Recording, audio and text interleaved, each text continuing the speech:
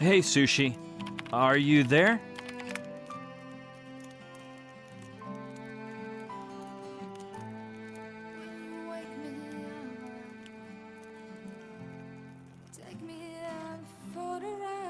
Hey, Brian. How's it going? You're not gonna believe this, but I'm in a big mess again.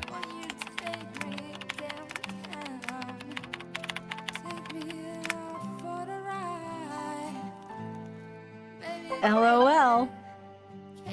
This is serious, Sushi. I need help.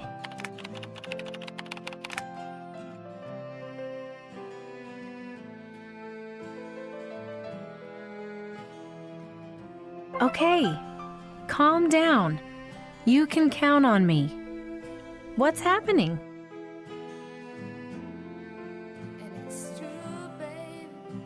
Well, I guess I should start from the top.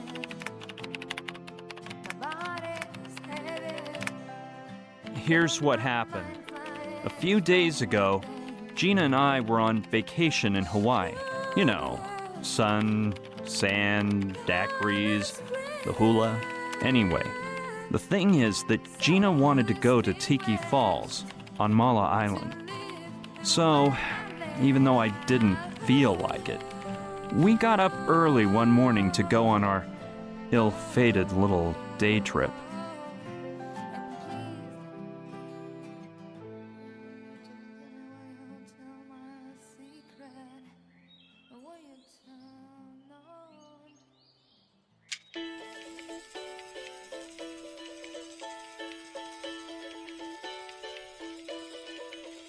Brian, the alarm clock. Oh, I'm so tired. Come on, man.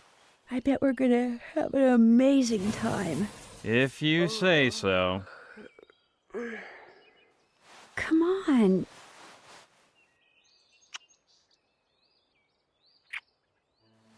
It'll be awesome. Come on, don't tell me you've never dreamed of seeing the waterfalls and the Tiki Temple. Platypus Tours, huh? Couldn't you find a more upscale agency? I called a few others, but they all told me their flights to Mala Island were temporarily canceled for some reason. That's weird. Oh, don't be such a worrywart. A really kind old man at Platypus told me there was no problem. We better get moving. The pilot is expecting us on the beach at 8 o'clock sharp.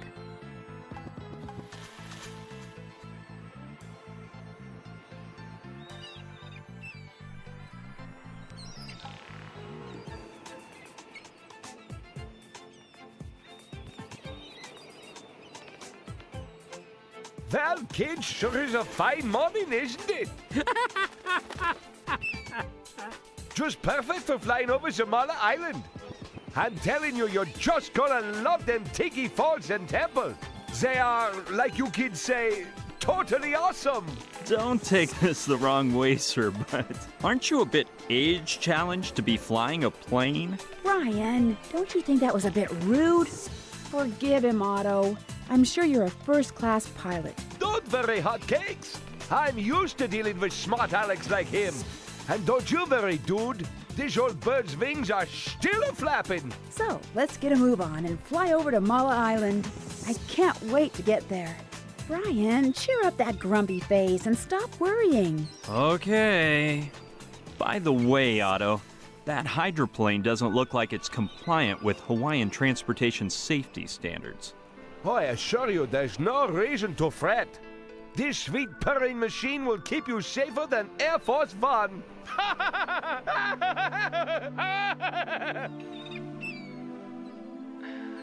Oh, God. Somehow I knew this wouldn't have a happy ending. Come on, hurry! You have to jump! There must be some other way! Are you sure Otto picked a bucket? He's flown to bluer skies, no doubt about it. And there's only one parachute. So get the thing on, because I'm opening the door. Well, let's jump together. I am not leaving you here in a crashing plane.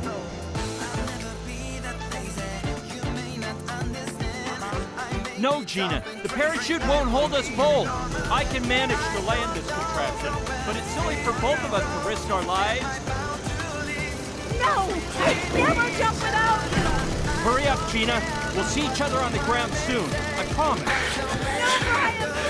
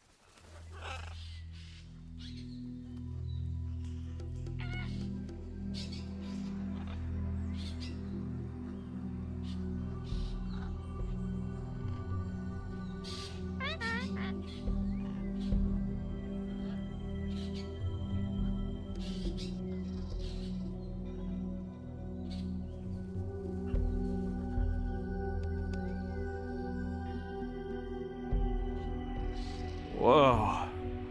What happened? Where am I? The hydroplane.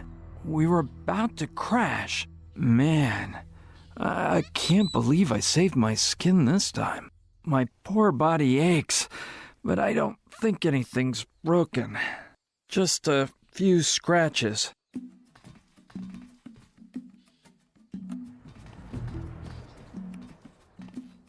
Ah! Otto! Where could he be?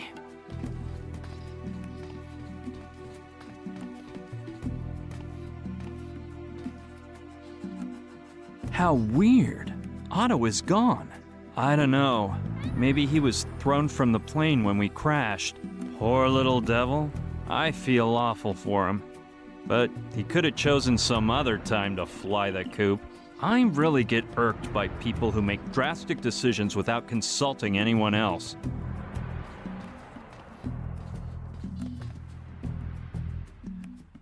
I seem to have crashed in quite a lush area. Well, the first thing I should do is find Gina. I saw from the plane that she was falling over a lake. I hope she didn't have any trouble swimming ashore to safety. She's probably searching for me, too. I'll be needing our backpacks before I set off to see where we've landed.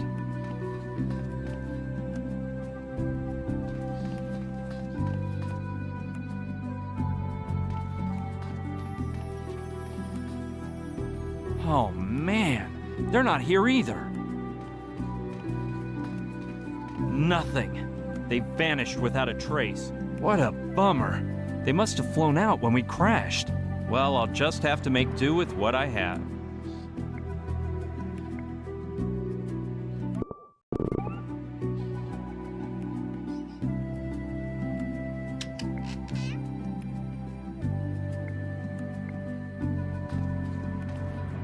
This one is filled with toy puppies, and I see the others are too.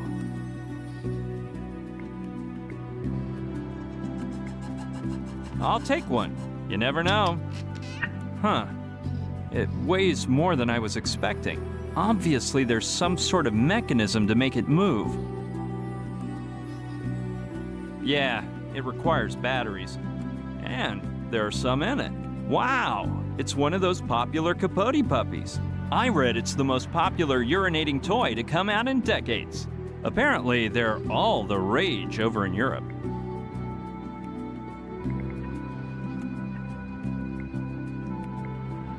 This thing near its tail looks like a screw cap. There must be a tank inside that can be filled with liquid to make Capote more lifelike.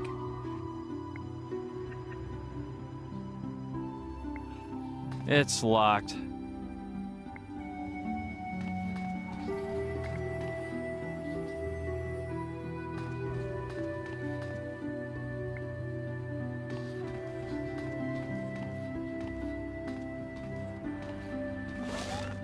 Anyway, I don't know much about planes, but this looks pretty banged up. Looks like Otto was obsessed with Elvis as well as flying. Piloting one of these aircraft is no small feat. It doesn't seem to be locked. Just some old binoculars and a pint of scotch. Seems as if Otto liked to travel well prepared. Geez, they aren't exactly pocket-sized. However, they may be my ticket out of this jungle.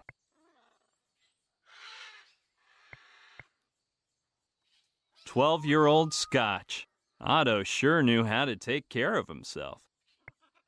Yeah, I know this is no time for a drink, but it may come in handy later. They're synchronized with the controls over here, the ones that belong to the pilot. Let's see. Maps and flight plans. And what's that down there? A magnifying glass. I'm taking that. I might need to use it.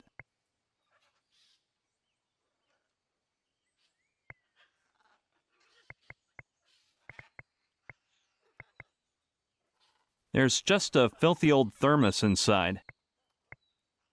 Yuck! It's gross, and I'd rather not touch it. If I need it at some point, I know right where to find it. I don't know what that's for, to tell you the truth. Wow!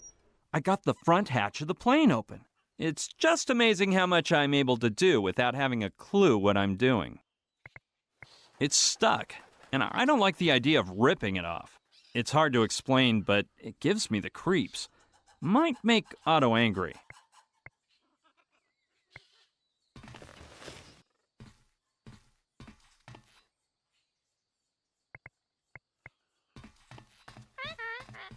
No way. You need a key to open it.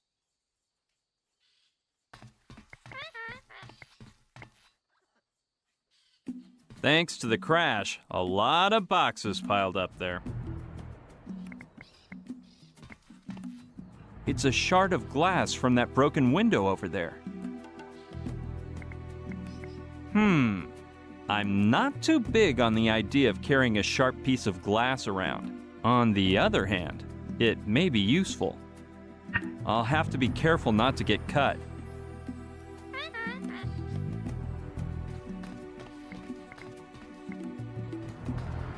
Some newspapers, bottles, cans, and Otto's old Walkman with music. Ah, and there's the clip Gina was wearing in her hair. It must have fallen out when we started to nosedive. I don't see anything worthwhile. Well, perhaps Gina's hair clip. Gina will be excited to get it back once we're back together. These look truly ancient, and they're not really pocket-sized either.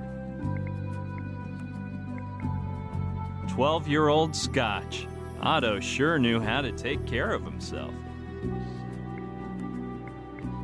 I imagine Otto used this to get a better look at his maps and flight plans. At his age, his eyes must have been shot. The edge is so sharp, it cuts like a machete. I remember Gina putting it on when we got on board, but it must have fallen off during our struggle. There was no way to convince her to put on that parachute.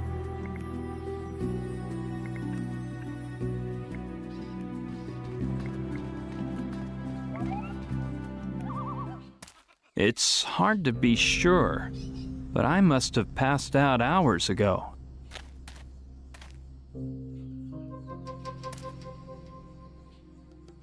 Amazing! It looks as if I'm in the middle of a jungle. I can't complain though. All these thick trees probably saved my life. It's filtering in through the tree branches.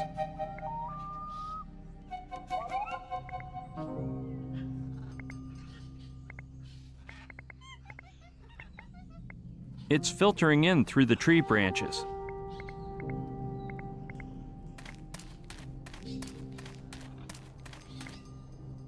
It looks like it broke off when it hit that tree. Luckily, the pilot's cabin didn't smash directly into any trees. If it had, I wouldn't be celebrating Arbor Day next year, let me tell you.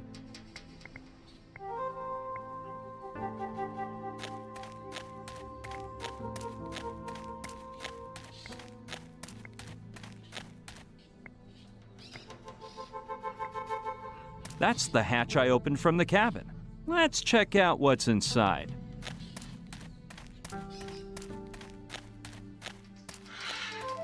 Darn, it closed back up again. A little sooner and it would have decapitated me.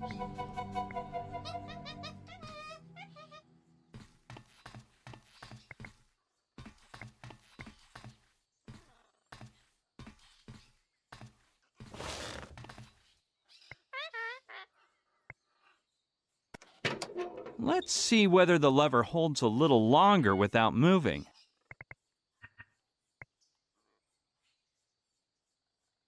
Good plan. Let's see if it's the right size.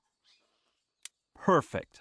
With the lever blocked in place, there's no more worry about that hatch slamming shut.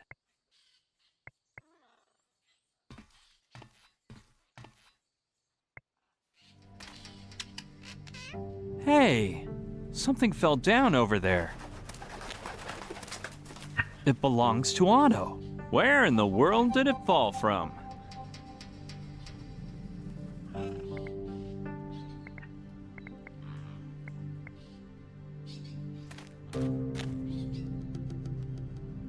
I think there's something up there, but I can't see it from here. All right, now I won't have any trouble taking a look.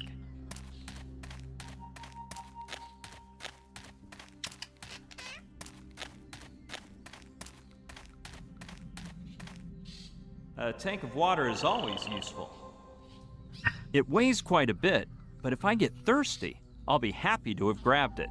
Plus, it'll help me stay in shape, in case I have to make a run at some point, especially if I drop it. This tool is also quite interesting. Might be a good weapon if I have to fight off any wild beasts. I don't see anything else that's useful for now.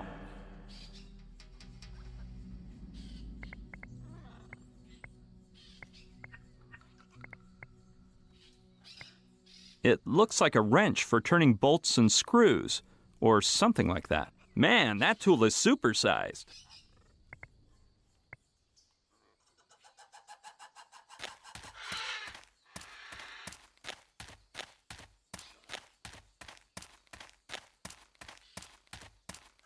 All right, let's see if I can find something up there.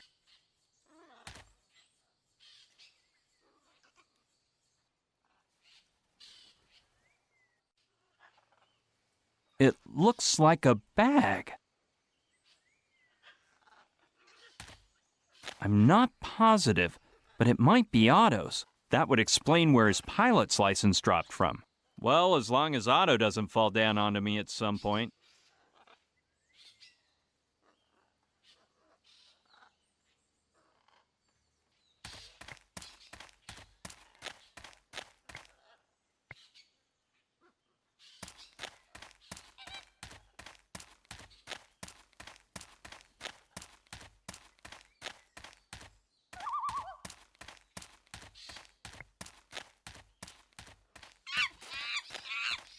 Well, I'll be a monkey's uncle. I think it's a lemur. Now, isn't that something special? It's getting more sparse up ahead. There are fewer trees and it looks like the jungle is ending. The bad part is over here.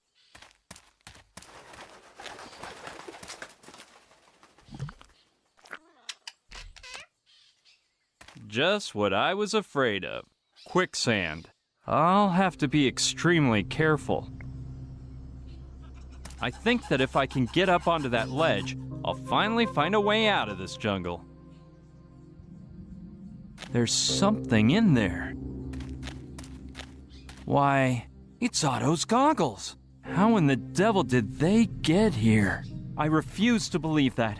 No, I can't believe Otto ended up at the bottom of that sludge. Oh, the humanity.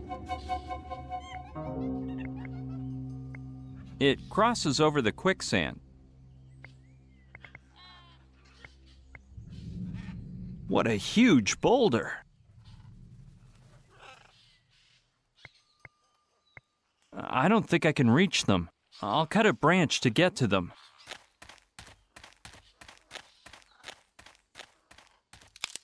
This one should do.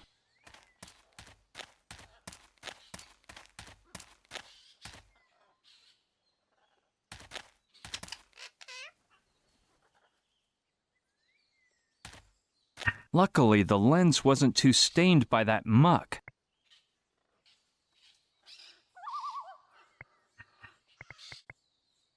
The lenses are a bit scratched, but the rest seems to be in good shape.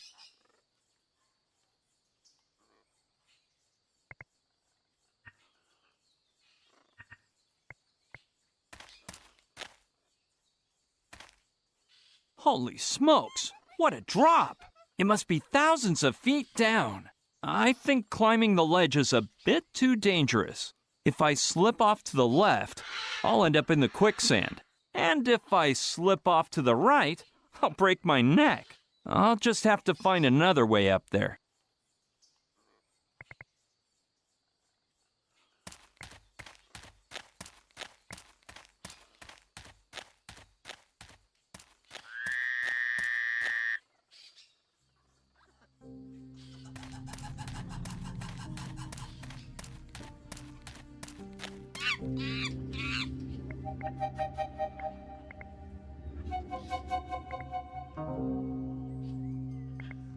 Yeah, I get the idea. Let's hop to it. There we go. I made it as long as I could. That's a good idea, but it would work better if I cut the branch first to give it the ideal shape.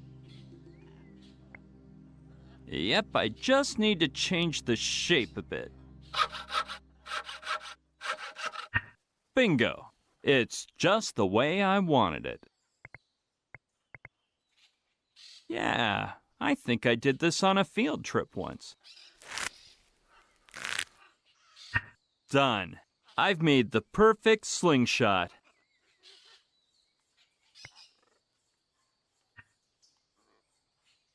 Yeah, let's see how good my aim is.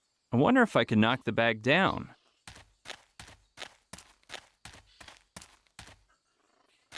This rock should work.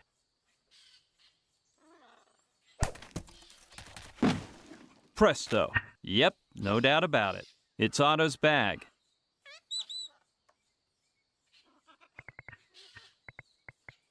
All right, I'll take a little peek. This key could come in handy. I think I know what lock it opens. The problem is that it's split in two. It must have broken when the bag fell from the treetop. I believe, but it...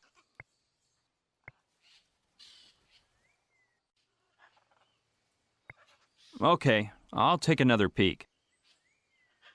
Can't find anything that seems to be of use.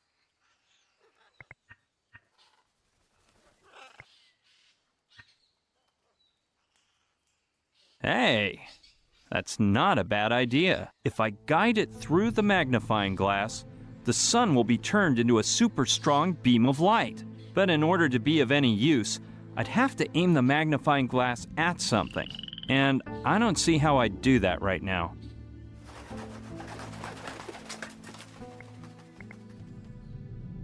Good idea. That way I can use the magnifying glass wherever I need it. The hard part will be fitting the handle in, so let's cross our fingers. There we go. I made it as long as I could. Now it'll be easier for me to aim the magnifying glass wherever I please.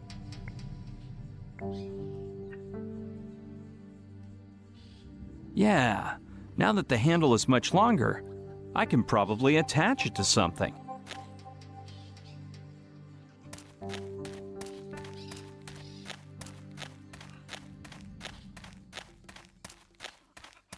This looks like the perfect spot.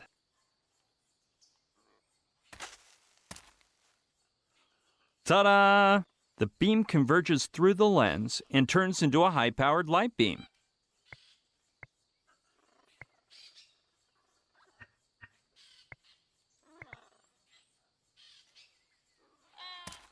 Yeah, if the light beam produces enough heat, maybe I can weld the key together. Let's try it out.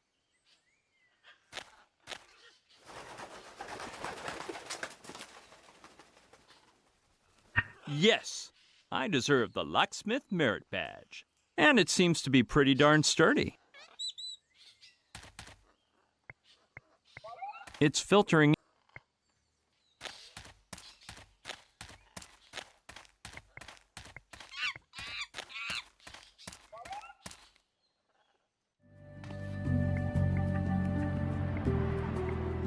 I've welded it back together perfectly. I hope I can open the compartment in the hydroplane now. I've welded it. I hope.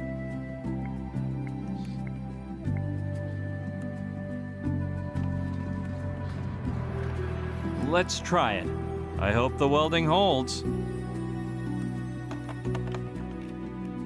Darn it! The excess metal from when I welded it is keeping the key from going into the keyhole.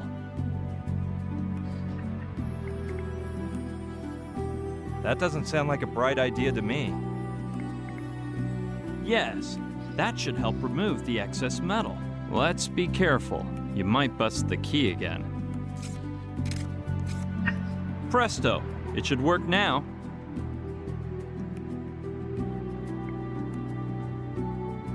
Come on, this has gotta go in the keyhole now.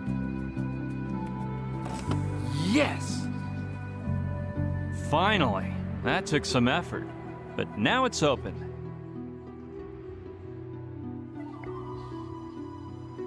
I'm not interested in blankets.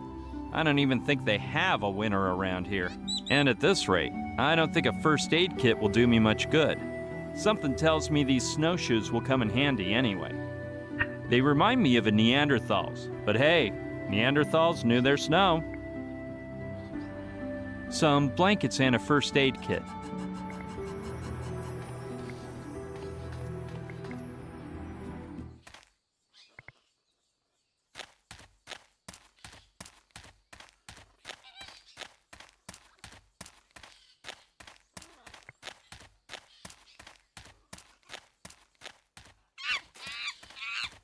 Hey, there's that friendly little lemur. I think that if I can get up onto that ledge, I'll finally find a way out of this jungle. It's too dangerous. Better find another way up there.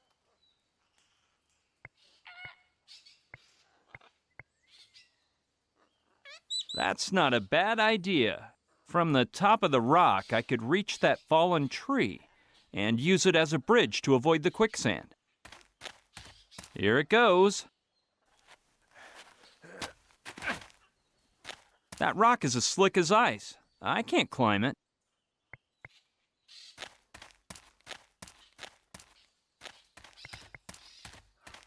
Okay, let's take a peek in there again.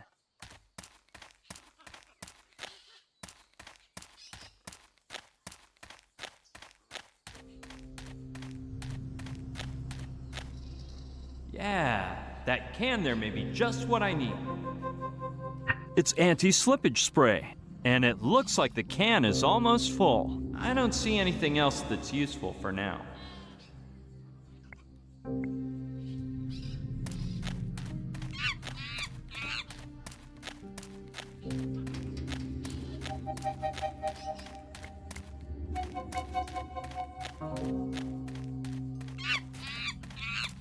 Hey, there's that friendly little lemur.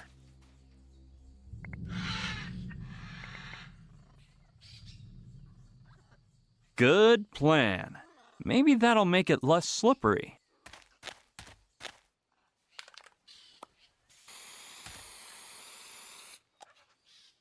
Presto. I think that'll be enough.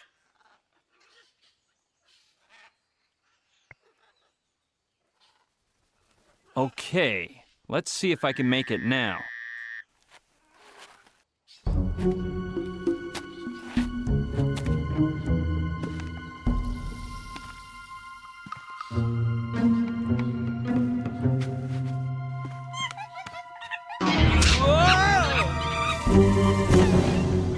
Darn that lemur from...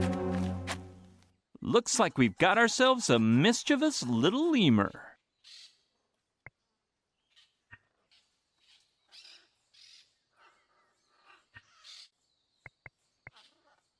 All right, I suppose that's what the tank was designed for. Ready.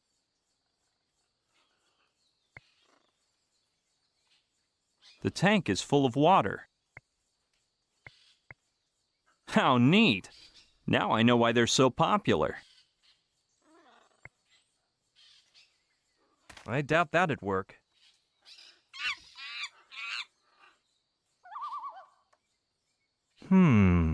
That doesn't seem to be of any use. Hey, that does sound like an interesting idea. Maybe that lemur will be distracted by playing with Capote and leave me alone. This is the perfect spot. I can hide behind the rock, and while the lemur is scampering amid the trees, it won't see me putting Capote in place. I don't want him to think Capote's a trap. Ready. I'll hide behind here.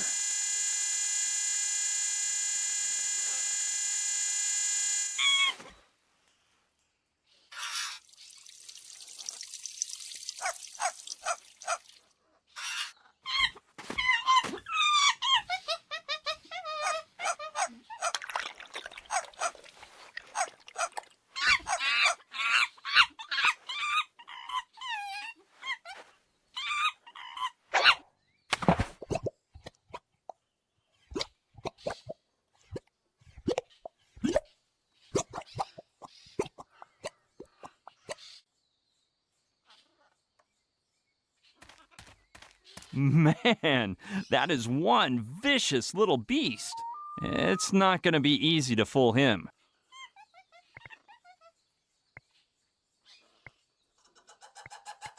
I'm not sure why, but every time I come back, that lemur is loitering in the same place.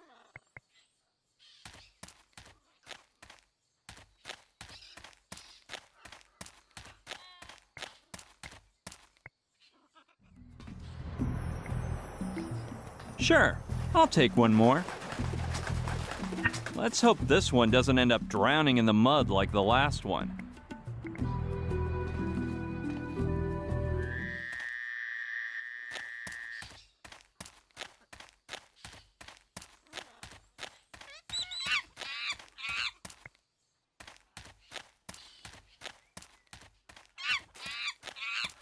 That conniving little lemur again.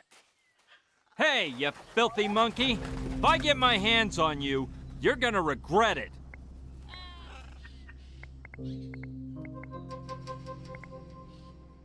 Yeah, that might be a clever idea. Filled to the brim. This dog needs to go out for a walk. ASAP.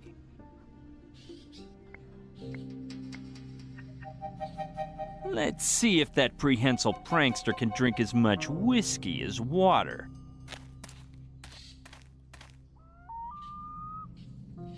Ready. I'll hide behind here.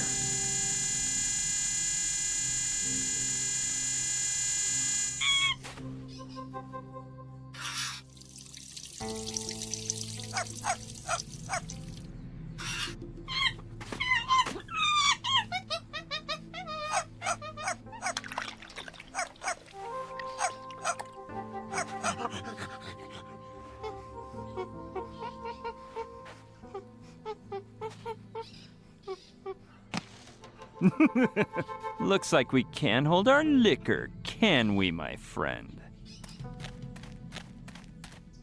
Time to get what's coming to you, it seems. He's out like a light. Well, I'm not gonna hurt him. And they say you should keep your enemies as close as you can. And Capote's coming too, of course. Good little puppy, Capote. You've been very obedient. Time to climb. I don't have to worry about that lemur anymore.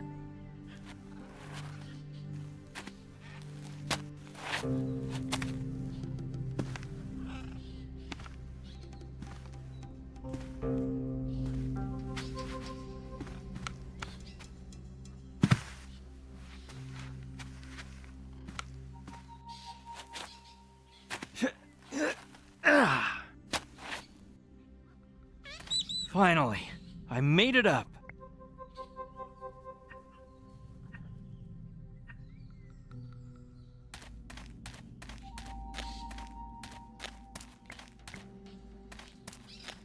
I finally made it out of that jungle, so now I can... Oh, great. The jungle's ended, but not my problems. Look at that hanging bridge.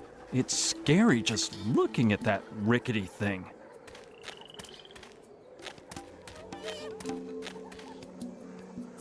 That is one deep gorge. It'll be impossible to climb down. If I fall, death will be pretty inevitable. The fun part will be the ascent with the full kit. Halo, wings, harp, and a white gown. Just what I was afraid of. The only way out is to cross that bridge. Rickety bridge. Cross at own risk.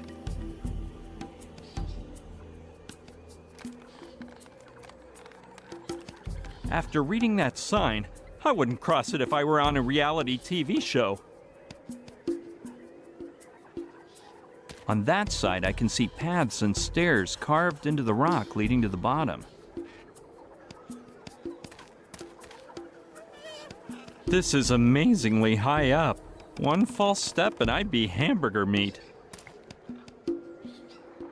It looks truly pathetic. I bet most of those boards wouldn't even hold my weight. No, I know it looks like the only option, but I value my body. Life is not a video game in which you can fix your major screw-ups by starting the game over again.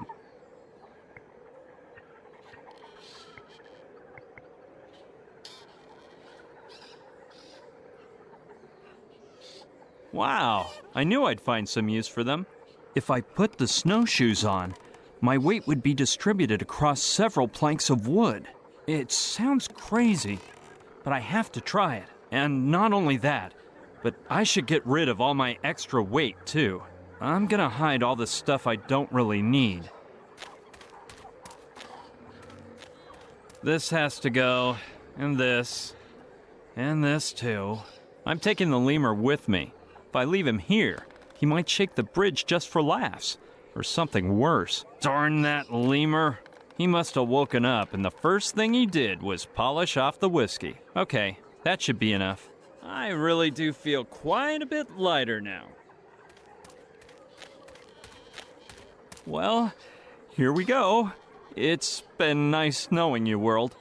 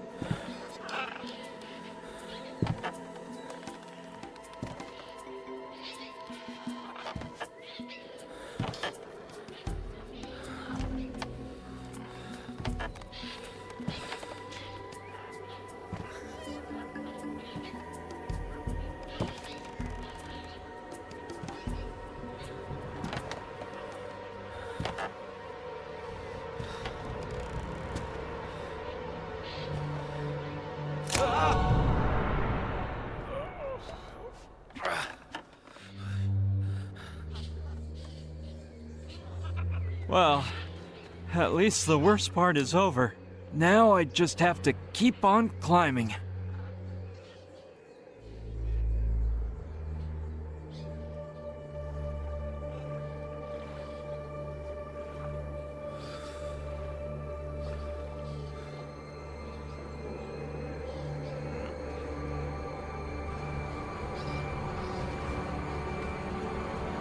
Wait. What is this doing on a lost island?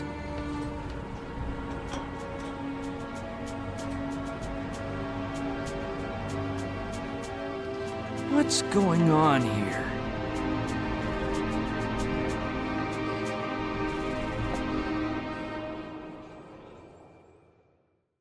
What was it? Nothing more and nothing less than a military camp. Can you believe it? It's not that weird, Brian. I bet they were just doing maneuvers. You're wrong, Sushi. In the beginning, that's kind of what I thought too. The soldiers had most likely seen Gina falling, so I headed for the camp to see whether they would help me. But it didn't turn out to be as easy as just going down to the lake, meeting up with her, and ending the day trip with a pina colada. Nope. The accident turned out to be nothing compared to what was in store for me. Things were about to get worse. Much worse.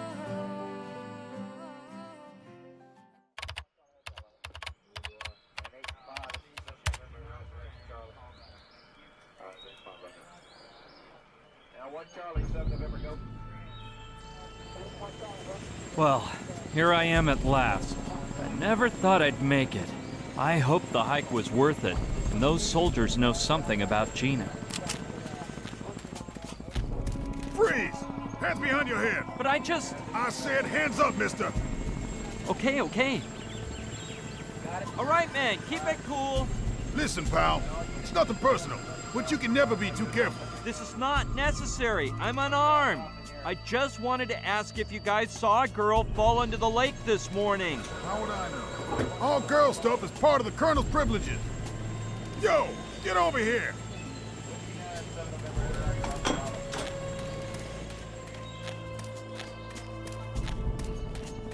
Could I speak with the Colonel then? I don't know why I should help you, dude, but you caught me in a good mood.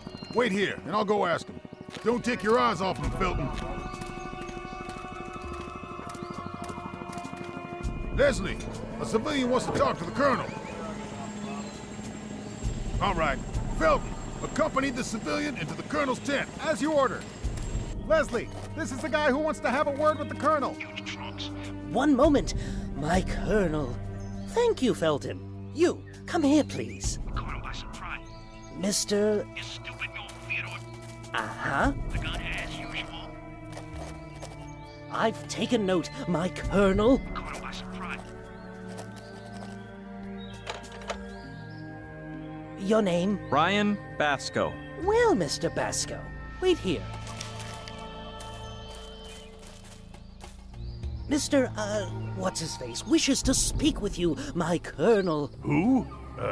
Tell him I'm asleep, flower pot. But he can hear you speaking right now, my Colonel. I must be speaking in my sleep, flower pot.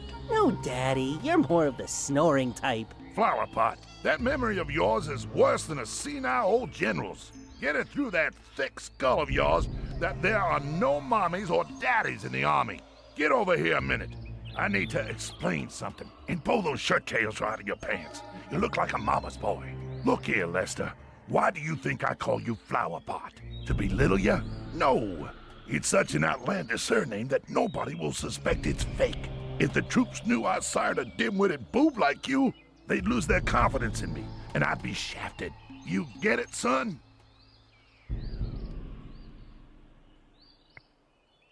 Looks like whoever hung it there had certain artistic ambitions. Otherwise, he'd have put a piece of Scotch tape on each corner, as logic would dictate. Strange there's no slogan on it, though, like, I love war, or Born to kill, or I'm not a grenade. They contain military material, no doubt. Looks like Leslie writes down all the orders he gets from his dad in here. What surprises me most, though, is that his writing resembles mine so much. I'm sorry, Daddy. I mean, my Colonel. Oh, by the way, The satellite has located that shipment of cigars you were being sent from Cuba, my colonel. It's about time, Flower Pot. Coordinates? I didn't memorize them, my colonel, but I'll ask for them again right away. God damn it, Flower Pot. Aren't you using that planner I gave you for Christmas? Do it now, and send a couple of men to the area. I want those cigars brought to me, as of yesterday. Out of my sight, Flower Pot. You can come in, Mr. whatever you're called. Thanks.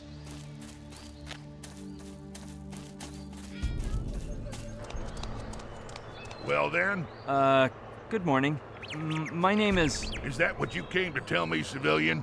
Or did you have something interesting to say? Well, I'd like to ask you about... Negative. I'm the one asking questions here. Yeah, but I was just wondering whether... What do you think this is? A Q&A in the Pentagon press room? I'm warning you, nobody interrogates me.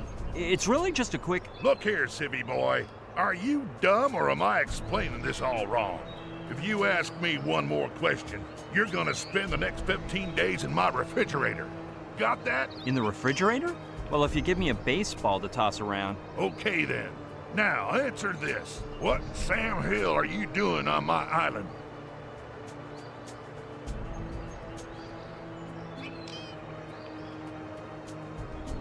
Actually, I didn't even want to come here. It was this girlfriend of mine. Well, well. It turns out the smart aleck civilian is just a boy in love. Son, if you were a soldier, no woman would be playing around with you. Why don't you enlist? I can't picture myself in a uniform. Green doesn't go with my skin tone, and helmets give me a headache.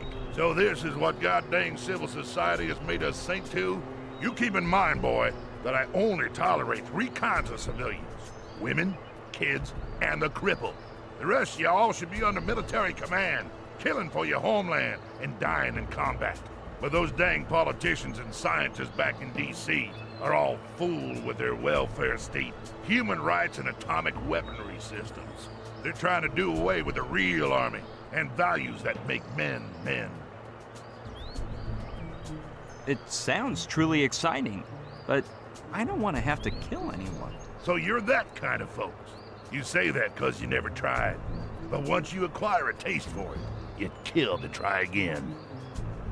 Enlist? Me? Do I look like a fool? What kind of sissy are you, boy? When the winds of change blow through, and they will, you're gonna have to fight. Then I'd like to see what you use your pretty face for. I told you, I won't tolerate the 3rd degree. So answer me or suffer the consequences. I don't know. I've never held a weapon. Hey, where'd you go to grammar school, boy? Didn't you get an education? Man, that's not what I meant. I must have wigged out. Oh, yeah? What do you mean, then? I had no idea this island belonged to you. It must have cost you a small fortune. I say it's mine because I'm in charge here. Didn't anyone tell you martial law has been imposed on Mala Island? Why are we under martial law? Because that way I'm not obliged to answer questions from imbecile civilians like yourself. And even less so when they're about unauthorized topics.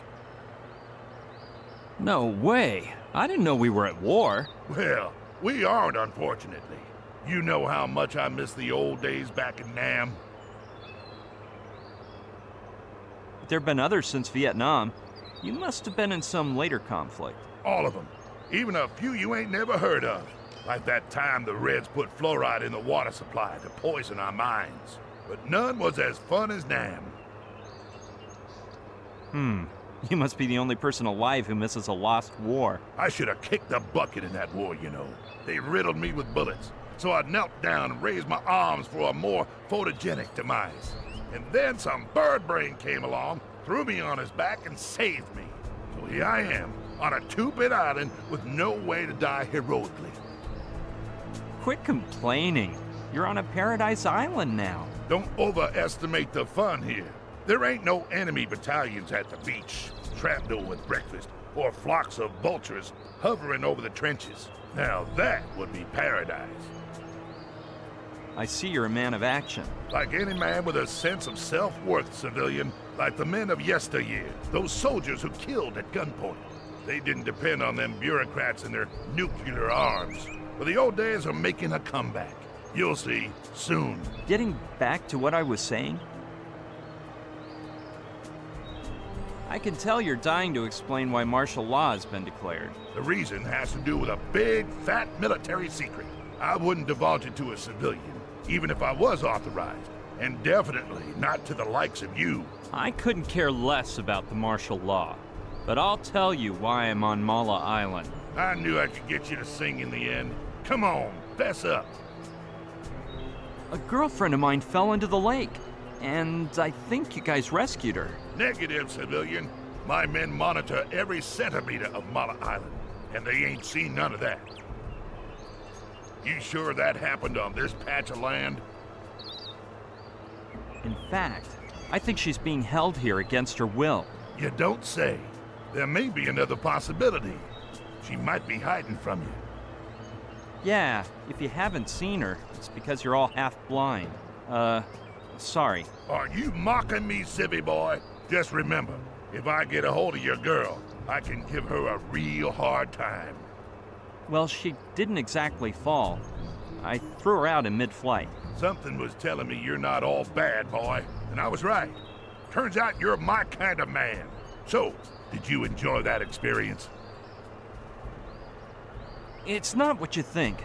I pushed her out to save her. No reason to apologize. You done nothing wrong. I bet you would have killed her. You look like a despicable slayer of helpless women. Come on, boy. There's no reason to start kissing up to me at this point. And I don't know what you mean by helpless. You look the other way and they start weaving a web, like a tarantula. Ha! That was pretty funny, like red tarantulas. I felt awful as I watched my girlfriend fall through the sky. Don't worry about that. You'll get over it. The first time always hurts. Then you get used to it. You even start to yearn for it. I'd do it all day long if I could. Did I say I pushed her? I keep saying the silliest things lately. You've got me more turned round than a dog chasing his tail. Let's see. Now, what did you mean? I mean, that's not what I meant. It's that I'm not obliged to answer that question. I'll only respond in the presence of my attorney. So that's your game, huh? Well, move your butt out of my tent, boy, and keep it still until the evacuation takes place. If only you could offer me a nice plush mattress to park it on with my girl. Don't you get smart with me, boy. In a few hours, you and all the other civilians left on Mala will be shipped out. The boat's on its way. It's a matter of hours. Flower pot? Colonel, sir! Escort the civilian to the door.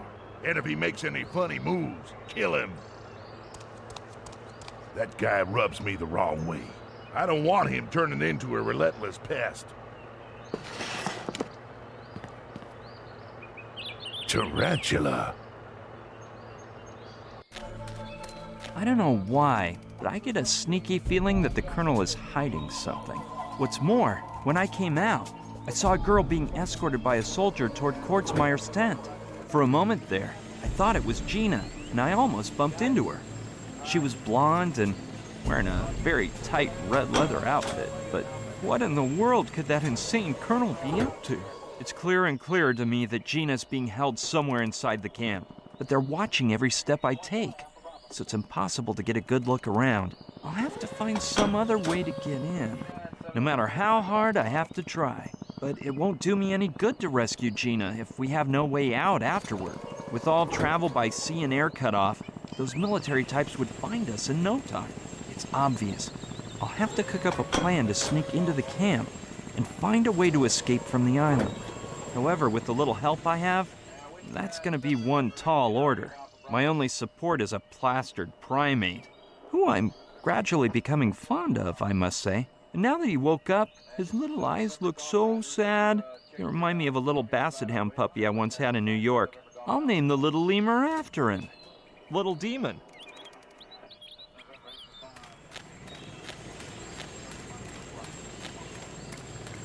Tiki Falls. Enjoy your trip. Yeah, it's been a long time since I enjoyed something this much.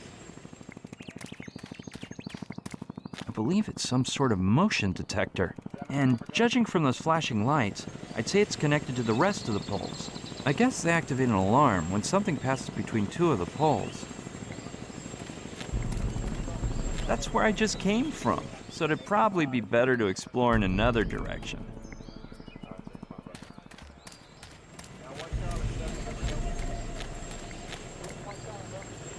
I wish the guy with the machine gun wasn't aiming at me. I've never liked being the center of attention.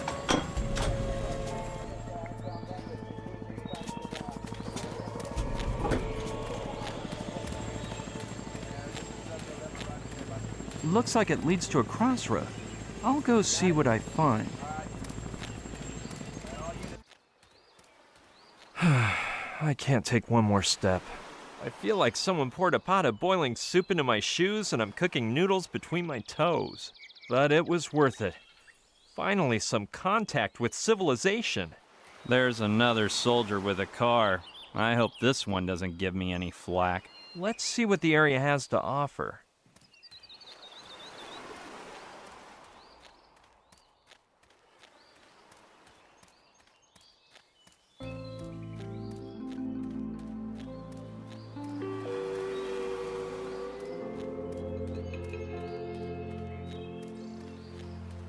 Eureka! A bar! With a waitress and everything. Today's your lucky day. Let's go chatter up.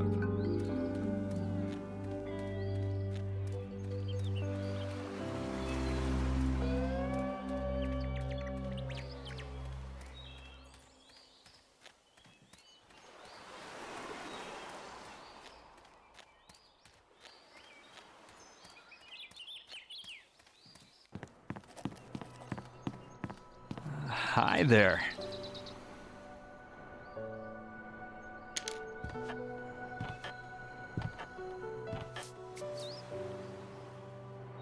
Aloha! Welcome to Luana Beach. Where did you come from? Well, if you mean my place of birth, I come from New York. I got to Mala Island just this morning and... You don't fool me. I haven't seen any boats or planes arrive in the last 3 days. The thing is, I landed on the other side of the island, in a biplane that looks worse than a World War II relic. Did you fly in with Otto? No way! You guys know each other? Yeah, we're old pals, and I adore his cool plane. I met my ex-boyfriend Charlie in it. Where is old Otto, by the way? I think he went to Kauai. Yeah, he left full speed ahead to deliver a shipment of Capote dogs. Oh, I love those little puppies. And they have such a cute name. Mine is Lokelani Stranger, which means Heavenly Rose. Nice to meet you, Lokelani. I'm Brian. Oh, crap. You have the same name as my moron of an ex-boyfriend.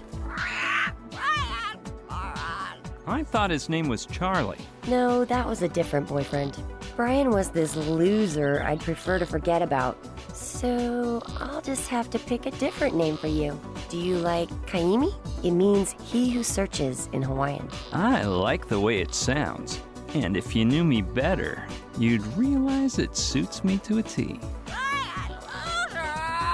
Oh yeah, and that fluffy love ball of a cockatoo is Aolani, my best friend, and the only male I can trust. Charmed, Aolani. Lokelani, I wanted to ask you for something. Oh, sorry. I must be the worst waitress in the Pacific. What can I do for you, Kaimi? No, I didn't mean that.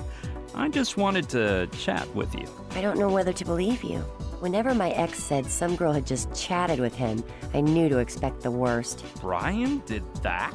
Oh no, that was Mikhail, a 7-foot-tall Russian. So, surprise me. What should we chat about? I haven't seen many people around here. Yeah, the island's population has been reduced to just a few friends of mine. And this guy dressed like a monk who arrived last night. Plus me and the military guys, as you've observed. Tell me about that guy who looks like a monk. He must have gotten here last night, after I closed up. He hasn't budged all morning, and didn't even notice when I went to say hi. Maybe he's deaf, like my ex. Mikhail? No, Renee. He was a better man than most. He was deaf as a doorknob, but he could listen so much better than the average male. Why didn't they evacuate you and your friends? They let me stay a few days longer. Colonel's orders. I don't know why, though. And my two friends stayed because Knife took Kai for a ride in his motorboat, so the military guys didn't find them till they got back. Talk to me about your friend Kai. The poor thing lost his leg to a shark, but he's still the best surfer Mala Island has ever seen. And he comes from a long line of amazing witch doctors. His grandfather, the last kahuna in the family saga, even had his own TV show. Tell me about Knife. He goes for the heart-stopping excitement, but he's fickle. Every once in a while, he gets obsessed with a new hobby. Right now, it's surfing, and that's all he thinks about. Lately, the waves around here have been smaller than in a kiddie pool, so he spends the day island hopping in his speedboat in search of killer waves. Oh, and then there's Koala, his son, but you'd better just meet him for yourself. Where can I find your friends? They live together at Alawala Cove. If you want to meet them, just follow the highway toward the northeast, and you'll come across their hut. I recommend it as a day trip. It's a lovely spot. Some people think Tiki Temple ruins are prettier, but since they're in the militarized zone, visits are out of the question. Do you get along with the military guys here on the island? That first night, they all came here to get sloshed. But then I think the colonel forbid them to return. Now he comes alone. When did they get here? About 3 days ago. They evacuated everyone, declared a state of emergency, and set up camp at the Tiki Temple ruins. Rumor has it there was some deadly virus running rampant, but I think the soldiers are being paid off by real estate speculators. They'll end up developing the island into a huge golf course for bored old moneybags, like my ex. Are you talking about Charlie? No, I meant Renako, an African millionaire who had petroleum coming out of his diamond-studded ears. Do you know the man in charge of the troops? The colonel? Yeah, he looks a lot like my ex, but with half the looks and twice the wrinkles. And he doesn't have that hot criminal look, of course. Your ex-boyfriend, Ryan? No, Milo, a kid from Central Europe or somewhere around there. I didn't know you liked older men. It's not that I have anything for them.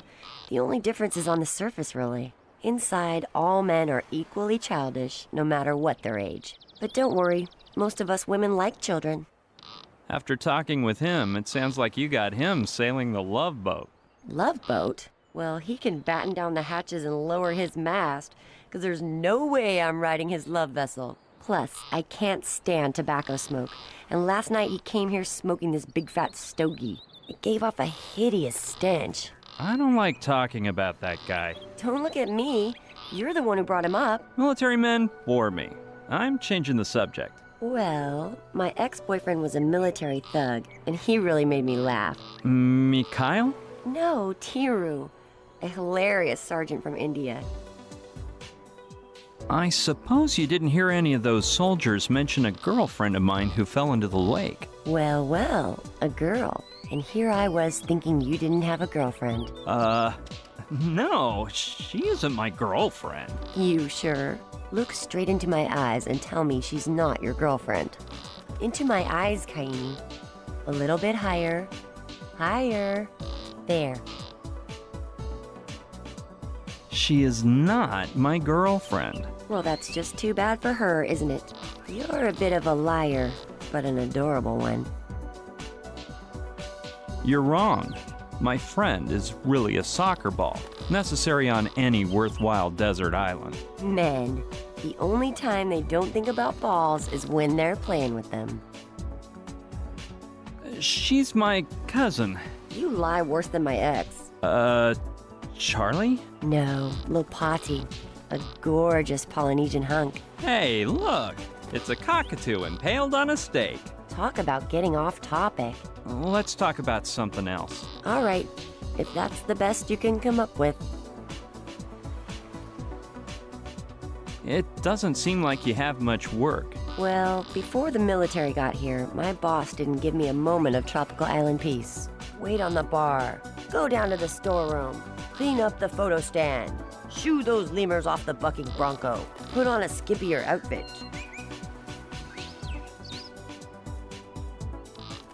Sounds like you have a great boss. Huh. If only you knew. Once I thought it might be nice to set out some trays of fresh coconut, and he said, "I don't pay you to think." If I get so bold as to give a free drink to a customer, he threatens to fire me, because he's the biggest skinflint in the Pacific. And on top of that, when the soldiers came, he ran off like a sissy, but told me that if I closed up shop, he'd fire me. What was it you said about a bunch of lemurs? I know it sounds weird, but a few years ago, a Japanese boat full of giant lemurs sunk nearby. It was headed for New York. Anyway, the lemurs swam to shore and took over the beach. You can't imagine what lushes they were. If I turned my back for a second, they'd rip off all the booze. They were bombed day and night, destroying everything they got their little prehensile paws on, until we managed to run them into the jungle on the other side of the island. Well, I suppose this bar isn't exactly the workplace of your dreams, is it? Don't be so sure. I've had worse jobs. I even worked in Hollywood as a makeup artist. It sounds all glamorous at first, but when you have to turn 3,000 midgets into extraterrestrials, all the glitz and bling bling starts to fade. So, how did you manage to find work in Hollywood? You know, the same way everyone gets a break in the movie world. Maybe you should save it for another time. There may be minors reading this. What a dirty little mind you have. I got my break thanks to my mom, who was a makeup artist. She would take me to film shoots before I learned to walk. Oh, doing movie makeup must be a hard job. Not really. Maybe it used to be, but ever since they came out with Grease Paint Pro, you can make your grandma look like a star, as the slogan says. What is that Grease Paint Pro thing? It's the computer software we movie makeup artists use. You can scan a picture of the character you want to create, another of the person you're making over, and in a few seconds it gives you a range of makeup options. Along with the list of the products you'll need, the features you should accentuate or cover up. To put it simply, it's a very expensive wonder program that only big production companies can afford.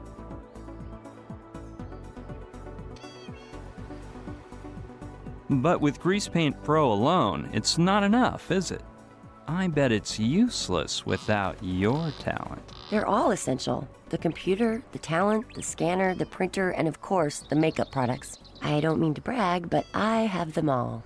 The great thing about having a computer geek as a boyfriend is that he can set up a home machine for you that's better than the ones most professionals use. I don't mean to butt into your business, but are you talking about Mikhail? No, Koji-san, this guy from Tokyo. What were we chatting about? All you men are the same.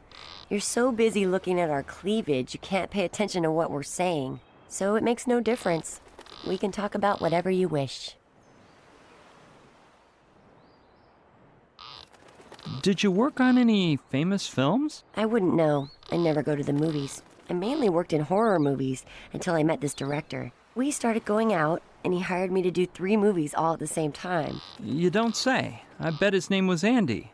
Or maybe it was Larry. You're a really bad guesser. Anyway, his name was Peter.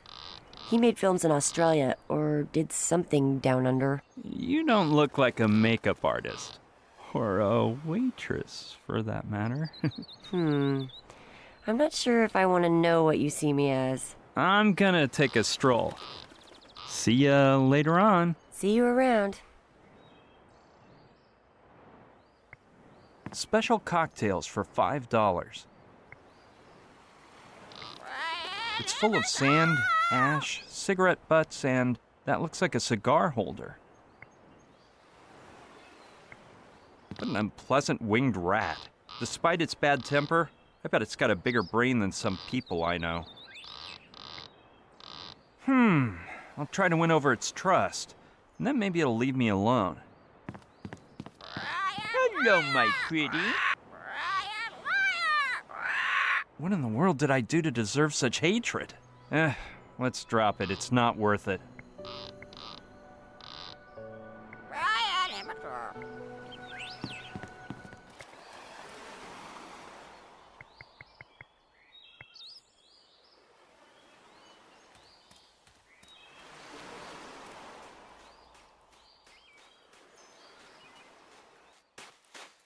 My goodness, the collateral damage of tourism. If you ask me, rodeos and, of course, bucking broncos are about as Hawaiian as koalas, just to give an example.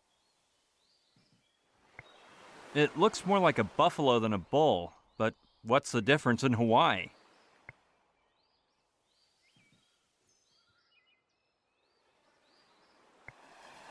No, it's such a wreck something might happen to me.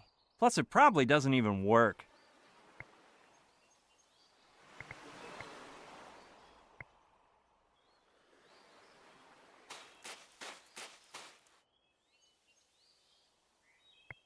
That's the weight of the machinery that makes the Bronco buck. Yeah, maybe I'll find something interesting. Or maybe something dangerous. What a mess!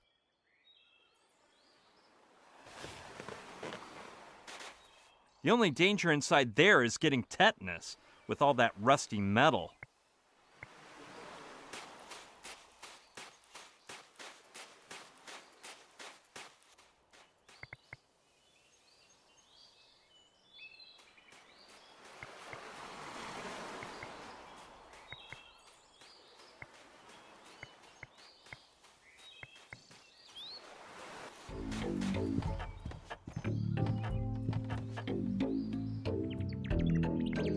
He must be broiling in that multi-layered outfit. Hello, nice man. Hello? Yoo-hoo! Nothing. Either this guy's deaf or he's on a real trip. I hope he sees lots of planets on the way. Oh, look! He moves and everything. Did that mean yes? Hi, my name is Brian. Nice to meet you. I guess he can only nod to express the idea of yes. Man, how innovative. Do you know any other tricks? Wow, he can shake his head to say no, too. You didn't happen to see a girl fall out of the sky lately, did you? Maybe a monk isn't the person to ask about a woman, so I'll rephrase the question. Have you seen a man with no hair on his face fall out of the sky? Maybe you saw her fall and thought it was a miracle. I have a hunch you're not going to be much help, so I'll just drop the subject. I can't see your face very well, but I get the sinking feeling we've met before. You're a whiz at saying yes or no, but I don't know if you really understand me or if you just have a nervous tick.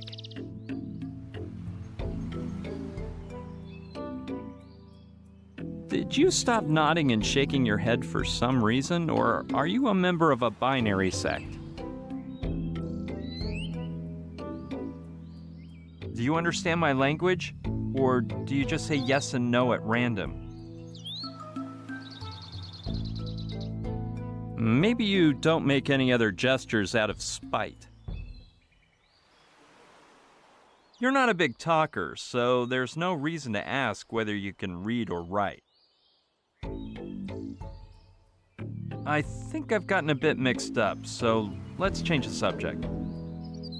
We'll chat some other time, okay? Good luck, my friend. This guy may know something, but if he keeps talking that way, it'll be hard to discern the important part, besides the fact that, luckily, he isn't deaf. It has a metal hook at the end. Okay, it could be handy.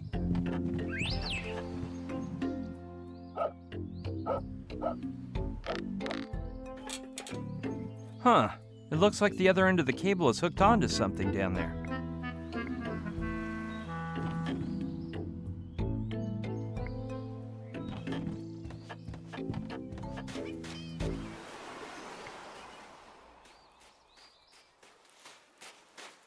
Ooh, it's one of those stands where you can get a souvenir photo taken. I always thought they were a little cheesy, though. I just don't get the humor. I was probably influenced by that dumb photo my mom had hanging on the living room wall, though. Me when I was 6 with a stupid grin and Donald Duck's body. That is so typical. The same muscle-bound surfer as always, with the amazing chick in his arms. Ah, I've reached the heart of the beast. I mean, the place where you stick coins in and the photo pops out. It could do with a coat of paint. I admit I do like the idea of the Aboriginal photographer.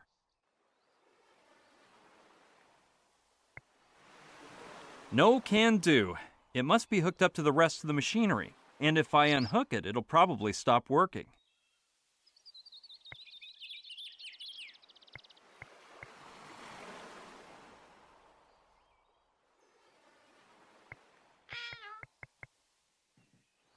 It's a good way to hide the camera while adding to the local charm factor.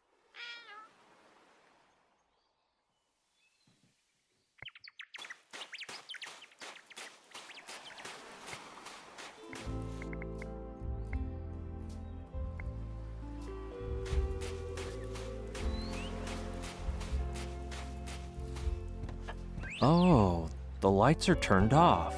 That means the photo stand is either unplugged or, even worse, out of order. 1. Insert $5 token into slot. Bills not accepted. 2. Place heads in face holes. 3. Remain totally still while photograph is taken. 4. Surfing photo will pop out in less than 1 minute. That's where the coins are inserted. With that weird shape, though. I bet it works with tokens instead of regular coins. Sure, smarty pants. I couldn't even force my pinky in there. This is where the photos pop out, without a doubt.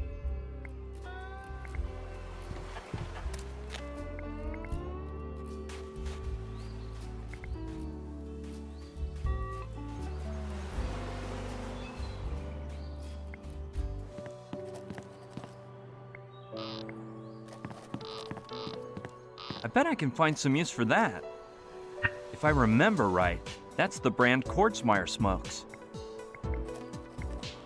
Yeah, that sounds like a good idea. Look, Ilani, could I borrow your chalkboard? Go ahead.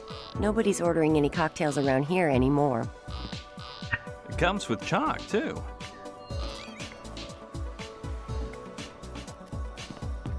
Look, Ilani, I wanted to ask you for something.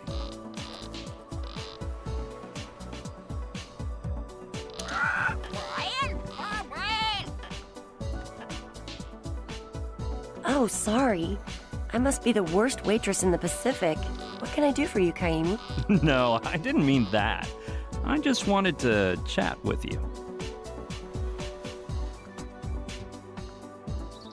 Tell me about that Movie Magic makeover software again. Grease Paint Pro? Isn't it unbelievable?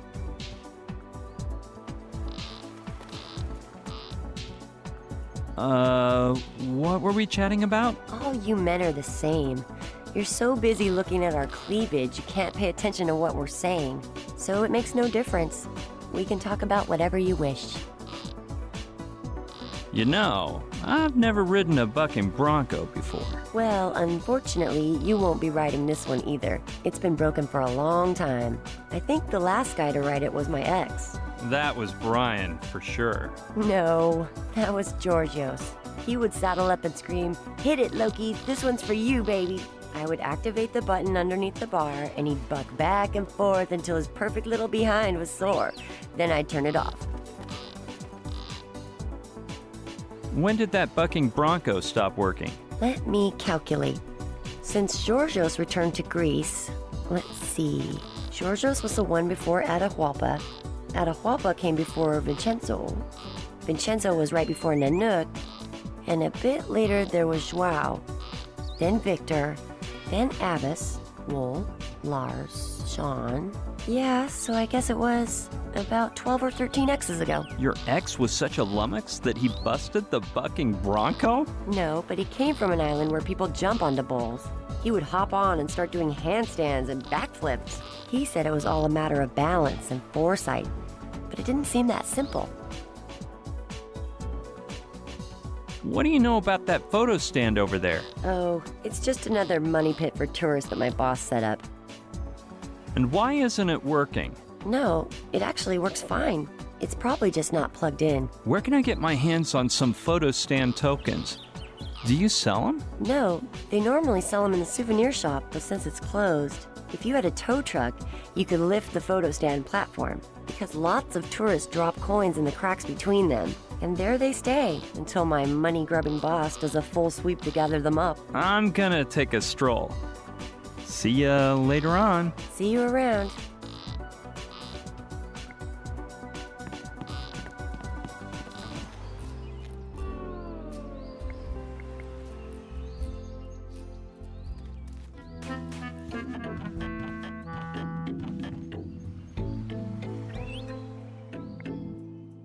Okie doke. Let's see if he knows how to write. Hey guy, I found a chalkboard for you. If I give it to you, you can write on it and you won't be stuck just saying yes and no. Do you mean yes, you'll still answer yes and no, or yes, you won't? It doesn't matter. Here, take it.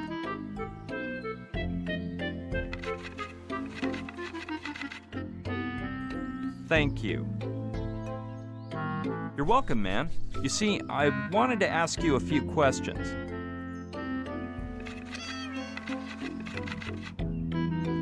Get to the point. So, you're in a hurry now?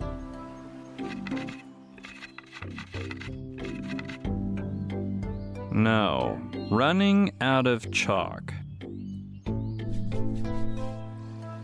A girlfriend of mine fell into the lake. Are you sure you haven't seen her?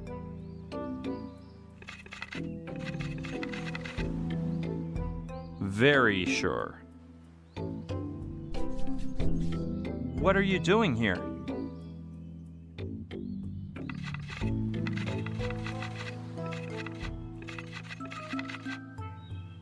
I have a mission to accomplish. What kind of mission do you mean, if I may ask?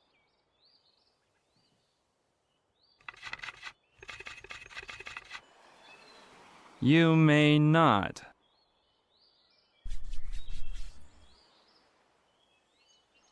If you have a mission, then you're not a monk, you're a missionary.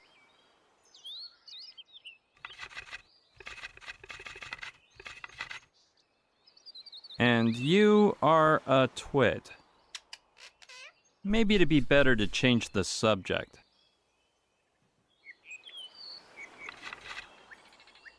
Okay.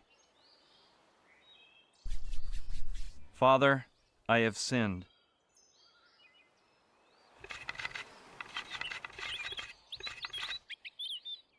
What are you telling me for? What a useless monk.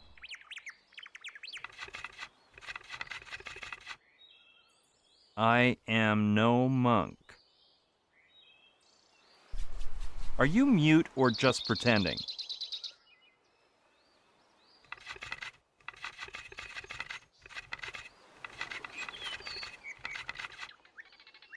Long time since I used Earthling speech organs. Earthling? Don't tell me you come from another planet.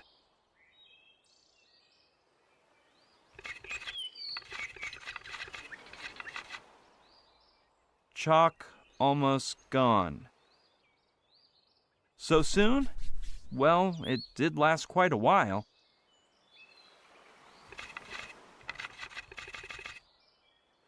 Low quality.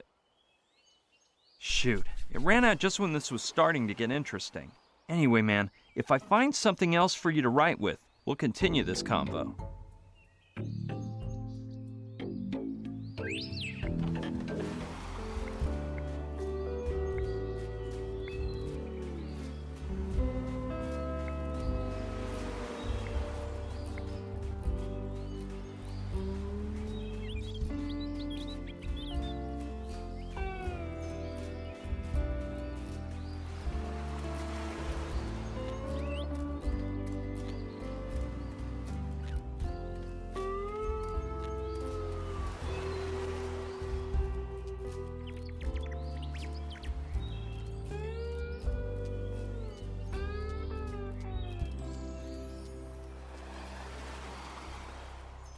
I couldn't get in. The door's locked with several chains and padlocks. I'm not very tempted by the idea of chit-chatting with more military types, but if I have no other choice...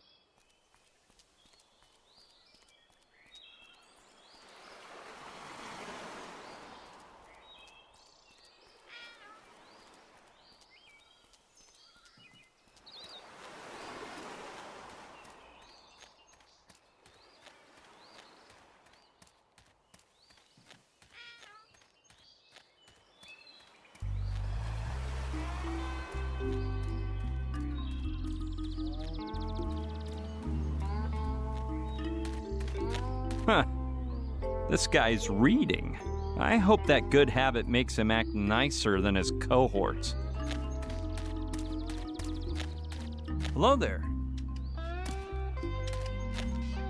Marine Zachariah O'Connor, at your orders, sir. What do you mean, at my orders? Pardon my indiscretion, sir, but I know a superior officer when I see one, even if he's disguised in plain clothes, sir. Jeez, how funny.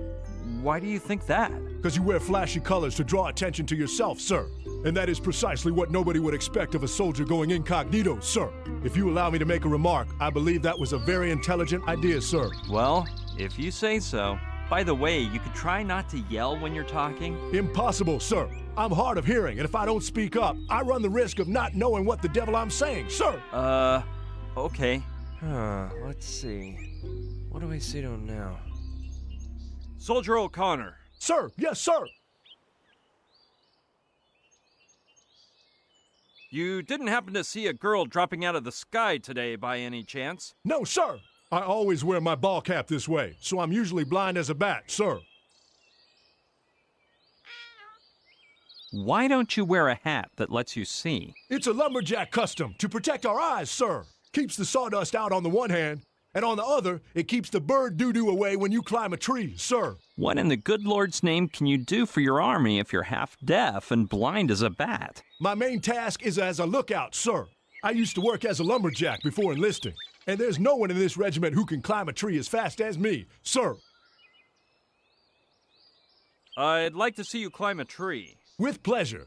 But I need rope to do that, and I don't have any here, sir. So you climb trees to spy on people? When I see the colonel, I'll have you tried for treason. You are hilarious, sir. A deaf spy. Sir, high treason. Your lady friend must bust her gut with you, sir. My lady friend? I meant that girl disguised as a waitress, whose body I couldn't describe without making an indecent comment or two, sir. I'm sure that she's actually an MP, with the mission to weed out soldiers who hit the booze too much, sir.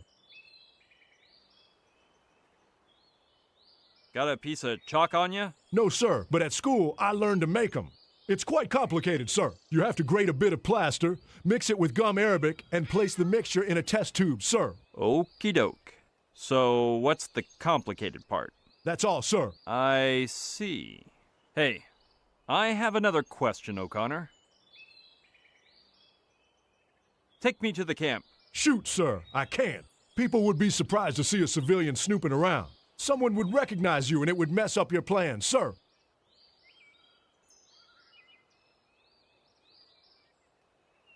Well, whether I'm recognized or not is my problem. I know you're testing me, and I'll end up with my butt in jail if I fall into your trap. So I'm forced to say, no, sir. I was told that nobody would bug me if I came in with Soldier O'Connor. No, sir. Only Professor Pignon is authorized to enter the camp with me, sir. Who's Professor Pignon? I've never seen him, sir. I only know that when he gets here, I'm supposed to drive him to the camp and remain at his orders as long as he's on the island, sir. Ah, and I was given a photo. Look. Which one is he? The monobrow with the wart? No, sir. The old one is Professor James Simon. Good guy. He retired a year ago, more or less. So, Pignon is the young one. Gee, sir. You are sharp tack. I never would have guessed that in my life. Have you considered I could have you drawn and quartered for giving away confidential info? You've got me between a rock and a hard place, sir. I'm damned if I lie, and I'm damned if I tell the truth. I'm just a foot soldier who can't compete with your devilish West Point logic, sir. Do you know how he'll get here? I guess he'll be tired, sir. I meant, what mode of transportation will he arrive in? I don't know, sir. But whether by plane, train, boat, or swimming, you can't deny he'll be tired. Especially if he comes swimming, sir. Let's talk about something else. As you order, sir. Return to your position, soldier. And remember, I'm watching you. At your orders, sir! He likes to yell the strangest things. It resembles the ones they have near the camp entrance, but in a convertible version. Quite practical if you're hungry and you find mosquitoes tasty.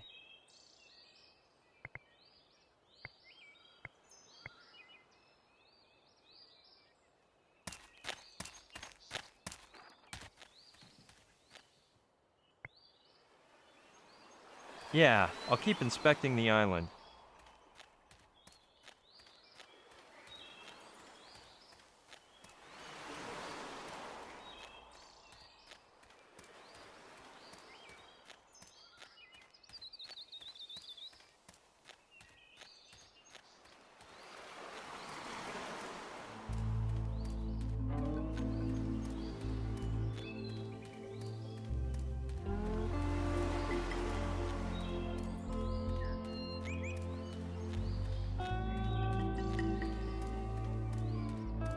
I'll try to find that cove Lokilani told me about. Maybe her friends can help me out. Well, unless I'm lost, this must be them, and I'm willing to bet the guy with the surfboard is Knife. I'm gonna go check it out.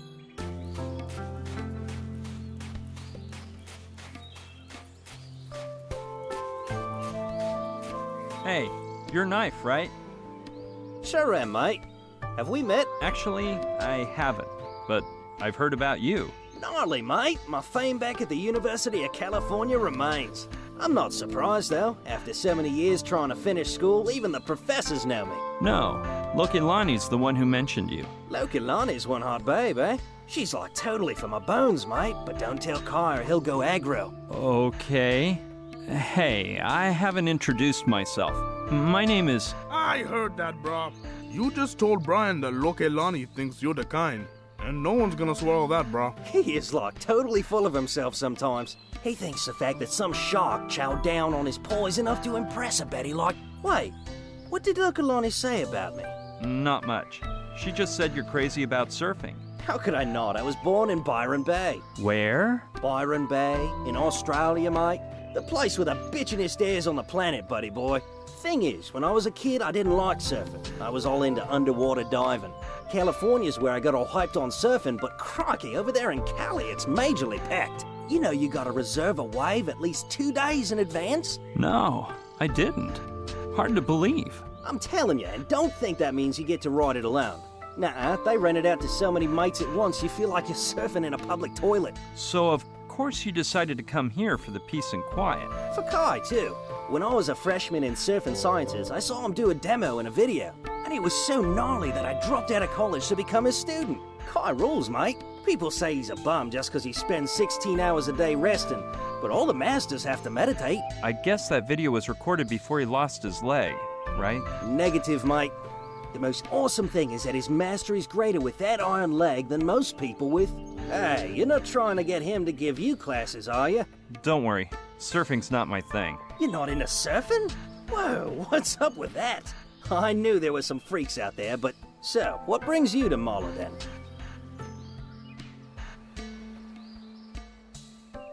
Lokilani told me you have a motorboat. Lokilani's a sweet babe, ain't she? So what about the motorboat? I think he used the motorboat to look for waves on the nearby islands. No, that was before. The guys in green told me they'll whip out their guns and shoot me if I use it. They must hate surfing so much that one of them says he wants to fly over the beach in a helicopter while I'm surfing. And use me for target practice. People are just totally wacko. Could I borrow your motorboat? My regrets, mate. If those army thugs catch you, they'll rough you up and leave me boatless. Then forget looking for waves, cars, classes, and everything surfing means. Plus, just this morning I tuned it up, and I don't want you screwing it up. What does everything surfing means stand for, if I may ask? Mate, surfing is a philosophy of life. On the one hand, it forces you to let yourself get carried away by the currents of nature. And on the other, it makes you control the situation so you won't wipe out. To achieve that, which is the essence of surfing, you just need two things: balance and foresight. 3 days, mate. 3 days without riding a wave. Balance and... Hold on a minute, Knife. We'll talk later. All right, mate. You're in charge. Hey, do me a favor. Don't go into my hut, 'cause my kid's in there flipping out with a console I picked up while we were having breakfast at Lokelani's. And now that he's quiet for once, we better just leave him alone, in case he decides to come out and ruin this peaceful moment. Balance and foresight. Those are the exact words Lokelani used when she mentioned the bucking bronco. If I can convince him that he can practice surfing on it, then maybe he'll lend me his motorboat. The bad thing is that Lokelani says it hasn't been working for a long time. It's sad to think it'll wash away when the tide comes in.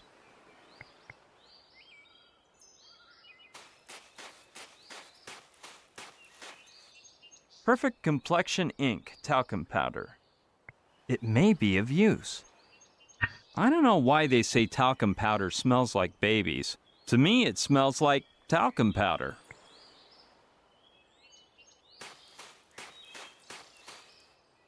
It must be left over from when Knife set up the sawhorse that the board is resting on. Sure, I doubt Knife would mind. It's a good rope. Seems strong. I suppose it belongs to Kai. It's hard to imagine 3 people living in there. Better not. If I go in and get the kid in a tizzy fit, Knife will flip his lid. According to Knife, his little offspring is inside. It's a bit imposing to know he comes from a long line of witch doctors. Something happened before, and I just don't get it. While I was talking with Knife, Kai called me by my name, but I'd swear I never mentioned it. I'll go ask him about it.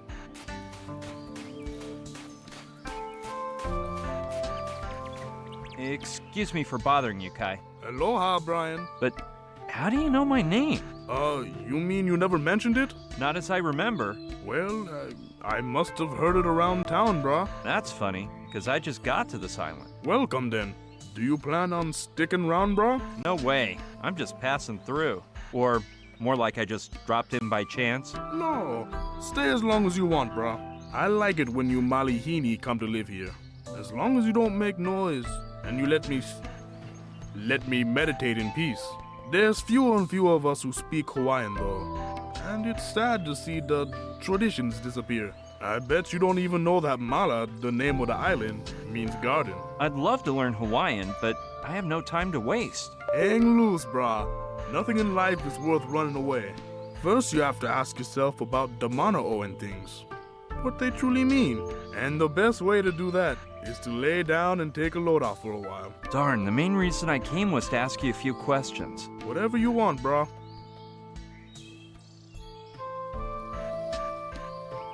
Do you know if there's any way into the military camp without being seen? Not a one, brah.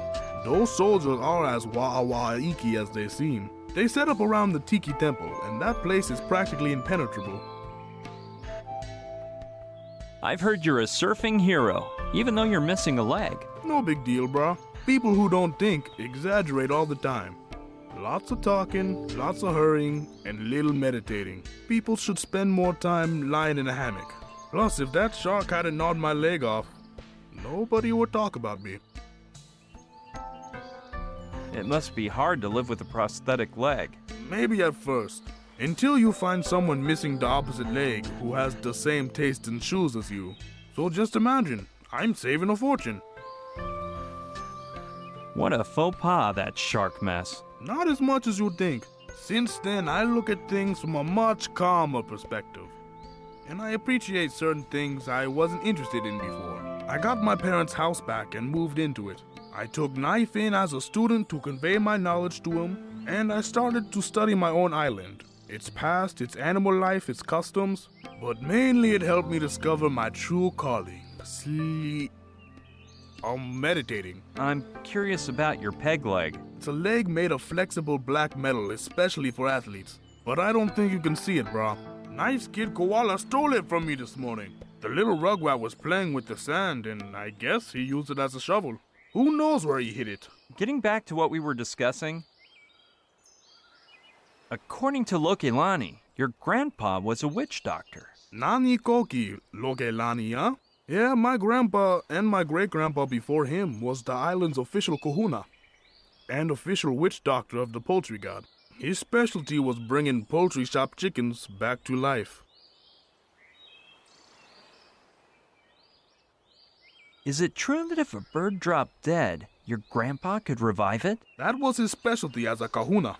He was called Kini Papa Moa, which means something like King of the Sick Poultry. He was so famous they showed him on TV around the world, until the National Bird Lovers Association denounced mistreatment of our fine feathered friends, and he was never allowed to revive a bird again. Then he started learning Reiki to use as a hangover remedy, but he never seemed to be very good at it. Maybe it's 'cause he only had one hand. I guess you must know a thing or two about witch doctoring. My grandfather would always take me to his Hawaii, his ritual hut, which is where he would teach me everything a good kahuna should know. Sharks are the spirits of our ancestors. To revive a bird, add a bit of this and a dash of that. Do this, do that. So, your great-grandpa was a witch doctor too? Yeah, brah, they say he was a specialist in hearing the future through the sound of waves. Though I've also heard he was born without one of his ears. What does Nani Koki mean, referring to Lokelani? Pretty much the same as Hilu Hilu. But Lokelani is much more than that. You gotta admit that Kio Kio has turned into one real huilau. I'm just saying that 'cause that nice fat manu she has, and that incredibly uli pair of pekekeu, get my mind to think of nothing but lele, lele, and more lele. I'm not sure, but that sounded a bit gross. Why? It's just that the girl has turned into a true pet fanatic, which is just 'cause of that big fat parrot she has. With that incredibly wide pair of wings that get my mind to think of nothing but flying, and more flying. What did you think I meant, brah? Me? Nothing. But I still don't know what it means if you say Lokelani is Nani Koki. Heck if I know. Oh yeah, I think it means the same thing as when Knife says she's a hot babe. Or something like that. Maybe we should talk about witch doctoring some other day. Alright, brah. What does that word bra mean that you say so often? I wouldn't know how to translate it, brah. Hold on, maybe Knife knows. Listen, brah. What do you want, mate? Hey, how would you translate bra, brah? I don't know, mate. Think harder, brah. Hey, the one who speaks the Hawaiian lingo is you, mate. Yeah, but I want to know how to say bra in your language. No, mate, I don't know what bra means. You sure, brah? Don't go aggro on me, mate. I can't stand the way that bra's always saying mate all the time. Sorry, Brian, you're just gonna have to find out then. I'll just keep strolling around the island. Aloha kaua, Brian. I'm just gonna keep meditating for a while.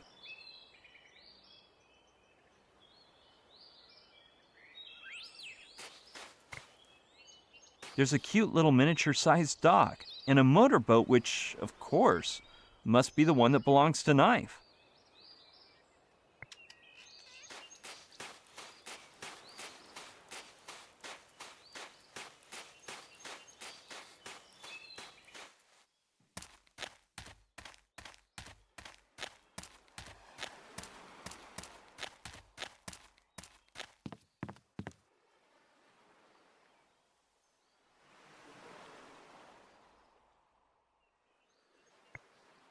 It's pretty small, but I'm not exactly going on a cruise. It most likely belongs to Knife. I'll take it. Knife probably won't mind. Not much in it. Wrenches and screwdrivers and things like that. But some tools is better than no tools.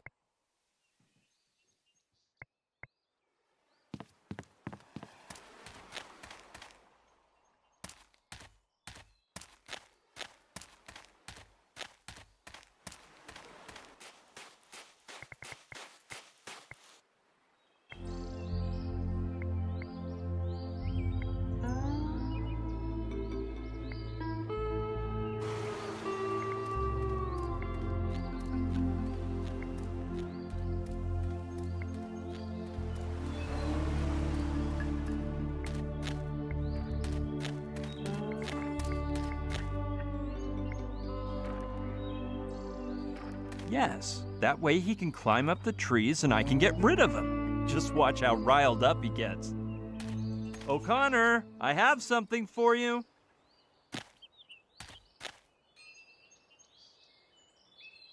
Sir, thank you, sir. Oh, man. I'll have to make this a bit more obvious. Soldier, let's see if you're as big a man as you say. Grab that rope and climb that tree, now. Sir, yes, sir.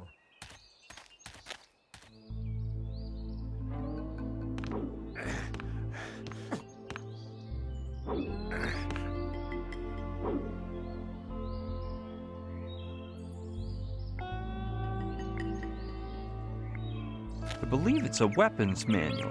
I should have imagined. Yes, now is the time. I bet he won't notice. Mine. I sure hope O'Connor doesn't notice it's missing. It resembles the ones they have near the camp entrance, but in a convertible version. Quite practical if you're hungry and you find mosquitoes tasty. Like O'Connor said, Pignon is the one with the goatee.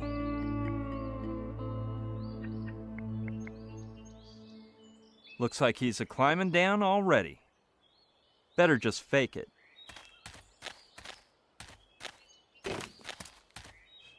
Did it, sir.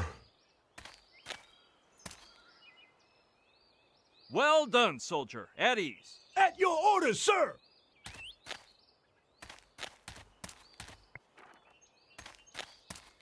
I'd better not get too close. It's full of sap. I'd better not get too close. Hey, that might actually work. Now I just need to mix this properly. The sap isn't quite gum Arabic, but it should work. I hope the cap doesn't come off, or I can say goodbye to my pocket and everything in it. And now, shake up the concoction a bit, make sure it's nice and compact. And presto! A real, genuine, homemade piece of chalk made in the true Brian Basco style.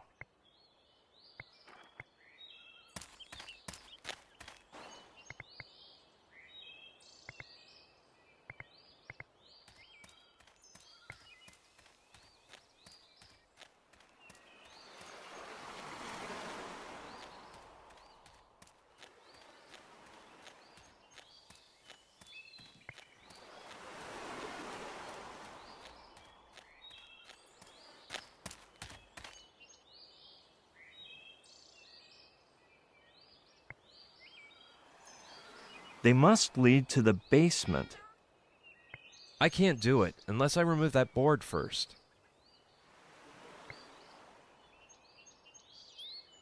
From the look of those stains, it must form part of more than one dog's territory. I'm not exactly dying to open it, but let's see what's inside. I hope it smells better inside than outside. Bags of trash, old newspapers. Ooh, this could be totally usable. Almost a whole stick of butter. And no, nothing else in there looks recyclable, at least for now.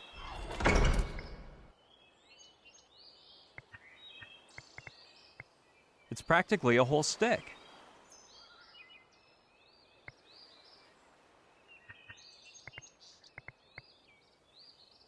It keeps the doors from being opened. Impossible. Just by looking, I can see the wood is too thick.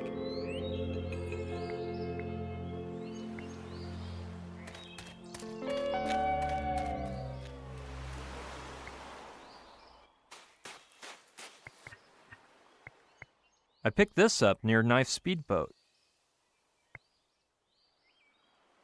Yeah, maybe I can get the Bronco to buck again.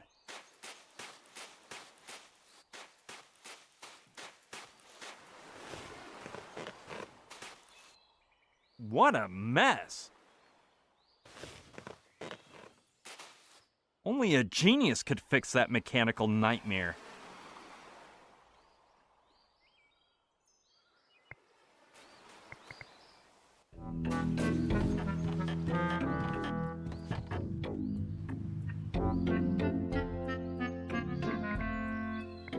I hope it lasts longer than that other piece of chalk.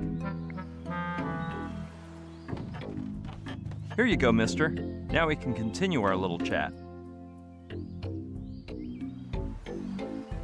Now, where were we? Are you mute or just pretending?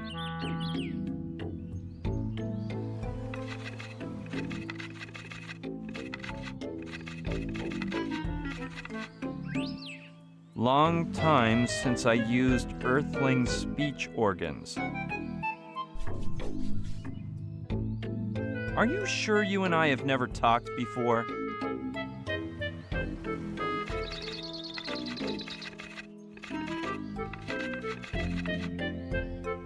Lately, I only use telepathy. Boggles the mind, huh? Where have I heard that phrase before? Wait a sec. Boggles the mind. Hey, I got it. You're Joshua.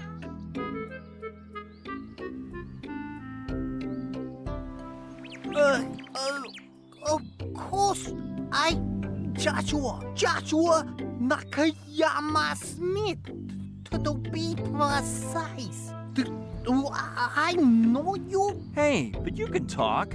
Why didn't you before now? My cocoa forge must adapt to earthling atmosphere. So long since I talk, I hardly remember. Wherever I hear my name and I remember how to talk. Don't you remember me?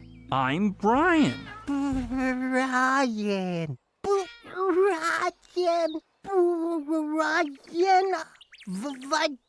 famous ufologies. No, I'm Brian. Brian Scolari, that retarded anti-UFO moron. No, Brian Basco. Don't you remember me? I don't know. You score you not surely? Cause you look like really retarded moron. Sure, Joshua. Hey, about those extraterrestrials and telepathy, that was just your imagination, right? I knew it. Typical skeptical lies from moron like Scullery. Give it up already. That's not me. You and I are pals. Oh, yeah? I don't know if I believe you.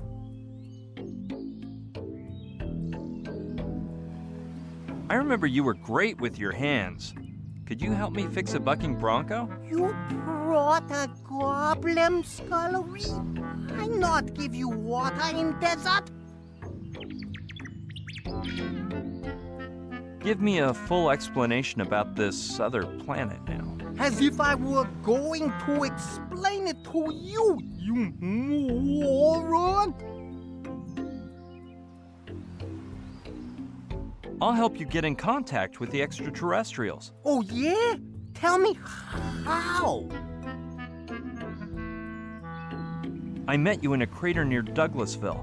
I remember your name means liberation. Big deal. Anyone could know that.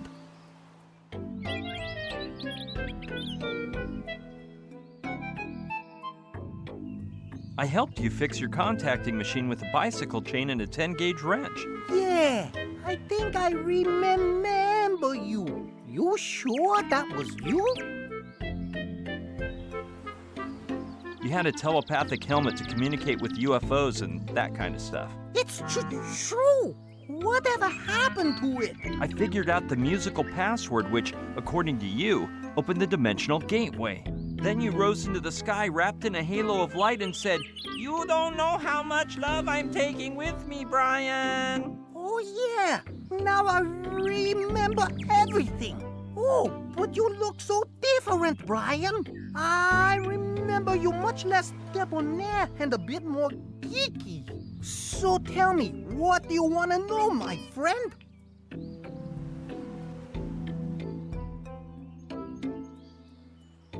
So, why did you return to Earth? I came along with a team of scientists from the planet Trantor on a routine mission. But it looks like things have taken a bizarre turn and, well, I'm not sure what's going on. But Alpha, the big mucky muck on the ship, has given me a mission of vital importance to mankind. Or something like that. I must find a guy named Professor Simon and deliver a message to him. I'll go out in search of him as soon as the boat gets me off this island. You could come with me, Brian. I need you to fix the bucking bronco. Otherwise, I can't help you. Well, I have always been good at doing odd jobs around the house. Let's make a little trade-off. I'll help you with the bronco, and you help me with my mission, okay? I don't know. I may find a way out of here before the boat gets here. Yeah, if you fix the bucking bronco, I'll get you off the island and take you wherever you want. You want me to fix this mess so some schmuck can lend you a silly old motorboat? Yes, Joshua, that's what I said. Come on, let's see if you can fix this jalopy. Brian, fiddling with this type of wreck is my personal forte. Don't you worry. We're treading on my main territory.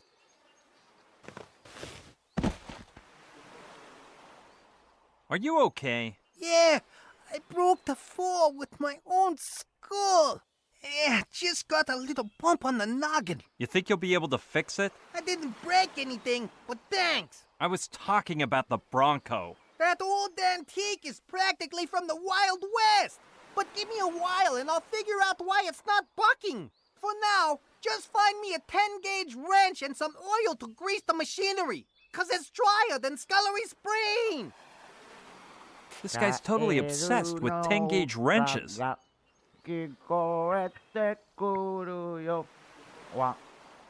brought you some tools, Joshua. Let's see if there's a 10-gauge wrench in here. Or my tooth enamel will be permanently damaged from turning bolts with my mouth.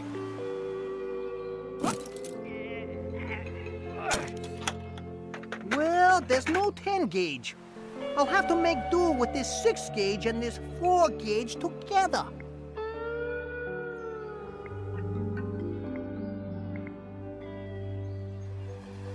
Joshua, take this lubricant I brought you. Okay. Oh, excellent. So where's the toast? There is no toast. It's to grease the machinery. Oh, yeah? All right.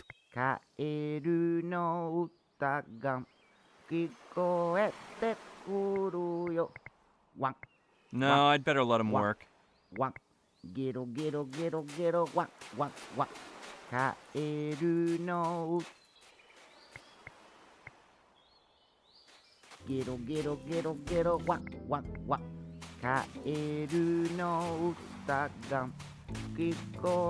it going, Joshua? I'd say I've patched them all up, but there's no juice. And if there's no juice, then the bovine won't bust a move. Which in common earthling means the bull won't work without electrical current. That's fine, Joshua. I'll see what I can do.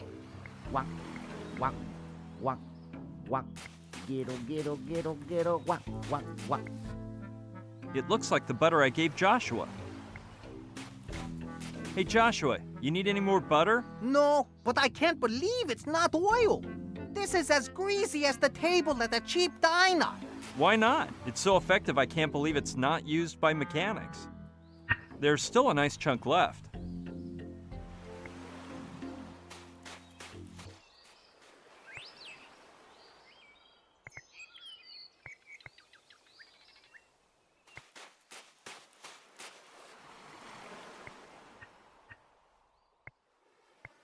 Look, what cute little eyes.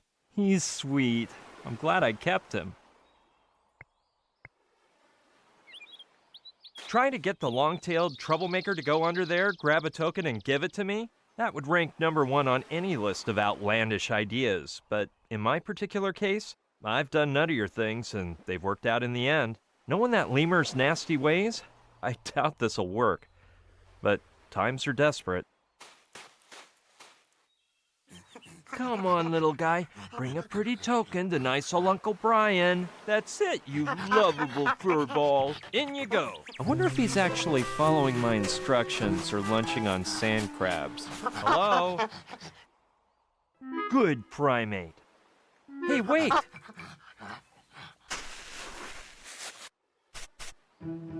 More whiskey, you sauced little scamp?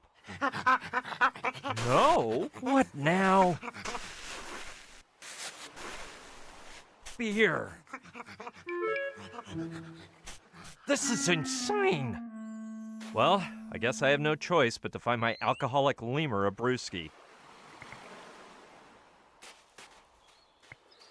I'm enslaved to a boozed-up simian. He's pretty darn good at drawing, though. Lokilani, I wanted to ask you for something.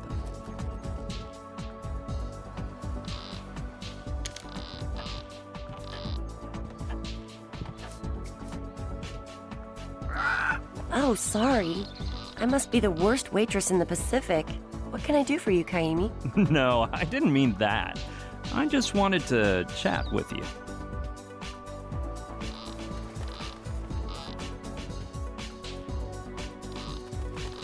I've been walking around in the sun for so long, I'm parched. Give me a beer, please. Sure thing. That'll be $2. Well, the truth is, I don't have a cent on me, but I'll pay you back.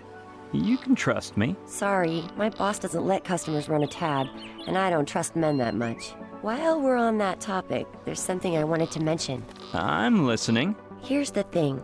I get the impression that you never listen to me when I'm talking to you, and it really bums me out. But do you think I would have spent so much time with you if I didn't like hearing you describe the island, your work, your boyfriends? That's easy to say, but I need you to demonstrate it.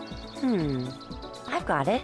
I'll ask you a few questions about my ex-boyfriends, and if you're right, I'll give you a beer on the house. Well, so far I haven't really gotten their names straight, I admit. Plus, you might ask me about a boyfriend you've never mentioned. That must mean we need more quality time together. Ready? If I must. I had a Central European boyfriend who bears a great resemblance to the Colonel. What was his name? Kaimi? Milo? Well, all right, but that one was a cinch. I also went out with a Polynesian dude. His name was... Lopati. Not bad. Now let's see if you can remember which of my exes was of Indian origin. Tiru. Very good. Now for the last one. Which of my ex-boyfriends had the same name as you? That one I know. Brian. Now, did you think I'd make it that easy? I want his last name. That's not fair. Plus, I'm sure you never mentioned it. Well, of course I mentioned it, silly. I swear you didn't. Yes, I did. No, you didn't. Yes, I did. No, you didn't. Yes, I did. No, you didn't. All right, stop it. I mentioned it, period. If you don't remember, that's your problem. Spit it out. Russell. Oh, Kaimi. Finally a guy who knows how to listen to a girl. Come here, you've earned a free beer. Though I don't know if I have any left after Kai and Knife's daily 7-beer brunch.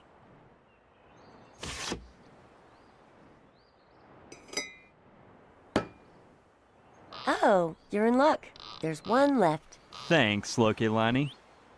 It is truly ice cold. If that deadbeat monkey gets a sore throat, I hope nobody blames me. Are you alright, Kaimi? You look like you're out of it. Me? Not at all. I'm gonna take a stroll. See ya later on. See you around.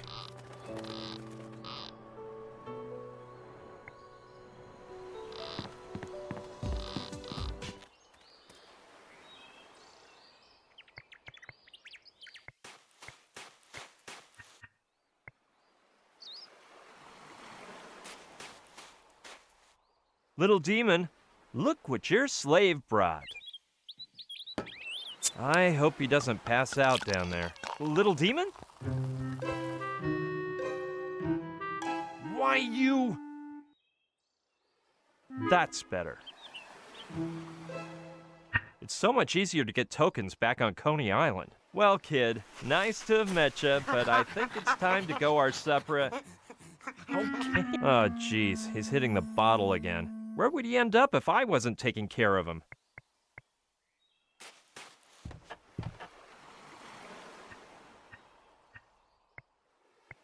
Ah, reminds me of my trips to Coney Island as a kid. But the machine isn't turned on. I don't want it to gobble up my token for nothing. 1. Insert $5 token into slot. Bills not accepted. 2. Place heads in face holes. 3. Remain totally still while photograph is taken. 4. Surfing photo will pop out in less than 1 minute.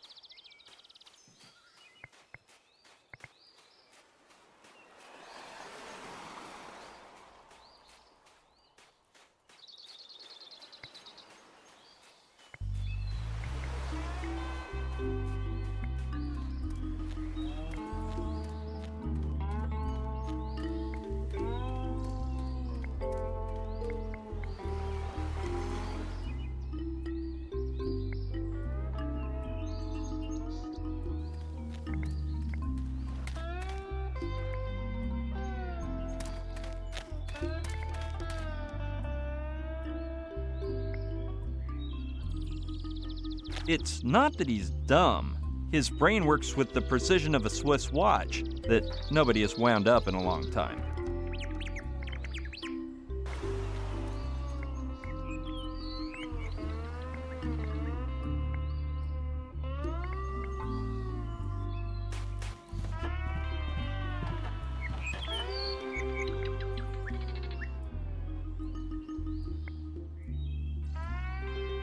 Yeah, I'll try again.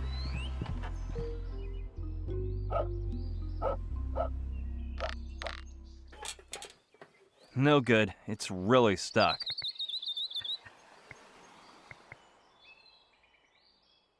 If I had some jam, I'd chow down. I swear. Yeah, I'll try again.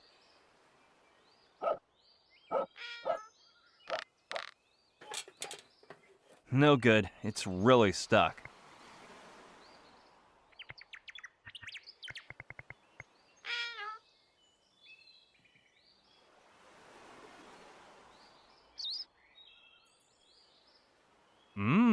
If I had some jam, I swear.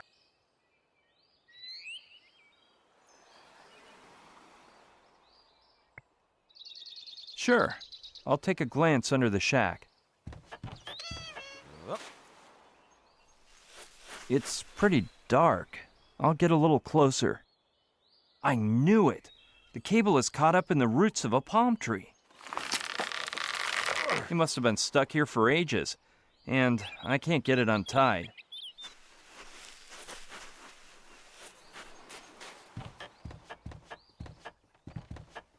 I don't know what this darn cable is for, but it's sure stuck tight. Yeah, maybe if I grease the knot, it'll come loose.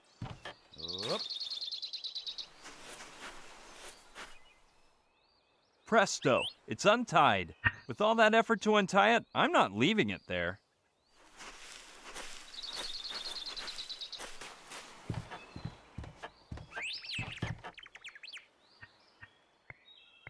It's gotten a little sticky with butter at one end, but besides that, it's fine.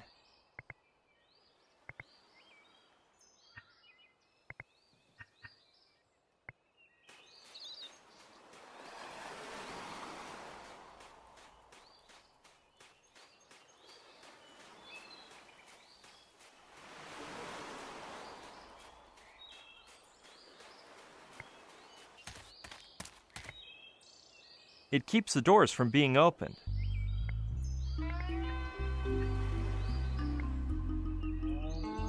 Yeah, good idea. Done. Yes, I'll pull as strong as I can to see if the board gives. Here we go.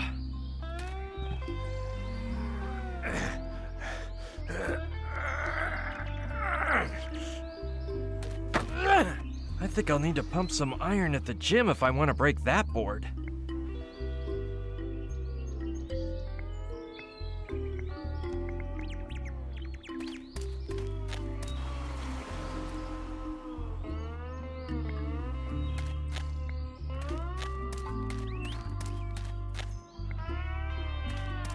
Soldier O'Connor.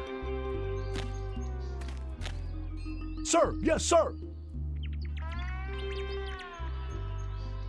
I need you to climb that tree again. I thought that my earlier demonstration would be sufficient, sir.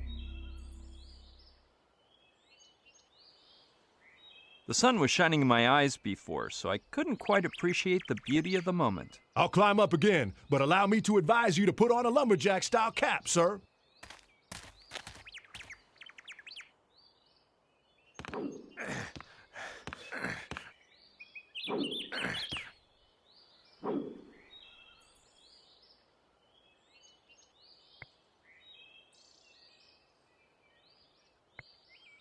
Now's my chance. It has all the power I need, and then some.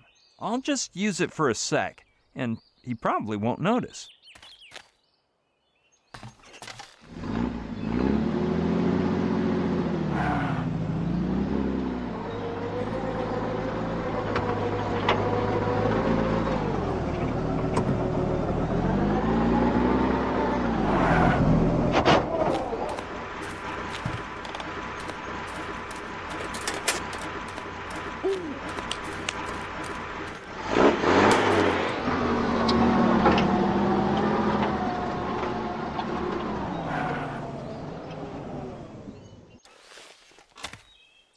Well, it seems like O'Connor is none the wiser, but...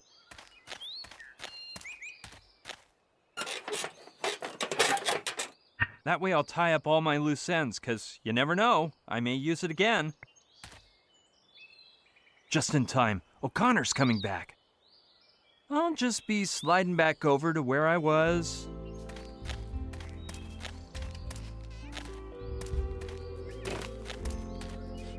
Done, sir. Did you hear anything strange while you were up there, soldier? Just some vehicles off in the distance, sir. But allow me to correct you. You climb a tree to see, not to hear, sir. All right, O'Connor. At ease.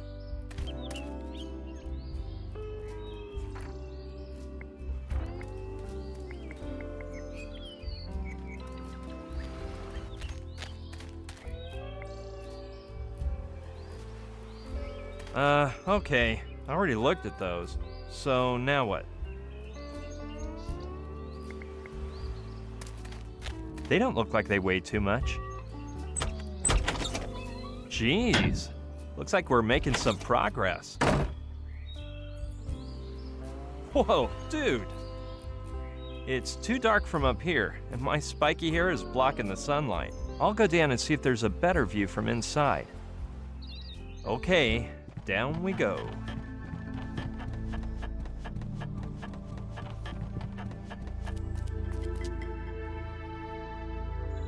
As expected, I can't see a thing, but I guess my eyes will slowly adjust. It's empty. It looks like you can turn the electricity on and off for several places on the beach from here. It's running and producing power. It's probably providing electricity to everyone on the beach. Well, it wouldn't be a basement if there were no boards leaning against the wall. It's like those trunks full of costumes you always find in attics, or old shoeboxes in garages, or mason jars with peaches and syrup in Granny's pantry. It's almost like a requirement, you know.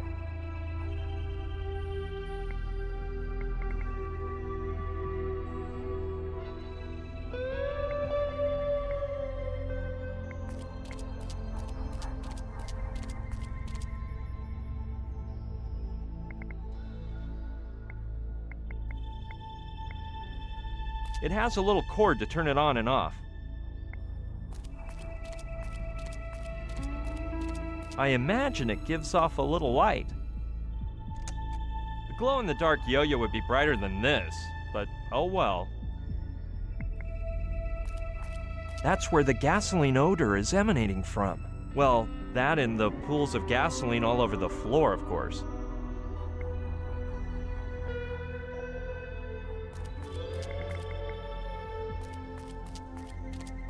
It looks like a storeroom for keeping old junk. I can hardly see my hand in front of my face, but let's take a look.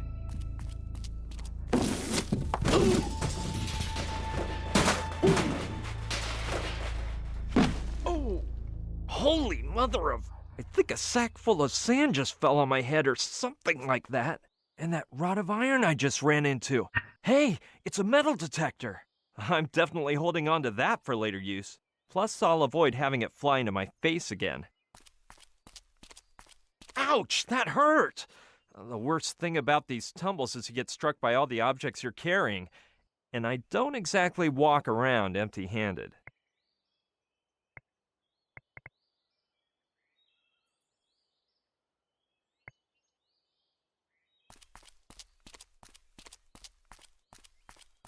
As far as I can see, there are 6 switches for 6 specific places, plus the general circuit breaker.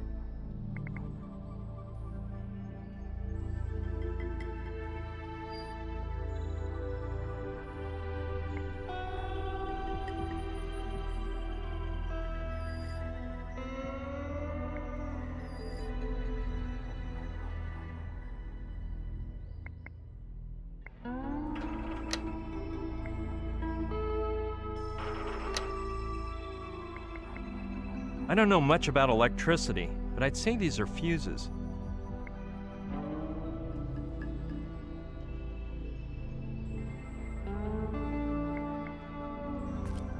Out we go.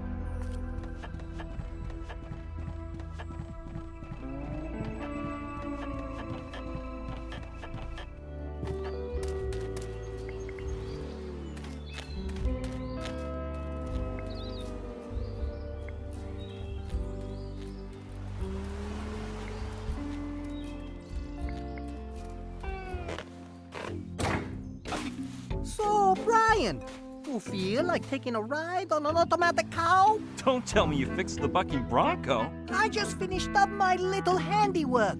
And stop fooling yourself. It's definitely a cow. I've seen it from underneath. And I know whereof I speak. Whatever, a cow. Yes, sirree, whatever you say. But does it work? Of course! Then let's get moving. Hey, where are you going? To find Professor Simon. Come on, we're in a hurry. You'll have to wait just a tiny bit longer. I still have to run a few errands before we can leave. Okay. I'll wait for you in my hut. Try and get a move on. Remember, you've got a whole race of aliens waiting for you to finish running your little errands. My goodness, I'm gonna need to see a shrink if I keep talking with that nutcase. Not that I don't trust Joshua, but I'd better try it out. Loki Lonnie, can you hit the bucking bronco button, please? Alrighty, partner. Let's see how much you can take. Man, this thing is already moving.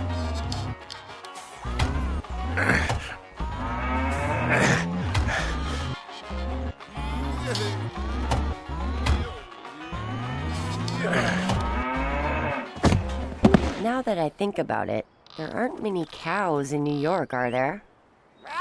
Ha ha! Well, she's a feisty thing, isn't she?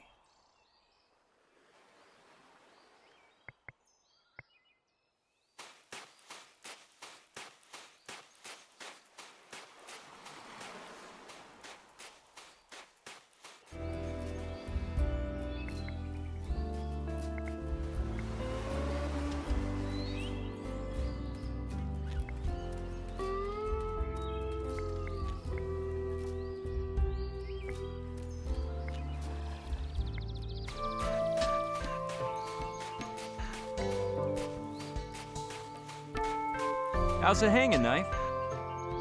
Just what you see, Bri. What about you? How's it hanging? Loki Lonnie told me you have a motorboat. Loki Lonnie's a sweet babe, ain't she? So what about the motorboat? I think you used the motorboat to look for waves on the nearby islands. No, that was before. The guys in green told me they'll whip out their guns and shoot me if I use it. They must hate surfing so much that one of them says he wants to fly over the beach in a helicopter while I'm surfing, and use me for target practice. People are just totally wacko. Could I borrow your motorboat? My regrets, mate. If those army thugs catch you, they'll rough you up and leave me boatless. Then forget looking for waves, cars, classes, and everything surfing means. Plus, just this morning I tuned it up, and I don't want you screwing it up.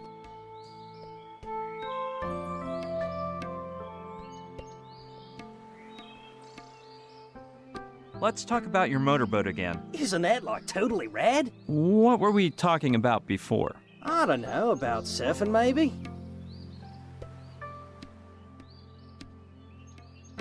If I told you that I know how you could start surfing right now, would you lend me your motorboat? Mate, you are more mythical than the Red Hot Chili Peppers. How can I do that? You grab your board and follow me. Okay, mate, I figured it out already. Where's the hidden camera? No, Knife, this is serious. Well, it's the lamest serious thing I've ever done. And mate, have I done a few. Well, think whatever you want. Look at Lonnie, could you hit it again? Right away, Kaimi.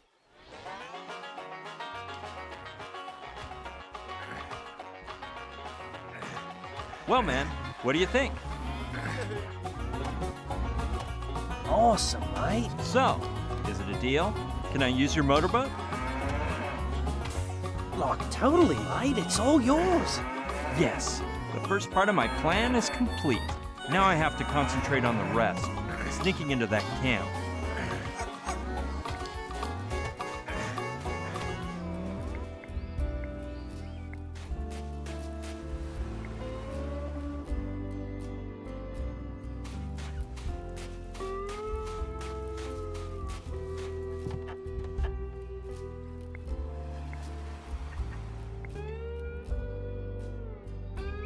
Yeah, but first, look at Lonnie. Come get in a picture with me. Okay, coming. It'd be a waste to leave one of those face holes empty. Plus, if things don't work out, at least I'll have a photo of myself surfing in Hawaii with a majorly hot native. Gotta think of the consolation prize. Okay, she's almost here. Stick it in. Hurry, the timer's running.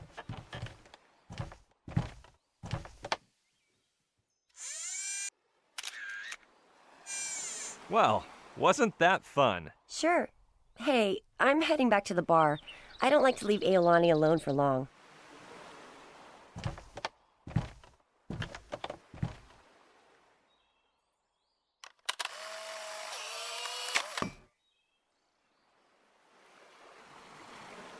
Looks like it came out nice.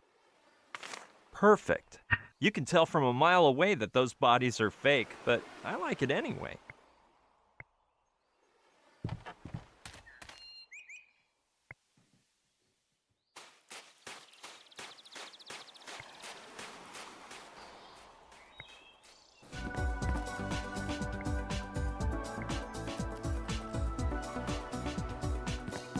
Hey, Loki Lonnie.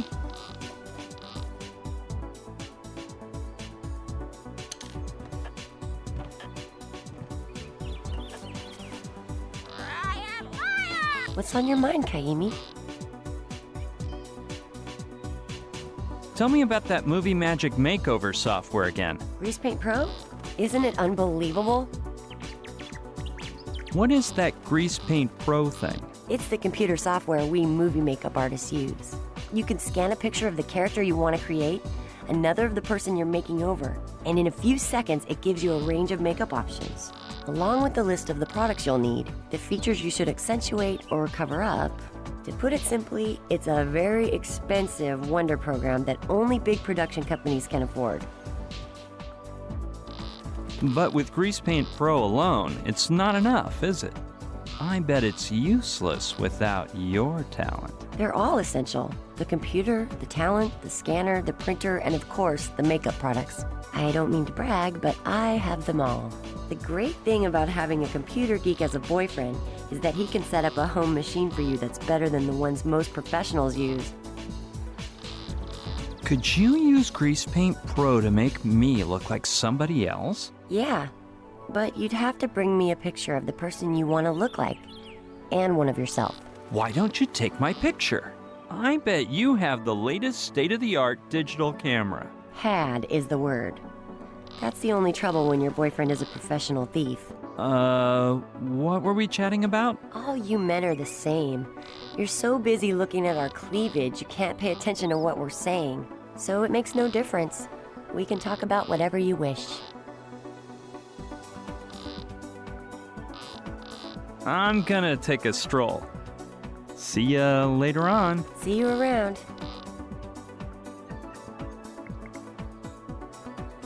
Here you go, Loki-Lani. The first of the photos you asked me for. I'm afraid you made the trip for nothing. Until I have them both, I can't start to work my makeup magic. Don't worry, I'll have the other one in a jiffy. Yes, Kaimi. I'll wait for you here. Loki-Lani, look at this. See? I brought you the other one in no time. Dude, you never cease to impress me. Well, anyway, I'm going to my hut to scan the pics. Depending on what Grease Paint Pro says, I'll know whether I have everything I need to do your makeover. Should I go with you? No, it'll just take a few minutes. You'd better stay here and keep an eye on Aolani. All right, but first let me see if the electricity's on at your house. Like I was saying, the lever was lowered. Good thing I came.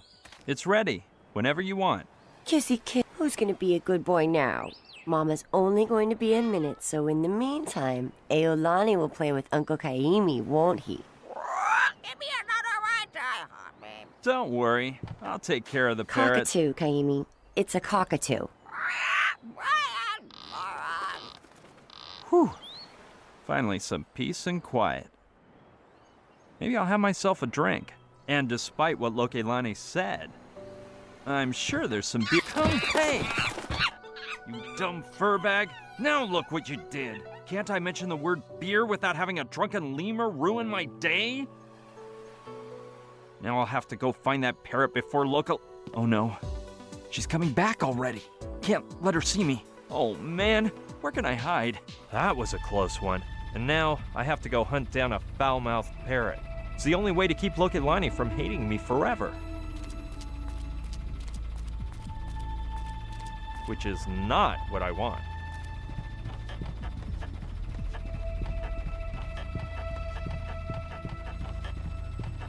Kaimi, where were you? Crap. She's gonna make me walk the plank. Hi, Loki-Lani. What's up? Should we head for my hut? It wasn't my fault that... Huh? I said I have everything ready for your makeover. Plus, I brought you a gift. Here. Wow. Is that what I'm gonna look like? You are one full-on artist. And you didn't even get mad about what happened to Aolani. You're amazing.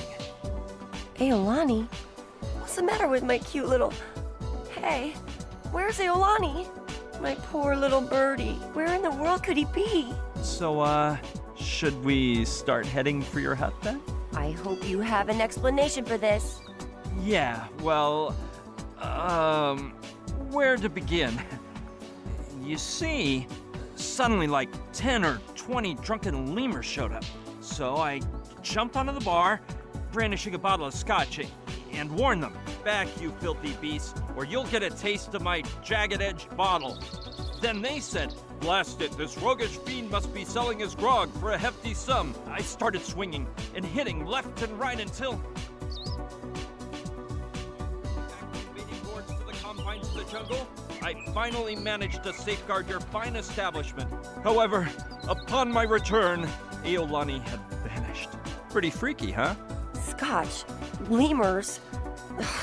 Men, You go around promising this and that, and then a girl walks away for 2 seconds, and you just disappear and forget everything. My dear Kaimi, if you think I'm going to help you after this, then you're dumber than the rest of the members of your sex put together. Now scram, Buster. I don't want to see your face at my bar. Brian, you idiot. Did you hear what I heard? That little weasel must be somewhere around here. Come on, I'm going after him. I guess I deserve all this for having such an exotic, poorly mannered pet. But she should have stuck that bird to its perch with glue. Anyway, there's no use just talking about it now. I'll go look for him. Maybe if I bring him back, I can get onto Lokilani's good side again. Come on, you've got to get that darn bird back, pronto. I'll tell O'Connor to climb up and get him. And in the meantime, I'll take the opportunity to slip the doctored photo into his book. That'll kill 2 birds with 1 stone. Hey, O'Connor, there's a parrot up in that palm tree. Use that training of yours to get it down here, ASAP. Sir, yes, sir.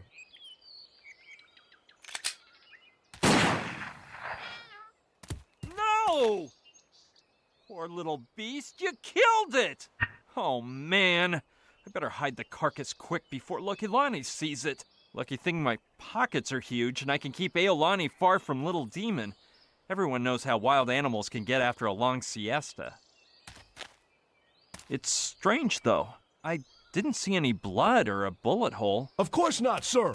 I shot 1 millimeter above its head. Just enough for the speeding bullet to make it fall. What? But it's dead as a doorknob. Must have been the scare, sir. You didn't mention the bird had a weak heart, sir. In that case, I should have used stones, which are almost as effective, but not so frightening. Are you pulling my leg? Negative, sir. Do you know any man able to shoot someone with just 1 bullet from a distance of 1 kilometer in a headwind? No. Me neither. Is that all? Don't you have anything else to say? Do you need more information, sir? What about? Just forget it. Don't try to find any hidden meaning. I didn't get that either. By the way, when I commented on killing 2 birds with 1 stone, I didn't mean it to be so literal. Anyway, at least the doctored photo is now in place. As for the bird, who knows? I guess I'll need a miracle now.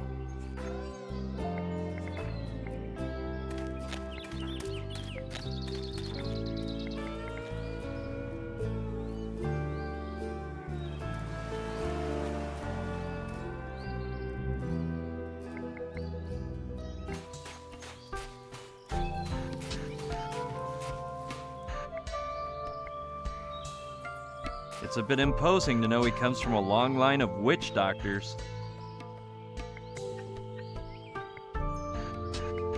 He's so stiff it's hard to believe anyone can revive him. I guess I'm only left with one option. Cross my fingers and wait for the worst. It's probably a waste of time, but I've been helped out in stranger ways. Kai, I bet you can also revive poultry, like your grandpa. I'm not so sure, Brian. I haven't seen poultry around here anyway, so it's kind of pointless. Would a parrot do? Hey, brah. That's Aolani. What happened to him? Well, I guess he kind of flew to bluer skies, but... Bluer skies? No, brah. He's not fully dead. Just kinda dead. Which means he's slightly unalive, or what we could call provisionally dead. I think the technical expression the kahunas use is, he has a life ache. I don't think I can help the bra out. But even so, there's a little problem. I could only try to revive him in the Hawaii where my grandpa lived, in his witch doctor hut. And I can't remember where that's at, brah. But didn't you say your grandpa used to take you there a lot? Yeah, but I was just a little tyke, and I never paid attention to the directions. I looked for it like 1,000,000 times, but no can do, brah. I remember it was like toward the northwest of the island. There were a bunch of graves by it and, well, that's all. Plus, without my leg, I'd need some amazing airs to reach that part of the island. Darn, I thought I had the answer to my troubles. I'll have to attempt to locate that hut. But if the soldiers are keeping watch on most of the island, I doubt they'll let me search all over the place.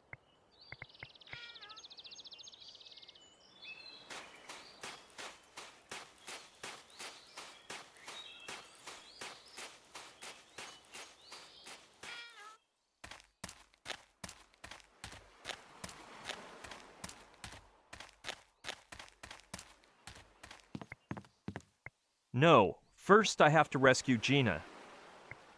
Not the latest model, but it'll do.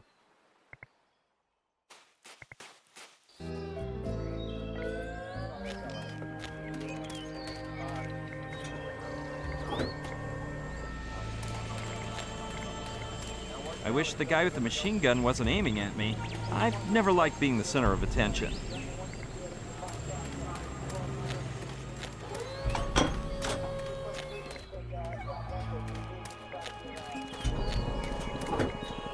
Nah, I don't want to get myself shot.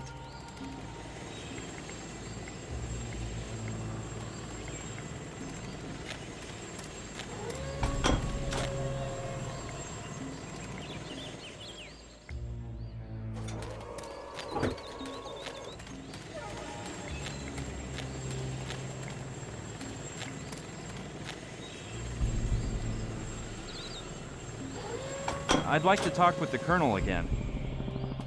Again? You're lucky I'm so friendly. Anyone else would have sent you packing. Don't take your eyes off him, Felton.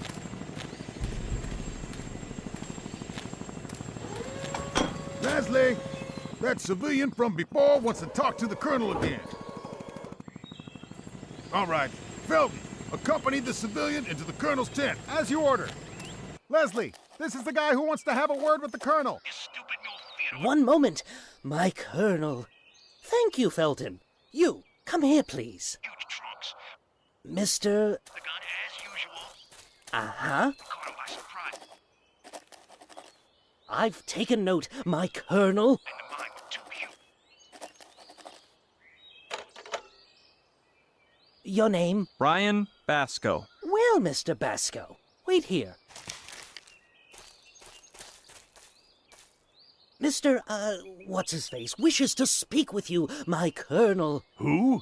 Tell him I'm asleep, flower pot. But he can hear you speaking right now, my Colonel. I must be speaking in my sleep, flower pot. No, Daddy, you're more of the snoring type. Flower pot, that memory of yours is worse than a senile old general's.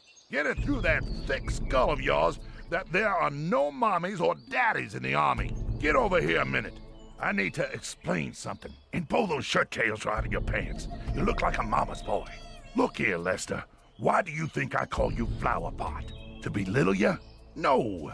It's such an outlandish surname that nobody will suspect it's fake. If the troops knew I sired a dim-witted boob like you, they'd lose their confidence in me, and I'd be shafted. You get it, son?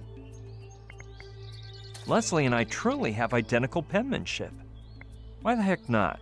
My writing is so similar to Leslie's that I could get him to believe he wrote it himself, following his father's orders. If I do it carefully, nobody will see me. What should I put?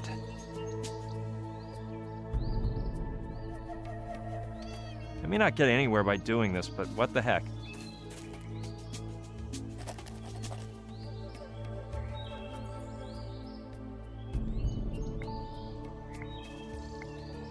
Out of my sight, Flower Pot. You can come in, Mr. whatever you're called. Thanks.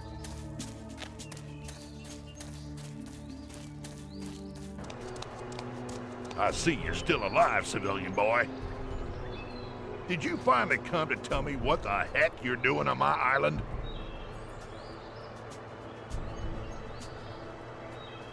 I'm waiting for Professor Pierre Pignon. The professor's arrival is a military secret. How the heck did you find out? I saw a sign that said, "Today welcoming party for new Frenchie in the barracks." They'll make up any excuse to whip up a party, those lazy boys. The ingrates didn't even invite me. Actually, he told me himself, 'cause we're cousins. He just called me on the phone. You sure about that? What'd you say your name was? Pignon. Francois Pignon. At your service. Your cousin didn't tell you about his mission here, did he?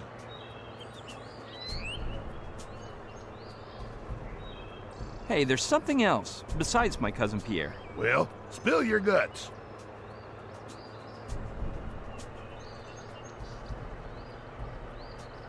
The truth is, I came to see whether I could pick up that waitress at Luana Beach. That's a lost war, son. From the lieutenant colonel to the latrine scrubber, all my men have tried.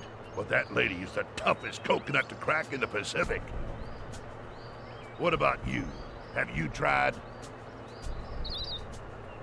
Well, if you tried, she probably used her don't ask, don't tell policy on you. You're getting a little cocky, civilian. Don't you think I was rejected? I'm just following a long-term strategy, laying siege on her rear guard without taking my eyes off her front lines. I tried, but she's in love with some one-eyed soldier. Won't even pay attention to me. I can't believe it. Another man. Well, just follow my orders. Tell her I'm the sensitive type, that I like to take strolls in the evening, candlelit dinners at night, and the sweet smell of napalm in the morning. I'll tell her, but I think you better forget the napalm and use a nice compliment instead. You're right. She may be too young to heard of napalm. Tell her I fell in love with her. The minute I laid eyes on that great pair of... Nah, that won't work either. I'll come up with something else. All right, I'll talk with the waitress, if you tell me where you're keeping my friend. You like a nice and dirty war, I see. Well, careful with me, boy. You see this cigar? It causes plenty of pain if stuck in the wrong orifice. There's something else I wanted to tell you about that waitress. You don't mean to tell me you've hit a home run with her, do you? Well, of course I tried to pick her up. And she's a good kisser, by the way. Some flunky civilian gallivanting around right in front of my troops? Go tell that story to someone who'll believe it. I don't want to talk about that girl. I don't even think she's attractive. Either you're lying or you're dumber than I thought. Anyway, I still don't know what you're doing on my island. I don't feel like talking to you anymore. Just for the record, you're not leaving because you want to. You're leaving because I threw you out. Mosey along, civilian.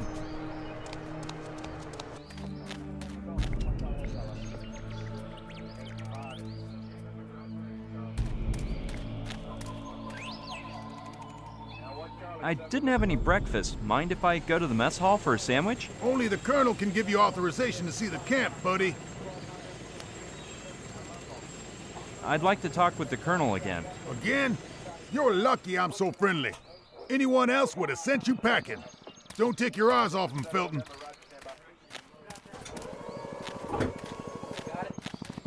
Leslie, that civilian from before wants to talk to the colonel again. All right, Felton, accompany the civilian into the colonel's tent, as you ordered. Leslie, this is the guy who wants to have a word with the colonel. One moment, my colonel. Thank you, Felton. You, come here, please. Mr. Uh-huh. The gun as usual. I've taken note, my colonel.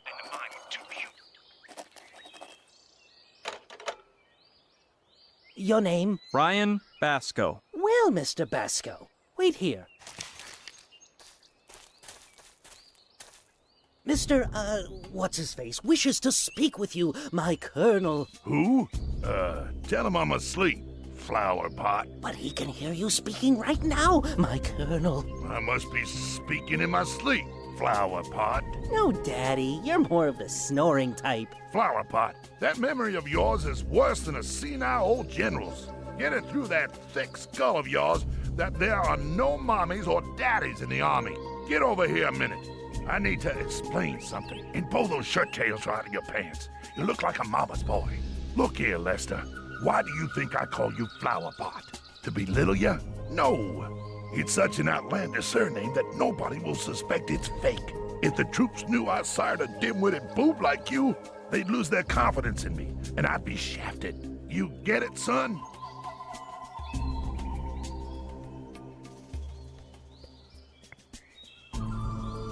Leslie and I truly have identical penmanship.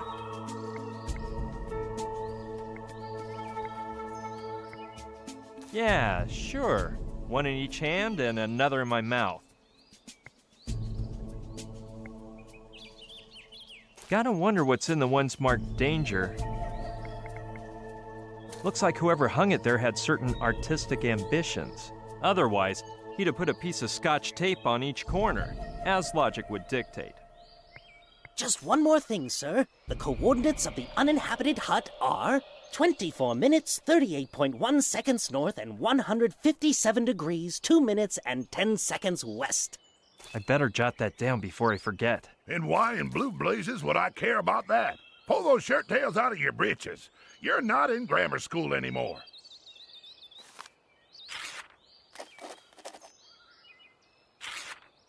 I wish I had a GPS. Then I could enter those coordinates and find Kai's grandpa's hut in 2 shakes of a parrot's tail.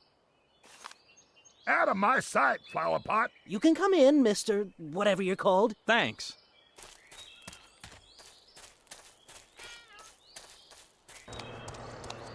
I see you're still alive, civilian boy. Did you finally come to tell me what the heck you're doing on my island? I don't feel like talking to you anymore. Just for the record, you're not leaving because you want to. You're leaving because I threw you out. Speak like a bee and buzz off.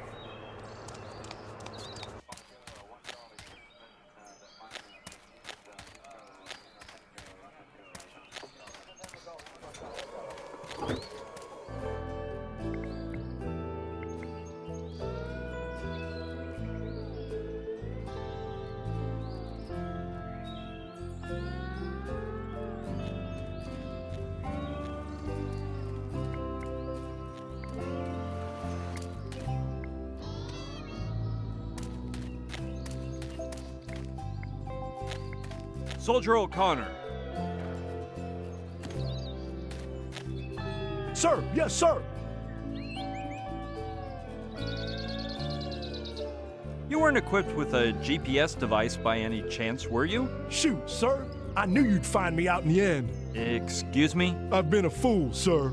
I should have told you from the very beginning. Told me what? I lost it, sir. The GPS? Yes, sir. I swear I had it when I left the camp, because I kept checking my coordinates before lunch. Then this rowdy kid came and chased me around.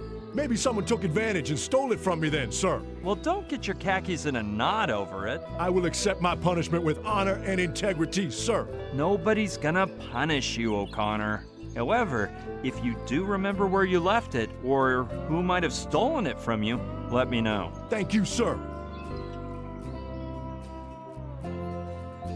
Return to your position, soldier, and remember, I'm watching you. At your orders, sir!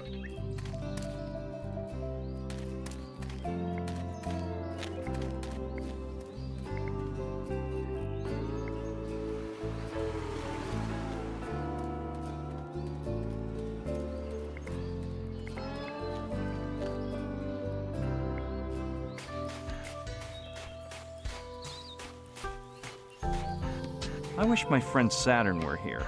Sculpture is one of his passions, and I'm sure he'd like it. Better learn to control that urge to destroy things for no reason.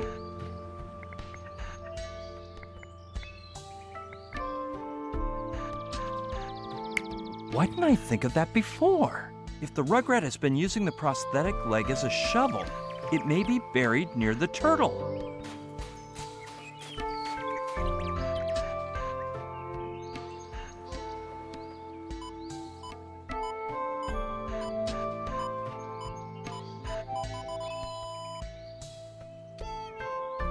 Here it is. It's just the way Kai described it. Alright, I'm sure Knife was exaggerating a bit. How could a cute little boy be so evil?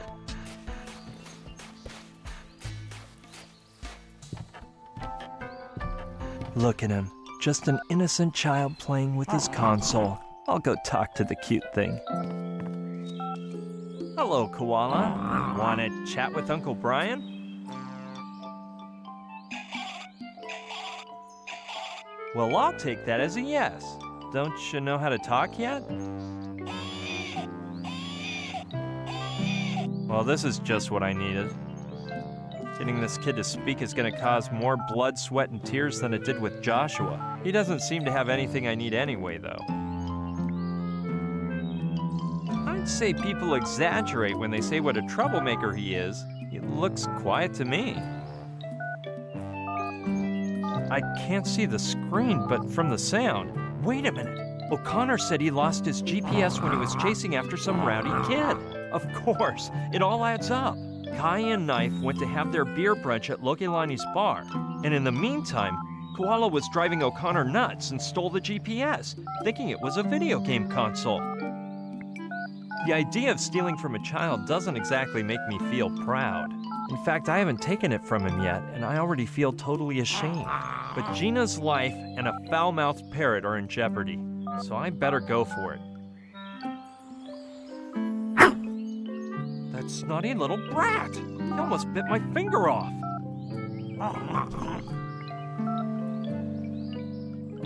Let me play your video game for a while?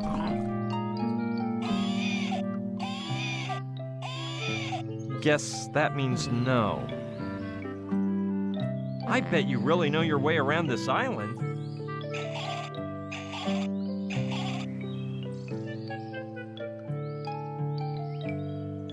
Have you, by chance, ever been to a hut in the jungle? He may have been, but I can't imagine him leading me there. I bet you want to be a ventriloquist when you grow up. Oh no, I got that backward. The one who talks is the person, not the dummy. Who do you love more, Mommy or Daddy? Of course, since your dad is a space case, this is a waste of time. I should just leave him alone.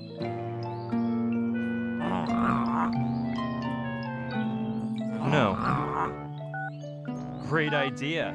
If anyone could get this kid under his semi-opposable thumb and swipe the GPS, it's Little Demon.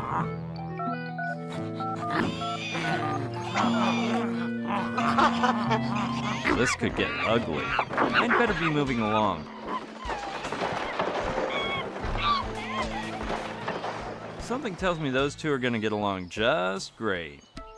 I hope it didn't break when it hit the ground. Nope, I guess the sand broke the fall and it's still as good as new. I'll sure miss Little Demon, but at least I got what I needed.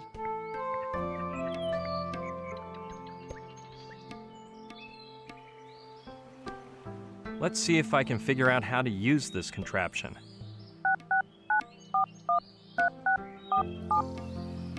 Excellent. Now I just have to follow the instructions the GPS gives me, and sooner or later I'll find the hut. Let's see. I turn that way. I climb those rocks, then to the right. Now I go straight. Bingo! No doubt about it. This must be the hut. I knew I'd end up finding it. Looks like it's saying, "Oh." Let's see if it looks the way I expect.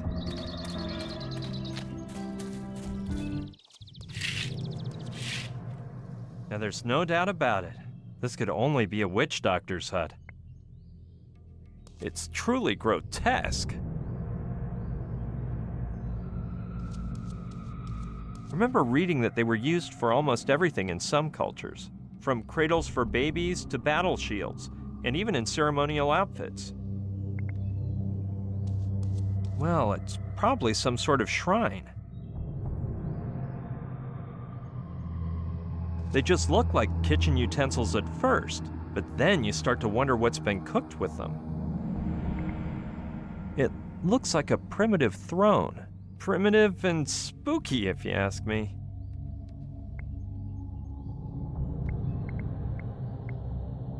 It's truly grotesque.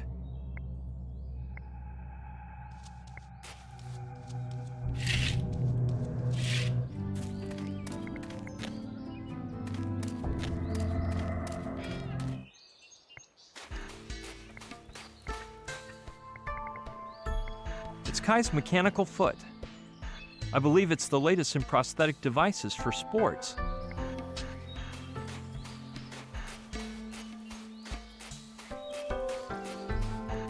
I found your prosthetic leg. Cowabunga, bruh. Now you can get up from that hammock. Your butt must have a nasty hammock imprint by now. Well, yeah. Actually, my other leg is totally asleep too. Maybe I should keep meditating for a while, brah, to see if it wakes up. But hey, I owe you one. Actually, why don't we go to your grandpa's hut to revive the parrot? Alright, brah, but keep it cool. Hurrying is for the weak of bladder and bad burglars. You can't imagine how many memories this brings back, brah. The throne, the tikis, the turtle shells. By the way, did I tell you that my kapuna discovered an underwater tunnel that goes beneath the island? Turns out the sea turtles pass through it to reach the lake and enjoy mating season, cause... Kai, could you explain this to me some other day? If we wait too long, poor Aolani may end up with a terminal case of life ache. Maybe you're right. Wait a sec. I'm gonna put on my working gear. Okay.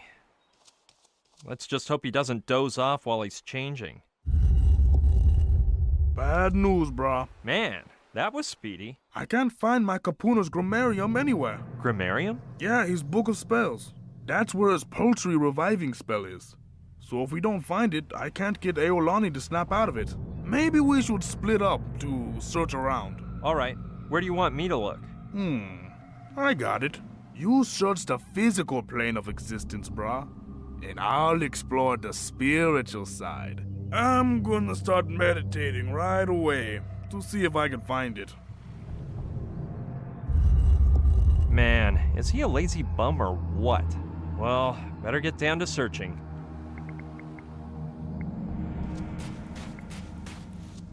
Something with so many uses can't just be left here. Eeny, meeny, miny, mo. You're it.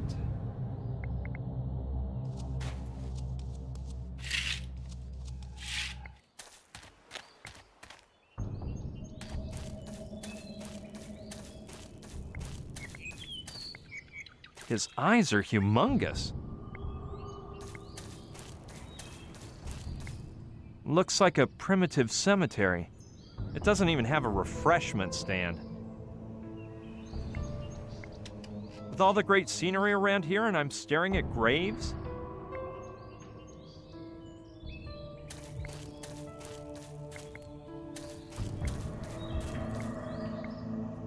This morning's been a real humdinger.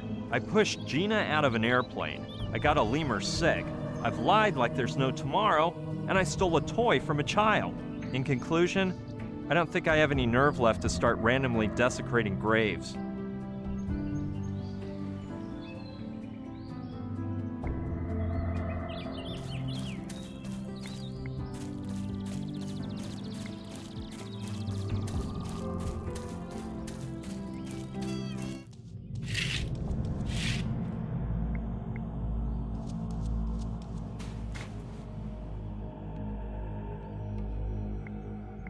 Yeah, I'll wake him up.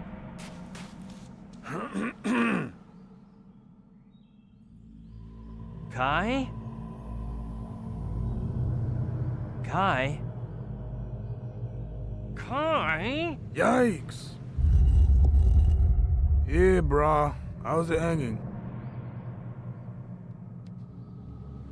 Were you meditating or did you just zonk out? Both, brah. Being unconscious is meditation, and dreams are wisdom. In fact, I was on the verge of merging my Wailua with the spectral image of the grammarium, and... if you hadn't interrupted me, what were you saying, bro? Could you tell me about your grandpa's book of spells? Sorry, I'm a bit shaky on the waves today, bro.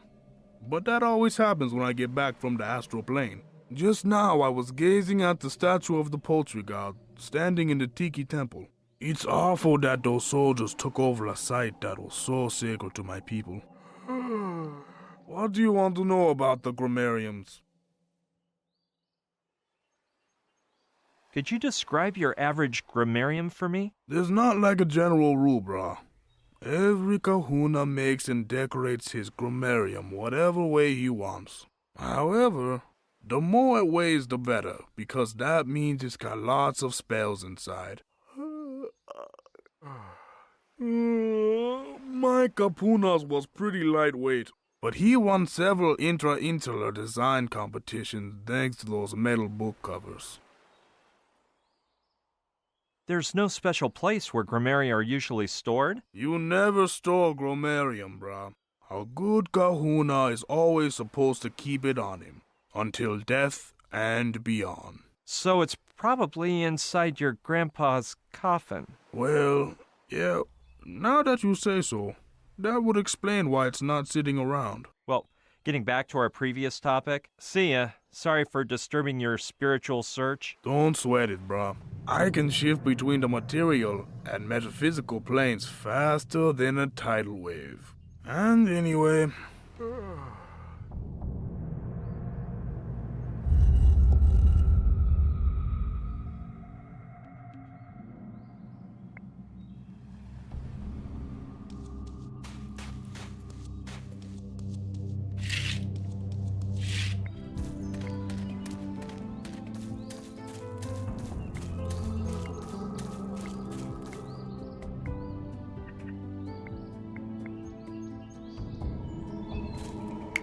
Kai said the book covers were made of metal, and what better place than a grave to store it?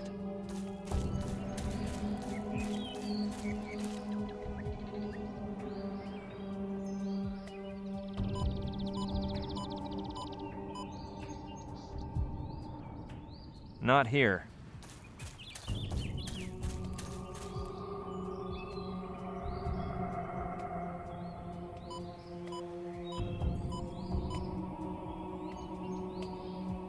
Here neither.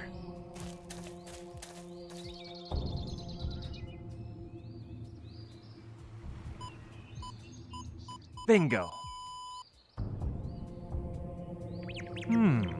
Looks like one of those fake body parts that seem to be a prominent feature of Kai's family may have set it off, but it's more likely to be his grandpa's book.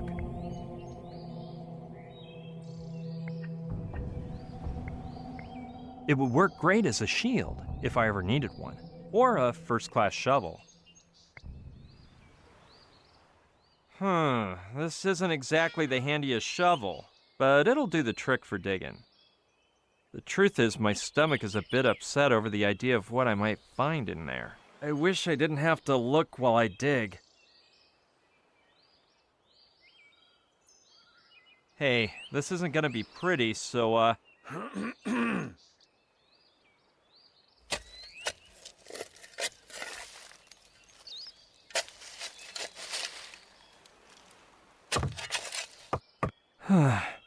finally made it to the coffin.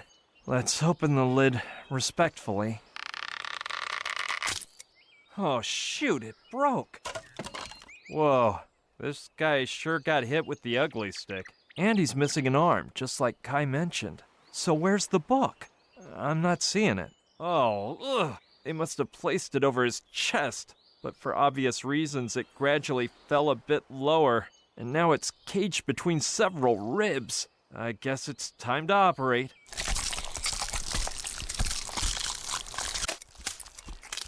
Ooh, don't hit the funny bone. Take out his spare rib for $0. Well, the real prize here is getting Keeney's grammarium. Ugh, it's covered with maggots. Down, you beast! Okay, here goes. Keeney Papamoa's grammarium. This is one bodacious old book. And now, let's hand it over to Kai.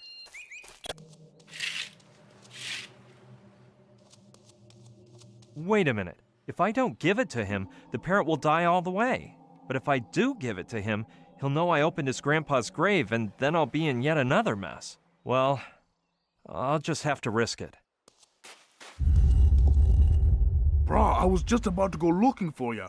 My kapuna talked to me in my dreams and told me something majorly bad. His grave has been robbed and they took the book. We have to find the thief ASAP and give him what he deserves. Huh? Oh yeah, of course. I guess there must be some clue about who could have committed such an atrocity, isn't there? Yeah, sure. And I'm not surprised you're afraid. It was one of those lame soldiers. A soldier? Yeah, brah. The only thing my gramps could see was the criminal's clothing. It was green camouflage, like the color of a turtle shell. And on top of everything, they swiped the grammarium. Why are you smirking, brah? Something funny? No, of course not. Well, yeah, 'cause a minute ago I managed to get the grammarium back from that soldier. I surprised him when he was running away, and I was so appalled that I really smacked him up good. What pigs. They don't even respect graves. Amazing, brah. You are stoked with so much luck. Thank you so much. My family and I are indebted to you. We have to take the grammarium to my grandfather as soon as possible. Wait, Kai. I'm sure your grandfather would be proud if you used his grammarium one last time. You're right, brah. There's some sick poultry in need. Come on, give me the grammarium and go put Eolani in the basin. I thought I'd never see it again. Let's see if I could find the spell. Voila! Guinea Papamoa's poultry reviving spell. Hold bird carefully and remove feathers. Take 2 lemons, 1 mango, 3 coconuts, and a millstone. And stick them up the bird's wazoo. Firmly grip a sharp knife and dice the bird into small pieces, as if preparing a chicken salad sandwich. Then bring to a slow boil until bird bursts back to life. Crazy quack! Stay still, Birdie. Did it work? I did it! Man, Kai, unbelievable! I'm taking it straight to Lokilani in case it has a relapse. I'm a true kahuna. Knife's gonna freak. See you later, pal. Okay, brah. Ipili mau napo maika I meoe. I was wrong about you, Kaimi. You are a dear. Well, like I said, those drunken lemurs had taken over the sea cliff, but I got the courage.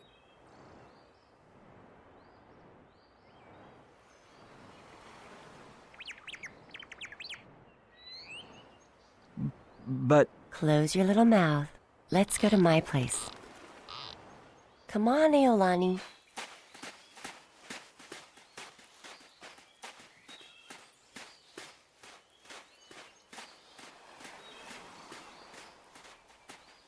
Nice hut.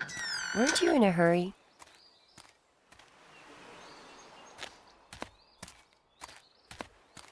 Okay, off with your clothes. My clothes? You don't think you'll look like a scientist in that, do you? Yeah, but why? Are you taking off yours? Shut up, silly, and come here. What are you gonna do? Chicken salad! No, I'm not sure if this is necessary. First rule of movie makeup artistry. The actor's face must be completely relaxed, and you are really tense. I know how to loosen you up, though.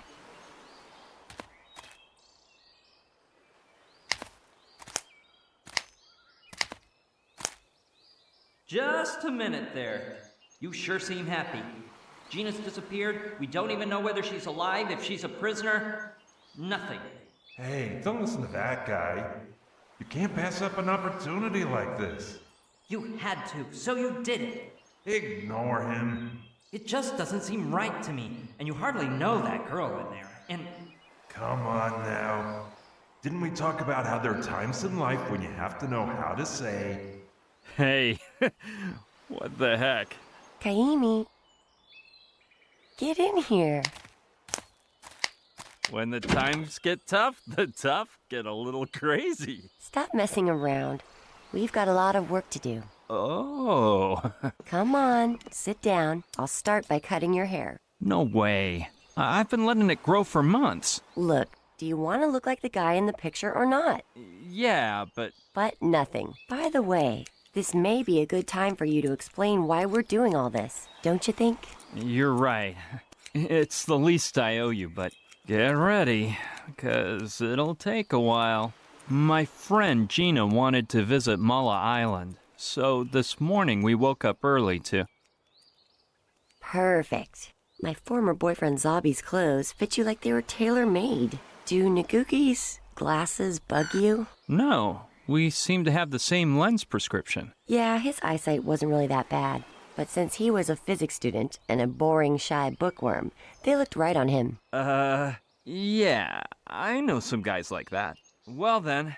Wait a sec. That suitcase there used to belong to Hyun, my Korean ex.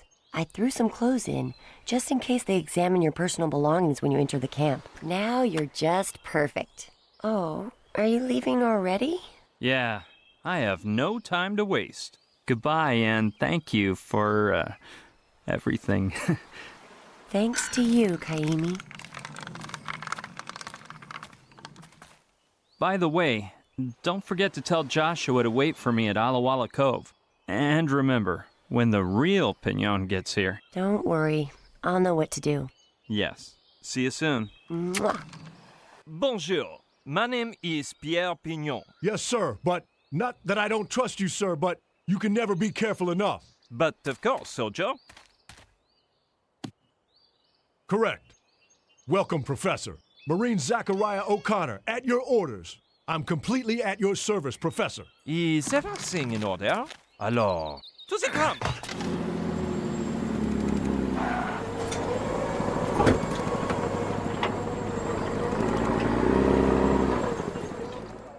So, I finally managed to infiltrate the military camp. In other words, the girl did a nice job on you. How do you know that? I mean, what job are you referring to? The makeup, silly. What else could I mean? Phew.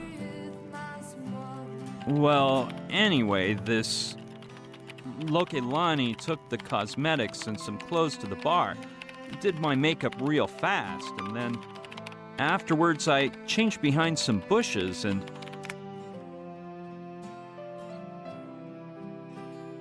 Okay. I can tell there's something you don't want to tell me. Just explain what happened when you sneaked into the camp, will you? All right. It's a miracle I'm alive, Sushi.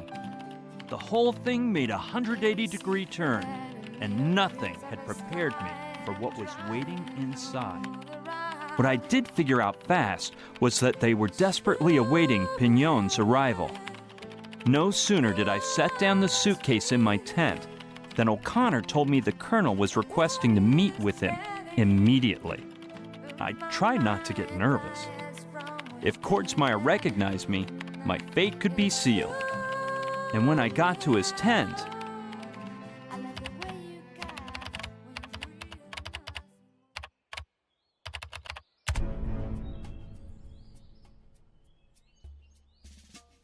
You look so different, Professor. I didn't remember you being so young. You know, we French have the magnifique skin creams. Oh, you Europeans. Fancy a cigar? Havana's finest. Sent straight from Guantanamo by my old pal, Colonel Chesed. Merci, but I do not smoke. All the better for me, because I ain't got much tobacco left. My last shipment got dropped by parachute, but the wind blew it off course, and my men can't find it. You should to smoke un peu less, Monsieur le Colonel. I'm twice your age, Professor, so save your advice for the younger whippersnappers. Flower pot? Yes, my Colonel? Tell Chapman everything's ready. Send him in. Professor, I'm gonna put my cards on the table. They say you're the best contactor around since Simon retired. And if I remember right, you were his right-hand man in Operation Platypus Dream. Oui, now I remember. That was so funny. A jolly good old time you had, huh? Ha! Who could have known there'd be a rock slide right during the exchange? If they hadn't whipped out that amazing weapon, Simon'd already christened it as... What was it again? Oui. I began to remember. Truly magnifique. The NG-0. It vaporized those rocks instantaneously. That's what I call a weapon of mass destruction. Damn, we need one of those. Well, I do not know if I have one chez moi. Don't be silly, Professor. You're looking a bit too relaxed. I don't want you getting comfy. Like I said, I need you to activate the Ameba. And yes, I know Simon is the only man to achieve that from our side, but the old guy is MIA. In summation, we lost all contact with our guests, which makes us believe there have been technical difficulties. I don't want to spook you, but if we don't activate the Ameba soon, we could lose them forever. I assume you understand how serious this matter is. Sacre bleu, I imagine something like this.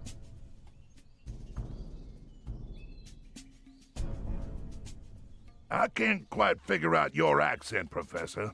Louisiana? Moi? But I am French, monsieur. Oh yeah, France. Great generals, the French. Julius Caesar, Napoleon, Don Quixote. Chapman, it's about time.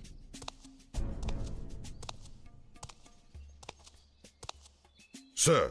Professor Pignon, this is Lieutenant Colonel Chapman, my second in command. He'll take you to your workspace and give you the procedural briefcase. You'll start working immediately, and I'll let you do so by yourself, as your damn agency's rules ordain. However, I'll be watching your progress up close, and I hope you bring me some good news soon. Open the Ameba, and everything will go just fine.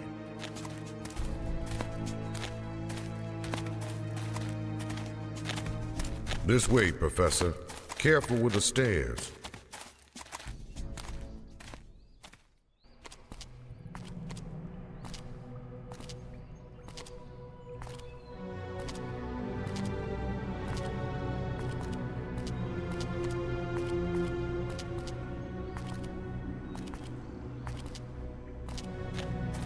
Please don't fall behind, Professor.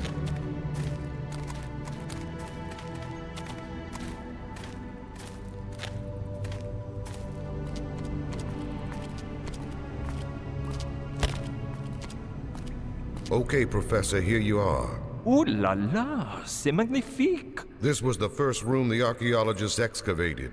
The public only had access to the Tiki Temple room, and they made this room into their center of operations. It's shameful the way we evacuated them out of there, and with no prior warning or reasonable explanations. We used to act with decency and honor. Ah oui, I remember, with the major decency. I'll leave the procedural briefcase here for you. Inside the computer on that desk is all the information gathered about the Ameba by Simon in the past few years, before his sudden departure. Anyway, I know you're aware of this, but let me insist about the catalyzing glove.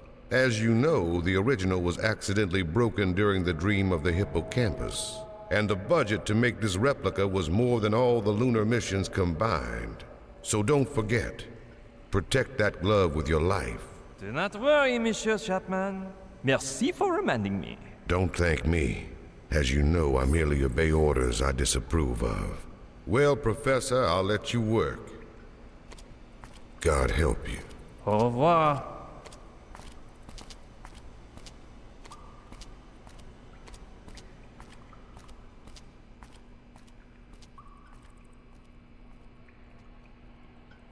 Bizarre peasants, Chapman. Ils sont, and has so many catalyzing gloves. Plus, he seem a bit paranoid, like he think Codsmire. Hey, why do I keep using that French accent if nobody's around? Anyway, Codsmire's got another thing coming to him if he thinks I'm gonna sit here and open up Amebas. As if I had time for games. The important thing is I'm here, and now I'm free to roam around the camp, find out where they're holding Gina, and escape on Knife's motorboat full speed ahead. Watch out, Army. Here I come. I thought we had an understanding, Professor. When you open up the Amoeba, you'll be free to do as you wish. But in the meantime, your place is here, in this room. Oh, man. The thing is, I take the 15 daiquiris in the boat, and since there's no lavatory, I have the need of doing le pee-pee. Give it up, Professor. Even Even though I can see you perfectly, I can't hear you. No? And if I want to the 1-2 punch on the face? I repeat, I cannot hear you. So please shut your mouth and get down to work. Well, I guess this means he can't hear me.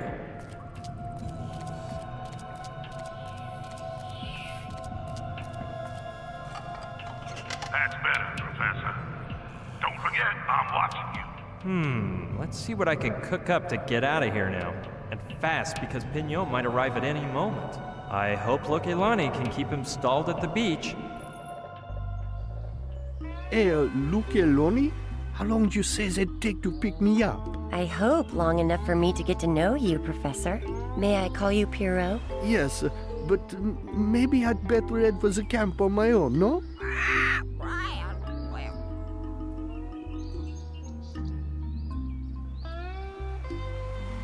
You could wait in my hut and change out of those sweaty clothes. That's a tempting offer, but... Oh, I'm in a bit of an hurry, and Silence. Oui, madame. I have confidence in her, abilities. So, let's get down to work. Chapman said it contained Simon's research on the amoeba. Maybe it's the same Professor Simon that Joshua kept mentioning. Okay, I'll flip through Simon's notes for a while to see what they're about. Darn, this is one huge assignment, and my days as a brilliant student are far behind me. Look, I don't have all day to examine 3-page formulas and 30-letter words, so let's just do something else.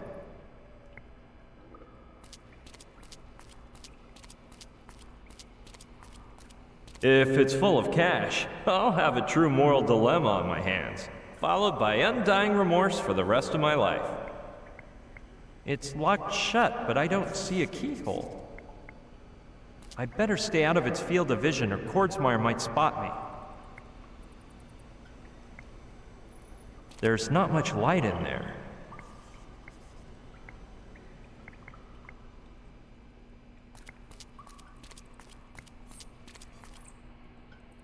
It looks pretty safe and sturdy. It leads to a small room that hooks up with the outside of the ruins.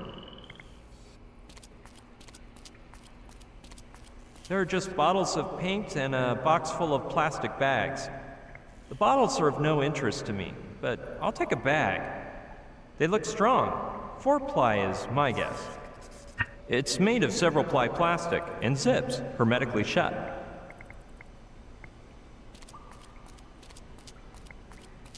Let's climb.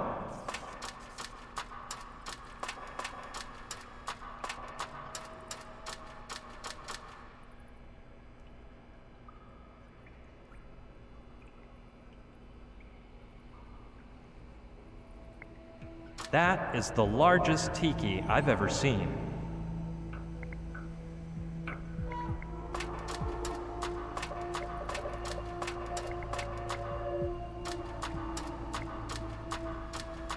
They're surely used to lift up the platform.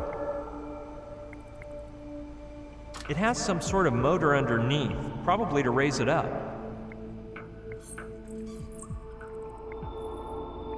If he comes in, the jig is up for me. So...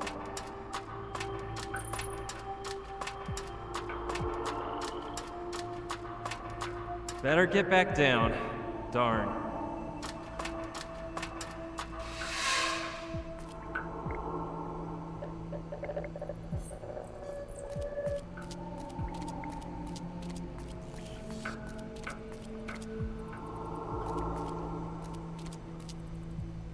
They're full of packaging material, but at the bottom I can see something else.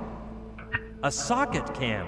It records straight onto an 80 megabyte hard drive, has 18 megapixel image quality, 12 times optical zoom, and allows for montage and editing in the camera itself. A modern wonder. If the complete plan includes writing an address on the lid and waiting to be billed, then the answer is no. Let's take a look.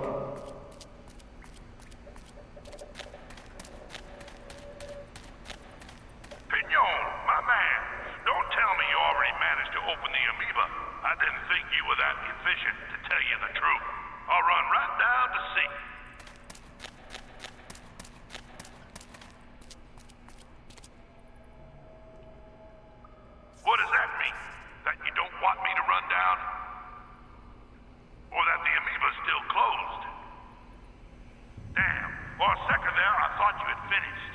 In that case, stop wasting time and get down to work. That guy is a real thorn in my side. I'd better forget about entering that room. The last thing I need is Kordsmeyer around here. It has tons of cool extras, including loop mode playback.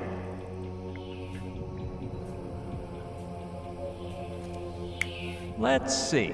This is a bit complicated, but since the socket cam is equipped for loop mode playback, I could record myself sitting at the computer for a while, make a loop containing that footage, and play it for hours by disconnecting the cable coming out of the surveillance camera and plugging it into the socket cam. The image Kordsmeyer would see is almost the same one he's getting now, so he'd never notice the difference. In the meantime, I could search for Gina as long as I want. But now that I think of it, there's one tiny problem. The socket cam could fall down while the surveillance camera is moving, and my plan would end up thrown for a loop. Well, I'll keep the plan on the back burner until I find a way to solve this.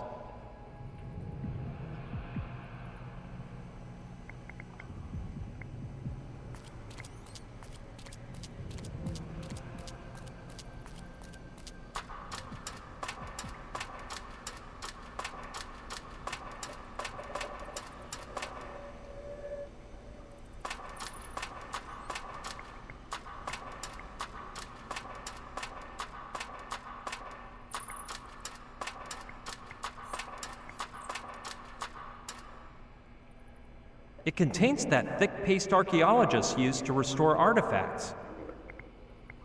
It's falling apart and has a roll of duct tape on top of it. Sure, I'll take it. I think I know what I could use it for now.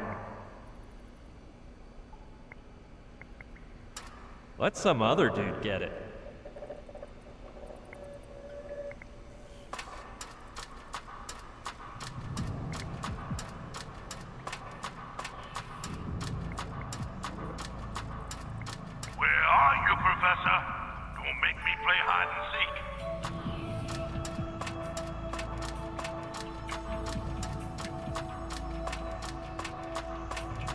Better get back down.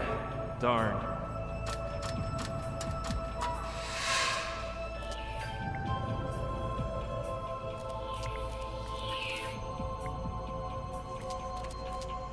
That won't do any good. Yes, now I can carry out my plan. That roll of duct tape might be just what I need. I'll have to choose just the right moment so that Kordsmeyer doesn't notice anything. Here we go. I'll put the camera in place using the tape and start my performance.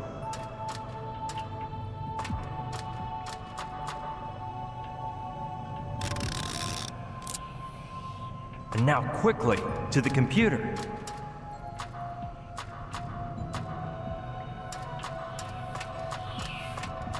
I think this 5-minute recording should do the trick.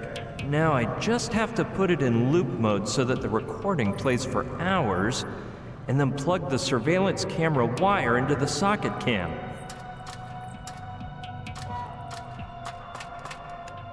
Done.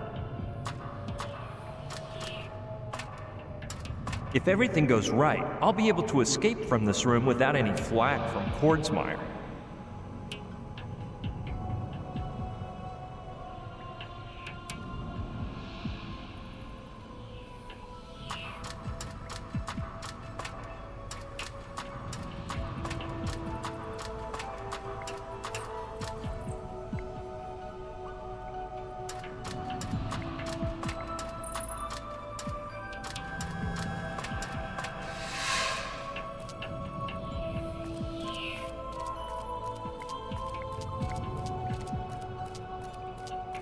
Well, if Kordsmeyer stays quiet, that means my little trick worked.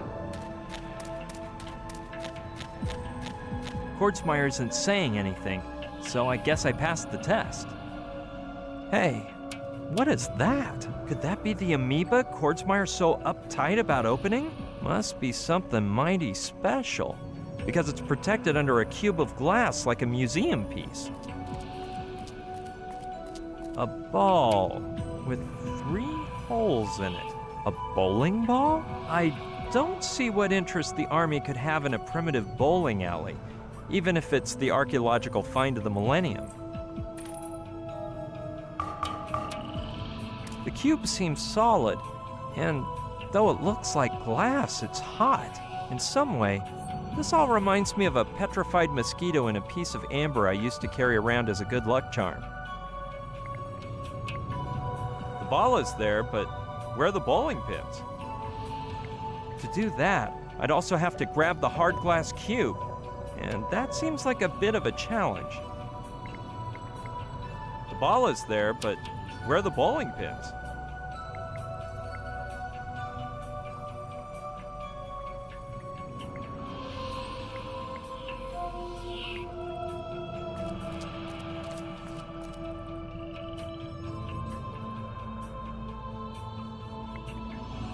I'm sure of one thing, it's not a peephole. It's too narrow, my pinky wouldn't even fit.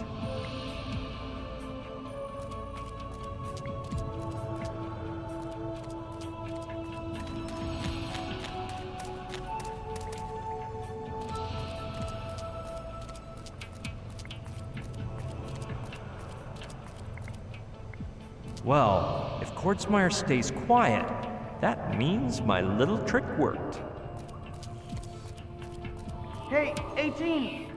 Wait, I hear some voices over there. Why can't we choose our own numbers? Impossible. That don't work, 13. Tarantula let us do that once for fun, and she ended up with 30 guys fighting to be number 1. You got number 13 fair and square, and 13 you'll keep. What about Mr. 11? Don't that sound cool? Forget it. You can only use a number that isn't busy, and there's already a Mr. 11. I can't stand the superstitious. Wait, it ain't superstition, but... well... Excuse me, my lady. We'll shut up now. What a weird conversation. If it isn't a football team, then who were those guys?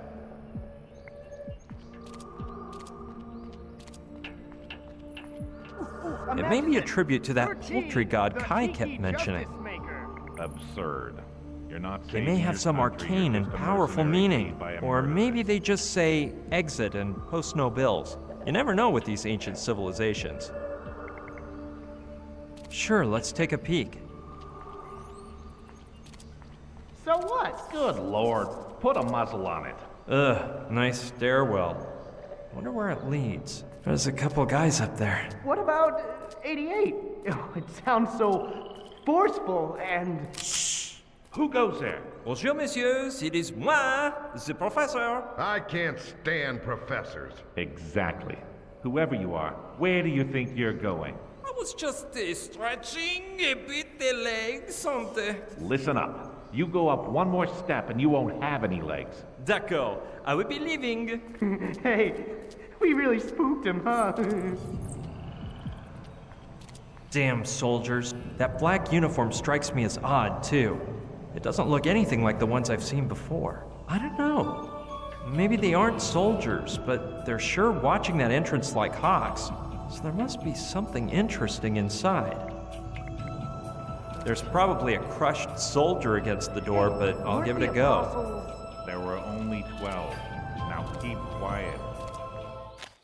Well, if it isn't O'Connor, great. That'll make things easier for me. No, Caddy, the audition. Don't you remember that application form I sent in? And that's not all. I climbed a palm tree, too. Several times. Well, more than once, man. That's what several means, doesn't it? S-E-V-V-R-U-L. No, several, which means 2 or more. No, that's not it, Caddy. The thing is, I like to read. If you followed my cue, you might get a tryout yourself. Bonjour, Monsieur O'Connor. Gotta go, man. Duty is calling. Call me later on Channel 5.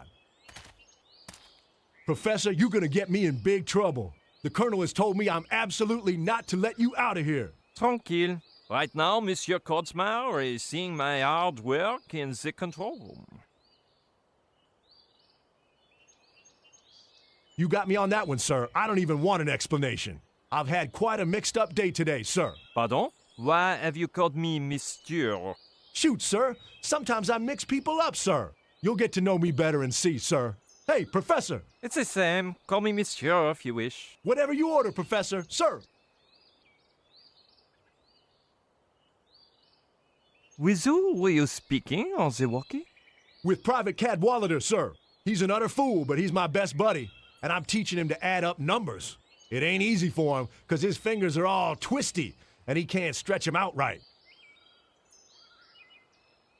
What do you know about this place? The same thing I know about almost everything, Professor, sir. A bit more than nothing. Have you ever heard of CIA2? No, sir. I had no idea they'd open branch offices. But I think it would be a grand workplace for a nice soldier/lumberjack who you and me both know. So tell me about those ruins and that temple inside. No soldier in the regiment is authorized to go in there, sir. I was only there the day we arrived, to throw out the archers and put up a big steel outpost. Archers? Yeah, but they'd left, sir. The ones who were there were those guys in white robes who were looking around for broken things in old places. Archaeologists?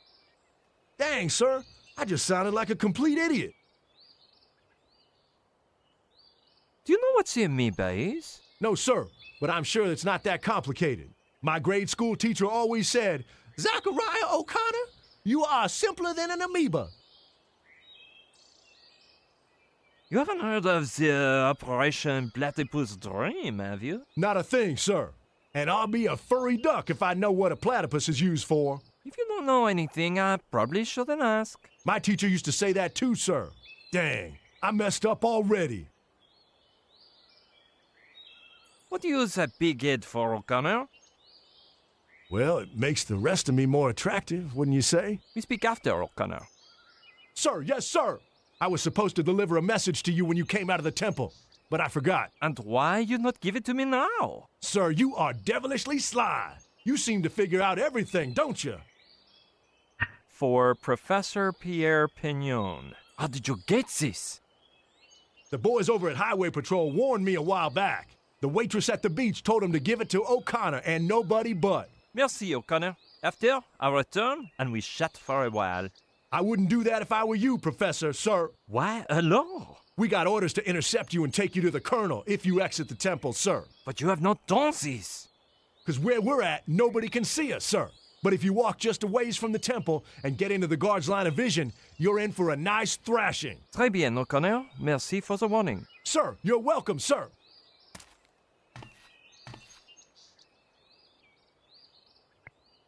Along with O'Connor, it forms a great unit. One provides the brawn, and the other, well, let's just leave it at that. No, I couldn't quite catch you. They have no lids, and they're empty, too.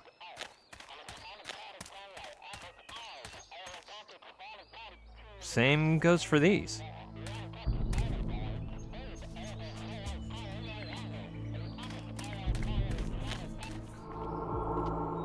Since we're all wearing uniforms and goggles, I can fool Tarantula if I tell her I'm 37. I think there's something inside. I'll just open it up. A ring. Wait, there's a letter too. Dear Kaimi, the strange object I'm sending you belongs to the real Pignon. I noticed he refused to be separated from it for a single moment, so I assumed it was something important. He's asleep right now, but when he wakes up, he'll want to go toward the camp, so hurry up. Your friend always, Lokelani. P.S. Don't even ask how I got it off of him. This girl's amazing. I'd give anything to know how she's keeping Pignon there.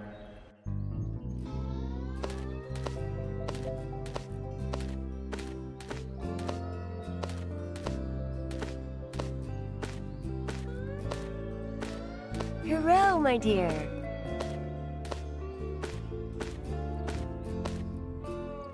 Ooh, I can only imagine. Though knowing Lokelani, she probably just started talking about her ex-boyfriends, and he fell asleep out of sheer boredom. Lokilani sent it to me along with Pignon's ring. Lokilani... It was inside of the envelope Lokilani sent me. Impossible.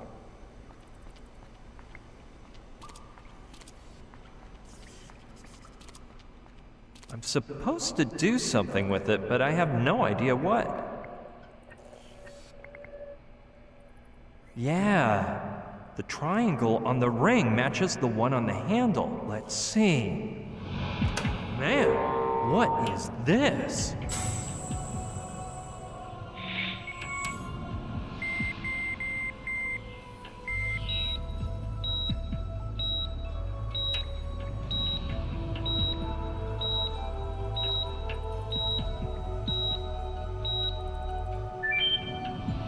What a neato briefcase. I'd have to be low on street smarts not to ransack this baby. A pair of sunglasses, the card that was just activated, a glove made of, I'm not sure, it's like glass, but it's soft at the same time. No doubt about it. That must be the highly valuable catalyzing glove Chapman told me about. And hold your horses, man. This has got to be a neuralizer. I saw one in a movie and they used it to change people's memories. I heard they actually existed, but they never sold any at the mall. Well, that seems to be everything.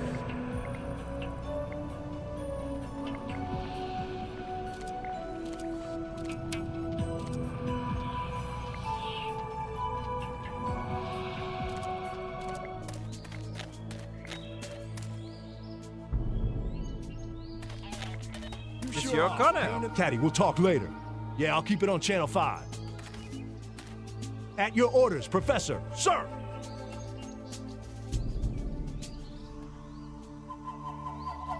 You haven't shown anyone the envelope you gave me, right? Sir, no, sir. The girl said to give it to you and you alone, and that's what I did.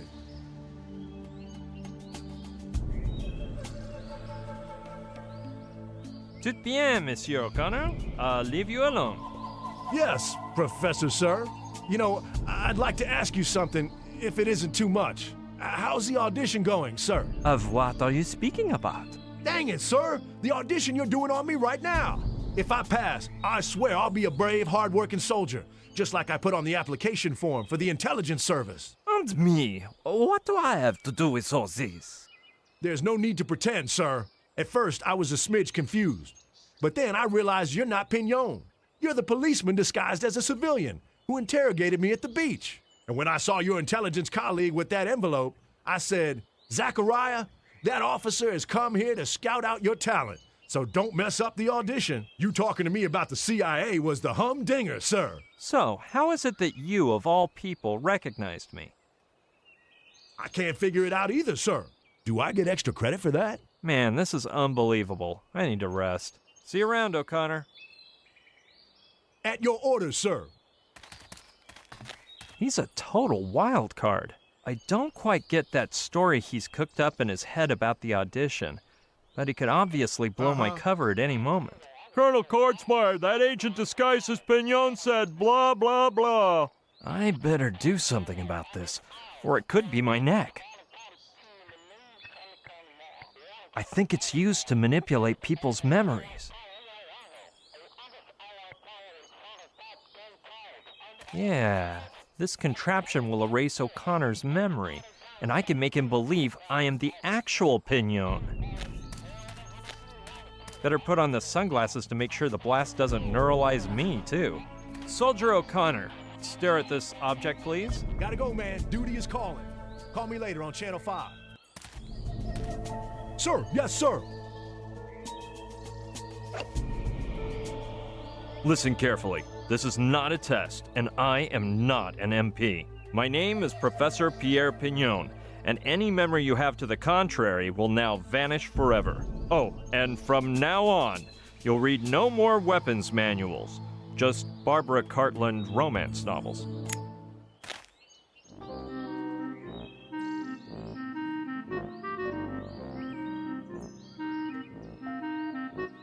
Whoa, sir, careful. Marble's falling at 6:30, sir. Now, that was unexpected. Anyway, is it clear who I am or not? Sir, yes, sir. But I'm not sure if I passed the test. Oh man, it didn't work. Dang it, sir. I thought I was up to muster. Now what do I do with you, O'Connor? I'm all out of ideas. Do what you will, sir. I shall accept my punishment with honor and valor, sir. Wait a minute. Soldier, I'll give you one more chance to pass. Your task is to keep your mouth closed tight, and not to tell my true occupation to anyone, not even Kordsmeyer himself. Sir, thank you, sir. On my honor as a Marine, I will not let you down. Just my luck. For once I get to use a neuralizer and it turns out to be a worthless model. I guess these marbles are what make the neuralizer work.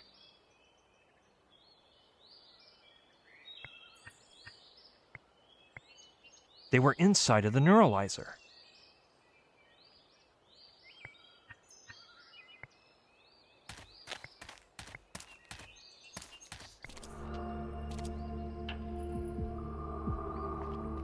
But hey, you sure 77 wouldn't look better on me?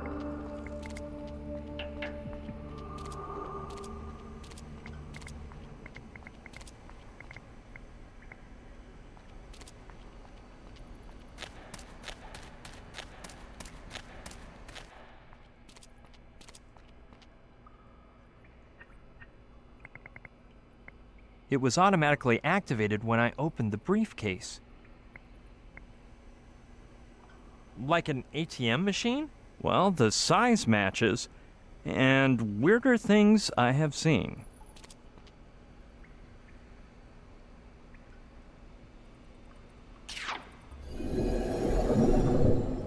Did I just see that? Or am I imagining things? Yep, the cube vanished. An umpteen-hundred-year-old bowling ball, just like in that documentary. Oh wait, I think that was actually the Flintstones. Just recklessly brandish the amoeba and see what God's plan for me is. All right.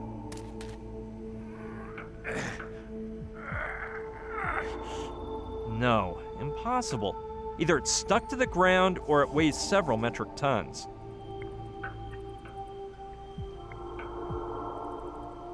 Doesn't seem too logical, but 3 holes?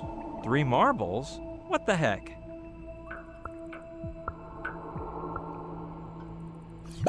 What?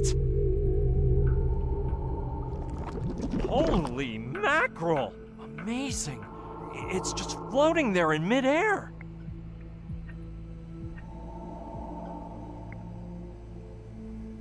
Within the range of outrageousness here, this seems like the most logical thing to do.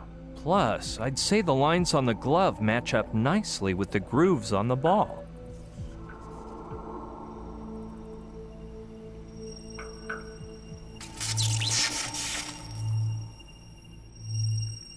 What the heck? It's as if 2 things had formed. I don't know how to describe them. This sounds crazy, but they look like twin black holes. Let's see. Man. If I stick my arm through one hole, it shows up 3 feet away in the other. Either I've been drugged or this is candid camera. Anything's possible. Whatever this is, it almost scared the catalyzing glove right off my hand. And it looks so fragile it probably would have shattered to pieces. It's just like the other one.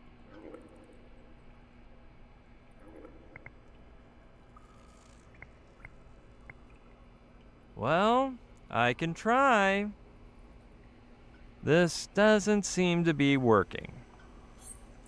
Maybe it's 'cause it's designed for use by someone with longer hands than mine.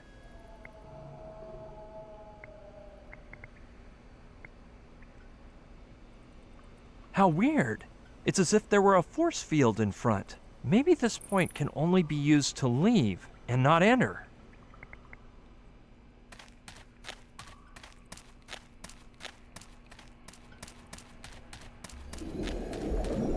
Hey, what happened? How could that be? The glass cube came back again. This island is outrageous. Pass. Move on to the next player. Though on second thought, the notes may give me hints on improving the performance of that floating space warp ball over there.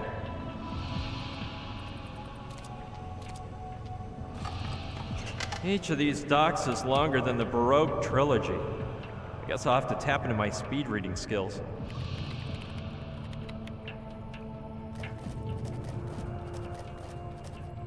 That took a while, but I've got it. I just whipped up a little schematic chart here. And if I've grasped the concept, I've been going down the right path up to now. The marbles, the glove, the appearance of the black holes, vortices according to Simon. But what I have yet to do is even more unbelievable. When the points appear, I have to concentrate on a specific location in space so that point B will travel to it. Then you're supposed to enter point A and you appear wherever you sent point B. Sounds like your average beat me up gizmo, as seen on millions of sci-fi shows. I'd have to be berserk to try it, but the way my day's going, I feel like I fit the description.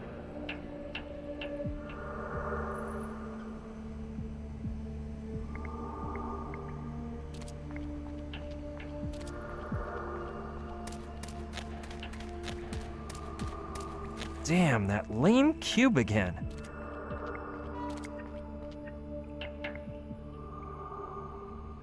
Let's see if the same thing happens again.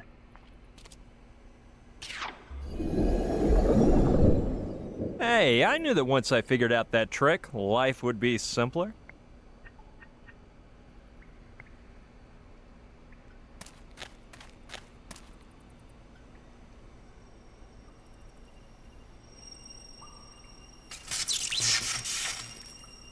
According to Simon's notes, I should concentrate on some point in space to make point B travel there. Now, what place should I think about?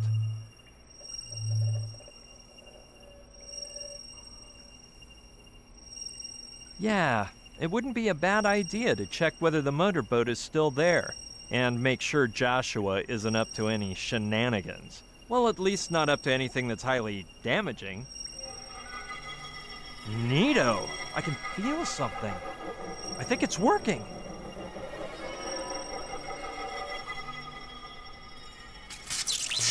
Hey, point B disappeared. Well, I'll cross my fingers and hope I don't get beamed into a sewer. Come on! Hurry up and finish! Isn't it my turn yet?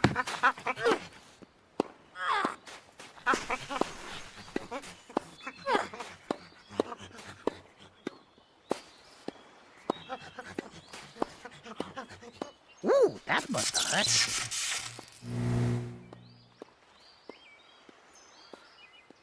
Hello? What's happening? Joshua! Why, someone is attempting to communicate with me via telepathic waves. I can sense you wherever you are, oh unknown being. I'm over here. Look back for a second. No, I'd lose my concentration, and then the telepathic connection would go on the fritz. From what planet, nebula, or cosmic dust bunny do you speak to me, oh being? Oh no, here we go again. It's me, Brian. Brian? Since when are you into telepathizing? Actually, I don't know. And if you look back... I thought I noticed something in you. You're not bad for a novice, but your signal is weak. There's a lot of static, as if someone were wringing your neck. Whatever you say, but please, do me a favor and don't move, because I'll be back for you at any moment, and we'll zoom out of here on the motorboat. Oh, and one more thing. If we're communicating by telepathy, why aren't you talking out loud? So you realize, eh? It's a level 15 telepathic technique, really. But don't worry, forget about it. I teach you, but I don't think you'd even understand level 2. Do you know what an amoeba is? Hey, that's what the Trantorians used to pull me out of the ship on the slide. Alpha told me that's the name the Earthling contactors used to call the Trantorian jalopy that drives around space. The initials come from anticellular matter e-nuclear bilocator apparatus. Though I don't really get the apparatus part. It's more like being beamed up, but cool and without getting mosquitoes in your teeth. The bad thing is you can only go to places where there's trantonite, an ultra-powerful material found only in energy stones and Trantorian belts. The trick lies in putting all your body cells in a single file line so that they can jettison through space really fast. And then they get put back in order, right where they were. Boggles the mind, huh? Anyway, its inventor, a shifty but intelligent little alien, based his ideas on enucleation theory and the anticellular Pituchius, the monogloth of which, on the shimmy scale, is... Amazing, but true. If I'm not wigging, I think I've got the ideal escape plan for when I find Gina. God, I couldn't take one more second of Joshua's nonsense. But I doubt he'll take my sudden departure the wrong way. He'll just think the telepathic network blew a fuse.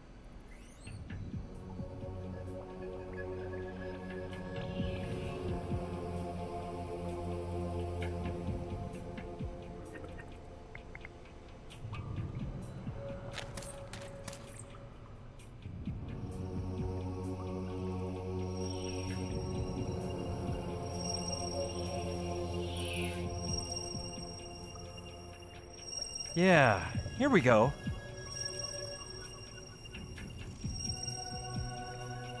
Nope, no way. Yeah, I could try to speak with the real Pignon and convince him to help me.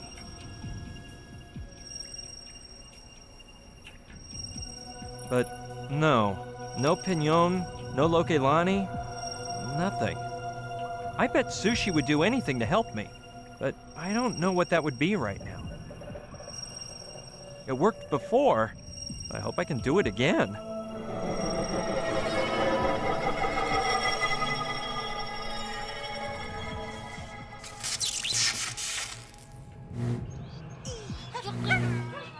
Joshua, what's going on here? Brian, I can't telepathize at this exact moment. I'm operating on a boy. Boy? Little demon is a lemur. A lemur? I knew such a smart guy could never be human.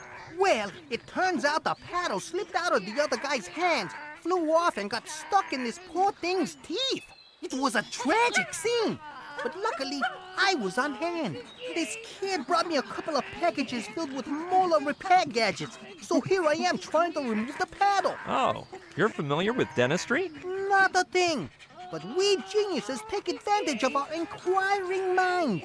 Listen, you go out in the neighborhood and play, and let us pros get down to work. He needs to be banned from entering any wildlife preserves.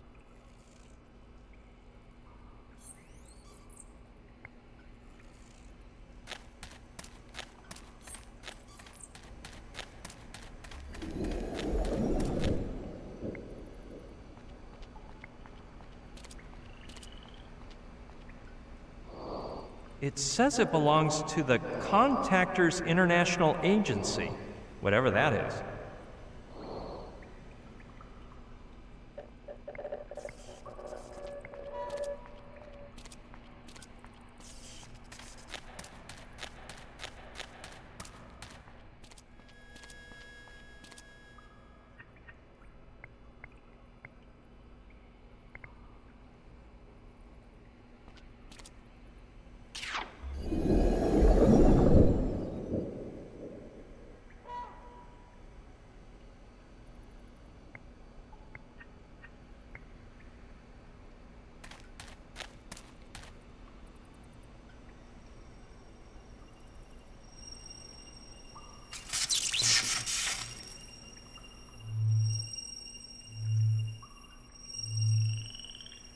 Let's hope Joshua's completed that advanced paddle removal on Little Demon.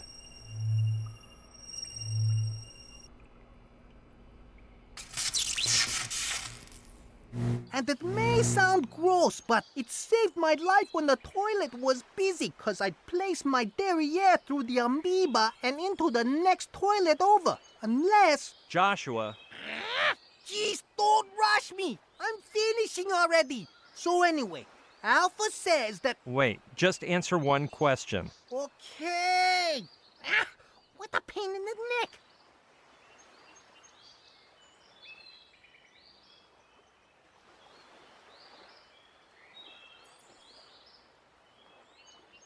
How did Little Demon's operation go? Joshua never messes up, Brian. The paddle removal was a major success. Actually, I hardly even used the molar repair instruments. But I implemented the 5-stage batch-up technique and pulled in his silver cord before it snapped. The poor devil screamed bloody murder. Did you anesthetize him? Not at first, but the guy was shuddering all over the operating table. So we made them drink 2 bottles of rum. Boy, did the little primate swig that down fast. I get the feeling he's been around the block. His rum goggles got so thick he passed out till the end of the surgery. It takes all kinds.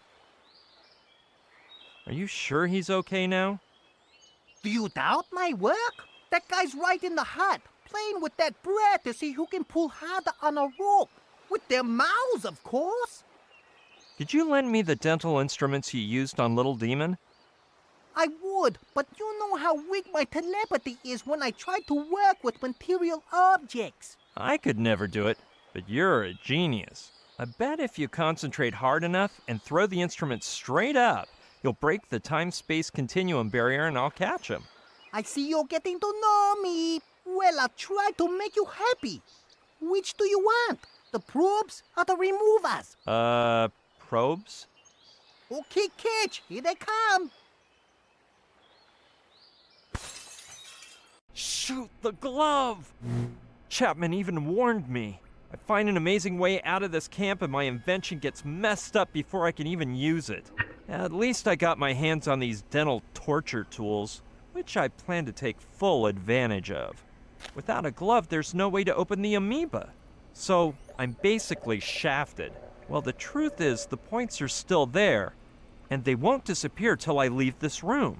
I could escape this minute, but I can't leave without Gina. Forget it. Maybe I can find some other way out.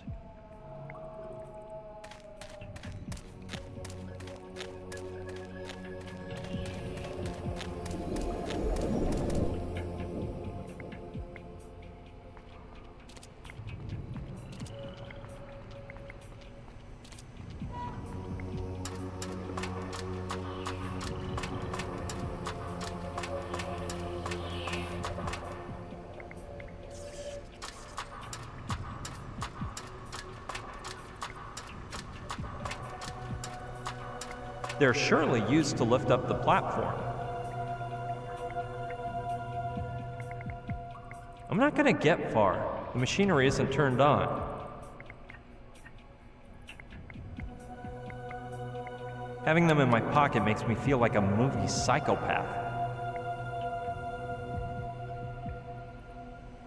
Why not? Since I have no key, I can see how my lock-picking skills are coming along.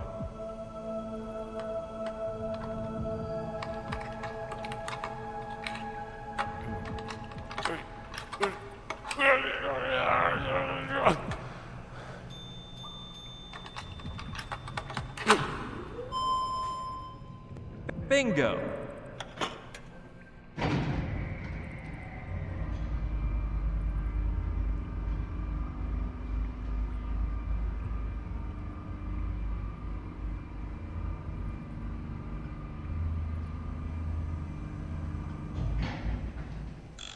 It looks like it's not going up any further. It must be a 50-foot drop.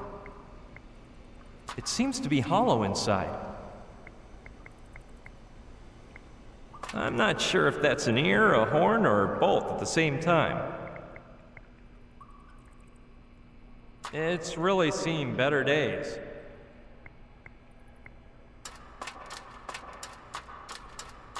Doesn't seem too hard considering the increase in my skill set throughout this adventure.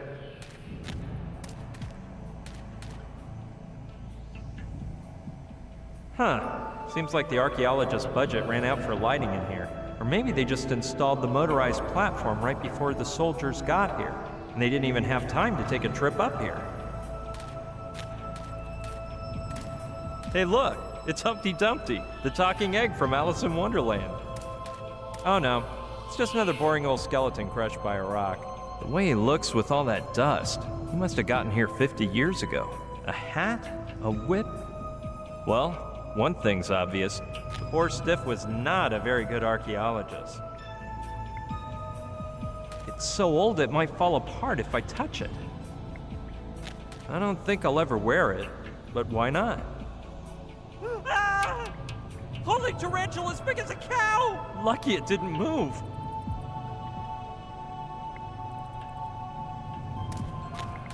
The strap is caught under that big ball.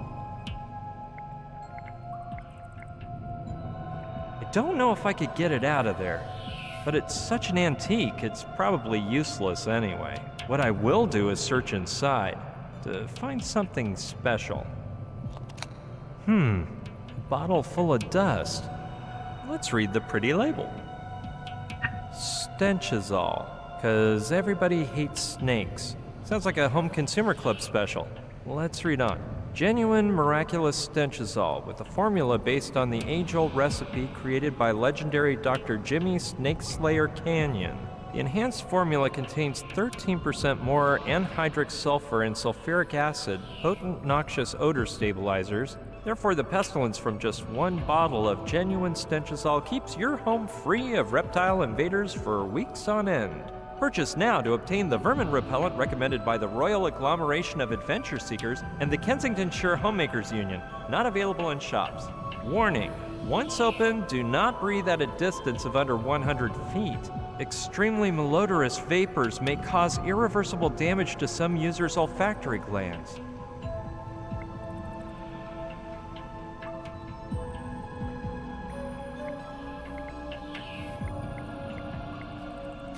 It's actually in quite good shape.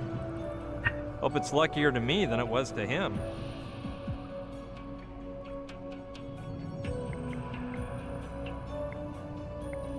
Not very muscular, are they? Couldn't I look at something more pleasant?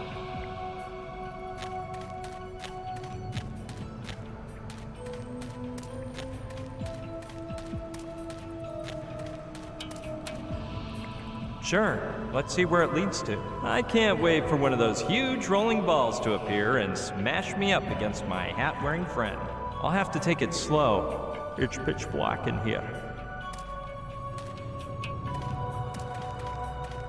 There seems to be a little light over there. Well, only an optimist would be excited about this much light, so I guess I'll pretend I am one. Tarantula! I hear voices.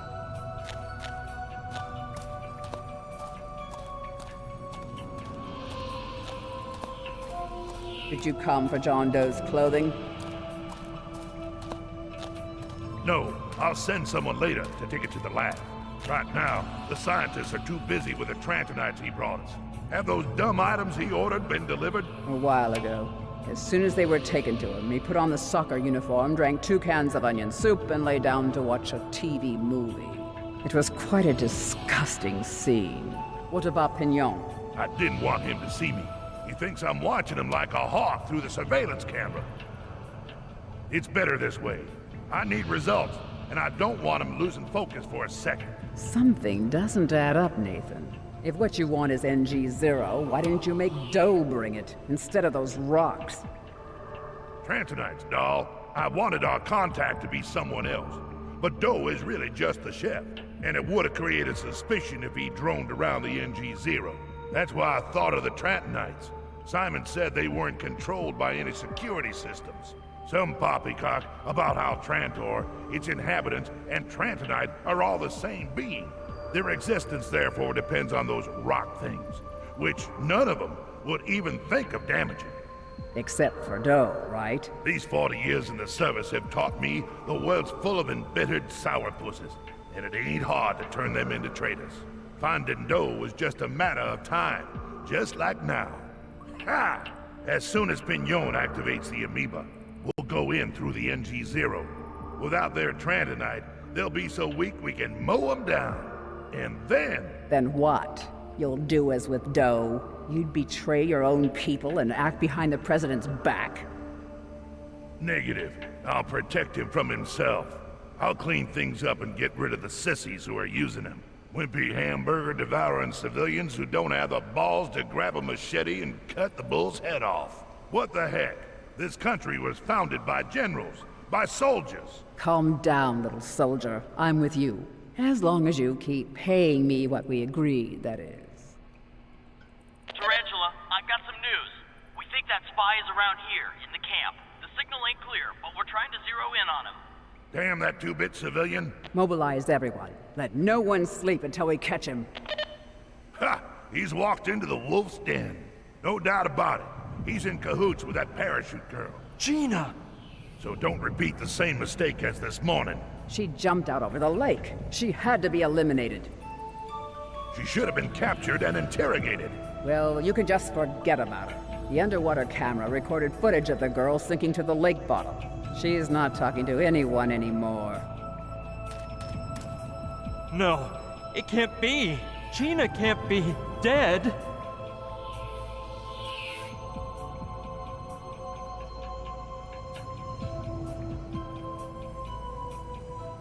No way. My experience tells me she isn't so easy to get rid of. She got shot by some mafia thugs and managed to escape. And I myself ran over her with my car on accident. And once again she escaped the grips of death. She even fell into a really deep well. And she hardly scraped her leg. And now, maybe I'm wishing on a star here, but Joshua says that the alien spacecraft is at the bottom of the lake. And considering the way things stand, maybe what he said is true. It seems nuts, but I think my only way out is to help him find Professor Simon. Gina doesn't deserve for me to give up. I'll have to act carefully, however. If I heard things right, they think I'm a spy and they're hot on my trail. And don't mess up again, doll. Don't be afraid of him, my little pretties. The day I grow tired of him, you'll see. Oh, you're all so lovely. Angelina, Augustina, Andrina, Agrippina, Alexandrina, Alphonsina, and Adelina. You, where is Adelina? I don't know anyone named Adelina. Amateurs. I stop for 1 second to speak with a colonel and you lose a 20-inch long tarantula. Poor Adelina. It was 13's fault. Hey, I didn't do nothing wrong. 18 did it. Fire, it was 17. It was... You, for instance. Ugh! She almost sucked him dry. She hardly even scratched the dude. I could see it coming. I told you those finely manicured nails contain a paralyzing venom underneath. What, do you copy? Forget about that food for my pretties. I just came across 180 pounds of feed, but it's too fresh for their weak stomachs. You know what to do. Hey, I thought spiders ate insects. Normally they do, but these have been raised on decomposed flesh. The worse it smells, the better. Silence, or you will be accompanying 17. That's the girl I almost ran into the first time I came into the camp. Who'd have guessed she's a grade A psychopath? I better hurry up and escape through the Ameba, or I may not live to tell this whole story. This must be the Tiki Temple everyone keeps mentioning, though. What I don't get is what the heck that huge metal arena is for. With that circular structure and the size, it almost looks like a coliseum. And it's surrounded by men in black like the ones from before. So something important must be hidden inside. Probably that John Doe. I wonder who that guy is. This is all so weird. Negative. It'll never pass. 13. They say tarantula venom isn't deadly, but why put that theory to the test? Plus, I bet these have been genetically engineered to become more lethal. It looks like it has clothes in it. A uniform, perhaps? Not very discreet, by the way. This may just be a coincidence. But the palms of those gloves remind me of the palms of those catalyzing gloves I wrecked. Oh, shut up. Her stage name is a bit weird. but I guess it makes sense now that I've seen her pets. Any further news about the spy? He's been on guard duty for so long. He must be dying for some entertainment. I really don't want to form part of his fun, however. They're watching it too closely for it to be something unimportant, so it couldn't be anything less than the mess hall. Okay, Mr.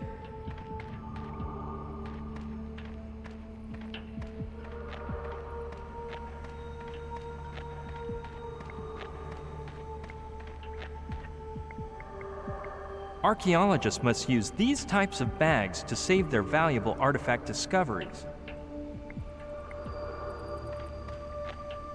This bag is so strong, I'd be surprised if the tarantula could gnaw its way out. Well, if I do this right, it won't even come in contact with my fingers. Let's hope she's still asleep. Got her! Those holes I made with the probe should keep Adelina from suffocating.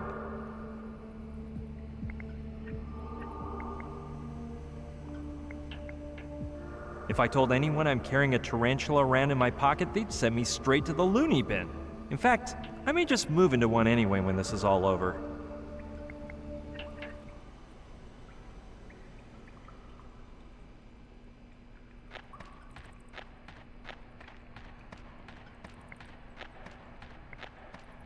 Here goes.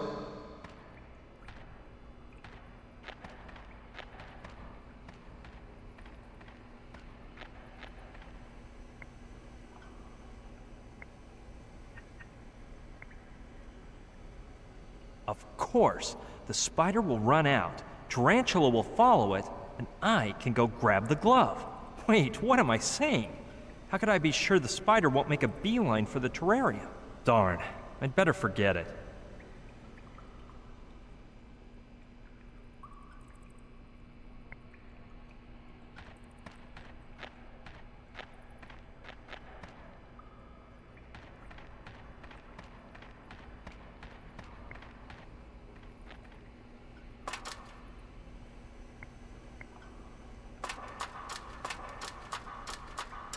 Let's hope the old rule that everything that goes up must come down works as always.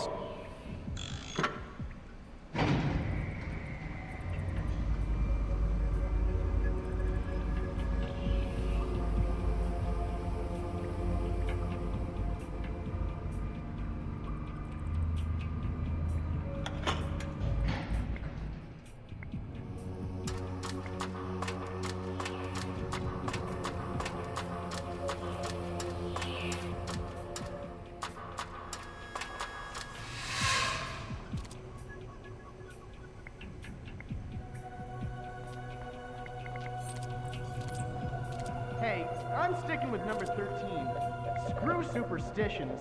Cool, but it's funny. Okay, You know you're I'll the try 13th again. guy to be called 13? And, what happened to the other 12? That's up. You want us to riddle you with bullets, huh? Hey, all you gotta do is say please. Okay, look calm.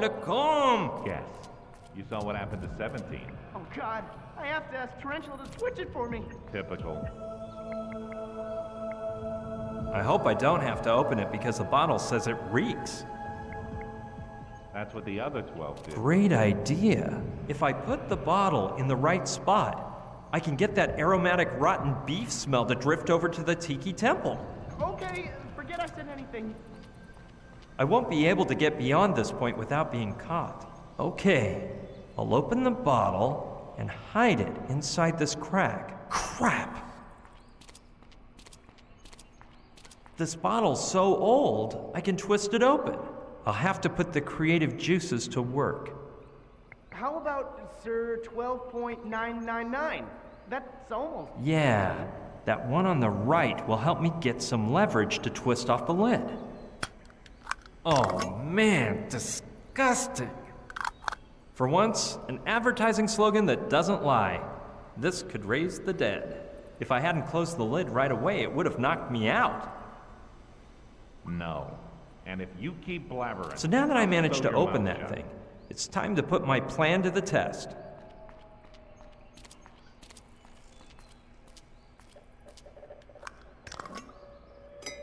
$13 elephant sitting in a tree. Kissing. Oh, shut up. We're working. Perfect. Nobody saw me. Hey, what's that stench? Ugh, it's revolting. Yeah. If you even hint it was me, I'll pound you on the head. Hilarious. The smell made it all the way to the temple. It's working. Mind if I take number 7?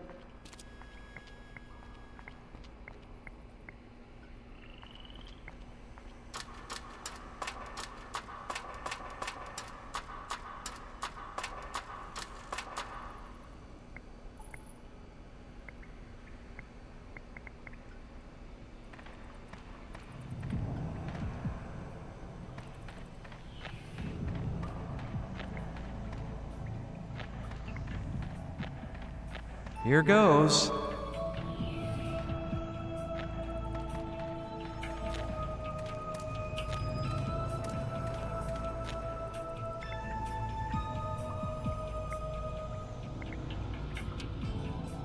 Sure, that plan should work, and Adelina will run in the right direction. Even I can smell where that icky stench is all emanating from. Let's just cross our fingers and hope everything works out. Come on, Adelina. Use that keen sense of smell and head for that aromatic delight. Hey, a spider! Adelina! Stop her! Yikes! She crawled into that hole. Move out of my way, you amateurs! Now's the time. I better hurry if I don't want those goons to catch me down there. Adelina, my lovely!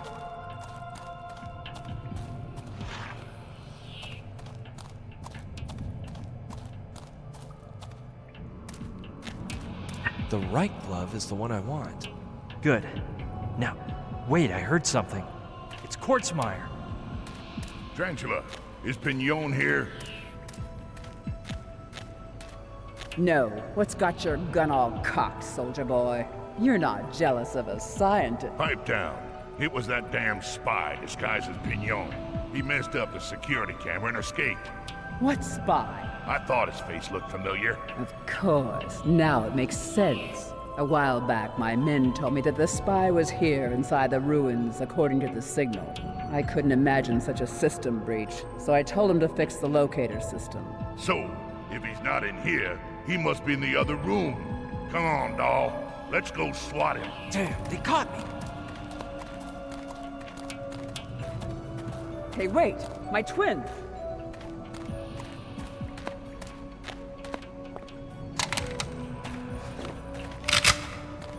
Action! Finally, I get a piece of the action!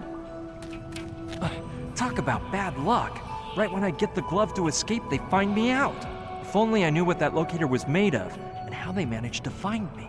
Anyway, I have to get my neck out of here before it's rung.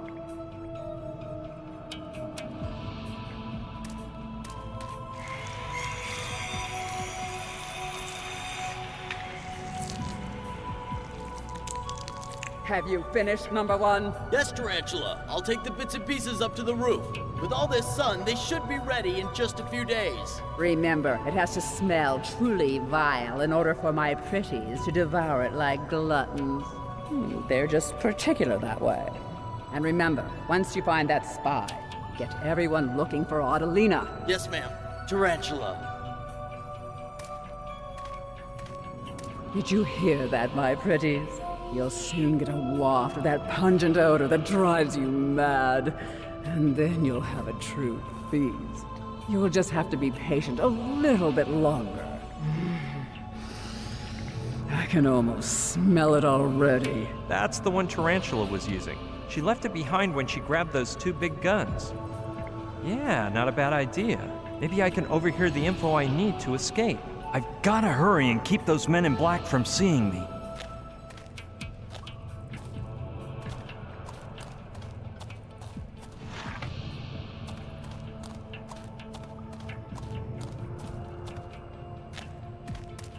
I think that wheel-like thing next to the antenna is used to change the channel. Unless it's a walkie canteen, which I've also seen on the market.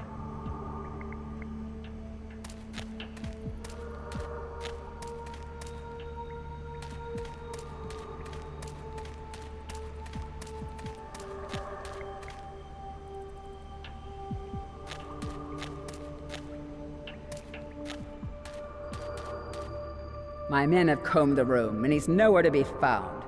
He must be hiding.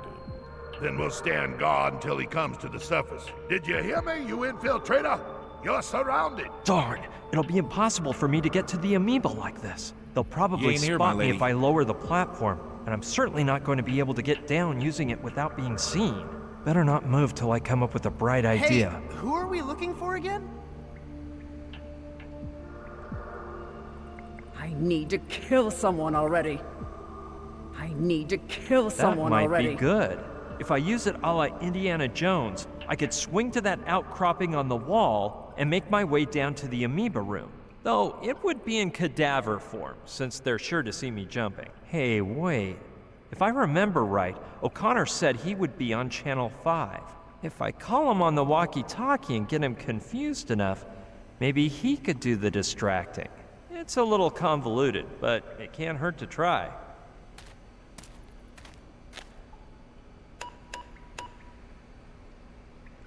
O'Connor, do you copy? Gosh, Caddy, you are one royal pain. Soldier O'Connor, it's me, Colonel Basco, your intelligence service examiner. Oh, sorry, sir. I thought you were a moron. Whatever. I just wanted to say you've passed all of the test stages satisfactorily, except the most important one. Oh, man, I meant this moron friend of mine, sir. Just listen. You are to enter into the ruins screaming. My colonel, Professor Pignon, has run off toward the lake. I'll hop to it, my colonel. Run, soldier, run! Where in tarnation's he gone? Calm down, Nathan. He'll turn up sooner or later. Pignon has run to the lake, my colonel. Follow me. Down we go.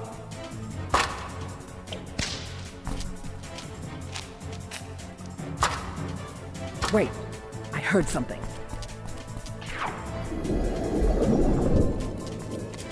Come on, come on, come on!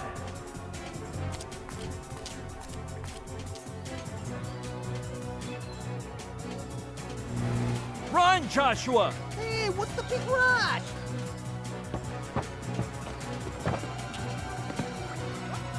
Joshua!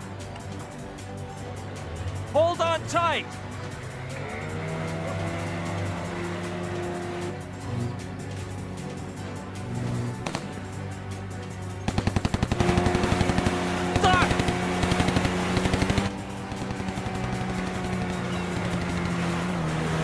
So where does Simon live?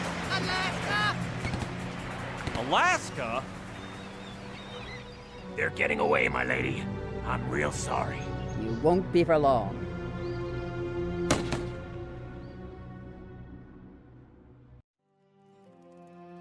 Brian, if anyone else were telling me this, I'd never believe it. Me neither, Sushi. The whole part about the amoeba is astounding. No, I was talking about Joshua. How could he be such a klutz? Sometime I'll tell you about the mess he made in our room.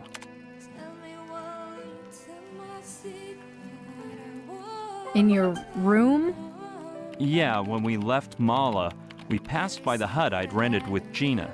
I didn't have a cent on me since the plane crash, and I needed to pick up some money and clothes for the trip to Alaska. By plane again, I suppose? Only as far as Anchorage. Then we hopped on a train to Fairbanks, and after that a bus to Sicily, where this nice man offered to take us as close to our final destination as he could on his snowplow. And you finally met Professor Simon. We still had to walk a ways through a snowy no-man's land, but that wasn't our final challenge. Even worse was that Joshua was starving. His voracious appetite almost put an end to our little adventure. We were looking at the doors of Simon's house when...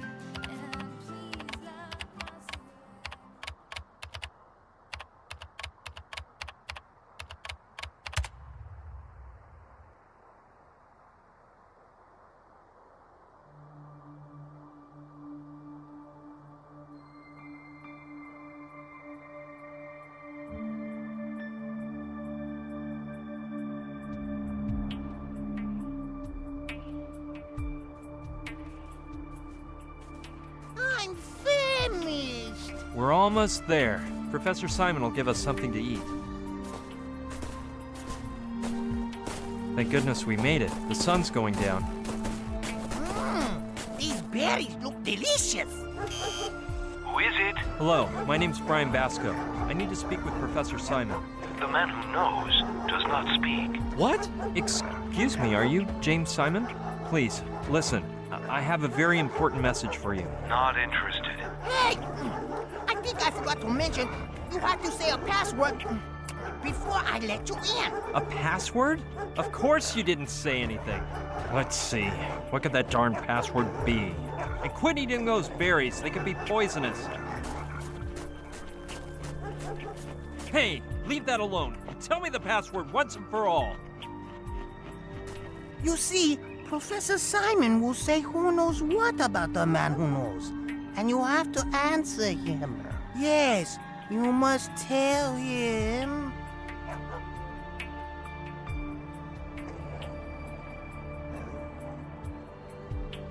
Oh dear, I'm feeling dizzy. I knew those berries would make you feel sick. Come on, just make a bit of an effort to remember the password and you'll be able to recover inside the professor's house. I believe it was something like... Oh no, I'm sorry. I can't remember.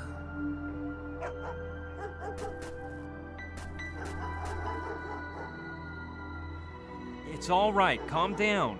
When we were coming up here, I saw a shelter by a lake. We'll go up there, and I'm sure you'll remember that password after a bit of rest. Come on, I'll help you. Joshua, the fire is already lit. You rest and try to get over this as fast as possible. You've got to remember that darn password. Maybe you should try to do something about this. Who knows how long it'll take Joshua to recover. If I insist, maybe Professor Simon will let me into his house. By the way, when we were walking down to the shelter, we saw a pretty strange guy. He was wearing this humongous fur coat and taking pictures or something.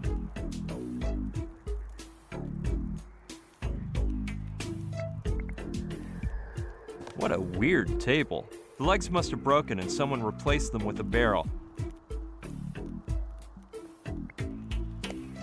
The blade's a little rusty. With this humid climate, I'm hardly surprised. I'll take it, but I hope I don't have to use it on anyone. In that condition, it may not cut anyone, but it'll give them a nasty infection. It has a unique style all its own, though it's a bit run down.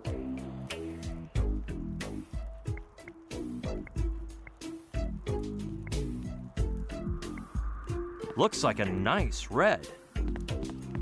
California wine from an excellent vineyard.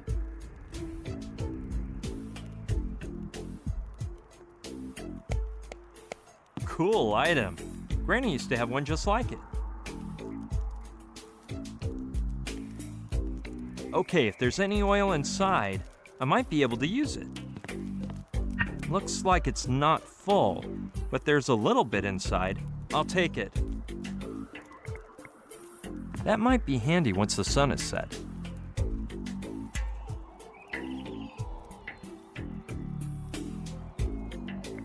He is like totally out of it. I'll have to find some way to make him come to. Maybe a good slap would do the trick. Joshua, wake up! No, Mommy. Please let me sleep 5 more minutes, please. I was dreaming I was a super friend, and I was eating berries in the mountains of Alaska with Dorothy and Toto. It was so beautiful. You have to remember that password, Joshua. But I already told you the password. And I know it was the right one because Auntie Em said so. You have to let me in. Plus, that treehouse is mine. And if you put your dirty mitts on my Space 1999 trading cards, you'll feel my wrath.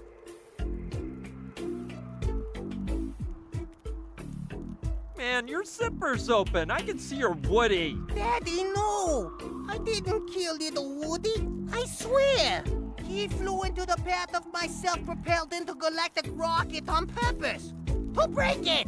That woodpecker hated me, Daddy. The other day, he started pecking away while I tried to study for my math test. Now he screwed up my science project. I hope he's happy now, 'cause he did. I'm going to flunk science for the first time in kindergarten. Joshua, it's me, Brian, your friend. Nice to meet you, Brian. I bet you don't know what that name means. Well, I don't have a clue either. By the way, my name is Joshua, which means liberation. Boggles the mind, huh? You don't know how much love I feel inside. Trantor's been destroyed by a huge meteor. No! Say it isn't true! Yeah, and the berries contain trantonite, which took away your superpowers. Brian, what you are saying is scientifically impossible. So stop making things up. While I am flattered that you think I have superpowers, you must be wrong. My superior smarts weren't created by any supernatural device. They're just due to the bubbling mix of supercharged genes that gave me an extra large brain. Now, I won't deny that Trantor has sublimated my ripped mental muscles, but I've been a genius since I was a kid. Pretty cool stuff, huh? You know I built a rocket that pierced through the Earth's stratosphere when I was only 8? Well, it would have anyway, if it hadn't been for that fine feathered kamikaze. Stupid air rat. Sorry, Joshua, I was just kidding. Actually, the government expropriated it and demolished it to build an intergalactic freeway. Oh, the cruelty, Brian! That is not funny. Okay, so I was lying. The truth is that Trantor was chosen worst dressed planet of the millennium, but I didn't know how to tell you. But where do those 2-bit critics get their taste? For your information, Trantor has been exporting its stylish garments to hundreds of planets, including Earth. Who do you think designed Boney M's outfits anyway? And what about the Power Rangers? The human species would still be wearing loincloths if it weren't for Trantorian designers, I'm telling ya. Of course not, homie. You take it easy, and we'll chat later on. Okay, but cut it out with the scary stories. You're creeping me out.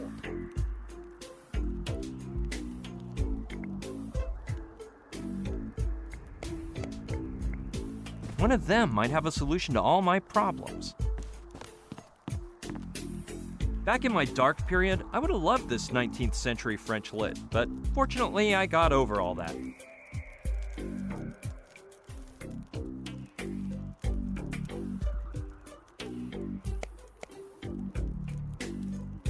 Brooks was here.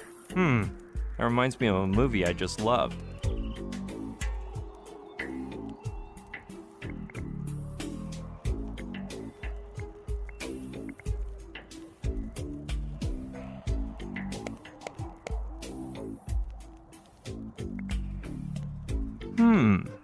Maybe it contains something interesting.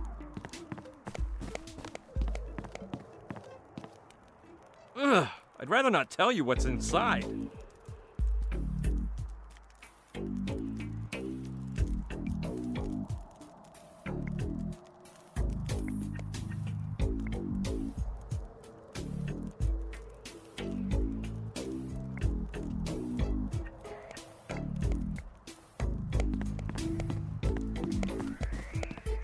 I'll take one piece of firewood. Oh, it weighs so much I can't imagine taking them all.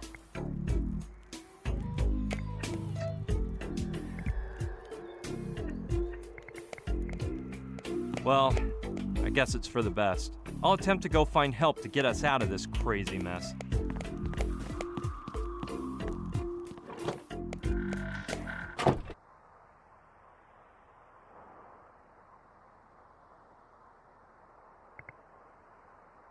Between this one and the one inside, there's more than enough to keep a good fire going.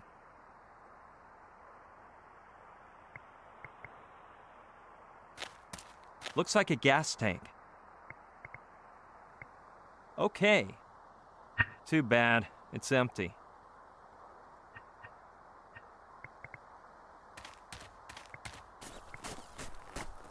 It's in pretty good shape for being abandoned outdoors, especially if you consider it has more dents than a junkyard special and a few wheels less than required by law.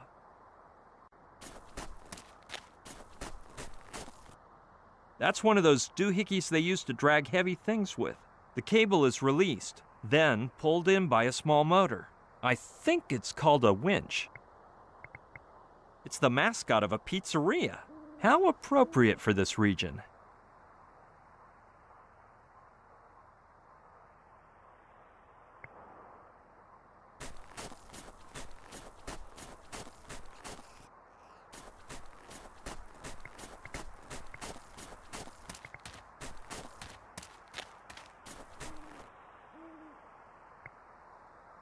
A conifer forest, pretty common in this part of Alaska. I'll go see if I can find the guy I saw coming toward here.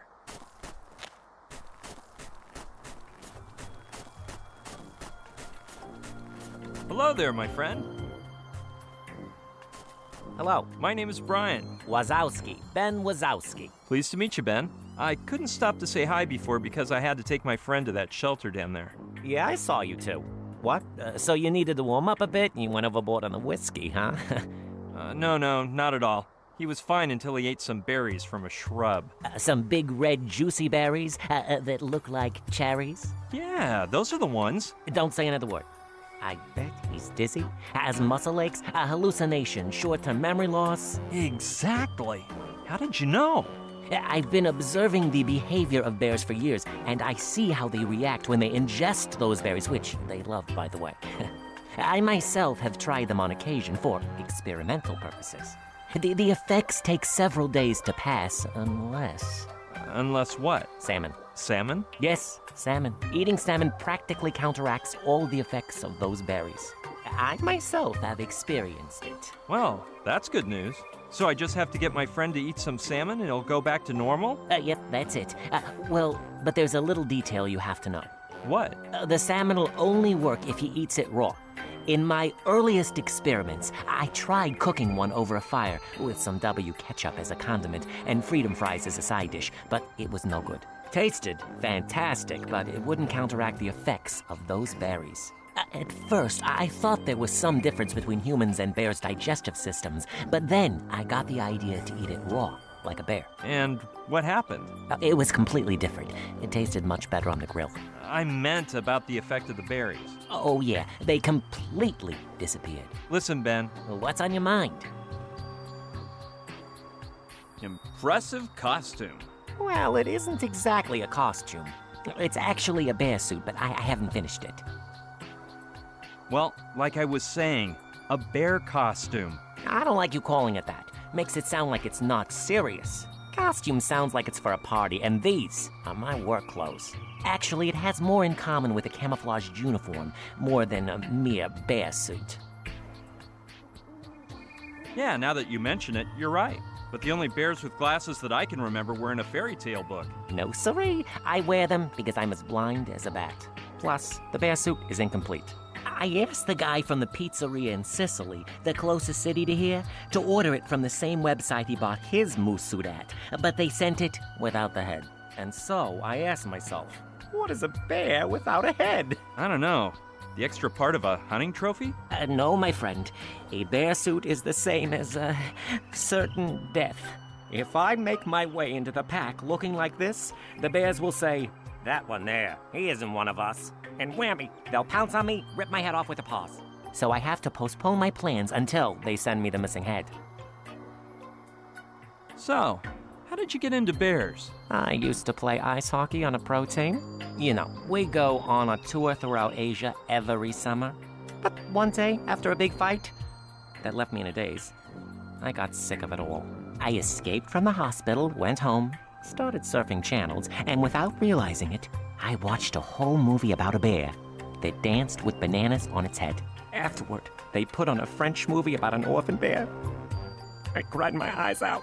Then, I took a walk to get some fresh air, and I ran right into a billboard that showed a polar bear enjoying a soft drink. I got thirsty, so I tried to go into a coffee shop, but some doormen came out in these strange leather outfits, and they said, "Out of here, man. This place is for bears only." What a world, huh? 2 hours later, I grabbed my suitcases, hopped on a plane, and came to Alaska in search of my destiny. So, have you been living here for very long? Pal, it's been a few good years, but I couldn't tell you how many. Somewhere I have that deed from when I bought the house from the ranger. Maybe it has the date if you're that interested. Seems like a nice place to live, as long as you like being alone. Lonely, you say. No, amigo. No. Bears are unbeatable companions. Much better than most people. Then there's Satch, who brings me pizza once in a while, and we play Parcheesi together. Plus, some folks just randomly show up, like you today. Have you seen that little plaque I have in my room? Some Spanish fisherman who passed through less than a year ago gave me that. So, even though you have your work with the bears, don't you ever get bored? Idleness is the tool of the devil, Brian, and I don't have time for him. The few free moments I have for myself, I spend drinking some beer from my keg or playing the guitar for a spell. Since I know nothing about music, I have a great time making funky noises. About what you said regarding your costume. It's a bear suit, Brian. A bear suit. Those claws on that backpack look pretty realistic. Ah, but the claws are the most important part of the bear. They are used for defense and for fishing salmon during the season when they swim upstream. Well, that's what my book says anyway. I want to prove a revolutionary theory, though. What is that theory, you ask? Well, sorry, but I can't tell you. You look like a nice guy, but who knows if you'll go sell the story to National Geographic afterward. Nope, my friend, I'm sorry, but I can't.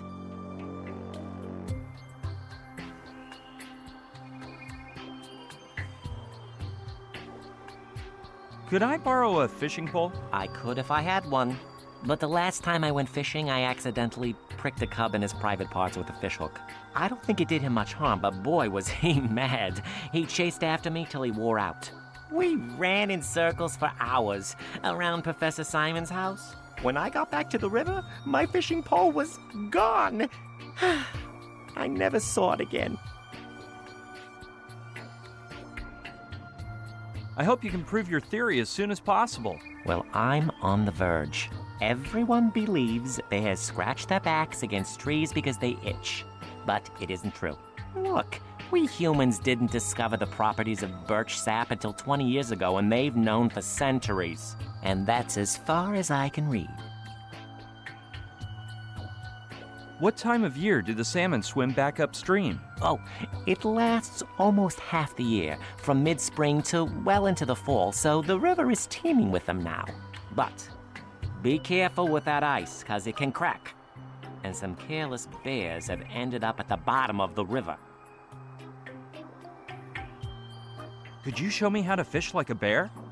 I'd be delighted to, but I'm way too busy. Plus, I only understand it on a theoretical level, like I said. Practice makes perfect, they say, but my schedule is full. What really shocks me is your bear costume. There you go again. Didn't I tell you it isn't a costume?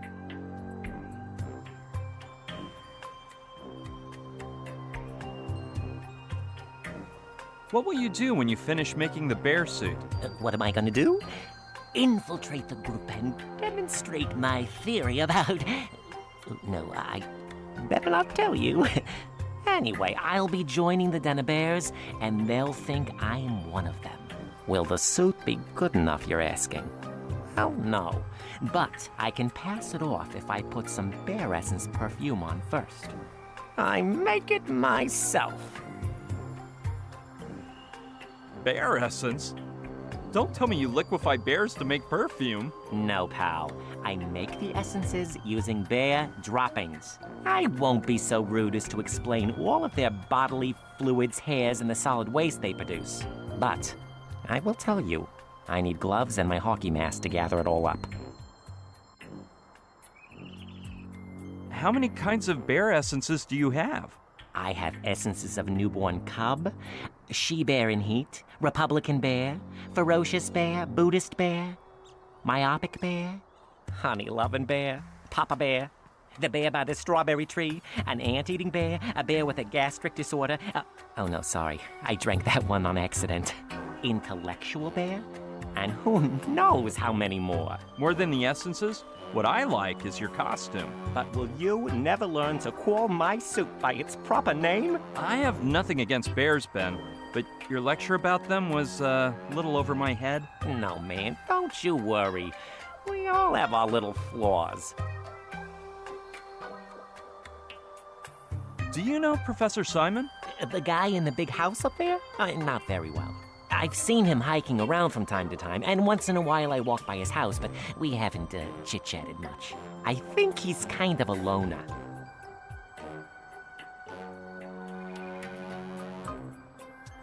By the way, you wouldn't happen to know the password to get into Professor Simon's house, would you? Password? What I usually say is... Hey, Chow, I've come for my weekly package. Then I go in, grab the package of bear food the cook makes me, and hasta la vista. You may be asking yourself now, sure, it's for the bears and not for good old Ben himself? Well, it is. It's for the bears, and I can't believe you think that of me.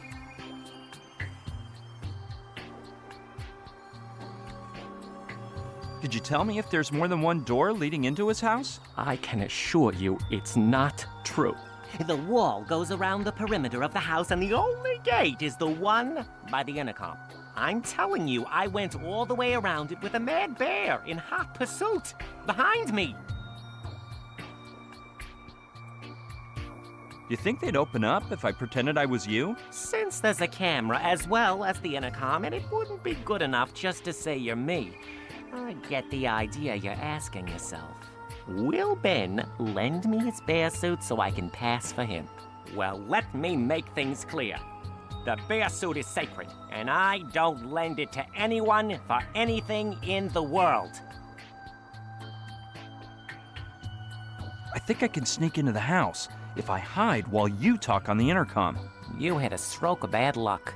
I only get in thanks to the cook, but I saw him heading for Sicily this morning, like he always does on his day off. And he won't be back until at least tomorrow morning.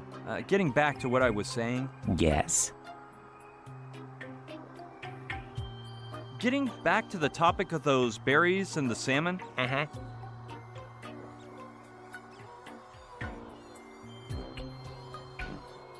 Thanks, Ben, but I think you've told me all I need to know. Okay, pal. What more can I do you for? Forget it. Get back to your work. Okie dokie. You know where to find me. If you don't see me around here, it's because I'm at home. You'll recognize the house. It's a typical ranger's cabin, raised several yards off the ground. Come by whenever you want. That way, you can try my homemade beer. Thanks, Ben. See you around. Okay. What an unusual plant. I wonder what it's called. I can't take the whole plant. I'd have to uproot it and kill it. But I will take one leaf. I'll take it to my pal Rutger. He'll think it's way cool. If I didn't know they were part of Wazowski's costume, I'd think they were real. It belongs to Wazowski. Looks like a bottle of perfume.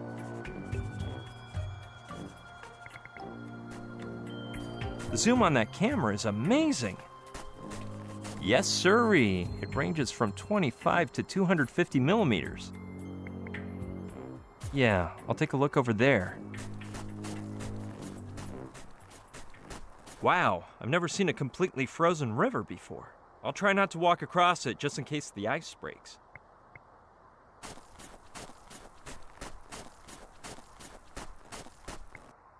Someone must have put it there to cross the river. Doesn't look like there's anything interesting on the other side, though. Let's hope I don't slip. Better be careful.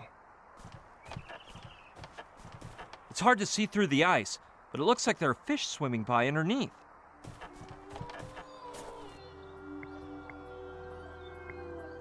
That must be the cabin that Wazowski was talking about. I'll go take a look.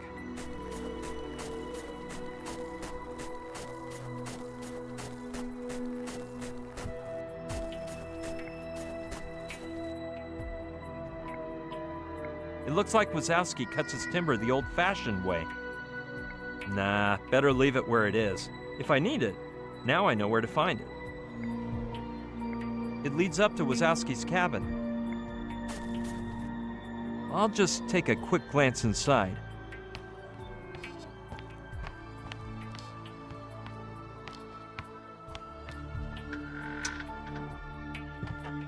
It'd be better to leave the trapdoor open. Well, so this is what Wazowski's hidden den is like. Let's see what we can find around here. I thought Wazowski was pulling my leg about that hockey thing, but I guess it's true. Sure, I bet I can use it somewhere. It's as good as new. I'll try not to wreck it. That must be quite useful if you live in the woods. I don't know. It might be a little heavy, and I'm starting to get tired of hauling junk all over the place. Though, on the other hand, this is one of those pieces of junk that could save my day at some point. Anyway, by lifting a bunch of junk like this, I won't need to join a gym. Wow, man. As far as I can see, the fuel gauge is at 0. Well, I'll grab the thing. After all that effort to get it into my pocket.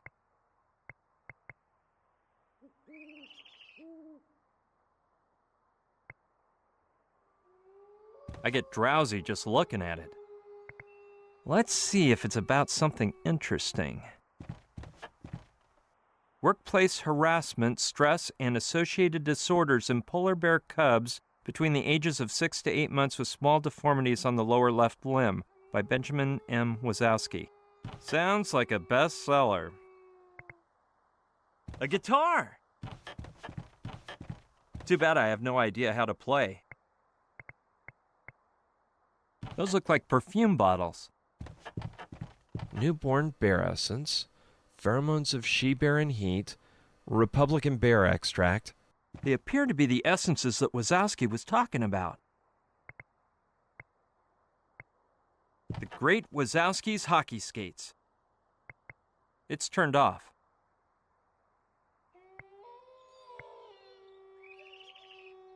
Seems to be made of oak or some similar wood.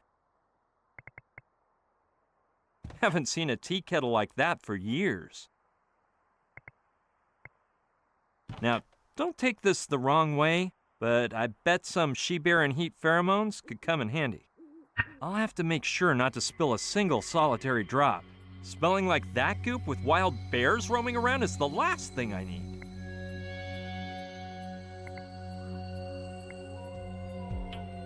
I don't think it'd be of any use, but what the heck? This isn't the first time I take something without knowing what I want it for. It'll be easier to carry if I roll it up. Okay, let's go on out.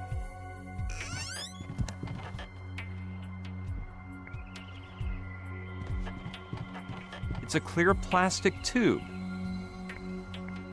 I think that's an oil lamp. I don't know. I think the cold temperatures have broken it, but let's try anyway. Hey, it does work. It's a clear plastic tube. It's full of wine or some other spirit from the smell of it. Let's check out the label. Sneaky Pete's Shrubbery Beer? Must be the local brew. This kind of thing always seems to prove handy. I'll take it. In the end, it's the simple things in life that turn out to be the most useful.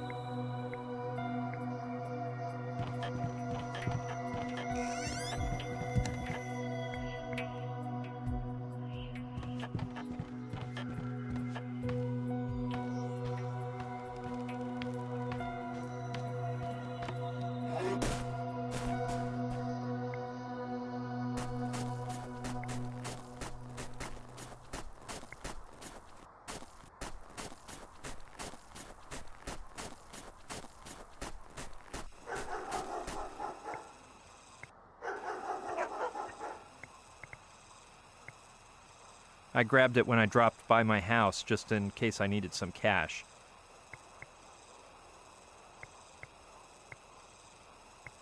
According to the label, it runs on a mixture of gas and oil.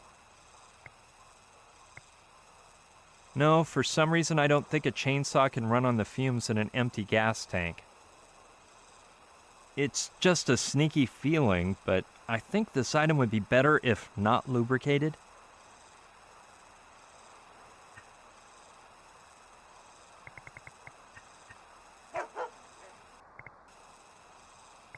All right, I'll try again. Who is it? Hello, my name's Brian Basco. I need to speak with Professor Simon. The man who knows does not speak. Listen, I need to talk to you right away. Open the darn door and tie up those wild animals. Not interested. Impossible. I have to figure out the password. There's no other way. It leads down the mountain to the road where we parked the snowplow.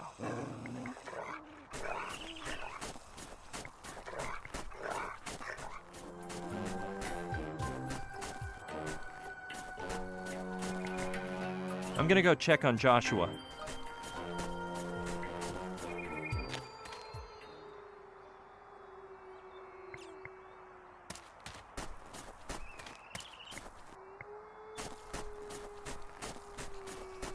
Yeah, an extra large with raw salmon and double cheese to go.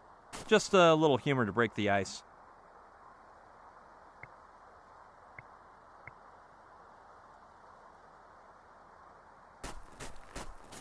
I hope it doesn't fall off as I open it.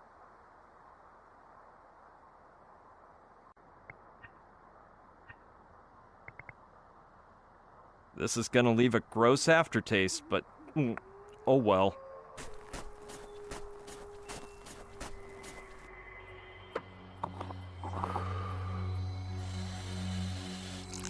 Yuck! Talk about needing a mint. It isn't full, but that should do.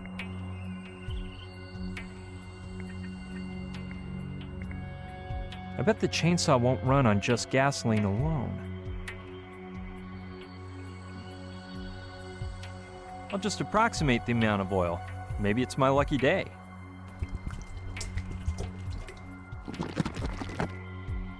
Well, now my little mixture is all ready. Well, let's hope I made the mixture with the right proportions.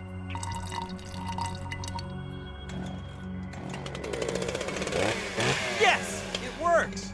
But I better turn it off for the time being.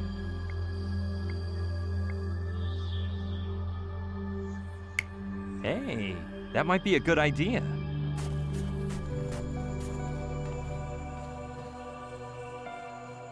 I know a guy who could be interested in that head.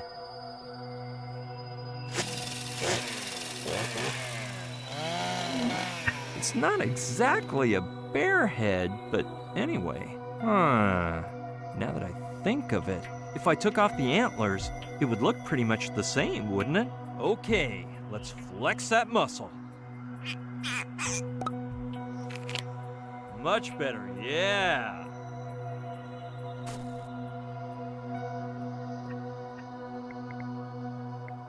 A bear head would have been cooler, but I bet this will come in handy. It's made of hard, durable plastic. Yeah, great idea.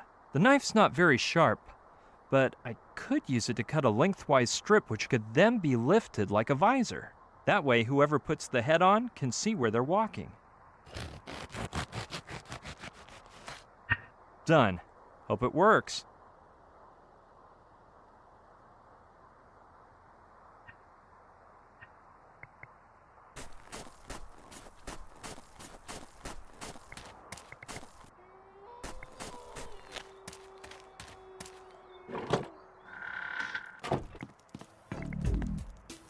Darn, he seems to have fallen back into a dreamlike state. I'll have to shake him up a bit again.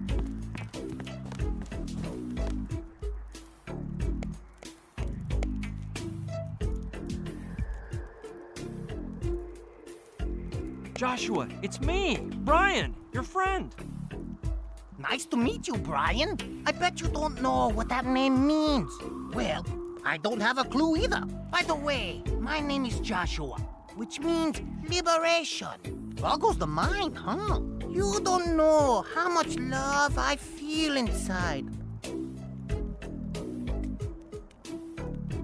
Trantor's been destroyed by a huge meteor. No! Say it isn't true. Nothing's happened to Trantor. You just need to eat some raw salmon to remember the password. Raw salmon? A lunatic wouldn't eat that. Is there no way to convince you? No, Brian. I am a civilized person. A decent Tranto-Japanese American. And I don't eat raw animals. You think I'm some sort of polar bear? Japanese? So you do have some Japanese blood in you? Of course. What do you think? My ancestors were samurais. I believe my grandpa's the one who came to the States. But I haven't really studied the family tree. Well, if you're Japanese whatever, you must love sushi, right? Oh, hi, Brianson. Mackerel, tuna, halibut, octopus. It's almost the only gourmet food I enjoy, besides desserts. What about salmon? Do you dig salmon sushi? Well, if there's nothing else swimming around, yeah, I'll eat it with pleasure. By the way, did I mention I'm dying of starvation? I'll get you a salmon, or my name's not Brian. Don't you worry, you'll be getting ready for the most delicious plate of sushi you've ever had in a jiffy. Oh, dear Brian. We geniuses don't cook. If nobody's around to make our meals, we just order out for pizza or bite our nails. But under no circumstances would we waste any time on something as mundane as cooking. Wow, he was hard to convince, but this is better than nothing. I have no choice but to look for someone who will teach me to make salmon sushi.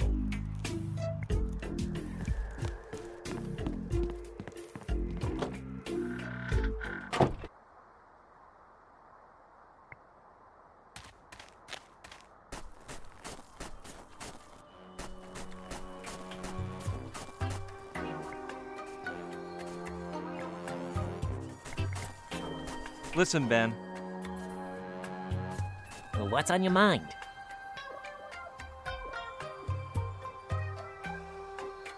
You wouldn't happen to know how to make sushi, would you? Well, as you guessed, I don't know how. And go figure, because I've been to Japan a couple of times, but I know nothing beyond traditional cooking. In steak with mashed potatoes, I have eyes for nothing more.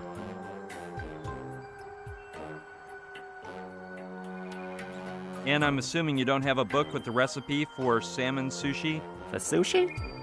Not as I recall. But if you want, I have a great one for grilled salmon.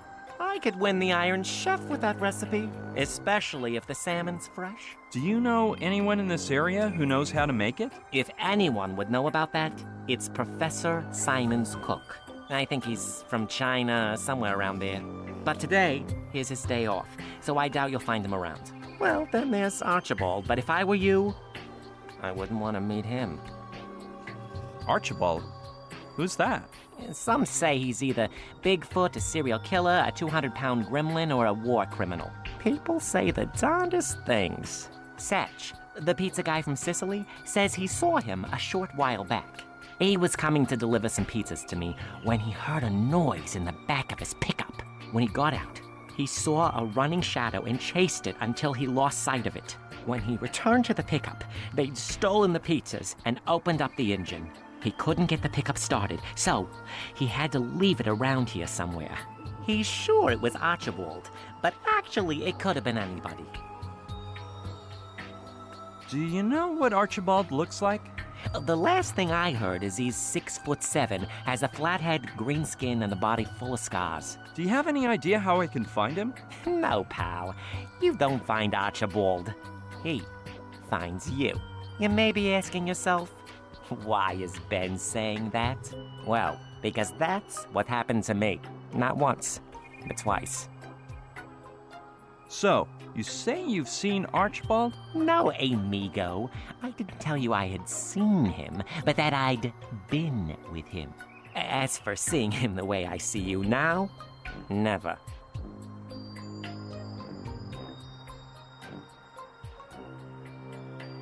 What happened the first time you met Archibald? The first time? Oh yeah, it was Christmas Eve. I picked up my guitar, went out on the balcony, sipped down a mug of beer, and started singing A Christmas Carol. I hadn't finished the first bar when I felt a sharp object in my back, as a whispering voice told me. John Lennon sang Christmas carols much better than you, and look where he ended up. Your end may be much more cruel and imaginative. I stopped playing and asked, "You're Archibald, aren't you?" But there was nobody there. What happened the second time he found you? I was sitting here having a beer when I recognized his voice. I'm going to give you some emergency anesthesia. If you move, I'll leave you dumber than you are now. I felt something hit my head, and I fell to the floor. When I woke up, I saw I'd been blindfolded. Well, actually, I didn't see it, but you get my drift. I said, "Where am I? Who are you? What do you want from me?" I thought my kidnapper was a competing bear scientist, so I yelled, "You'll never get me to tell you my theory, no matter how hard you torture me." But that wasn't the deal. He said his name was Archibald, and that he was a chef. He just invented a tarantula venom salsa, and he wanted to experiment with me to see if the venom was still poisonous after being boiled. Thank goodness it wasn't, but it was quite a laxative. You have no clue about where his house is? Well, no. I've scoured the area many times, but I can't ever seem to find it.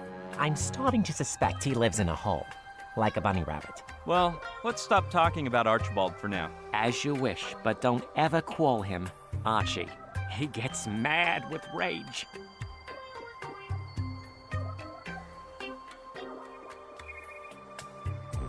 Forget it. Get back to your work. Okay.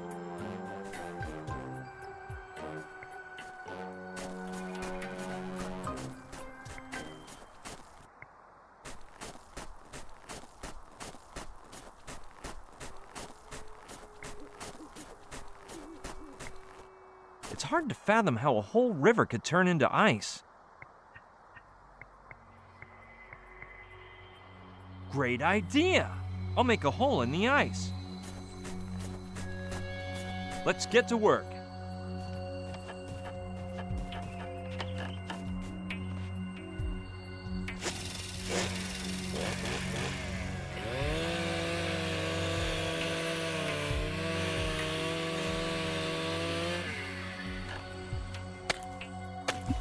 Perfect.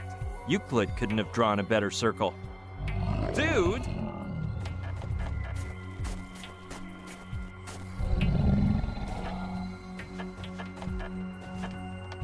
Whew!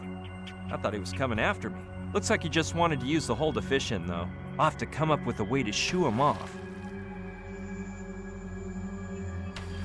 What a large and furry creature. But I can run faster than him. I'd rather not have to try, though.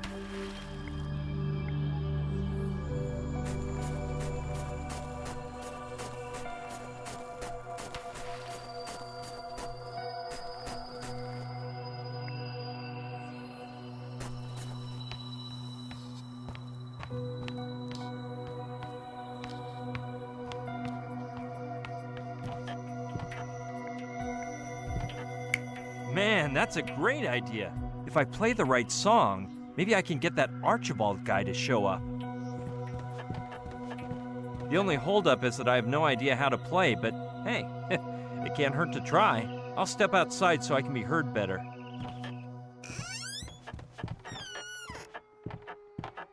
Here we go. Jingle bells, jingle all the way. Oh, what fun is it to ride on a one-horse open sleigh? Jingle bells, jingle all the way.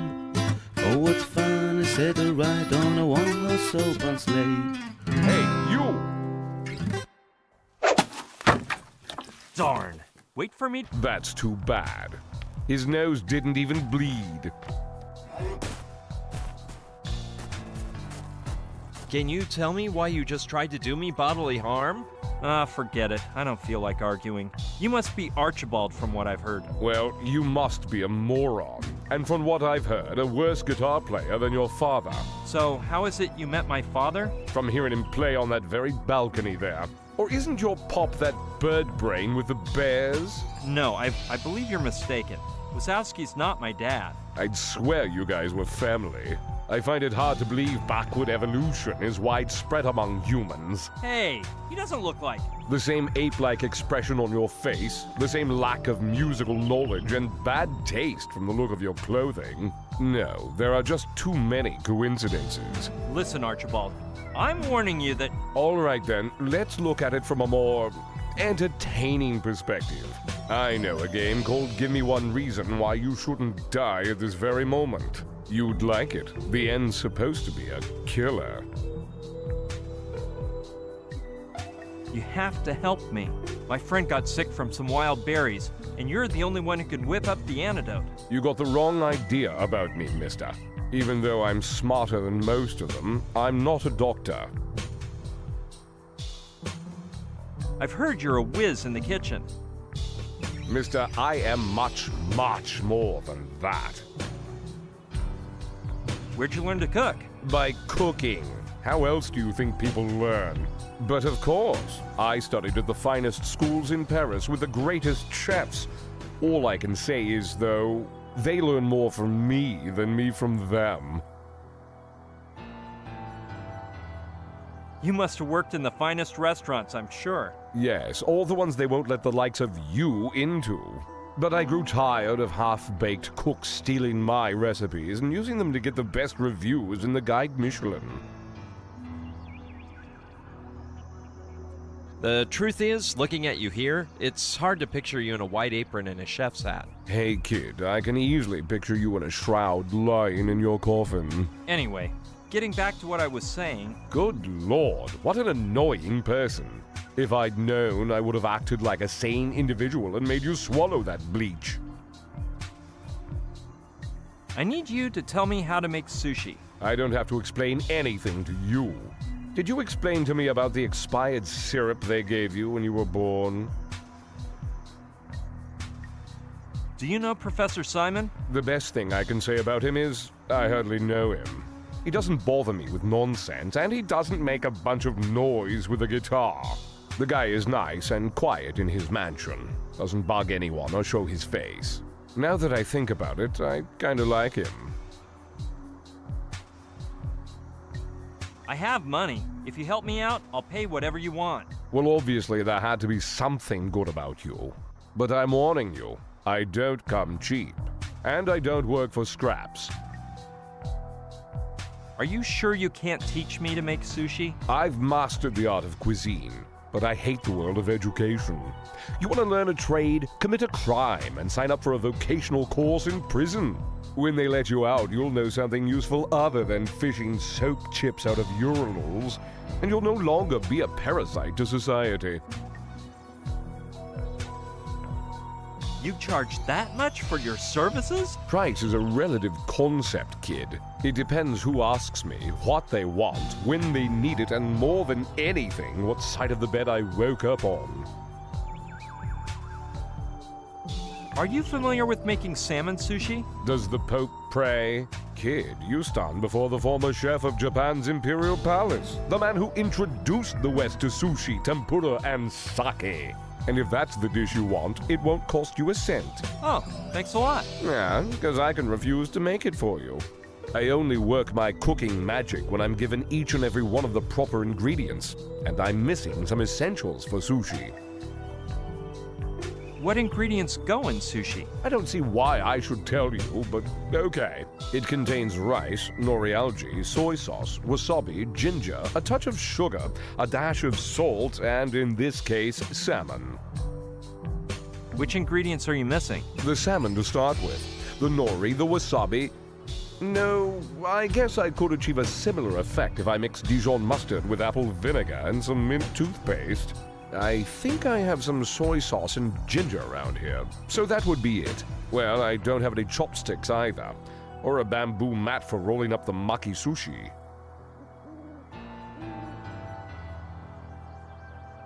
I'm not 100% sure of all the ingredients that you're missing, but I could try to find them somewhere around here. You don't know what the salmon, nori, chopsticks, and bamboo mat look like? Your lack of culinary culture is at par with your IQ. Look around if you want, but I doubt you'll find them all. Getting back to what you were saying, You really like to analyze things in depth. if we were to get all of the ingredients, how much would you charge me to make one dish of sushi? That depends, kid. How much have you got?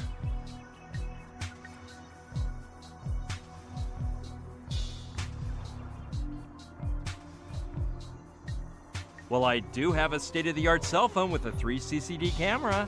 It also hooks up to the net by WAP, has an MP3 player, a hairdryer, a GPS tracker, and a C3PO universal translator. A phone? Who would I want to talk to? Plus, the cameras in cell phones can be activated by remote control, and the CIA guys are no dummies. I'd rather keep an eye on you, just in case one day your idiocy grows to dangerous levels.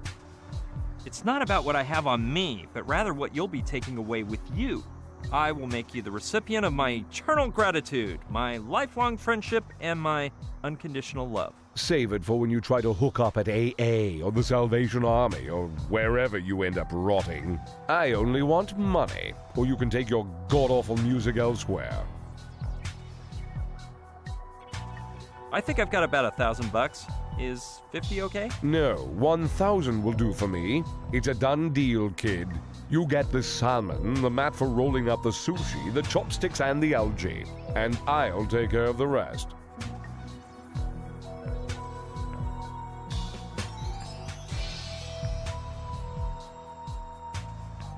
Thanks, Archibald.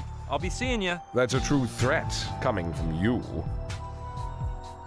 But how will I find you? Just whistle, if you know how.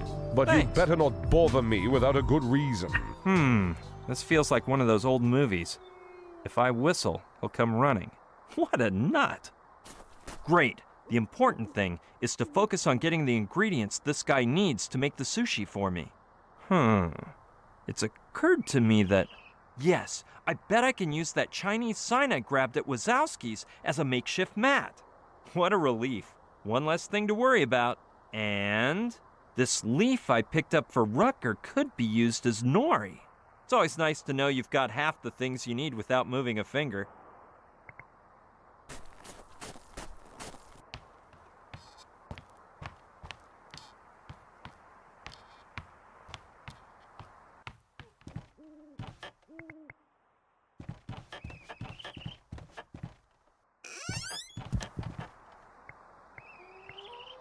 That's the bottle that zany chef tossed at me.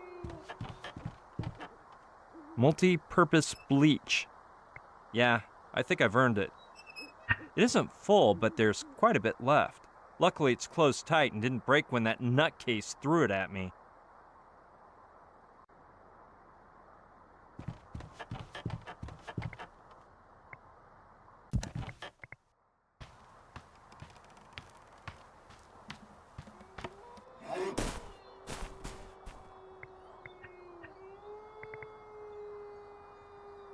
Okay, let's check out the results. It's a little stinky, but now it looks a lot more like the head of a polar bear.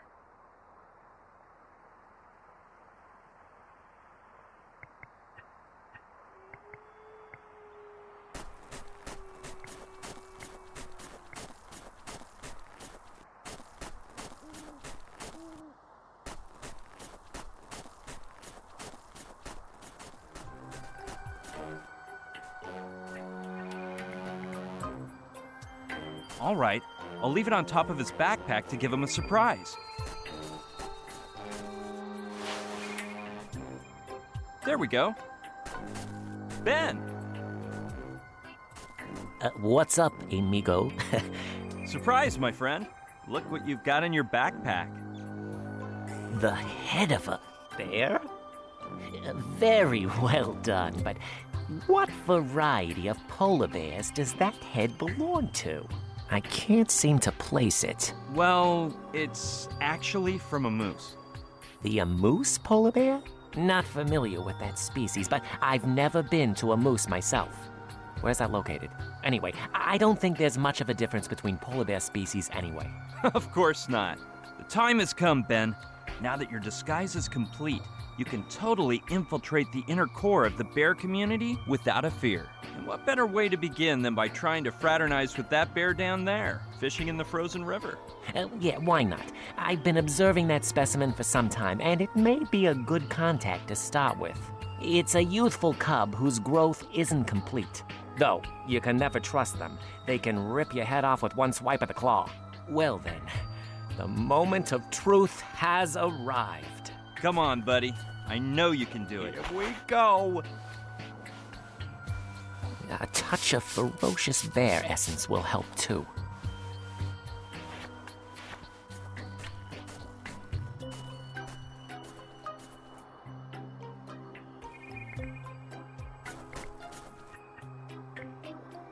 Looks like this was made using female bear pheromones. I bet Wazowski will use it to attract male bears. Yes, now that Wazowski is gone, I can do it without getting caught.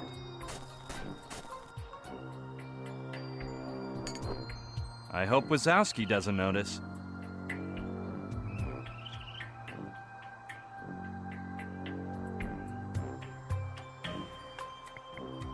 The video camera doesn't seem very state-of-the-art, though.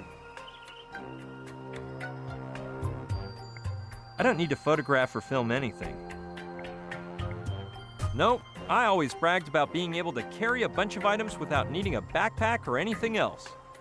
I don't know what could have gone wrong. I was unable to get as far as the bear.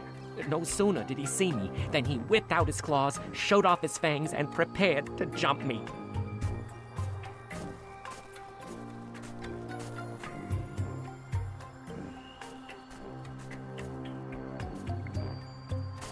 Listen, Ben. What's on your mind? It seems like such a waste for you to keep on observing from afar, when you could be with that bear down there. Are you sure it isn't too risky, Brian? It looked like it wanted to disembowel me before. No, man. The thing is, he got scared because you were standing up. Now that you mention it, of course. He must have thought I wanted to fight, so he got angry. I'm sure there wouldn't be any problem if you got on all fours. You think so? Well, I'll try again. That's the spirit, Ben. My pod friend, here comes Benjamin Wazowski. Come on, buddy. I know you can do it. Here we go. A touch of ferocious bear essence will help too.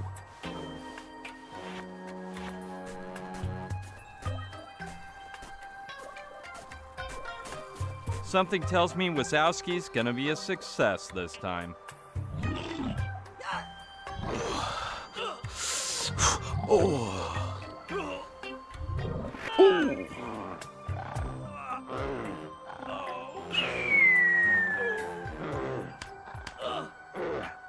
They vanished into the woods. Oh, the humanity, it was terrifying. Wazowski's face was like an open book, especially at the beginning. But then, I don't know how to describe it. Well, I hope he's happy in his new life. The important thing is that love conquered all.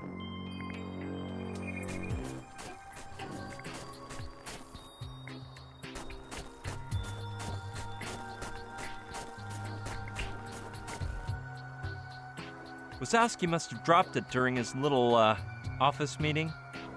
It's too far from the shore in the trunk to be able to reach it.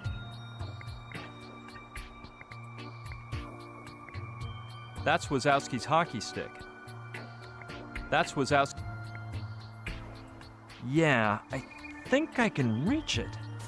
Let me see if I can.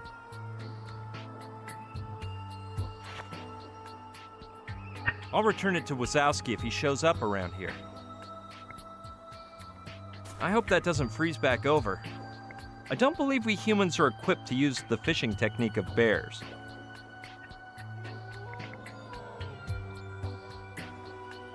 Hey, good idea. I'll try to copy the bear. Let's see if I can do it as well as he does.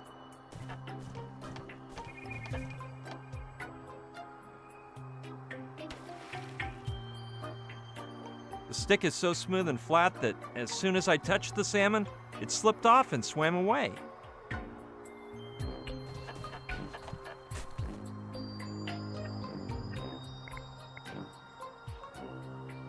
Yeah, that looks like a good imitation bear claw. Quite promising. Look out, salmon. Here I come.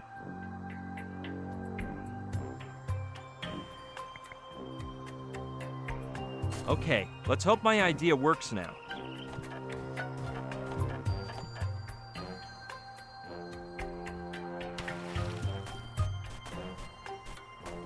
Unbelievable! I never would have imagined it to be so easy.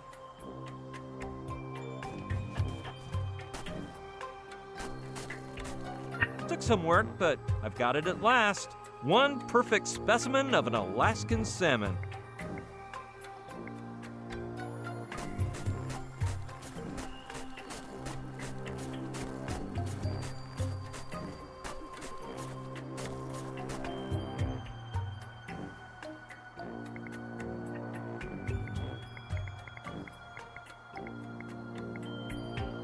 Archibald gave it to me so that I could call him.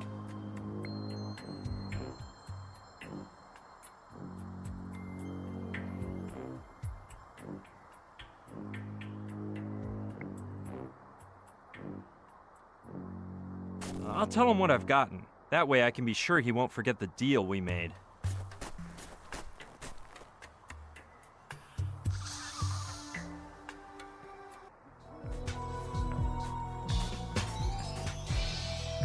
I brought you some of the things you asked for to make the sushi.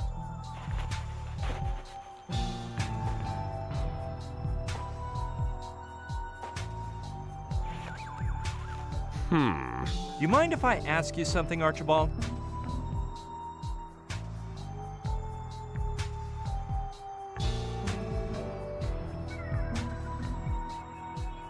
$1,000 is a bit steep for a plate of sushi. I think it's only fair that you lower your price a bit. Whatever you say. But if we lower the price, it's only fair that we lower the quality too.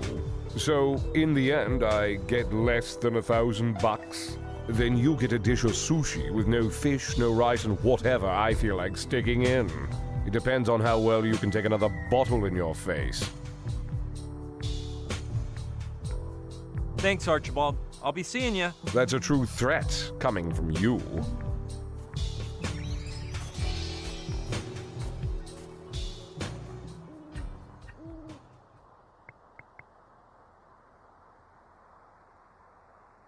This dull knife would hardly make a mark.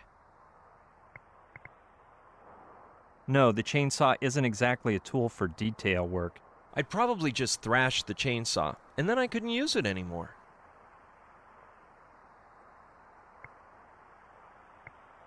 Better be careful, though. I don't want to get a splinter.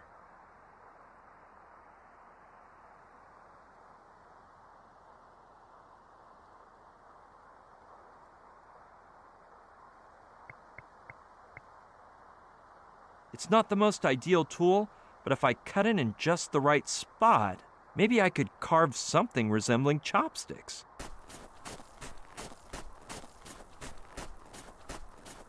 Well, it can't hurt to try.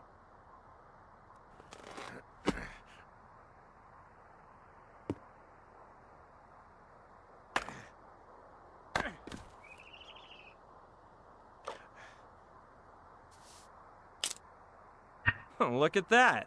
I did a pretty good job.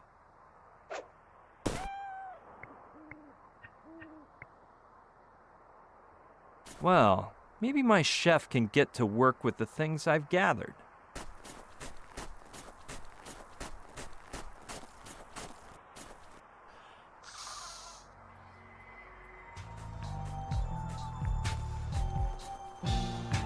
Look, I brought everything you wanted to make the sushi. And I have the cash, too.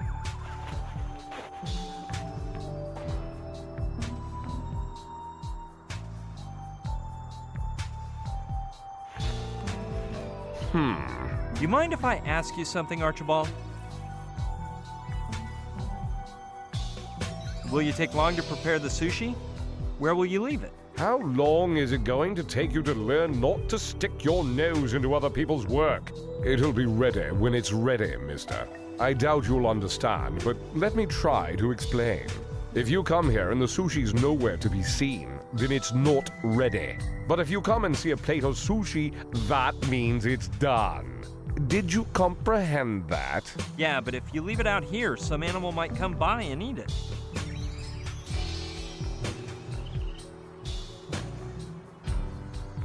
Wouldn't it be better for me to come get the sushi at your place? Don't even dream about it, kid. As far as you're concerned, I'm homeless.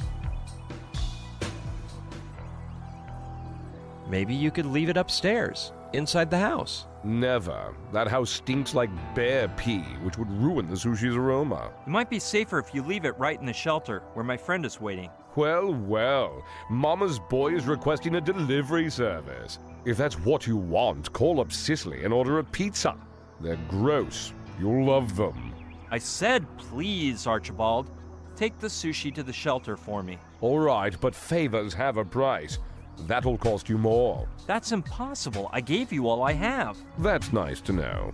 Tonight I shall dine on sushi as I ask myself where the $1,000 in my pocket came from. What more do you want? The clothes off my back? Kid, only one thing would gross me out more than wearing your disgusting, oversized baby clothes. Having to see you naked as you hand it over to me. I don't know what else I can give you. Let me think.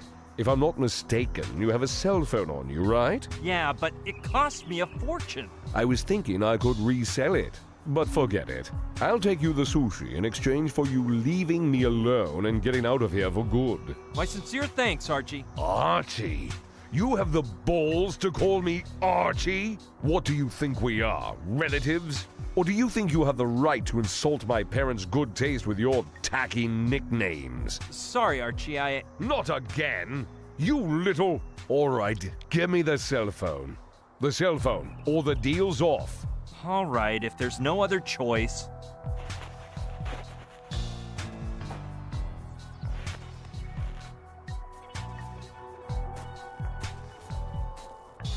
At the shelter, okay? If I'd known you were trying to feed the village people's blind cousin, I'd be preparing, making the sushi with your eyeballs. And if you bug me again, kid, I'll make some with your family jewels. No, man. That won't be necessary. You'd make some great sausage, too. See you later. Good riddance, kid. Why, you... Oh! Come on, Joshua. Here, boy.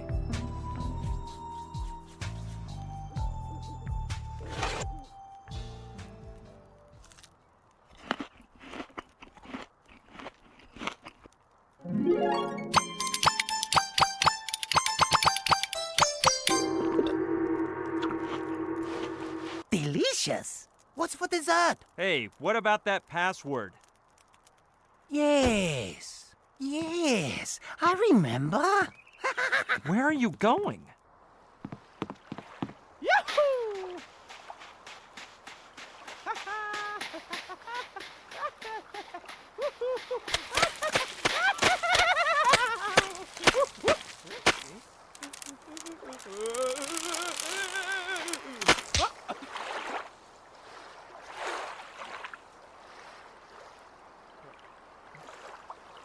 Oh la la!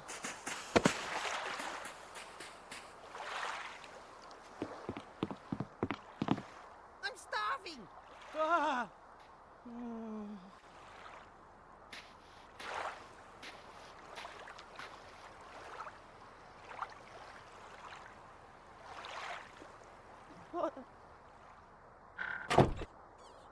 Look at the mess this wacko got us into.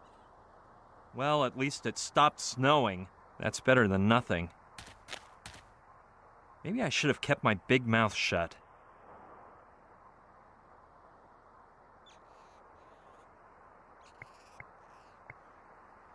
I'll go check on Joshua.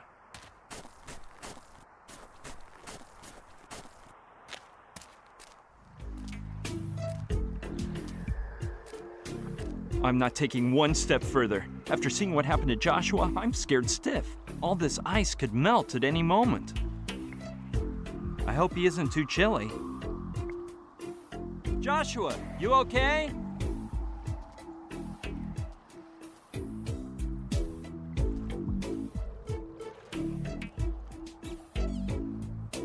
Not really, and I'm starving again. My goodness, this guy's a garbage disposal. He could fall into the lake at any time, and all I can think about is food?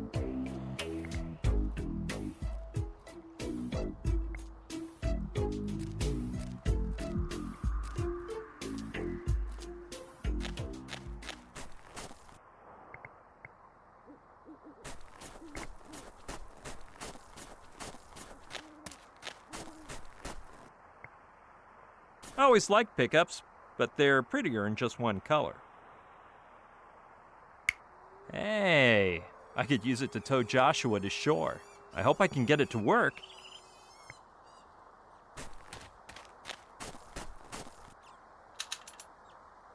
I was afraid of this. The battery is dead. It won't work unless I get the pickup truck started first.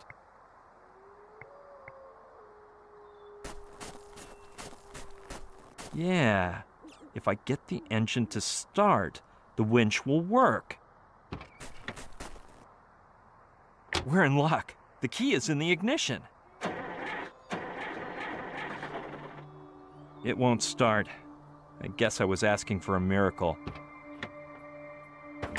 It's got gasoline for sure, and the battery light hasn't come on, so there must be something wrong with the engine. I'm not much of an auto mechanic, but it can't hurt to open up the hood and take a look-see.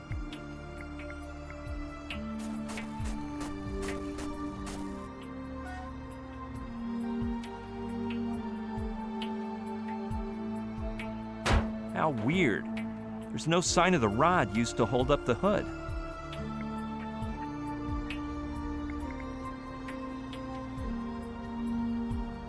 The hockey stick may be too long, but it could work, though it would be better if I take off the bear claw first. Perfect. Now I can take a good look at the engine. Okay, let's see if I can figure out why it won't start. One thing's for sure, it doesn't have any spark plugs.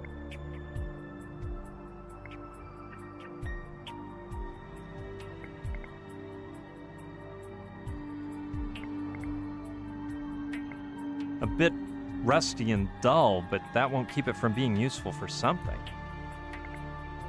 It's seen better days, but it might come in handy. Yeah, I could use the knife as a screwdriver in order to remove the spark plug from the chainsaw.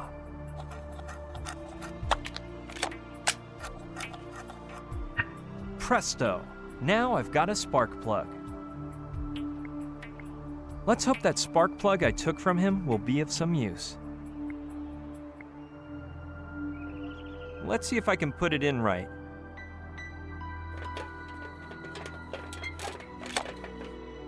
Done. Hopefully the engine will work now.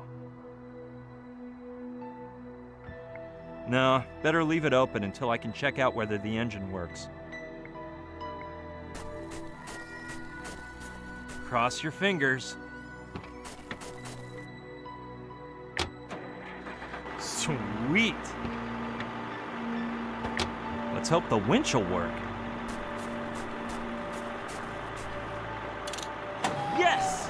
Let's get this nightmare over with. Joshua, pay attention! Grab it!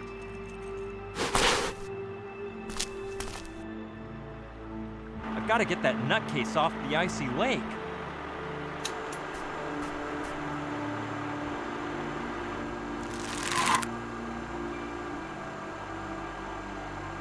Perfect, this is working.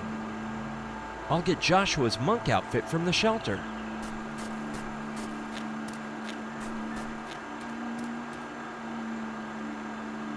He should be wearing it when we go to Professor Simon's house. If they see him in his regular clothes, they won't let us in, even with the password.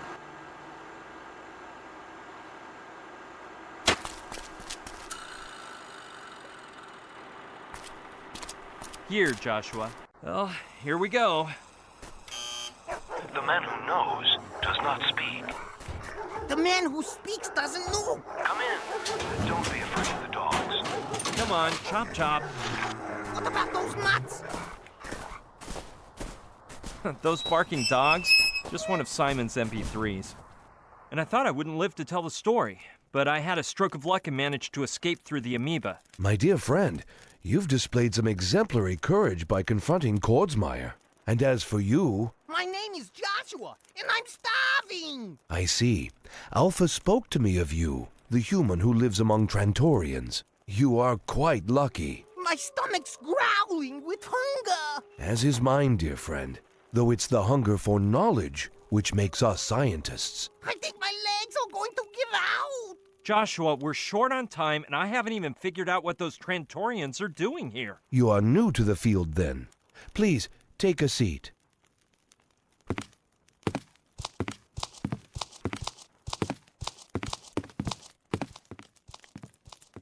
Trantor, an ancient and distinguished planet, more than 60 light eons from our own. Let me tell you, if you thought the walk up here was far... Its inhabitants had already dominated quantum technology before the first single-celled being sprouted to life on Earth. What he means is they already had some awesome wares running when our ancestors were riding in slime.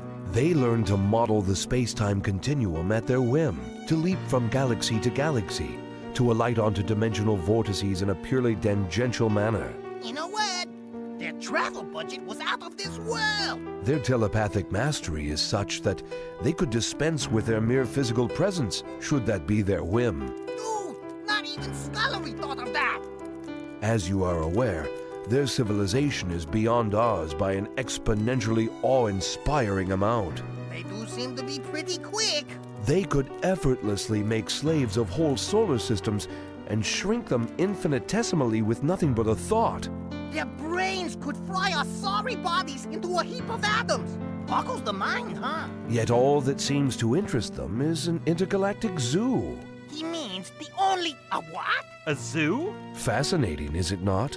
They trek throughout the universe collecting animals and take them to a planet 3 times larger than Earth, an immense zoological collection where ecosystems from extremely distant galaxies and eras coexist. During the journey, they put the animal into an induced slumber which they refer to as the dream. Sounds like they've been keeping some info from me. Furthermore, they've been coming to Earth since the dawn of time. And though they actually need no one, they have made us all stakeholders in their enterprise. The truth is, I don't quite get it. A time came at which Earth's technological development made it difficult for Trantorians to go unnoticed, and therefore they contacted our most eminent scientists to reach an agreement.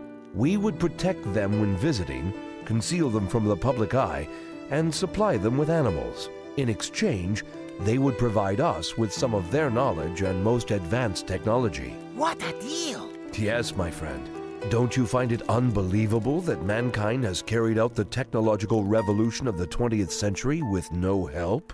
Had Trantor failed to furnish us with knowledge, theories, and prototypes, we would never have gotten so far. Think of heretofore unconceivable vaccines, the space race, or even the vacuum tubes in the first computer. And you are thinking of Trantor. I knew that, and the first jelly-filled donut. They told me so. Astounding, isn't it? As I was saying, we trade animals for wisdom. The Earthling entity responsible for coordinating these efforts is the Contactors International Agency, of which I myself was a member until recently. Until Kordsmeyer appeared, I suppose. Precisely, during the dream of the platypus. We were waiting for the Trantorians in a cave in Kubapedi, Australia, when the rocks in the ceiling started raining down on us. It looked like our days were numbered. Right at that moment, a Trantorian appeared through an amoeba point carrying a small sphere in his hand. The NG-0, an antiparticle generator that reduces all sorts of matter to nothing. He raised it up and aimed it at the rocks, and they disappeared instantaneously, as if they'd never existed. Since then, Kordsmeyer has been awfully interested in the NG-0. He even ordered me to ask the Trantorians for it. When I refused, he tried to have me eliminated. So I was forced to leave my position and flee to this dull hideout, surrounded by safety measures with passwords known only by Alpha, Trantor's High Commissioner for Earthling Affairs, and now you, of course. So what we know is that Kordsmeyer has managed to get a Trantorian spaceship into trouble. At least enough for it to risk sending a message through Joshua. Whoops! With all this chit-chat, I forgot about the message. Yes, Simon. What is that? Let us join hands, and then you will see. Joshua put a lid on it. Silence.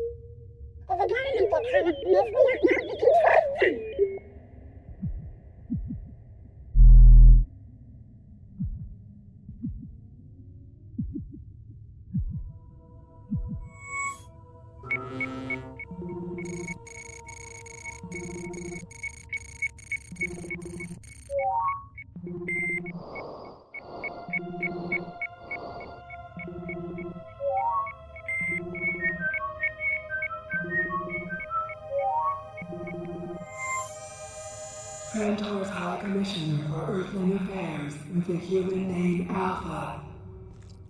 Scientific Craft 317, Milky Way 2801. Mission, The Dream of the Turtle.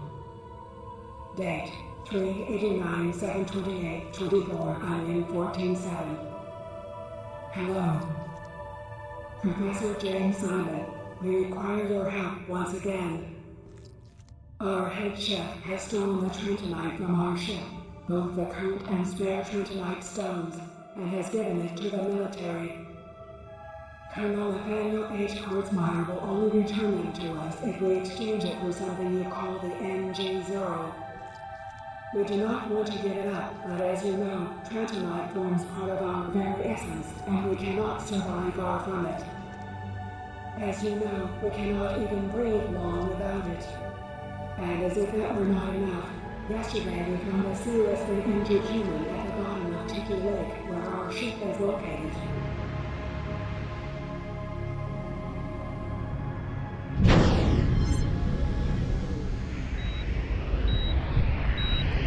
Gina! She's alive!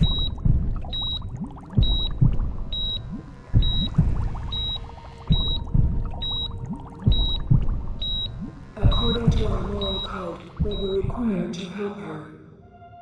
Under normal conditions, we would have cured her immediately, but without the Trentonite, we can do nothing more than keep her in a dreamlike state. And that is depleting the little energy we have available. Nonetheless, one chance for salvation still remains. Professor James Simon. Centuries ago, one of our reconnaissance ships crashed near the city now known as Palenque. And the Trentonite kept on board may still be in that area. Professor James Simon, find it and a way to bring it to us.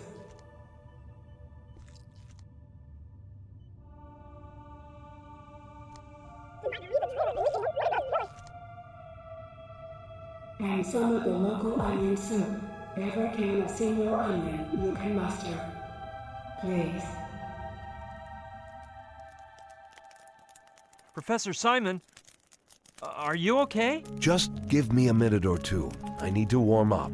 Aren't you hungry too? Holy smokes! We have to keep the Trantorians from giving the NG0 to Kordsmeyer for sure. In the wrong hands, that weapon could destroy a city the size of Los Angeles in tenths of a second. Dear friends, we must travel to Palenque to find the Trentonite immediately, or we can begin to say farewell to the world as we know it. You can count on me, Professor. And on Joshua, of course. I bet you're just real hungry, Professor Simon.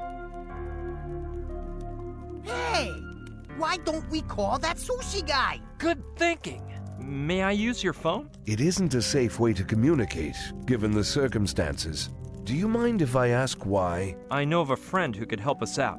Someone we fully trust. Magnificent. Then I recommend you sit at my laptop computer and use the impenetrable ultra-safe crypto chat. Provided that your friend is online at this very moment, that is. Don't worry. If there were one person online in the whole world, it'd be Sushi Douglas. Well, I am clueless about online chatting. Of course, since Trantor's all about telepathic talk. Hey, Sushi, are you there? Do you mean that the Trantorians don't have the internet? How do you think Alpha informs us of trading dates, if not by email? In fact, after reading their email, we type in www.planet-trantor.com and we enter our code so that they will provide us with the details of the transaction. I'm totally out of the loop. Nobody told me about any of these. You leave me in awe, my dear friend. If not, where do you believe the network of all networks was designed? In the mind of a simple human? No, it was them who showed us how to build it and use it. What I've never understood is how they get online from other solar systems. I don't know. Perhaps they use neutrino transducers, like in that splendid novel by William Garza. Have you got that one? That book must have gotten at least 5 stars. You wouldn't happen to have anything by Sarah Martin, would you? Nathan? What's up, doll? Think you'll ever find our little pest? Hush, hush, soldier boy. My spiderweb is about to strangle both him and the monk, and it looks like we got 3 for the price of 2. Your old pal Simon's here. Simon? Ha! I knew I'd end up catching him. Overeducated scientist. Anyway, make him vanish and come to Mala pronto, lady. Have you already gotten the real Pignon to cooperate? I know how to make up his mind. The clock's ticking before the big event. K. Dick, Olav Asimov, and of course Brian Scullery's complete works. Yuck! What are you doing with that gossipy pope in your library? Allow me to tell you a secret. If you tug on the 3rd volume of his infamous UFO Lies and the Houdini Legacy, you'll see something open up before your feet. At Simon's house. And that's where my story ends, for now.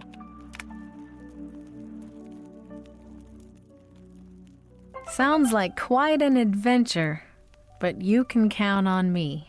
What do you want me to do? Think about it, shrimp. While you pull the trigger, I'll stick my finger up the barrel. My fingers get blown off, but the force of the opposite reaction will make the bullet shoot backwards, at a speed 9 times faster. It'll blow up the gun and your face will get erased. Seriously? I knew you were an idiot. I'm gonna kill him! No one ordered you to do it, 13. They're not paying you for this one. It's the ones inside they want. Well, get a move on before my Christmas shopping begins. Did that spy from Hawaii turn up yet? Not yet, Tarantula. This is getting a bit tiresome. They've been in there for hours. All right, 18. Finish off the other 2. Then we'll go in and get the spy. Which one should I take out first? The clown? No, the old geezer's more important.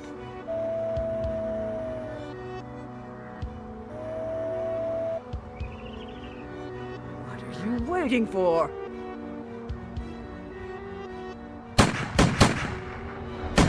Houdini's legacy, Joshua. Brian, go after him. What about you? I'll be fine. Everything depends on you now. Run! But jump for Pete's sake! Find that stone! Find it!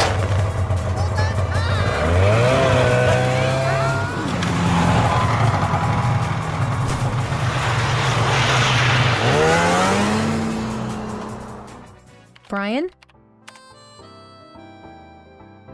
Are you there?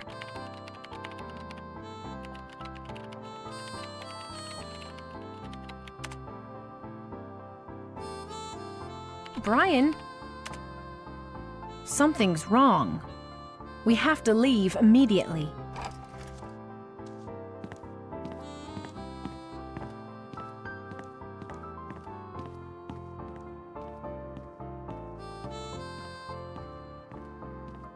Saturn, we're going on a trip. Brian's in trouble. BB in trouble?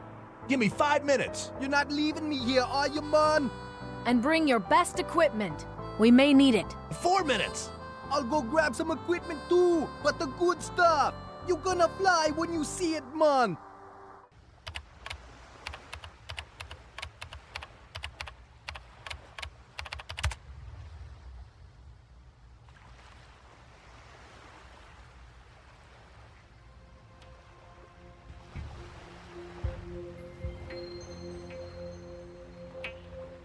Huh?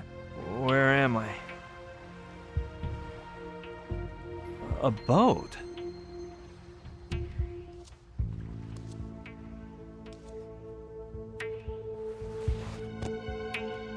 Man, I ache all over.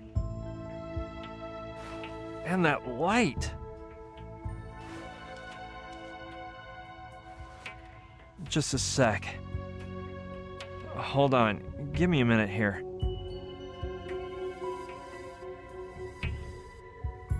Let's see. I escaped with Joshua on Simon's snowmobile. We got as far as Sicily, and from there to Anchorage, where we hopped on a flight to San Diego, since we were supposed to meet Sushi there, and then, I don't know. I can't remember anything else. Truth is, I feel like I've been asleep for 3 days. Joshua's missing, and what in the world am I supposed to do now?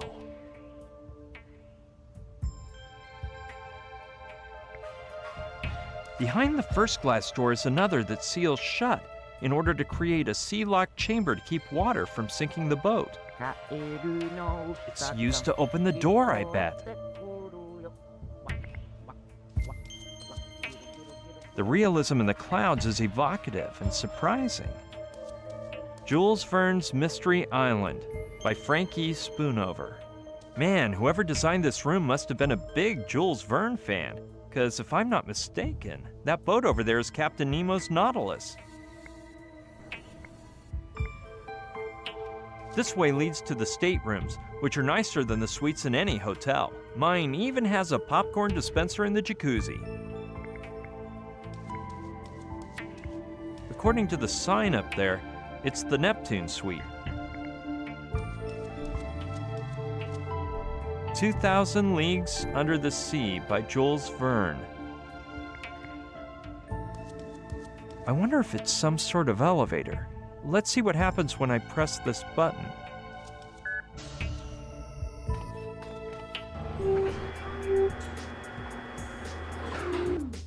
Isn't that... Sushi! Brian! You finally woke up. It's amazing to see you again. No, I'm the one who's excited. So how are you feeling? Well, a bit nervous, because besides the whole Gina problem, the soldiers and the Trantonite, I can't even remember how I got here. The truth is, I don't even know where we are. Ha ha ha. I got here this morning, but from what Rutger told me about last night, I'm not surprised your memory is shot. And as for the Trantonite, everything has been fixed. You don't have to worry about a thing. What? Let me explain.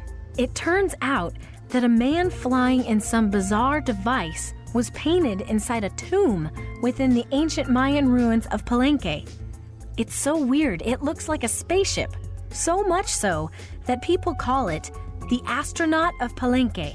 As soon as I found out, I took off for Palenque. The stone has to be there. The first thing they told me when I got there is that the tomb was robbed more than 5 centuries ago. 5 centuries! Finding the stone was going to be impossible. Luckily, they gave me a hot contact, Paco, a Spanish student obsessed with the whole topic, and he just happened to be working at the temple ruins then.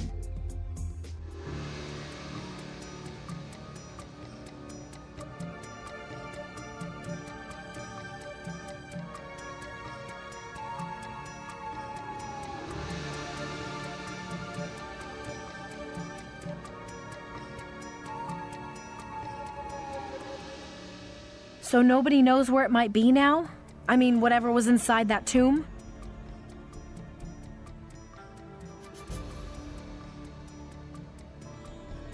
Don Inigo de Malantuñez y Gagnon.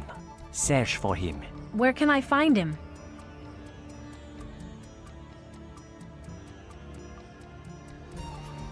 No idea. Probably at the bottom of the sea, since he was one of the cruelest pirates of the 16th century. Nobody knows how his galleon, the Orion, managed to survive the harshest tempests, or come out unscathed from battles with much better armed vessels. Legend even has it that his ship's figurehead shined like the sun. However, his sailors assured it was all thanks to a lucky charm made of stone. An awesome object that Malantunes supposedly found in his youth. And now you're going to tell me the miraculous item came from that robbed grave, right? You are right. I've been researching, and it appears that as a kid, Captain Malantunes worked for the conquistador Hernan Cortez. He had the bad fortune of falling in love with Malinche, who was none other than his commander's lover.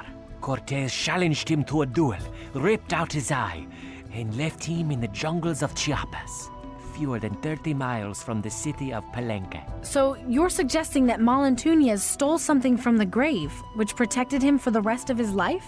Very interesting. But how can I find his trail? There's evidence that in 1564, he stole the map of the Manila route, the Spanish crown's best-kept treasure. It could have made him richer than the king himself. After that, his trail is lost. Perhaps he set sail for the Philippines. But if you're so interested, why don't you go look in the archives of the Indies? I had heard that everything written on Spain's colonies in the Americas could be found in the archives of the Indies in Seville, Spain, and that even professional treasure hunters go there to locate sunken galleons. So I expressed my gratitude to Paco and vamoosed to Seville. You're unbelievable, Sushi. Hold on, the hardest part had yet to begin. I'm accustomed to breaking passwords and codes, pushing a button and getting quick results. But when I saw the work I'd have to do in Seville...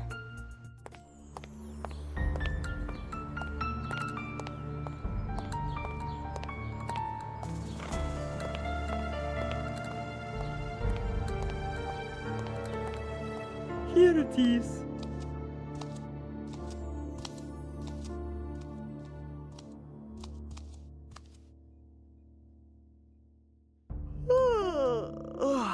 In this isle you'll find everything you need about galleons, which disappeared from 1560 to 1570. Look for whatever you want, and don't worry about making noise. I'll be alone tonight.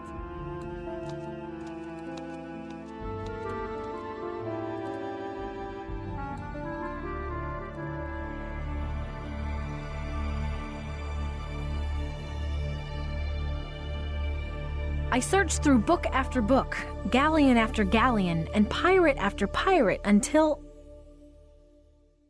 Captain Malantunes of the Orion. That was it. I found a short passage of what seemed to be Malantunes' memoirs, taken down by a female prisoner who was with him. On the last pages, his scribe wrote that an English boat had sunk the Orion, and after being rescued, this record keeper went on and on about what a scoundrel Malantunes was. Lucky for us, the date of the shipwreck is mentioned, March 6th, 1564, 6 days after the Orion set sail on a journey from Acapulco to Manila. I had everything I needed to locate the approximate position of the galleon, so I checked maps from those days, did some calculations, and finally managed to determine an exact point in the Pacific Ocean. That's the whole story, Brian. I charted the possible shipwreck site to an area of less than 80 square nautical miles. Then I called Saturn and told him what direction to take. 80 square miles? Isn't that a lot? Don't you believe it. A half hour ago, I programmed the sonar to look for underwater objects with the volume of the Orion. And in a few hours, it will start to relay its potential coordinates to us. Using that data, Dean Grassick will dive down to find out whether we've hit the jackpot or we have to continue the search. My time estimate is little more than 2 weeks. 3 weeks tops. Sushi, that's too long. We have to find some other solution. It's a difficult operation, Brian. The Douglas III's sonar is equipped with the most advanced submarine detection technology. So, unless you can come up with some sort of miracle, we'll have to wait. Wait a sec. I think I may have missed something. Who is this Dean Graphic? Dean Grassick. You've never heard of him? But he's the greatest adventurer and treasure hunter in history. I hired him to go down to the ocean floor and retrieve the Trantonite. Can we trust him? Of course. He's a man of perfect moral integrity. For example, he is so generous he even held a contest among the country's youths, and the winner got to go with him on his next adventure. He is a man of his word, as you can see. He's traveling with Camille, the French girl who won the contest. I've never heard of anyone named Dean Grassick. You don't watch much TV, do you? His program, The Grassick Adventure, is one of the highest rated shows on primetime TV. I recommend it, because it's as if you were really there with him, fighting against wild monkeys in the jungle, searching for treasures and ruins, and fighting against polar bears. Dean takes a camera on all his adventures, and every evening he broadcasts images of the most amazing parts of that day's adventures. Plus, he's so cute. What part of the boat is he in now? A while ago, he told me he'd be in the sea lock room, tuning up the diving equipment. I'd rather not talk about him anymore. Don't be that way, Brian. You'll see how nice he is. Speaking of Rutger and Saturn. Yes? Now, how is it they came too? When you IM'd me about Trantor and the Ameba, I thought it would be a good idea to bring along a man of science. So before departing from Douglasville, I asked Saturn to join my team. As for Rutger, well, that was a bit more spur of the moment. They're nice guys, but I think we've discussed their participation enough. Okay, whatever you say. Let's continue this conversation later, okay? Whenever you wish, Brian. I'm really grateful to Sushi for all she's done, but we can't wait for 2 weeks. Alpha said their time is running out, so Gina's life depends on me acting fast. I don't know how, but I have to find a way to locate the sunken galleon in the Trantonite before it's too late.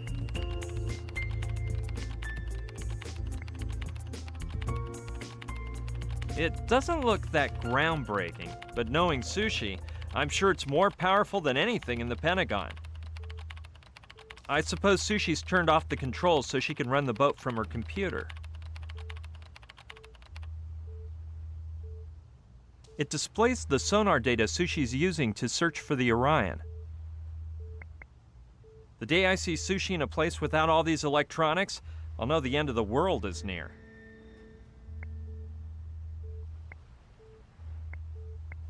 One of these days, I'll have to identify some defect or flaw in her, but I suspect it won't be easy.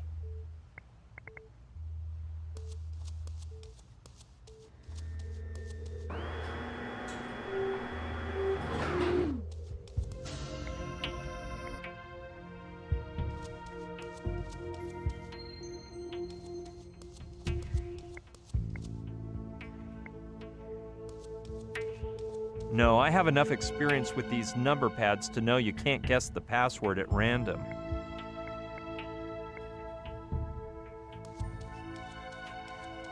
No, I'll rest once we find the Trantonite.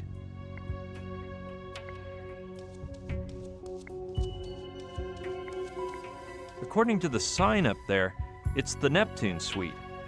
Yeah, let's see what's in there.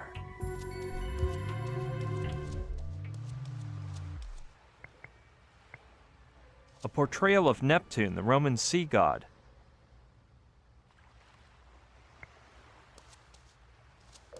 It's made of bronze, so it must weigh more than my car. However, the trident has come loose. I'll nonchalantly slip it into my pocket. Well, not too nonchalantly, or I may inadvertently saw a branch off of the family tree.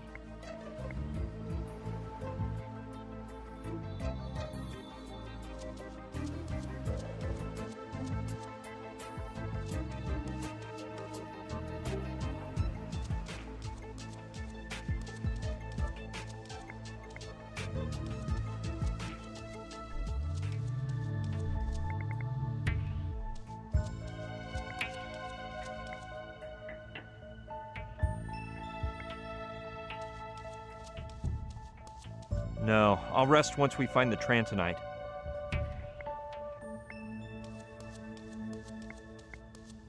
I don't know the password, so why even try?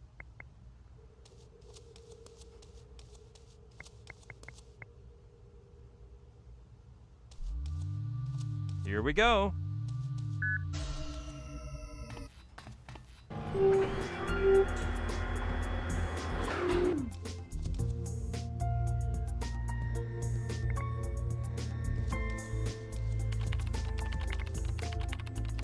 Listen, Sushi.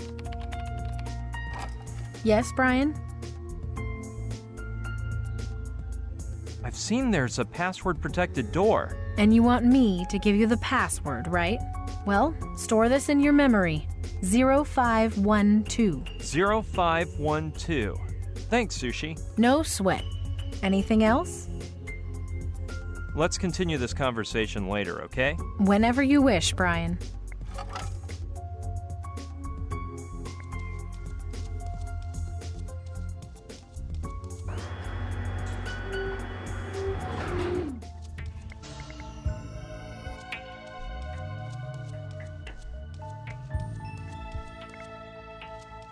I believe Sushi said the password is 0512. Let's try.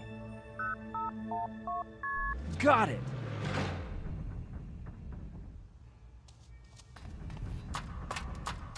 Hello? Bonjour, Brian. How do you feel? Have we met before? But of course, at dinner yesterday. You were a bit, how do you say, dizzy? Well, actually, I don't remember much of what happened yesterday. I don't even remember your name. Don't worry, it sometimes happens. My name is Camille. Nice to meet you, Camille. It's a pleasure to meet you again. The same to you, Brian. I'm ready, hot stuff. You come here, baby.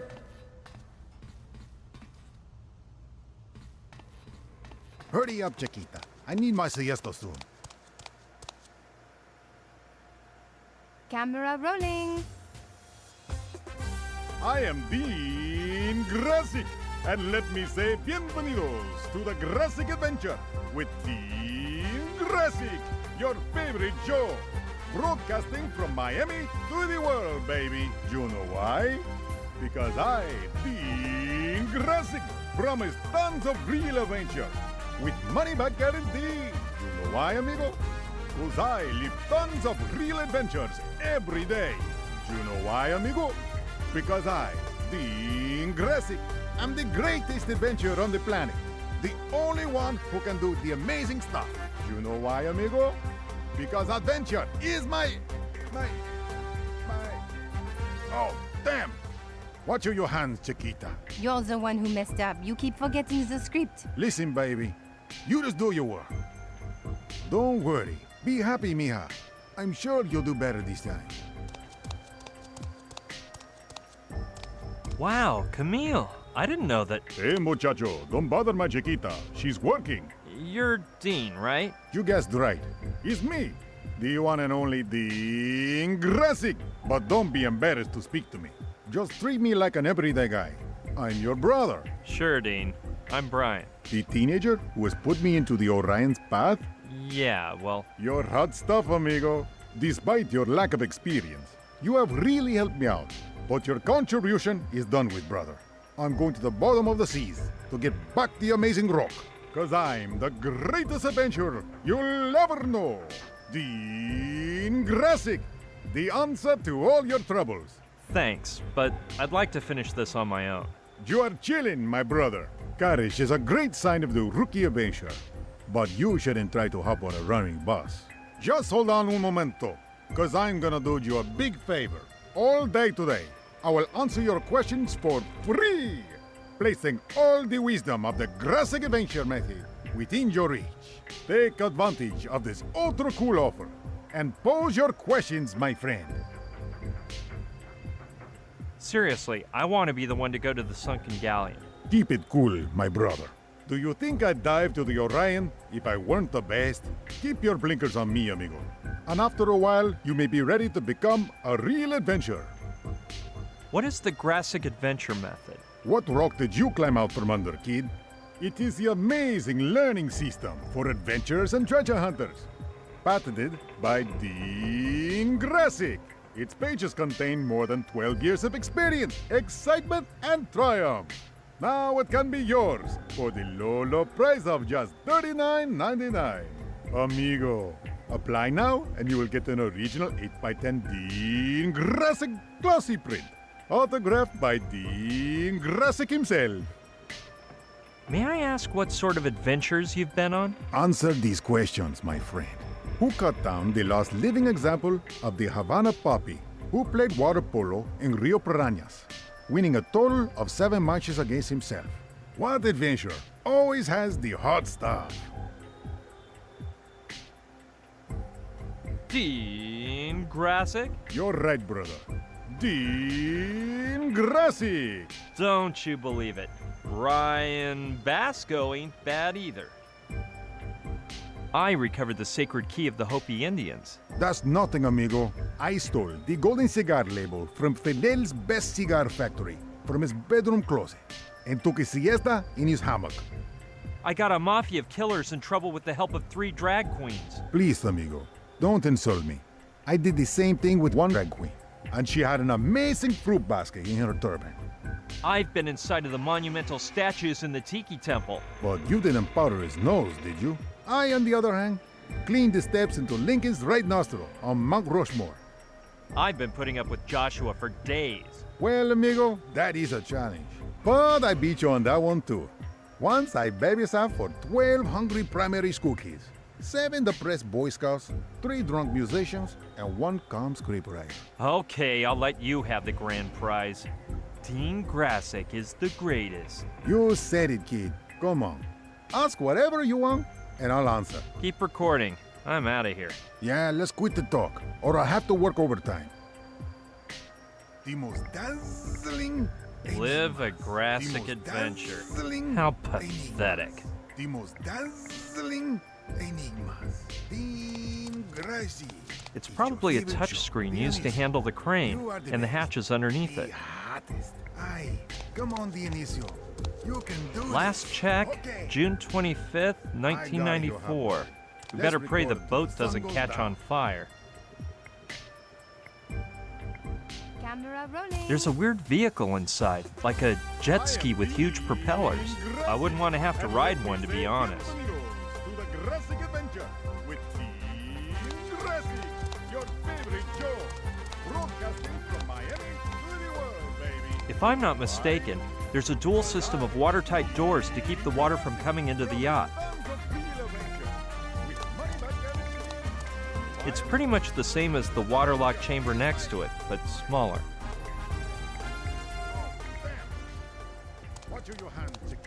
You're the one who messed up. You keep forgetting the script. It's full of plastic tubes. I don't know. They must be for diving. Sure, I'll take one. These things always come in handy, even if it's just to use as part of a practical joke. They must weigh more than a dead body. They don't seem to have been used much. I wonder if they make these with prescription lenses. I mean, I just have a touch of astigmatism, but I'm curious. Once I find that sunken galleon, I'll look into improving my diving skills. In the meantime, I'll just stick around the boat. Recording. It holds several weights to help the diver swim deeper. Well, I already have one, but 2 could be nice. Cool. I have 2 identical tubes to play with today.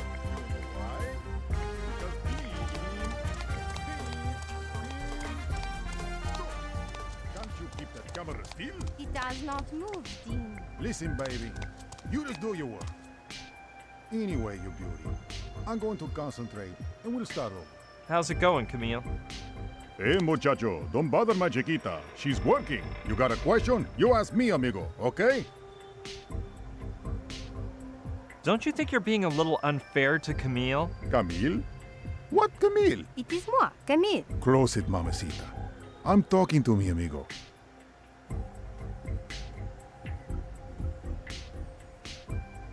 Seriously, I want to be the one to go to the sunken galleon. Keep it cool, my brother. Do you think I'd dive to the Orion if I weren't the best? Keep your blinkers on me, amigo. And after a while, you may be ready to become a real adventurer. What is the Grassic Adventure method? It is the amazing learning system for adventurers and treasure hunters. Patented by Dean Grassic. Its pages contain more than 12 years of experience, excitement, and triumph. Keep recording. I'm out of here. There's no problem for me, brother. It's your favorite show, Dean Grassic. Team Gracie. Dionisio, you are the best. The hottest. Aye, come on, Dionisio. It's much newer than the one I used in Alaska. It looks like you need a key to open it. It's used to break the glass in the event of an emergency. No, better leave it by the glass cases in case there's an emergency. Plus, if I want to open them, it'd be easier just to ask Sushi for the key. I bet she has one. There's a long hose inside for use in the event of a fire. It looks like you need a key to open it. It has a sort of turning valve, and it looks like you can turn the water on and off manually. No, I don't want to flood the boat. It leads to the bow of the boat. It's the same as all the others on the boat.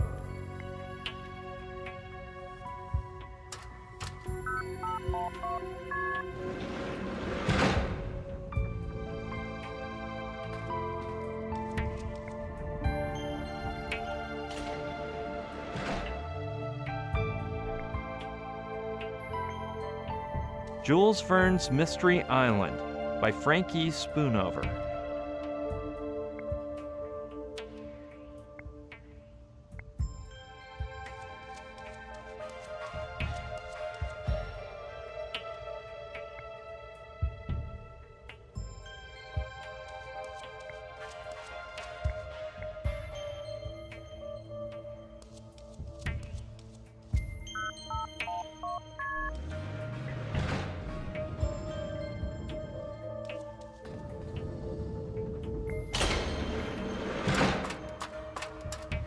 I have a feeling this won't be easy, but I must. I can't. It's the same as all the others on the boat. I'm ready, Hostop. You come here, baby. Yeah, let's see where this heads to.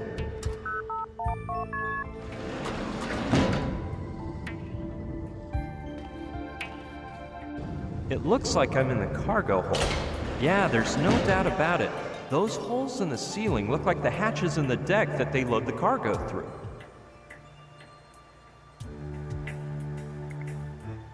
Well,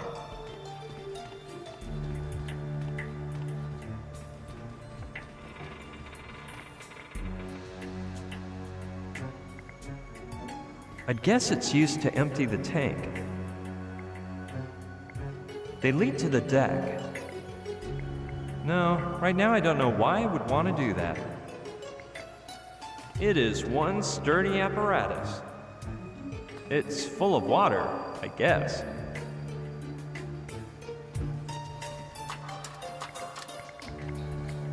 It apparently leads to cargo hold 2.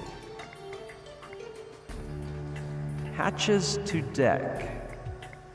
I don't know what it's connected to.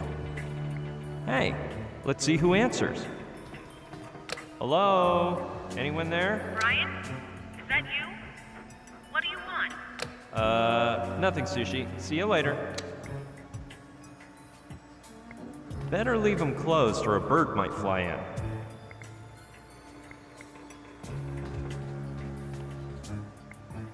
It's next to a door with no lock, no doorknob, and no opening panel. I don't know if I can figure out what it's for.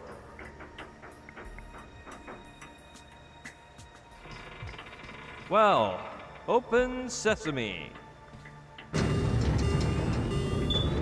Whoa! It almost chopped my foot off. It must be broken because it doesn't seem normal for it to close just because you release the button.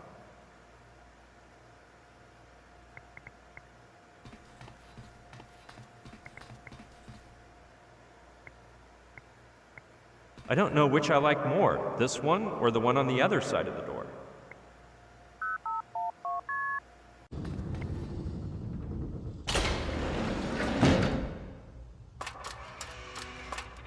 Let's see if this one is any looser and I can open it. I can't.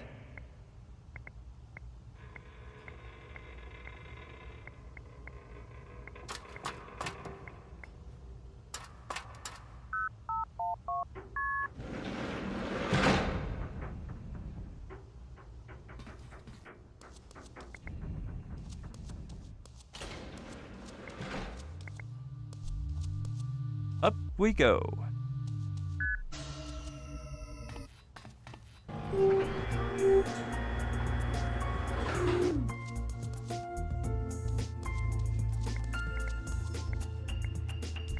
Listen, Sushi.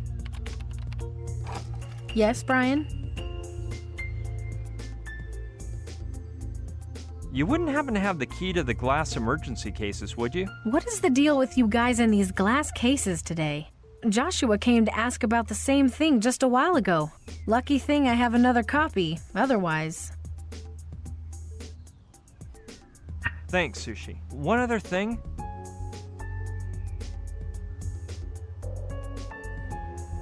I wanted to mention something to you about Dean. I can tell you find him interesting. I've never heard of anyone named Dean Grassick. His face wasn't even slightly familiar. You don't watch much TV, do you? His program, The Grassick Adventure, is one of the highest rated shows on primetime TV. I recommend it, because it's as if you were really there with him. Fighting against wild monkeys in the jungle, searching for treasures and ruins, and fighting against polar bears. Dean takes a camera on all his adventures, and every evening he broadcasts images of the most amazing parts of that day's adventures. Plus, he's so cute.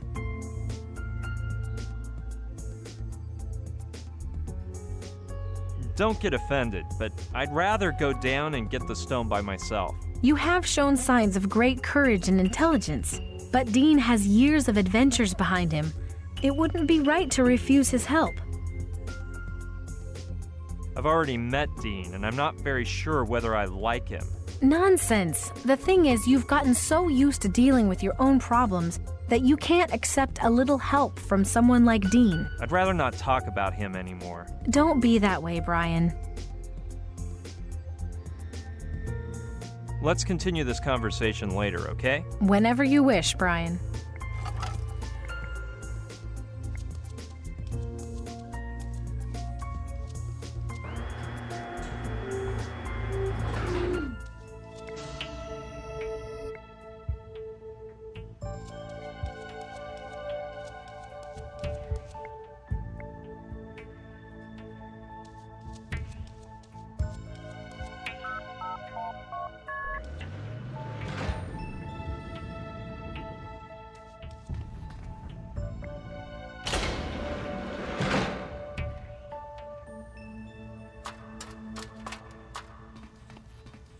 Hurry up, Chiquita. I need my siesta soon. Recording. I am Dean Grassick, and let me say bienvenidos to the Grassick Adventure with Dean Grassick, your favorite show, broadcasting from Miami to the world, baby. You know why? Because I am Oh, darn it. Watch your hands, Chiquita. You're the one who messed up. You keep forgetting the script. Listen, baby. You just do your work. Don't worry. Be happy, mija. I'm sure you'll do better this time. How's it going, Camille? Hey, muchacho, don't bother my Chiquita. She's working. You got a question? You ask me, amigo, okay? You haven't seen my friend Joshua around, have you? I get the feeling you're talking about your friend with the glasses, no? He was here right now, but he stirred up a mess, moving everything around and screwing up my scene. That guy is one loco yoker. Keep recording. I'm out of here. Good work, amigo.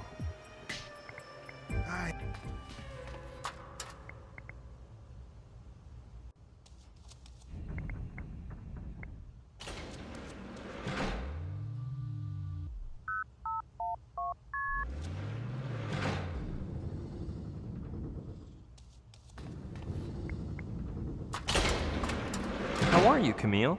Très bien, as you can see. Where are you from? From France. Don't I have an accent? I was gonna say something as dumb as the Colonel would, but instead, I'll ask something else. I only know about France from the movies. Paris, the Can-Can, Les Mis. Alors, you know the France of last century through the American movies? Maybe you should travel there to see what France is like today, in person. Oh, and you have excellent wines there, don't you? Mais oui, precisely. I brought 2 bottles as a gift for Dean, but he says he is on the wagon or something. He refused them. Too bad. Because what do I do with them now? Well, I have a friend who would go wild over those 2 bottles. Ah, you know about wine? No. Little Demon is more into drinking it. The one who really knows his wine is my Uncle Albert. Ah, oui?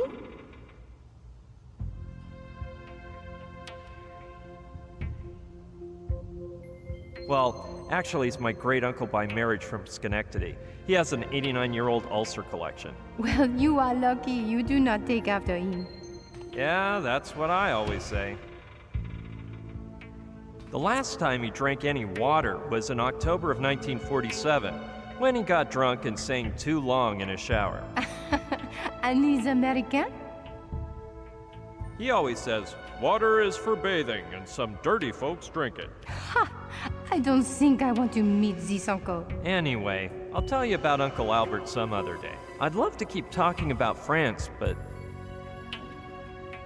How is it you're working for Dean? No, I do not work for him. I won a contest, and the prize was to experience his next adventure with him. You do not know how many people would pay to be in my place. I had very much the luck. Oh yeah, I think Sushi mentioned that. What type of contest was it? It was an international contest in all the countries where they show the Grazik adventure. The winner was the person who found a golden coin in Dean's head.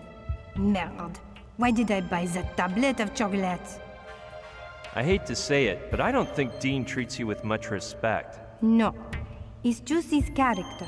Really, he is very attentive and, well, right now he has very much the stress and he is not normally like this. That Dean is a show-off. No, don't say that. Dean is the greatest adventurer in history. Though... No, nothing. So why did you decide to take part in the contest? I have always loved the adventure, and this was my chance to live one for real. Dean always says that adventure has physical ability as a weapon against adversity. That's what he says? Well, no. What adventure puts to the test is improvisation as a weapon against confusion. You spend time going from one place to another without knowing exactly what you're supposed to do. And you have to make things up as you go along in order to move forward, because if you let the confusion get the best of you, you'll just get stuck somewhere, and you'll miss out on the best part of the adventure. Well, I never thought about it like that. Me neither, actually. I was just improvising. Let's drop the topic of Dean, or I'm a wretch. Okay, as you wish. Anyway, see you around, Camille. Where'd you go, mamita? You don't work? If I'm not mistaken, there used to be an axe in there. I'm sure there was a hose in there before. It has a sort of turning valve, and it looks like you can turn the water on and off manually.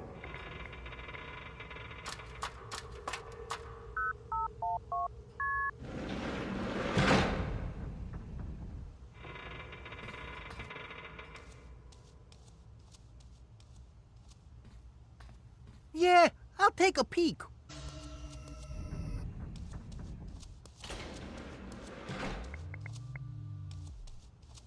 Up we go.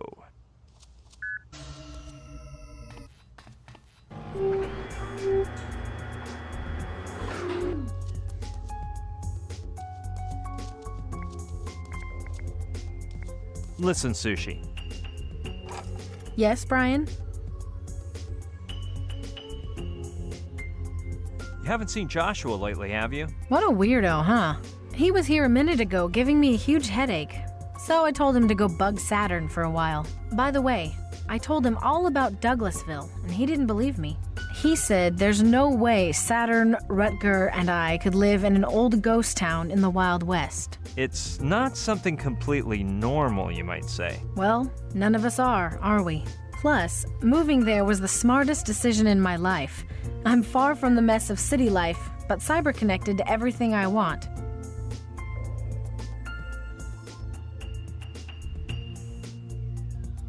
Let's continue this conversation later, okay? Whenever you wish, Brian.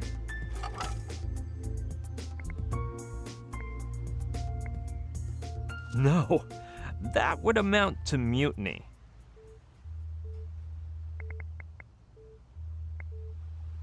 Well, look who's here. I'm gonna go say hello. Rutger, long time no see. Yo, Brian!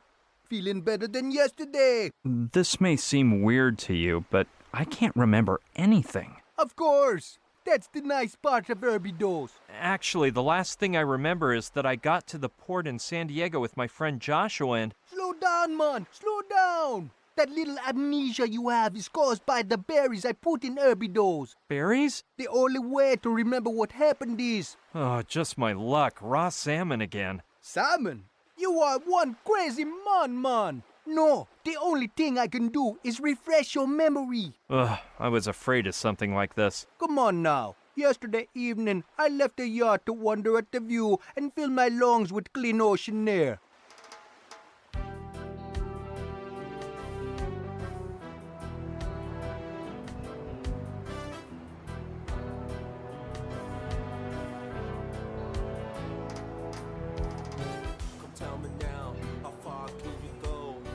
Singing ends and you're walking in a beating rain. Summer warms, the cold then is chilling.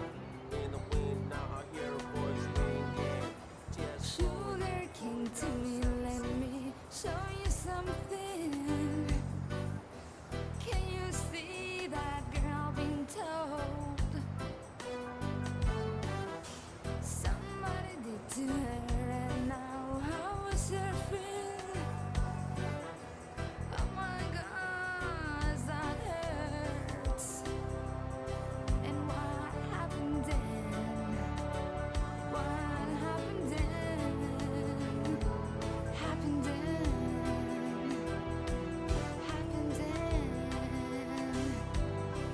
I'm hungry.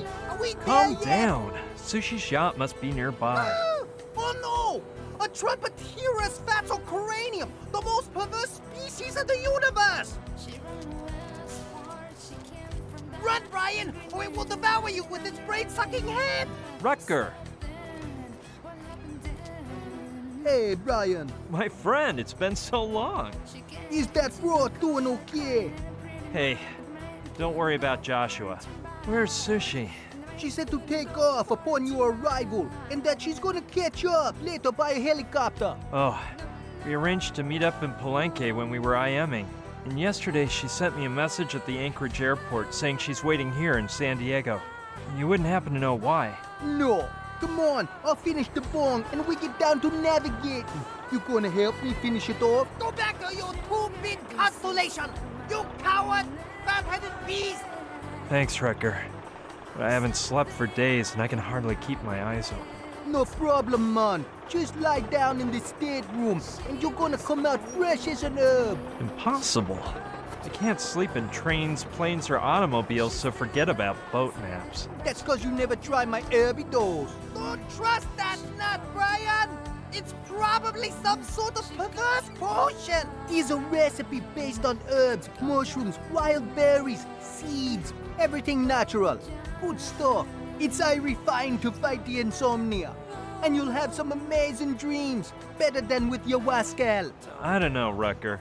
Your recipes have always seemed a bit potent to me. Of course, that's why they're so cool. Let's dine. You have some Herbidos, and hey man, you're gonna sleep better than a zombie. Now I remember.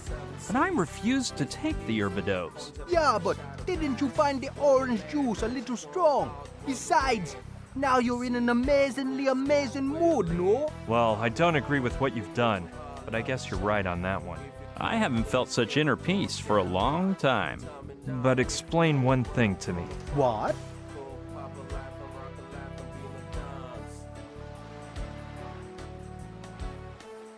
That's the telepathic helmet you've got there, isn't it? Telepathic? Well, it's the one that you gave to that bird-brained Saturn a while back, man. But I want it fair and square, and it's mine now. I brought it to the boat, cause it really freaks me out. But for the last 3 days, it don't work. Typical overvalued Babylon machine. By the way, Joshua came here before, man, and told me he had a similar device. But that his was much awesomer and less pathetic. That whole thing about Saturn being an idiot, it's all in good fun, right? No, I say it in the worst way. Saturn, imbecile. Actually, Joshua built it to communicate with the Trantorians. When he managed to get abducted, I kept it. Oh yeah, and that whole thing about the Martians and the stone they lost. I know how difficult it is. 'Cause I lost one the other day, and I felt an evil feeling at the tip of me dreadlocks. The important thing here is not the helmet, it's... It's what?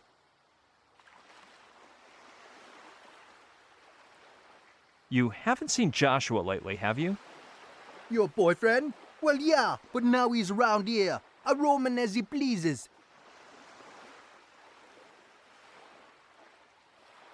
What? Joshua isn't my boyfriend. Are you ashamed of him? He might seem like an inside-out peanut wrapper, but I'm sure he's an incredibly amazing guy. What made you think that Joshua and me... He's not as flamboyant as you, but if you two ain't gay, then I'm no Rastafari. I say gay in a totally cool way, man. Did you convince Joshua you aren't a fat-headed hornblower? Not until he seen me without me hat. But when he seen me dreads, he said I was a Medusianus fumensis, whatever that is. I wish I could live as sweet as your lover boy. We'll talk later, Wrecker. Sure, man. That's the telepathic helmet Joshua made to communicate with Trantor, which I gave to Saturn as a gift. Okay, I'll grab it. No, man. What? Don't want to make you vex, man, but the element is mine, and it stays here.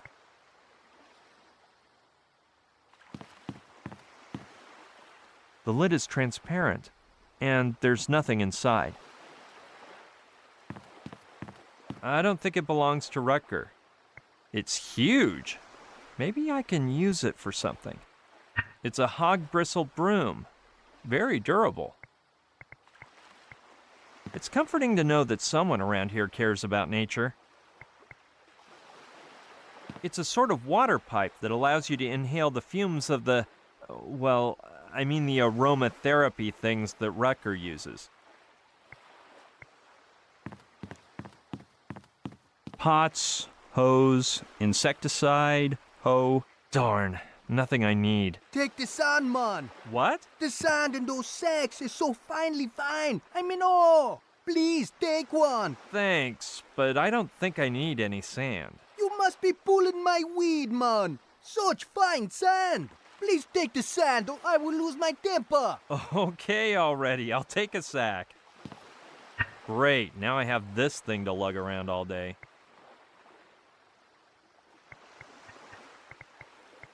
Finest sand from Baja California.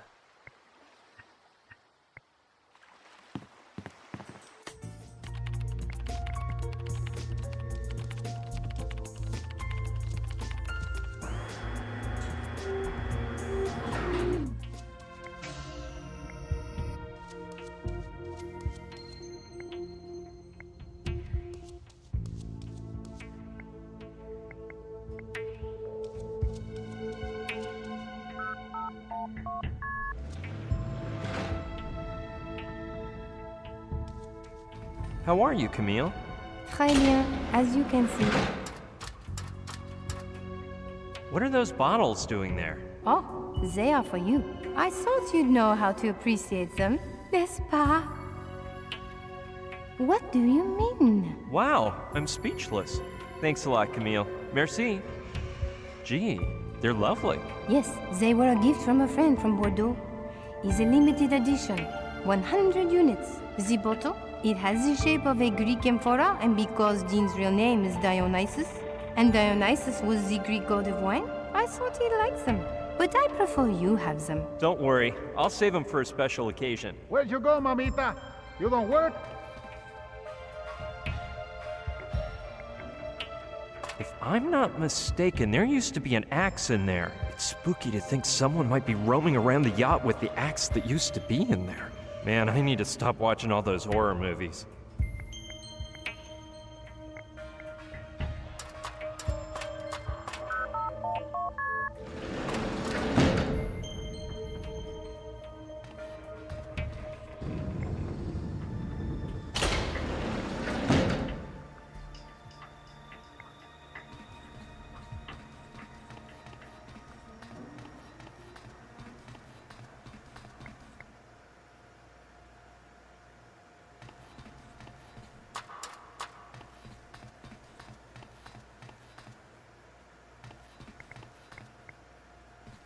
I'll try again, just in case. Nope, this thing is more worn out than an action hero in the 5th sequel to the movie that made him famous.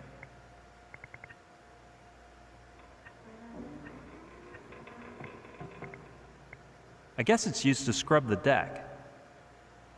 I guess it's used... Great idea.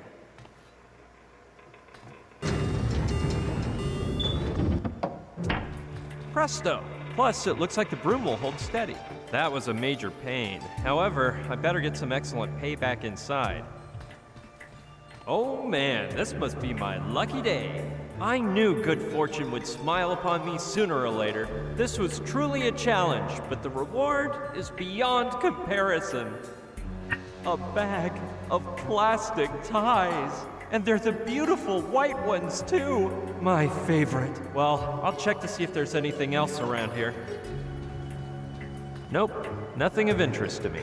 Let's look on the other side. No, nothing there either. However, as far as I can tell, this cargo hold is symmetrical to the other one, with the hatch and everything.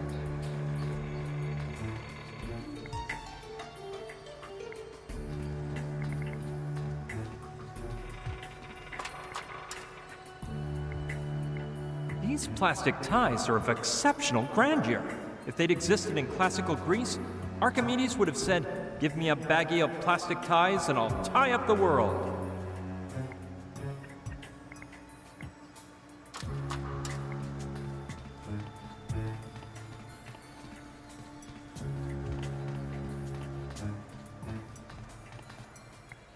If I can't get this one open, I'm giving up. Well, I've made a decision. When this is over, I'm signing up for the gym.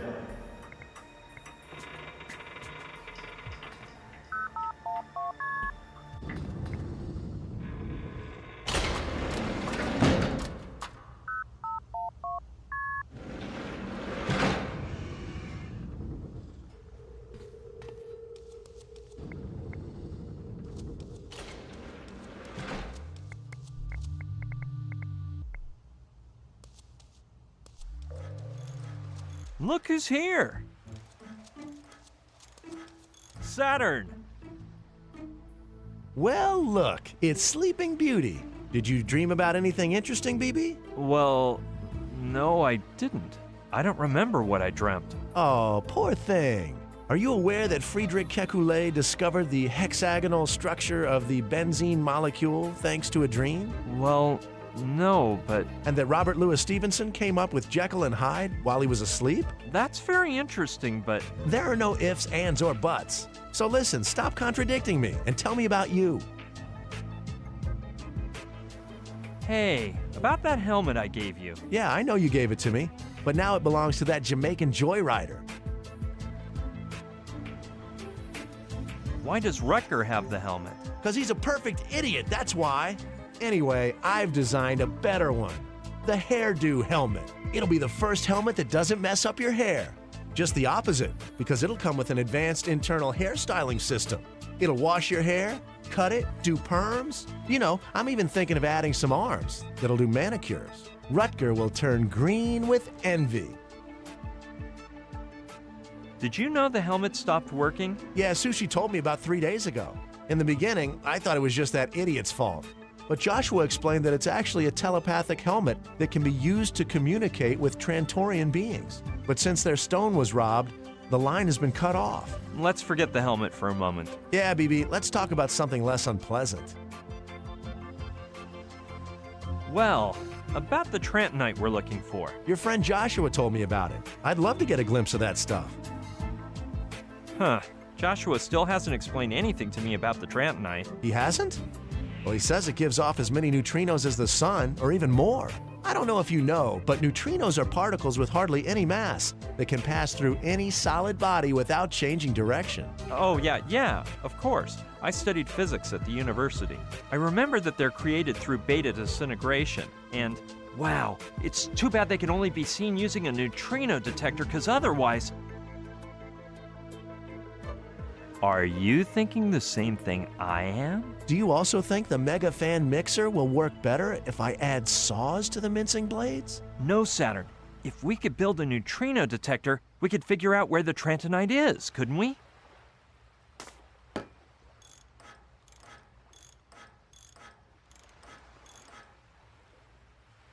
Awesome! I hadn't thought of that. Just yesterday, I was reading an article about neutrino detectors in this month's Do-It-Yourself Science Illustrated. You have to fill a glass tank with fresh water, put photomultipliers in place, and, wait, I better look it up. Improvements in ultra-energy neutrino detectors on pages 31 through 34. Let's see, 28, 29, 30. Dang! The ones where the article should be. I bet that French girl did this. Huh? You know, man, the one who came here with Dean Grassick. The poor girl was so bored, I lent her my magazine. She seems so nice. And then she goes and steals just the article we need. Don't worry, I'll try to get it back. Let's hope, and try to solve that fresh water problem as well. As for the photomultipliers, that's a piece of cake. We'll use the telepathic helmet sensors. Joshua told me they increase the neutrino's mass and turn it into photons, so it has to work. The only problem is that fool Rutger has the helmet, and I don't know if he's going to want to give it to you. As long as you're going, tell him he's got so much nerve it won't fit in his hat. If the planet is called Trantor, shouldn't it be called Trantorite instead of Trantonite? You really get bored, don't you? I'm sorry, but I don't think we have time to analyze the stone. Well, it's a shame, because I think it would be wicked as part of my two-mouth bottle. Getting back to our original topic, you haven't seen Joshua lately, have you? He just left a minute ago. I am amazed with his cultural knowledge. Joshua? What did he say? I'm hungry. Exactly the same words uttered by Mike the Melting Pot Orchard in 1935, right before demonstrating in the flesh that ingesting a set of chrome-plated horseshoes is lethal to human beings. What's that you're working on there? Oh, I knew the mini-sub would draw your interest. You don't see a work of techno art like this one every day. And it was a huge success at the last Burning Man Festival, the most advanced art event in the US of A. What exactly is the mini-sub? It's a state-of-the-art mutant vehicle, especially indicated for use in underwater explorations. You see, when Dean Grassick goes down to the Orion, it will light up his field of vision. And at the same time, it'll send the images to the command post in the yacht so that we can take action in the event of danger. Is it broken? No, but first I was trying it out in the simulation tank in the cargo hold. And it seemed to me that I could improve the sine wave function to make it more flexible in motion. Plus, I was thinking that if I stick on some electromagnets, I could recycle it to use for underwater skiing. What is the Burning Man Festival? Good question. Well, there's a bunch of artists. Works everywhere. Techno art. It's like paradise, but in the middle of the desert. Very interesting. But let's discuss more important affairs. Whatever you say, BB. I'm gonna see what else I can do around here, Saturn. Okay, BB. See you later. Alrighty, Saturn. Hey, wait. Since there's a glass tank in the cargo hold, we can build the neutrino detector in there. Right now, it contains salt water, so you'll have to empty it out and prepare everything so we can refill it with fresh water. You won't have any trouble, because all the water that comes out of the yacht's faucets is fresh. But I told you, as soon as you finish with the tank, get the telepathic helmet back and retrieve that article on the neutrino detector. Come tell me, and I'll get to work.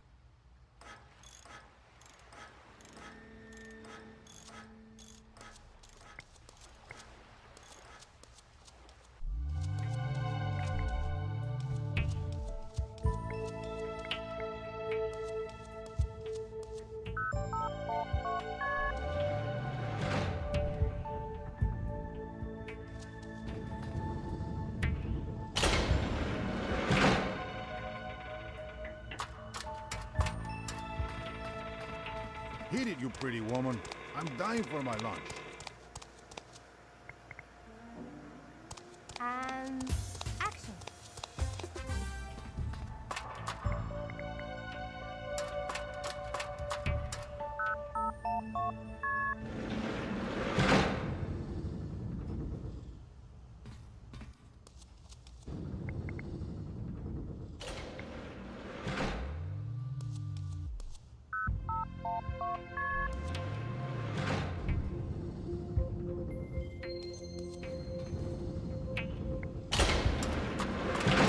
How are you, Camille? Très bien, as you can see. You wouldn't happen to know where Saturn's magazine is? Mon Dieu, how embarrassing. Tell Saturn I will return the missing pages, but right now I cannot. But what happened? Well, I sat here to read, and Dean asked me for the paper to wrap his lunch. I was so absorbed with reading, though, I hardly heard him. A bit later, he appeared, a little bothered because I don't pay attention to him, and he said, "Why don't you bring the paper to me if you have it right there, hotcakes?" or something like that. Then he ripped out some pages and returned to the Sealock room. I meant to tell Saturn, but I had a bit the shame. Don't worry. You'll see. Dean will return them to me lickety-split.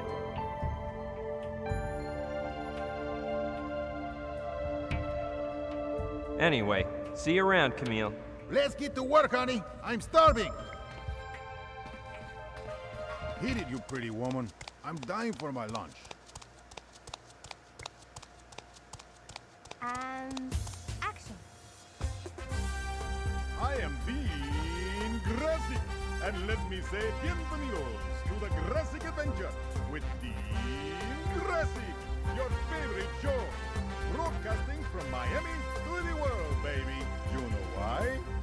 Because I, Dean Grassic, promise tons of real adventure with money back guarantee. Why, amigo? Because I am oh, darn it. You sure you started up that recorder, Chiquita? Yes, but of course. Watch your mouth with me, baby. Anyway, you beauty, I'm going to concentrate, and we'll start over. Hi, Dean. Dean Grassic! Amigo, what's flying? I need the paper you wrapped your lunch in. Can I borrow it? Do I look like some kind of boob to you, amigo? I lived in the street too long to let some thief stick his finger in my frijoles. What if I trade you your lunch for something more succulent? I get the idea that you don't got no idea what you're saying. You know what I'm saying? Something more succulent than a hardened bar of genetically engineered, potassium-rich beans? You better start looking, because this is the best snack in Miami. Well, when you're done, you'll give me the paper, right? Okay, kid. After I have lunch, the paper is yours. And if you behave and keep quiet, I'll sign it for you. Will you be lunching soon? That depends how badly this French girl keeps working.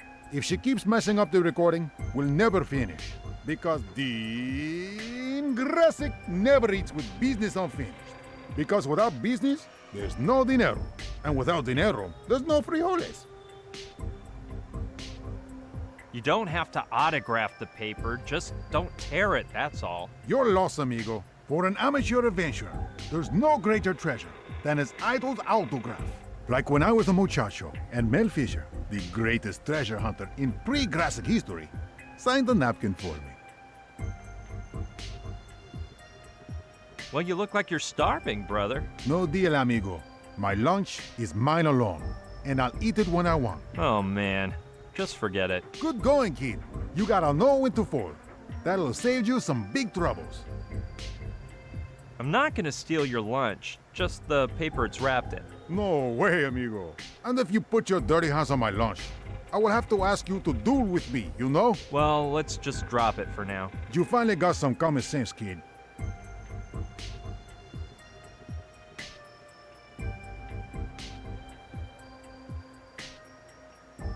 Keep recording. I'm out of here. Good work, amigo. It's your favorite No show. way, man. This Come loco on, says he Dionisio. won't give me the You can article do until he this. finishes Aye. recording the Come on, scene. Dionisio. And of course, he must be can used to do having a this. teleprompter on Dionisio. stage, You are feeding the him the best. text, so his memory's no good anymore. If things You are don't the change around here, I won't get the article for days. Come on, Dionisio. You can do this. The most dazzling enigmas. Okay. Hurry up, Chiquita. I need my siesta soon.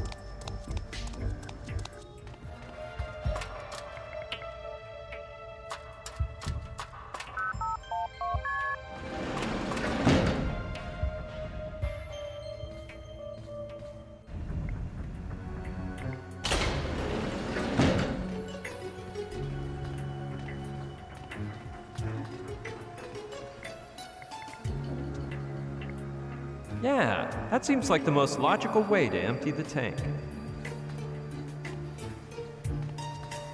Let's try it.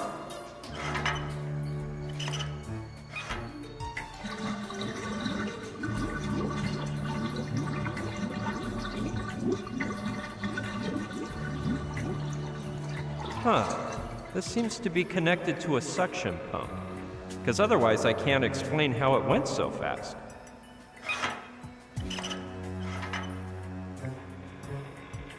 I'll wait until it's all ready to call Saturn. Then we can fill it together.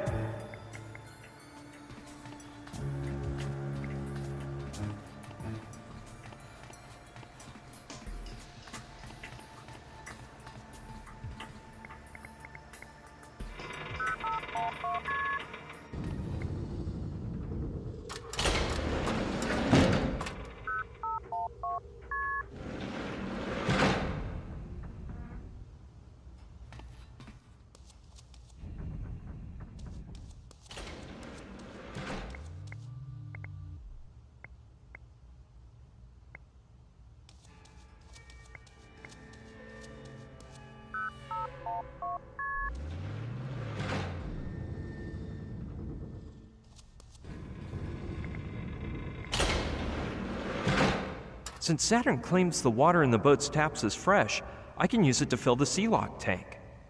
No, I don't want to flood the boat.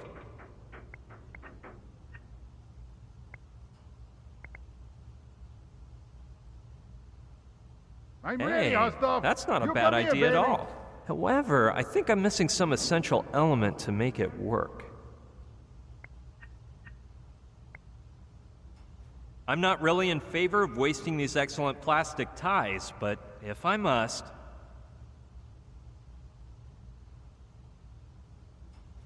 Well, that's done.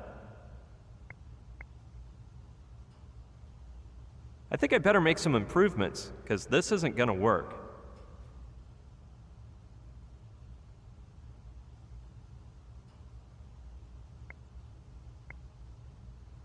If I'm not mistaken, there used to be an axe in there. It's spooky to think someone might be roaming around the yacht with the axe that used to be in there. Man, I need to stop watching all those horror movies.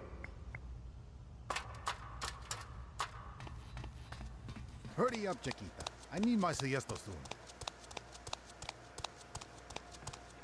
And action. I am being graphic, and let me say bienvenido to the graphic adventure with the graphic, your favorite show, broadcasting from Miami's pretty world, baby. They seem to break a lot, because there's a whole stockpile of replacements.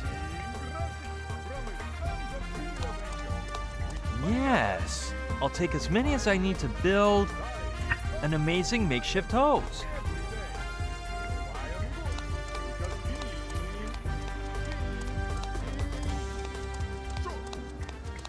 You sure you started up that recorder, Chiquita? Yes, but of course. I don't know why I brought you here.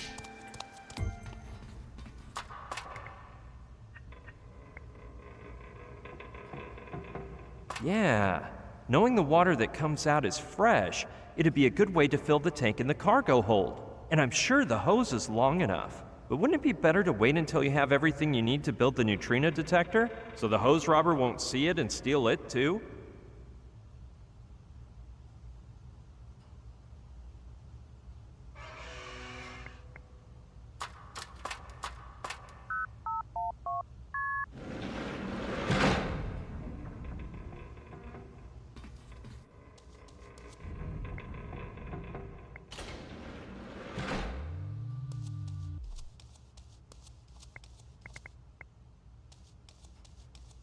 we go.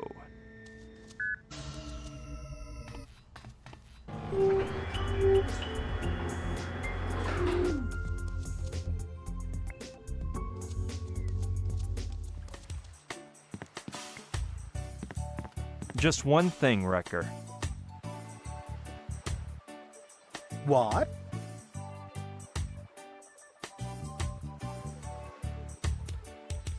I bet you don't know what Saturn just said to me. Some stupid thing of his, I'm sure.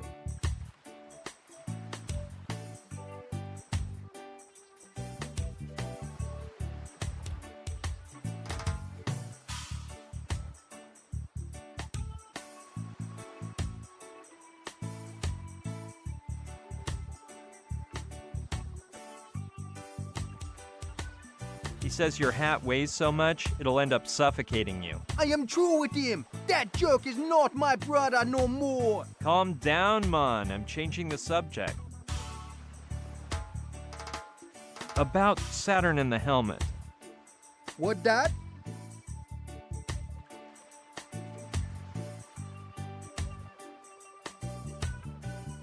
How did you win the helmet from Saturn? Fair and square, man.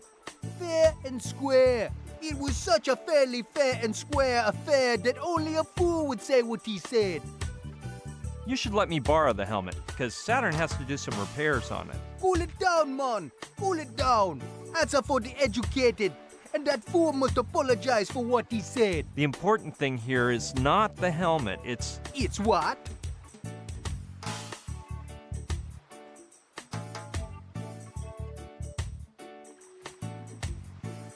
We'll talk later, Wrecker. You're in charge, Jer. Just a minute.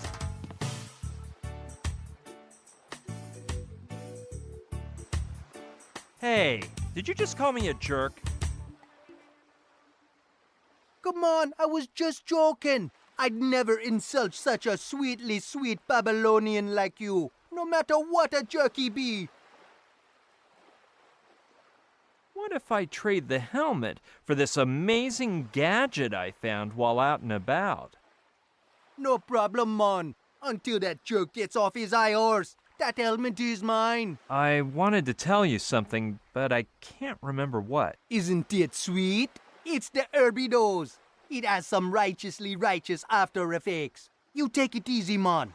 You gonna get over it fast and we split.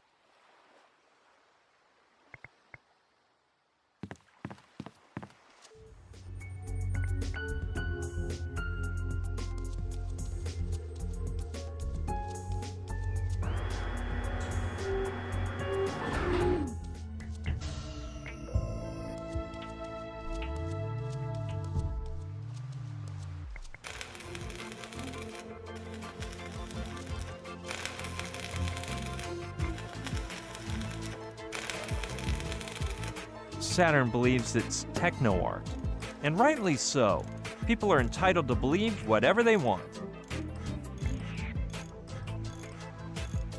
Just one thing, Saturn. What's up with you, BB? What did you tell me to tell Wrecker? That he's got so much nerve it won't fit inside his hat? Let's see what he answers to that. I'm gonna see what else I can do around here, Saturn. Okay, BB. See you later.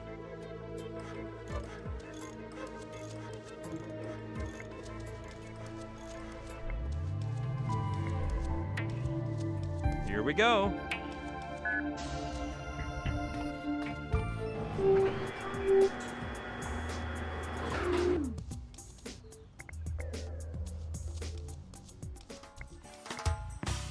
Just one thing, Wrecker. What? I bet you don't know what Saturn just said to me. Some stupid thing of his, I'm sure. He says you've got so much nerve it wouldn't fit in your hat.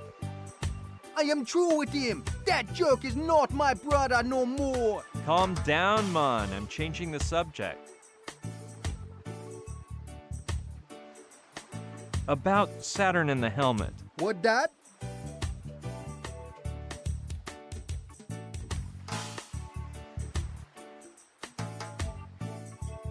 The important thing here is not the helmet, it's... It's what? We'll talk later, Wrecker. You're in charge, Jer. Just a minute. I wanted to tell you something, but I can't remember what. Don't worry, be happy, man. Later you tell me about it. After a close... Just one thing, Wrecker. What? I bet you don't know what Saturn just said to me. Some stupid thing of his, I'm sure. He says his hat's off to you, and not to pout. Is he piping down or pulling me leg? Come on, let's test him. Tell him his techno art is so sadly sad, it no be good enough to hang above a toilet. Okay, I'll go tell him right now. Shoot, now what am I supposed to tell Saturn?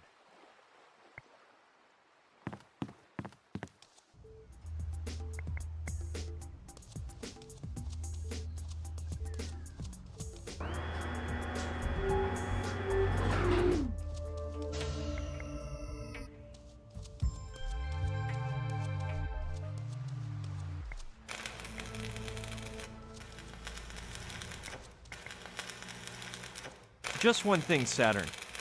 What's up with you, BB? Wrecker just said something lovely about you. Oh, yeah? And what did that Rasta-covered fool tell you?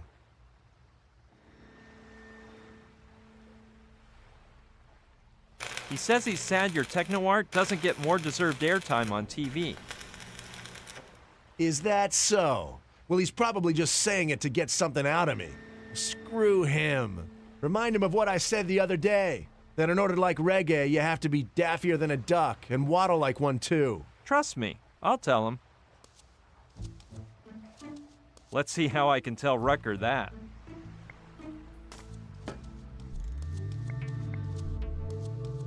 Here we go.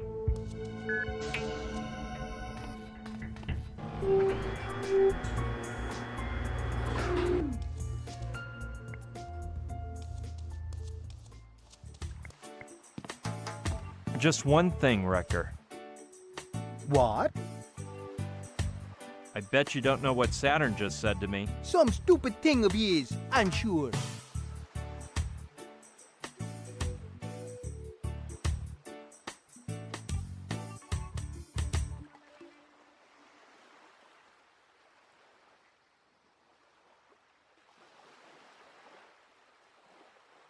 He says that when he listens to reggae, he gets so happy that he starts to flap his wings like duck. Oh, I guess I'm supposed to feel sorry for saying only jerks with blue hair go to the Burning Man Festival. Well, you repeat that to him and see what color he turns. Okay, I'll go tell him right now. Shoot, now what am I supposed to tell Saturn?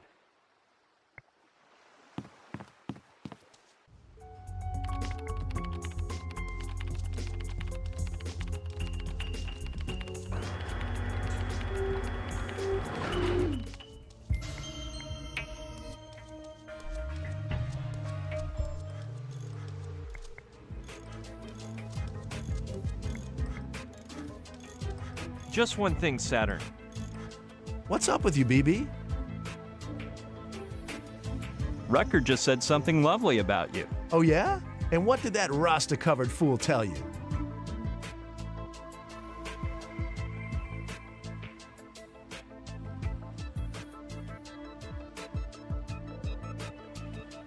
He says he feels like a wacko for not having gone to the Burning Man Festival with you. Now he realizes? Look, maybe in a few days I'll feel like a fool for saying this, but the Jamaican bobsled team won't win the Olympics, even if it secretly uses doping. Go tell him that. Hey, the day you got mad, did you exchange any other words? Well, I don't know. Why? Nothing. It's just that he's starting to treat me like a punching bag, but don't you worry.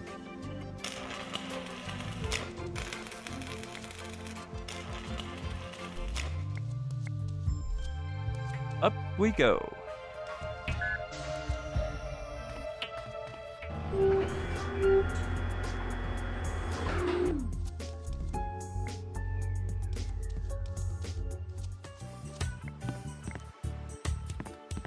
Just one thing, Wrecker. What?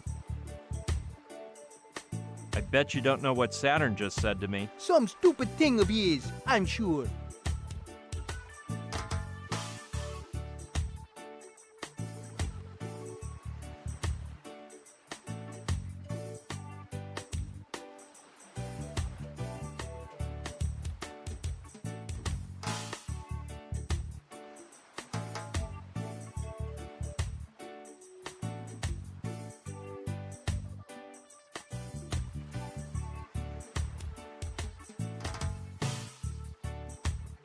He says the Jamaican bobsled team won't win the Olympics even if they secretly use doping. I am true with him. That jerk is not my brother no more. Calm down, man. I'm changing the subject. We'll talk later, Wrecker. Sure, man. Just one thing, Wrecker. What? I bet you don't know what Saturn just said to me. Some stupid thing of his, I'm sure. He says the day Jamaica wins the bobsled medal, he'll buy you an Olympic-sized bong. Saturn said that? No way. In the end, it will turn out he ain't the jerk I thought. But all he's a saying. You ain't making that up now, is ya? Me? Make things up? Lie? Oh, Wrecker, you just don't know me. Can't believe my ears. Peace, man. I just think it's strange that Bird Brain, well, he ain't so bad, is he? You know, as brothers go, he's a good one. What am I saying? He's my best friend. Oh, man, I'm gonna give him a makeup gift that's gonna knock his dreads off. The helmet? No, but take it if you want. I meant something more personal. To help him with one of his inventions. Don't know, I'll think of something. Thanks, Wrecker. Well, one more thing done.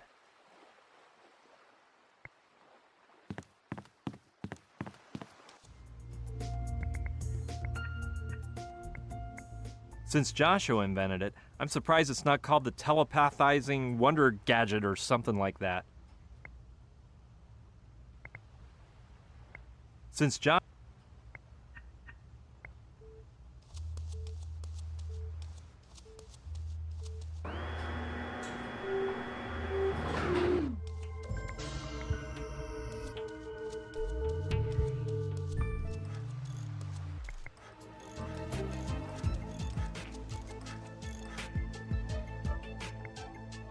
It's full of pens, pencils, and markers. Well, as long as I can choose, I guess I'll take a pretty marking pen. Saturn, can I borrow a marker? Of course, BB, keep it. It's immoral to refuse someone a pen. I think I've used one of these in the past. What I can't remember is when. I guess Saturn uses it to jot down his ideas and designs. Yep, I'd better tell Saturn. Can I borrow your sketch pad, Saturn? That pad is sacred, BB. It's full of my ideas and designs. So it constitutes my artistic and scientific logbook, and I couldn't risk losing it. My regrets, BB, but I can't lend it to you. You're not even gonna lend me a sheet or two from the sketch pad, Saturn? The truth is there's only one left, BB. Besides, I'd just give you the whole pad if it were empty. In fact, I have several new ones in my cabin, but it's a matter of principle. I never used a new sketch pad until I filled all the pages in the previous one. We artists are like that. What can I do about it? And you haven't had any ideas for filling the last page of this sketch pad? Well, I'm not sure. I recently read that one of the biggest causes of obesity is that we eat too fast, and I don't know, I've been thinking of something to help people eat more slowly for days so they can chew their cud without choking. The bad thing is, I haven't come up with anything. Oh, that's a shame. Well, if I think of anything, I'll tell you.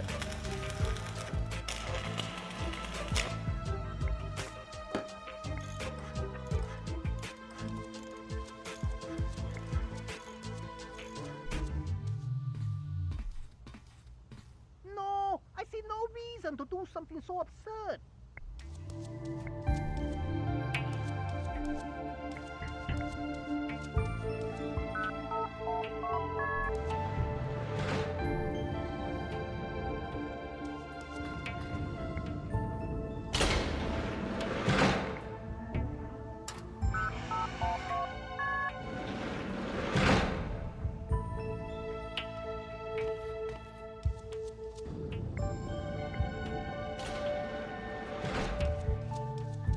Nah, there's nothing I need in there. Chateau de Sebi for Camille.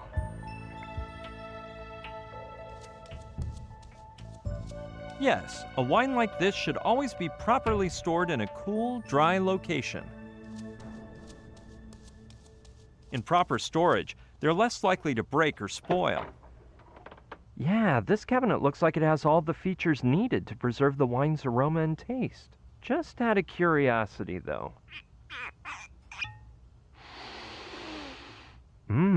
Smells amazing. I wonder if it tastes amazing, too. Huh? Where am I? A boat?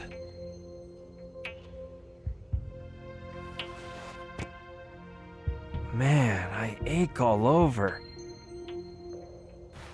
And that light.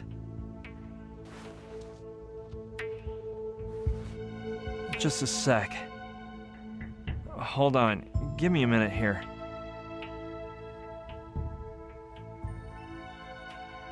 Let's see. I escaped with Joshua on Simon's snowmobile. We got as far as Sicily. Camille's wine. I really don't know what could have happened. My head is pounding and there isn't a drop left in those wine jugs. Maybe I was mugged. Anyway, I better look on the bright side. These empty wine jugs will surely come in handy. Yeah, I know it's not that comforting, but I need some encouragement here. Okay, that item may come in handy. The guy who drank these must have banged me over the head because it's pounding. Oddly enough, I don't remember anything. I'm getting another one of my brilliant ideas.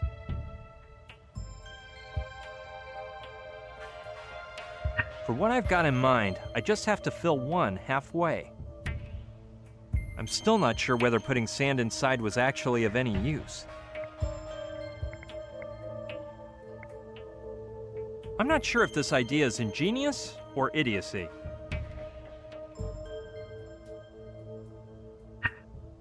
There we go. One family-sized hourglass. Including those plastic ties really adds value to the ensemble, transforming it into an oeuvre of unique beauty. Yeah, through the awe-inspiring wonder of the plastic tie, my grandiose creation will be complete.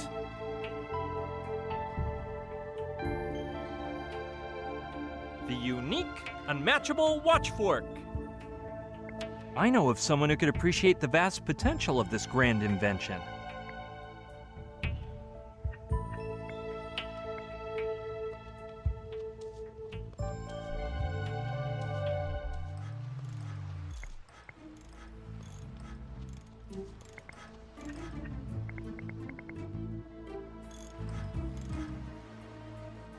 Yeah, maybe if I give a good sales pitch, he'll like it. Take a look at this, Saturn. What is that thing? It's an experimental primitive prototype of the watch fork, based on your ideas about people eating slower. The actual size wouldn't be so big, but I thought you'd appreciate the detail this way. Watch fork? Yeah. Look closely. You pick up the food with your fork and patiently wait for all the sand to drop from the top of the hourglass to the bottom.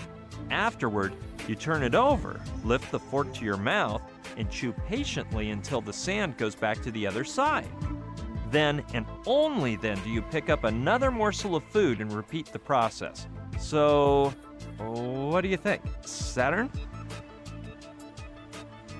This is the most amazing invention I've ever laid my eyes on. Seriously? Watch out, Da Vinci. I'm going to start work on this immediately. I'm heading to my room, where I can clarify the mathematical concepts behind the watch fork and draw some sketches for a while. Hey, Saturn, that sketchpad you brought back is brand new, isn't it? Yeah, I used the last page from that last pad on a couple preliminary designs for the watch fork. So, can I have it? You mean you want me to lend it to you? Well, I'm sorry, BB. I'm giving it to you. Well, at least I finally got it. Now let's hope I can truly put it to good use.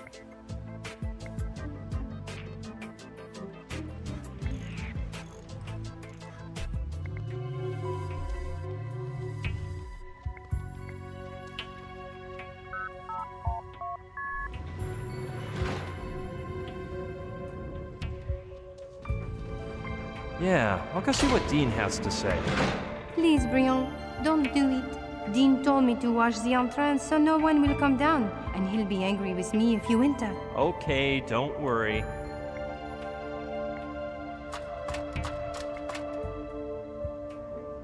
I shouldn't, at least not while Camille is here. How are you, Camille?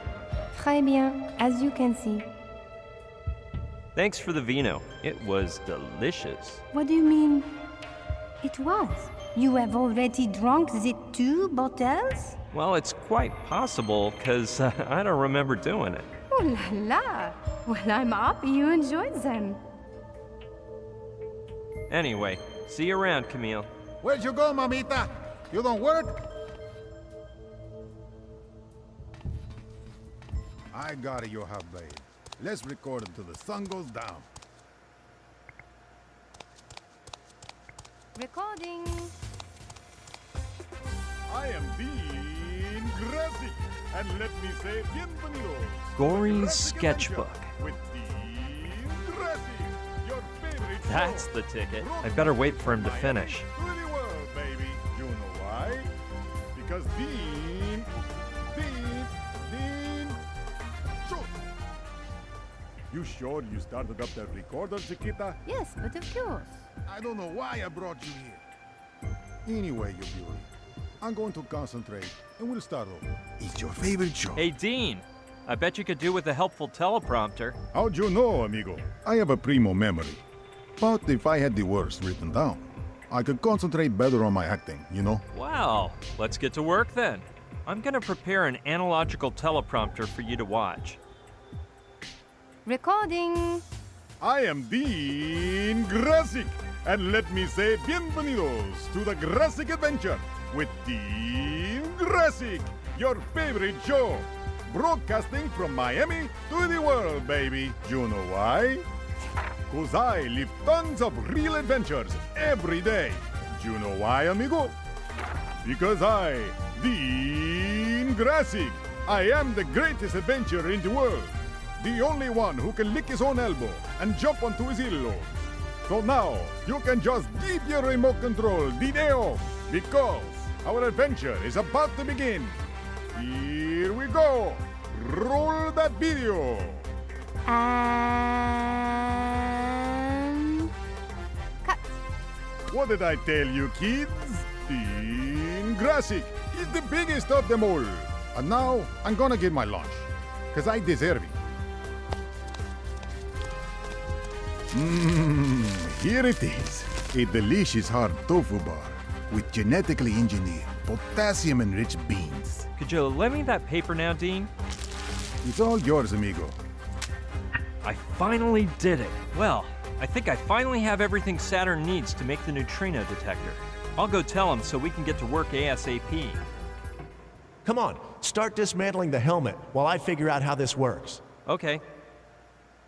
Let's see. Awesome! This is a piece of cake. Hey, BB, you sure that's the right tool? Ready to roll, Saturn. Cool! Come on, BB, bring it on! Tell me when it's full. Will this take much longer? Huh? Dude, it's starting to come out! Cut! Well, I'll just clean up this mess and be on my way. No, it's technically impossible for anything to go wrong, but you better stay back a bit. Now I see why you chose me to talk through the intercom. Well, as they say, que sera, sera. Sushi, can you turn off the light? We're starting here. Done. Good luck, boys. Yeah, good luck to everyone. And to me, too.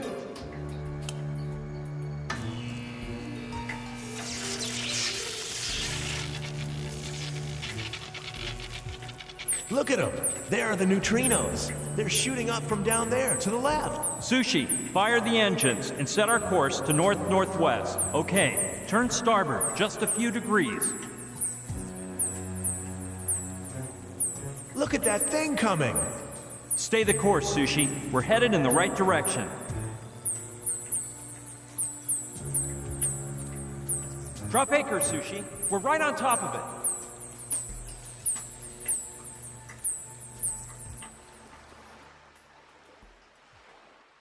Sorry, Brian.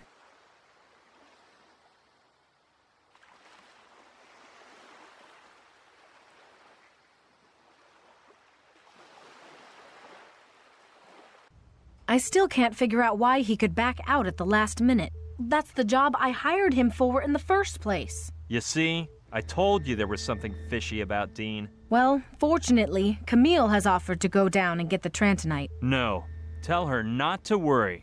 I'll go. I understand that your endgame is to do this personally, but after what you went through to build the neutrino detector, shouldn't you take some downtime? Negative. The Trantonite is my mission. Plus, there's a couple things we need to discuss. The first is that we are no longer right above the galleon, so you'll have to swim a bit. Not far, though. The second thing is that before beginning to search for the Trantonite, a 3D scanner should be placed as close as possible to the middle of the galleon, so that you can provide me with a 3-dimensional image I can use to guide whoever goes down. You yourself do not have to be the diver. Come on, give me that contraption. I'll go down right now. Okay, do as you wish. After all, everything is in place. Saturn has installed a shortwave receiver in the diving suit, so you have a comm unit during the underwater ops. And the mini-sub is ready, inside the C-Lock capsule.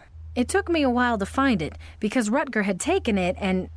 Well, you'll see. Ballast, regulator, ready. Be careful down there, Brian. Vamos, loco. I'll bet you do it almost as good as me. Wow. Well, thanks for the encouragement, Dean. De nada, brother. Good luck, Brian. Muchacho, amazing title you have come up with for this new Dean Grassic adventure. Blast to the past.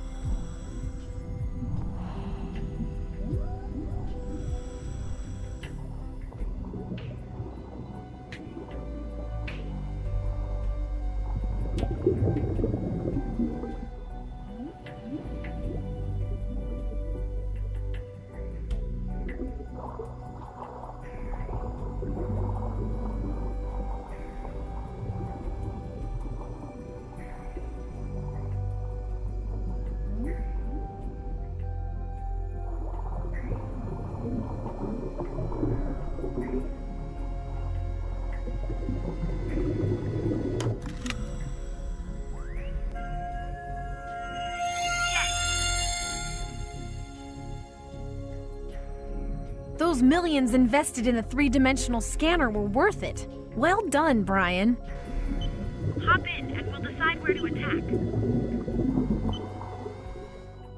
Good work, Brian. Now I have a virtual image of the Orion, and I can view your position the entire time and indicate which bearing you need to take. So, where do I have to go? Well, if you look closely, you'll see that the Orion's figurehead looks like a scorpion, and right next to the stinger on its tail, there is a small sphere. According to Paco's indications in Palenque, that sphere would be illuminated during battles, and I wouldn't be surprised if... I catch your drift. Come on, prepare me for the dive. I'm going back down. Are you sure you don't want to rest first?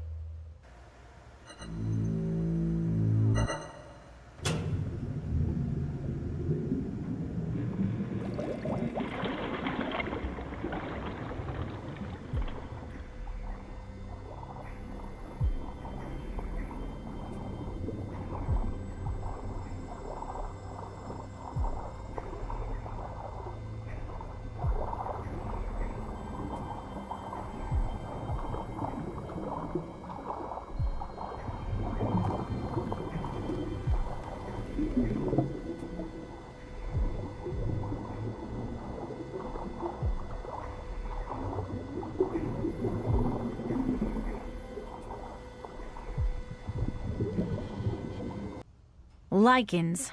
Either we get rid of them and the moss, or we'll never get it open. You know what you have to do, right?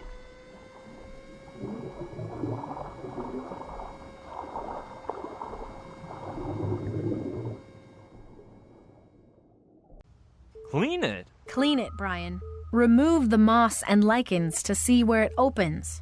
You aren't the kind of man who refuses to pick up a cleaning rag, are you? No, but I thought there might be some other way to open it. Whatever, but I think you'll end up having to clean it. All right, Sushi. I'm gonna see what I can come up with.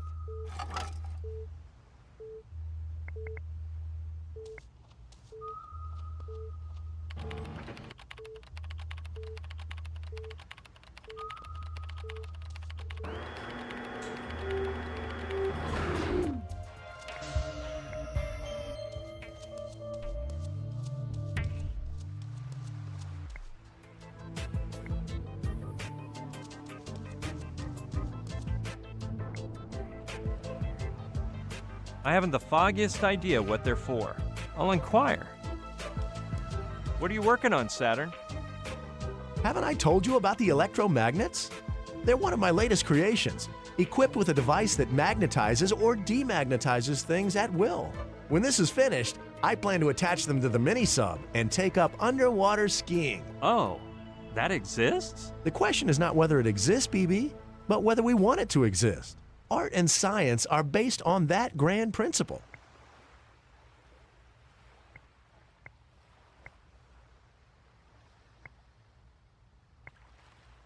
I'll just borrow the electromagnet for a spell, okay?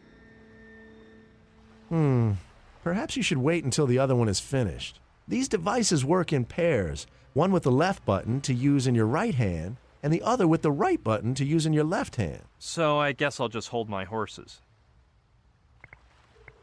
Hey, Saturn, how's that watch fork working out for you? I've set it aside for another time, BB. It's too important an idea to solve without in-depth thought, so it's on the back burner for a day or two.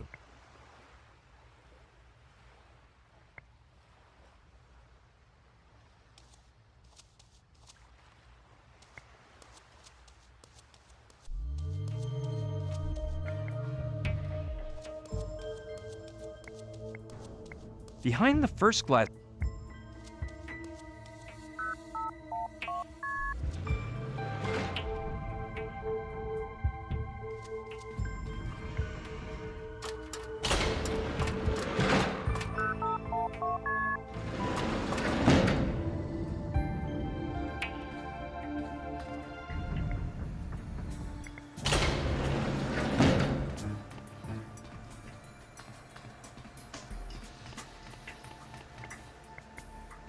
Saturn left it behind when we built the detector. No, I already toted one around on Mala Island, and it weighed a ton. Maybe there's something inside I can use, though. Man!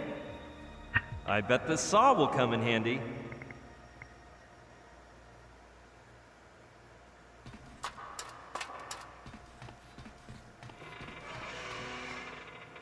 It's like the goon at a nightclub entrance, but backward. This one is used to let people in, not to keep people out.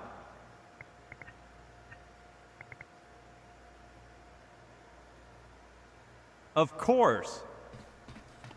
Who but I could dream up such a cool plan? It's obvious I'm a genius. Here we have it, an actual hog bristle brush, pocket-sized and at wholesale price.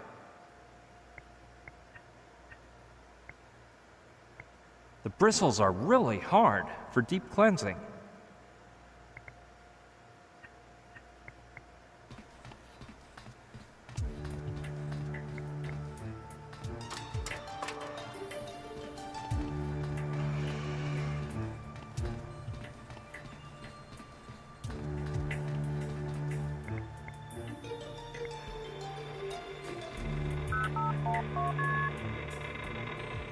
That's weird. Maybe I typed it in wrong.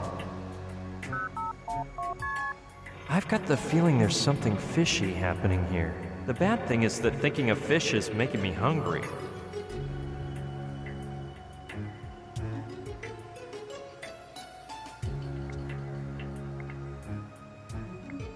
I know this won't work, but what else can I do? I knew it. I don't know which I like more, this one or the one on the other side of the door. I know this won't work, but what else can I do? I knew it.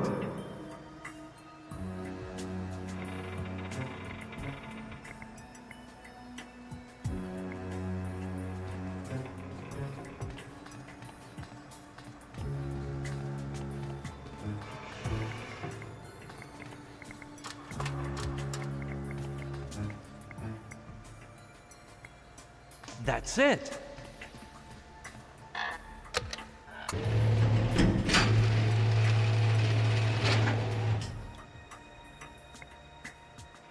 It's used to communicate with the command post where Sushi is.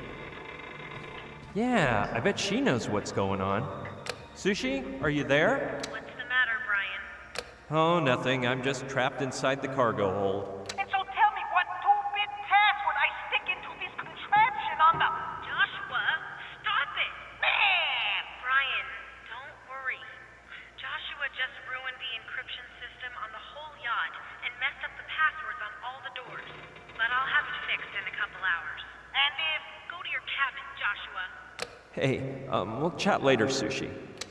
Shoot, I wouldn't want to be in Sushi's skin right now. Or in Joshua's, because when Sushi gets angry, she must be. Well, anyway, obviously I can't just wait for her to get me out of here.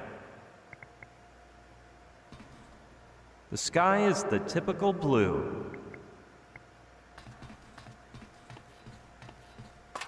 That's it. Now that I opened the hatches, I'm sure I can start from the edge of the tank, scamper up to the ceiling somehow, and reach the deck. Come on, let's get out of here.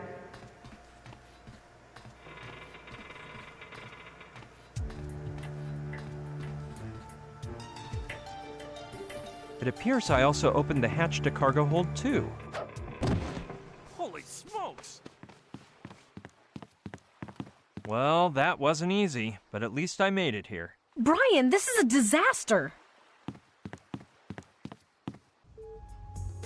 What's the matter, Sushi? Look, you really need to have a talk with Joshua. He's like a poltergeist. Now he's deactivated all of my passwords in addition to leaving the hatches on the deck wide open. Oh man, what are we gonna do with old Joshua? I already figured out the password thing, but I'm telling you, my experience is that it is quite unpleasant to enter the cargo hold and find a flock of seabirds looking at you as if you were some huge and yummy fish. Lucky thing the computer warned me and I was able to close them from here. Otherwise... Don't you worry. As soon as I see him, I'll kick his butt so hard he'll never open another hatch again. For goodness sake.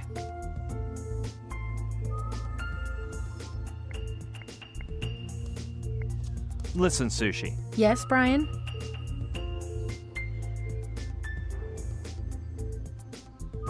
How am I supposed to clean the orb on the figurehead? Well, they say the best way to fight tough stains is with pressurized water. Under the water? Very funny, Sushi. Okay.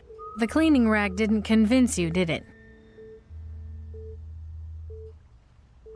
Exactly why didn't Dean try to go down and get the Trantonite? Oh, but didn't I explain? Turns out he isn't actually a treasure hunter. What? He's not a treasure hunter? He's just a straw man, a salary-paid actor who's hosted the show while pretending to be a big adventurer. But it turns out the action shots were filmed by stunt doubles. But the deal was that he'd go down and get the Trantonite, wasn't it? That's what I told him, but not what he understood. When I hired him, he must have thought I was in contact with the production company, and that, at the moment of truth, the stunt doubles he usually uses for the risky scenes would show up to do the dirty work.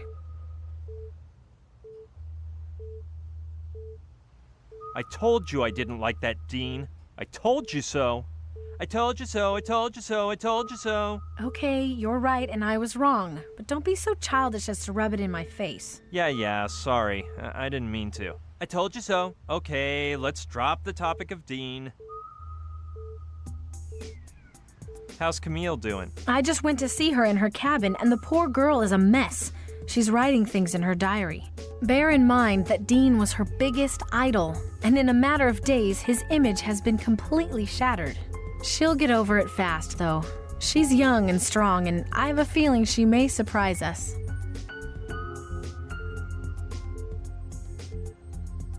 Well, I wanted to thank you. If it weren't for you, I probably would have given up. Come on, Brian. Don't get discouraged.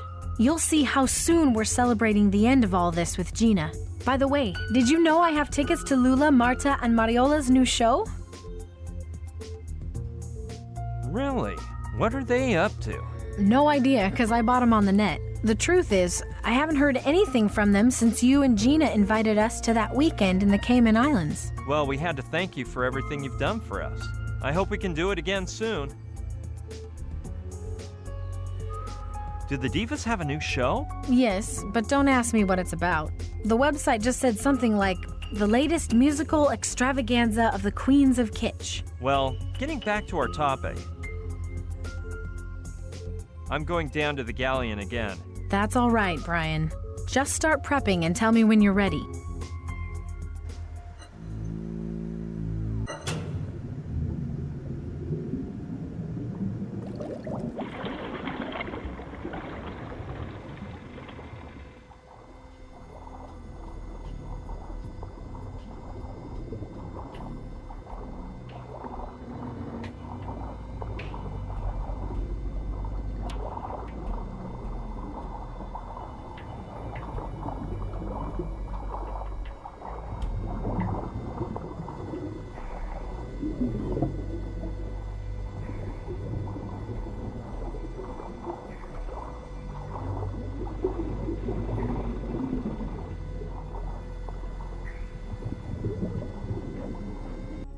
Is it that hard, Brian? You're not going to tell me the dirt is really stuck to the surface, are you? No luck? No? No!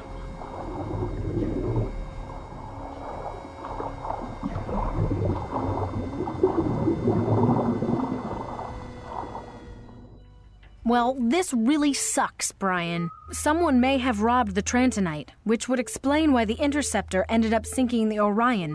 Or Malantuña suspected something and put it in a different place. The truth is, I have no idea. Well, let's stay positive and assume it's still on the boat.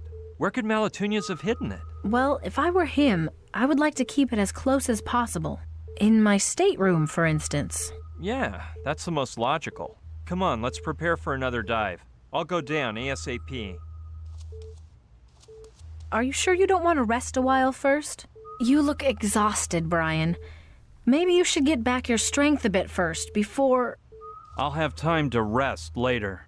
We've got work to do.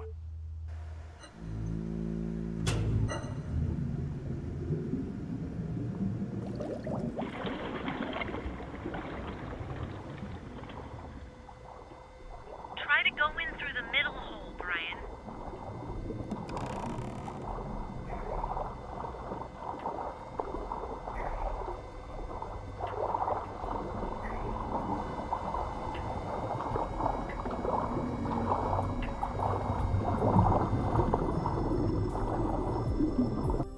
Let's see. Go down into it as far as you can. Now, move toward the bow. At the end of the hall, you'll find some stairs. Go past them. Now stand facing aft. Do you see a trap door? Go up through it. Roger. You'll reach a passageway with several doors. The one closest to the bow has to be Malantuñas' cabin.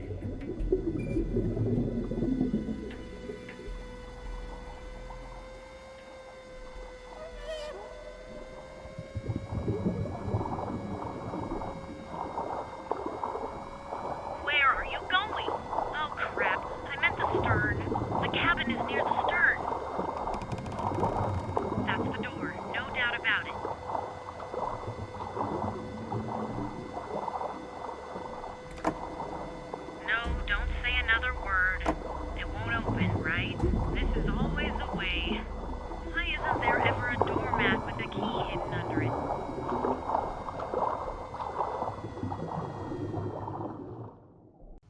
Well, of course it sucks, but when the going gets tough, the tough get going. I'll take a stroll around the boat, and I bet I'll come up with an idea to get that door open. Okay, I'll just keep thinking up ideas. And if you see Joshua, tell him enough is enough. What did he do now? What did he do? While you were diving, he made a major mess out of the cargo hold.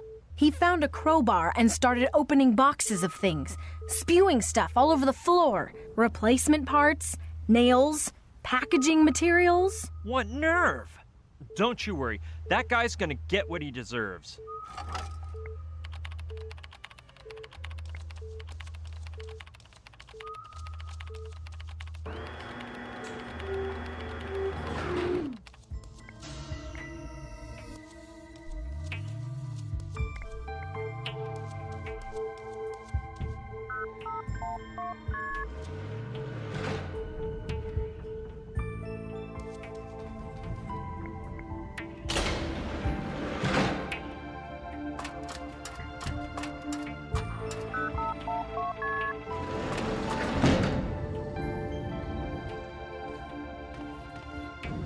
I was afraid of this. Now it turns out somebody has removed the brush holding the door open.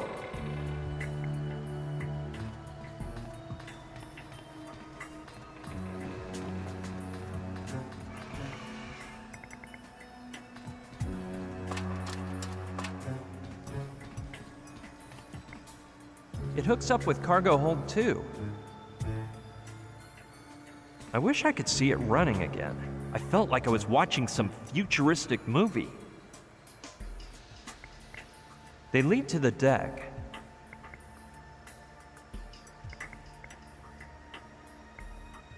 No, we may need it again if things take a turn for the worse.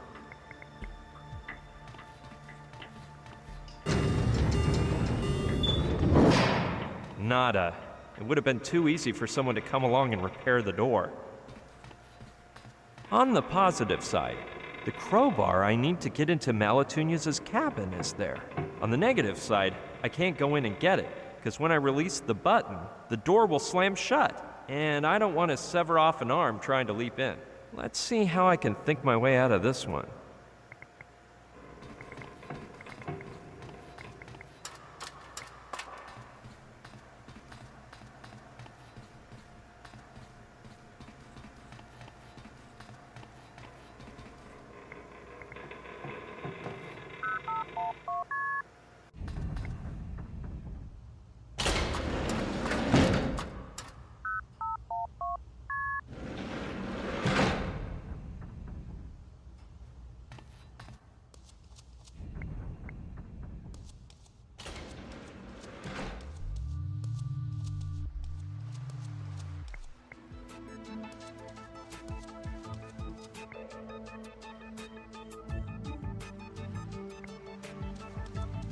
Hey Saturn, how's that watch fork working out for you?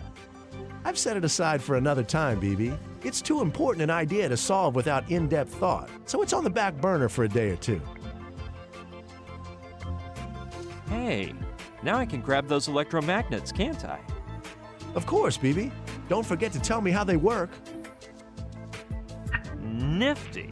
My first pair of electromagnets. There's something I don't get, though. If one has a button on the left to use with your right hand, and the other has the button on the right to use with your left hand, then what is the other one you have there for? Oh, that's for laterally challenged people. You know, the ones who never know which way is right and left. I put a button in the middle, so now it's accessible to everyone.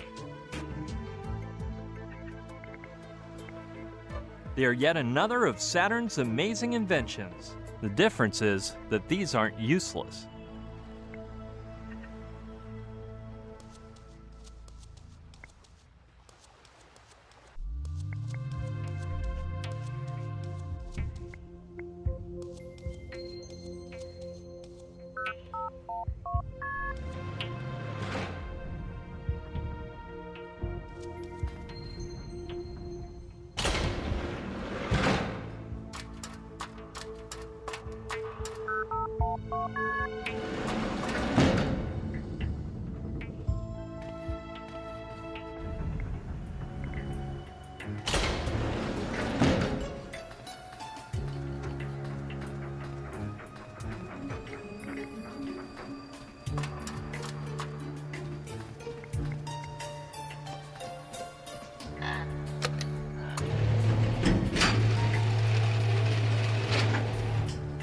done.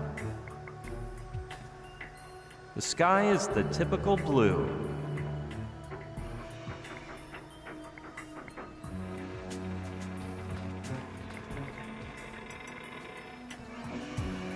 I don't think that's a good plan. Hey, that's not bad. Once I'm up there, I slide down the wall of cargo hold 2, snatch the crowbar, and run out.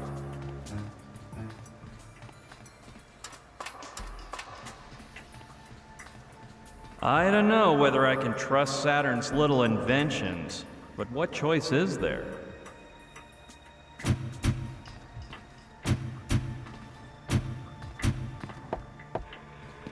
Down we go.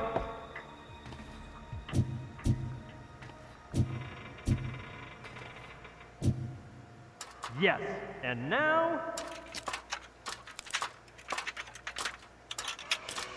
it's mine. No door will be any match for me with this crowbar. The Trantonite awaits me.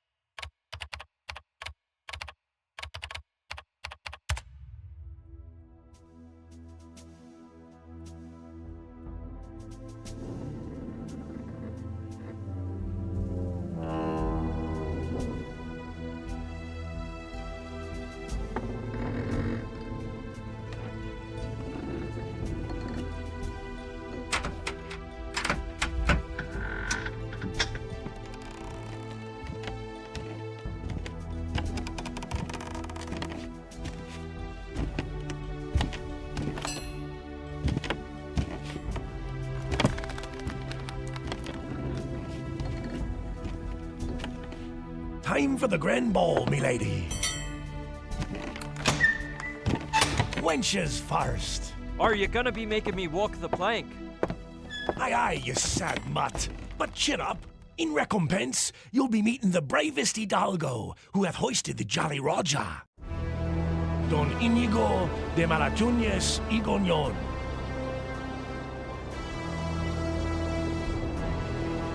Captain, the limey's ready.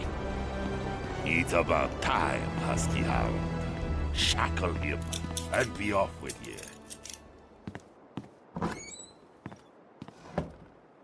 Despite appearances, you have the upper hand on me, lad. Being that I conceal neither name, nor rank, nor birthright, while I remain unaware of yours indeed. I want your name and your ship, you English swab, or I'll slide me sword through your bloody entrails. Oh, you should have mentioned that. My name is Brucian Barskov, and I hark from York. From its newest boroughs, to be exact. 'Tis a pleasure, Sir Brettian. Now would you be so kind as to explain why you've attempted to board me illustrious galleon? On your strange and tiny red and white dinghy with a metal hook in the fashion of a flag. Board your ship, sir? Aye? Vast there, Captain. I merely wish to be press-ganged and become a pirate on your Orion. Kind gentlemen, allow me to place doubt on your most recent assertion. Ye wouldn't be the first spy sent in from your motherland of heretics. There even be a vessel by the name of Interfector, which the Spanish crown has chartered against my person. Arr, the Orion could sink that sloop in the splash of a wave. In London, I hear talk that nobody can match the power of Captain Malantunas and his legendary hidden beacon of Avernus. Is that so? So tell me, lad, what other talk is there about me in them English pubs? Arr, a bit of everything. All good, of course. The monks are praying night and day, saying you're a devil fleeing from hellfire. The ladies sigh upon hearing about ye, as though an angel-winged prophet had passed. And their husbands extol the honorable set of horns they be wearing. Were it dawn Inigo de... Capitan! Unidentified floating object 3 miles from starboard. By Mephistopheles, it's a UFO. Pardon me lack of decorum, Sir Brescian, but I have a tidal wave of business to attend to.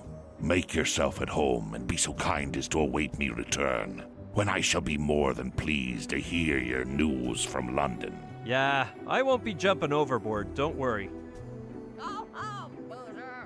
Ye, Russian mongrel, guard the door. You'll answer for this prisoner with your worthless life. Aye, aye, mi capitan. Well, this is a most unfortunate situation. But at least I managed to board the Orion. If the Interfector's crew obeys my orders, they will besiege the Orion this very afternoon. So I have but a few hours to remove these shackles, find the hidden beacon of Avernus, and take advantage of the turmoil which will ensue when the first cannonballs hit, to abscond in a dinghy, return to the Interfector, and command the sinking of the Orion from there. I'll have to work smartly to finish the job in such a scant workday, so I'd best alight if I don't want to end up in Davy Jones' locker. Shut your trap, mutt. Aye, I've got him afeared now. Now I can get down to me business with Demon Dog.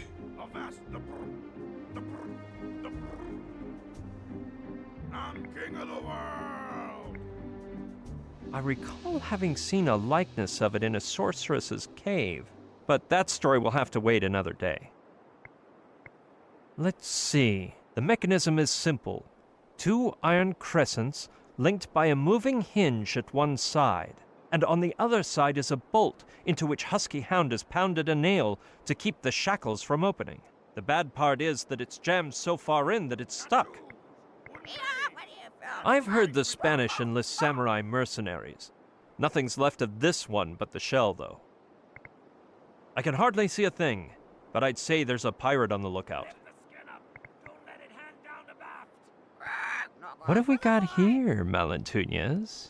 A true ruffian would never play chess. United 5, speeding contest in the forecastle. Bring your parasol.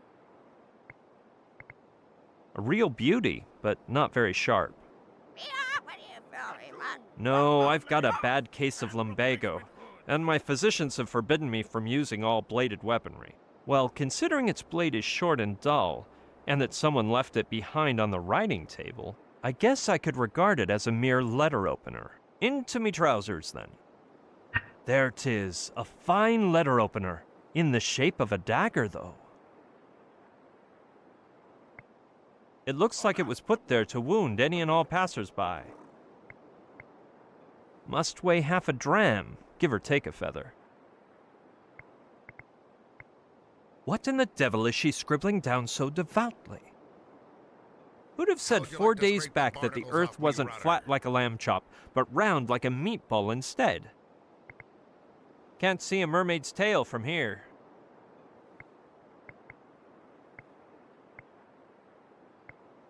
She seems to be a prisoner too. With a bit of my fancy talk, maybe she'll help me. Noble lady, allow me to pay you my respects. Save them for the sharks, Monsieur Brescian.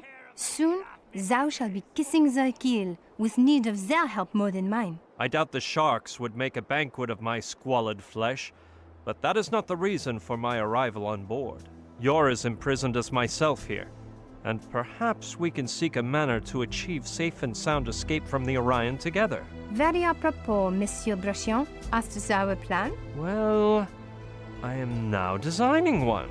Sooner or later I shall have one. But in the meantime, lady... Camille, Mademoiselle Camille de Le Bouvier. I doubt Malantunas will throw me overboard. The poor sot is delighted with me. Believe what thou wilt, but thy bones will be gnawed by a Pacific kraken.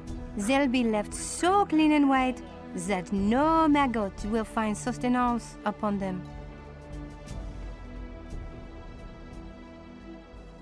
What if I show him a sad face and cry? That's what I did to get my helmsman's license. Monsieur Brachon, I know Malantunas too well to expect the slightest shred of humanity on his part. When he grows tired of thy whining, he will send thee to David Jones' locker, and thou wilt be fortunate if he does not torture thee beforehand.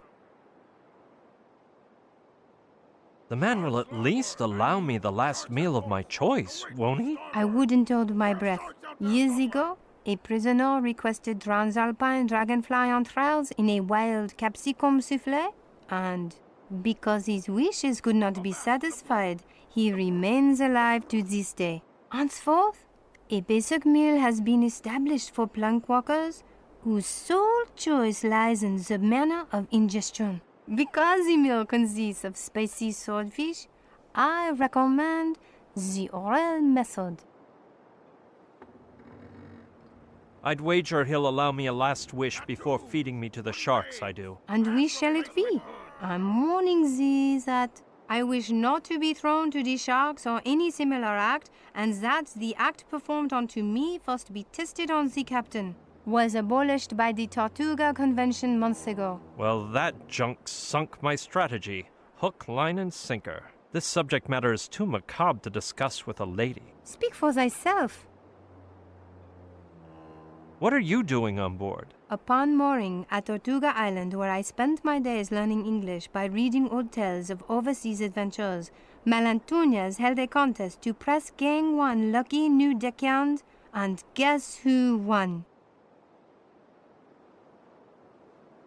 What type of contest? It entailed 3 trials of skill: the sword fight of insults, the theft of sundry idols, and the most pressing of all, the search for treasure. The latter required finding a gold doubloon, which I found in the depths of a chocolatl receptacle.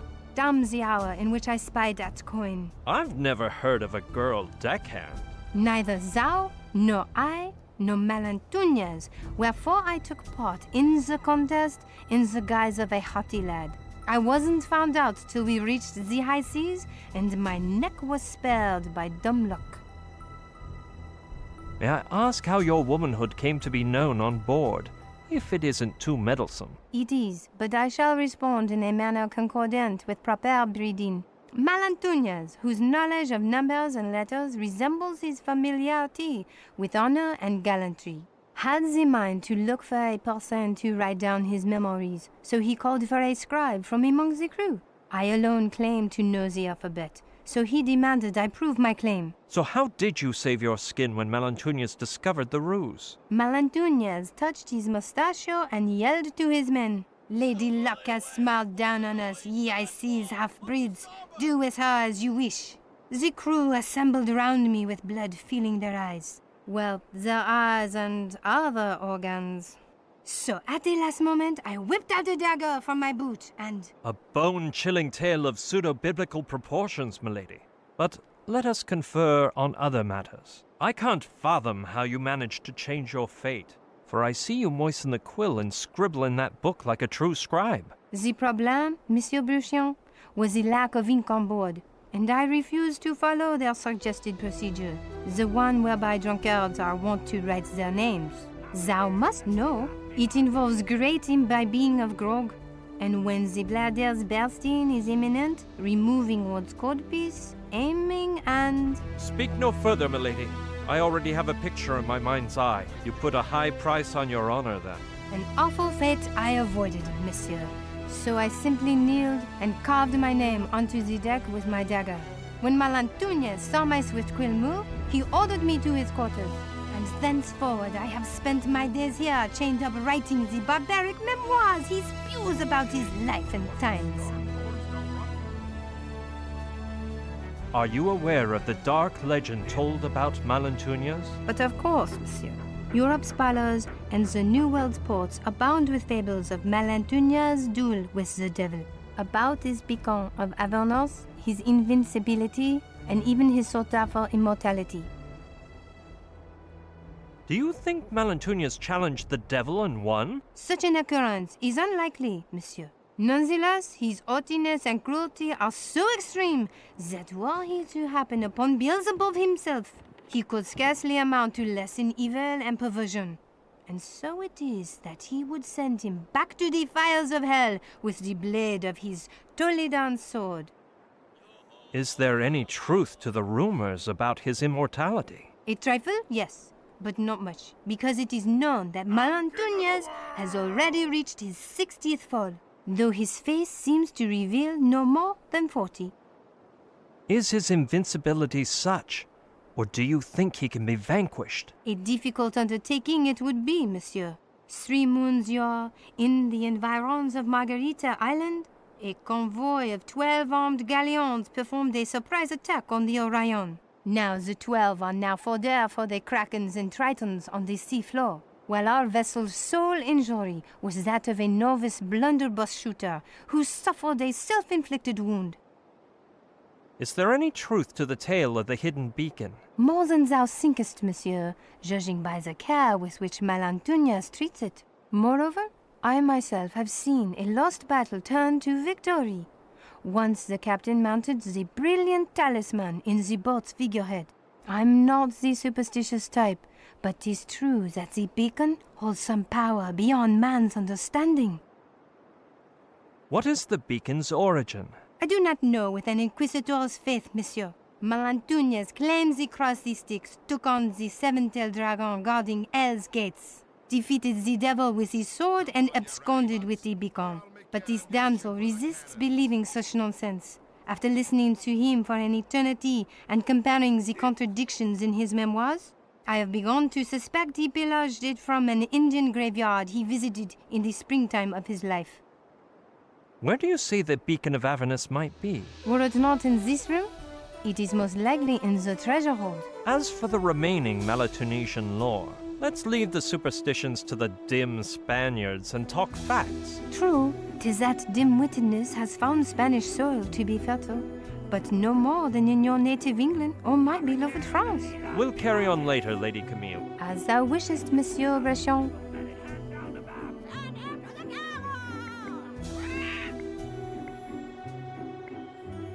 Thanks for the compliment, but I'm not that strong.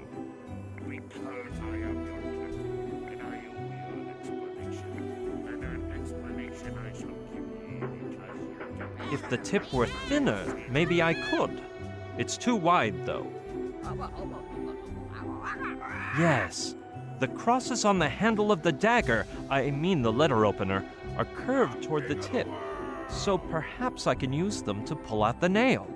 A shame I can't reach it, because it would really be conducive to my escape.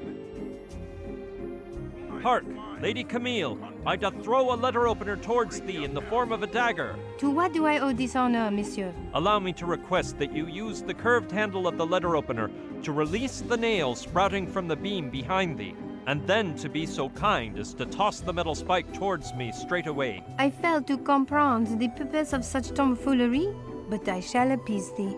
On me that letter opener. Take care not to cause a scandal, or the pirate at the door may hear us. Chance? Alrighty then. A soft blow means yes, a hard blow means no, chance means maybe. Can you? I think it's coming loose. So, Demon Dog, are you gonna let me in someday? Done. Catch. No, no, no, no.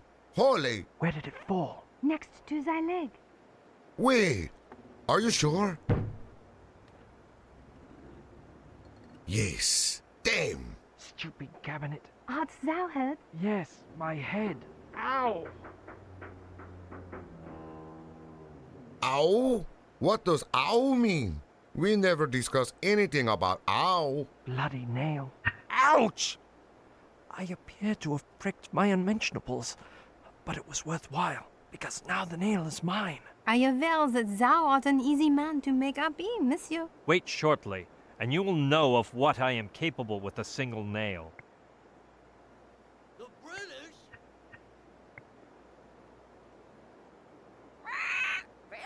I believe I could fit the nail in through the bolt in the lock, but I haven't enough might to make it turn.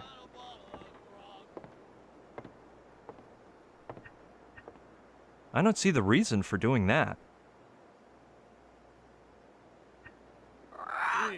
I believe I could fit the nail in through the bolt in the lock, but I haven't enough might to make it turn. Let's see. The mechanism is simple.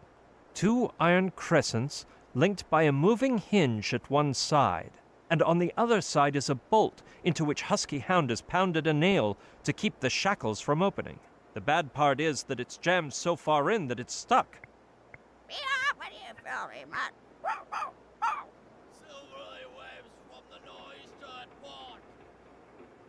That won't do any good. I don't get it.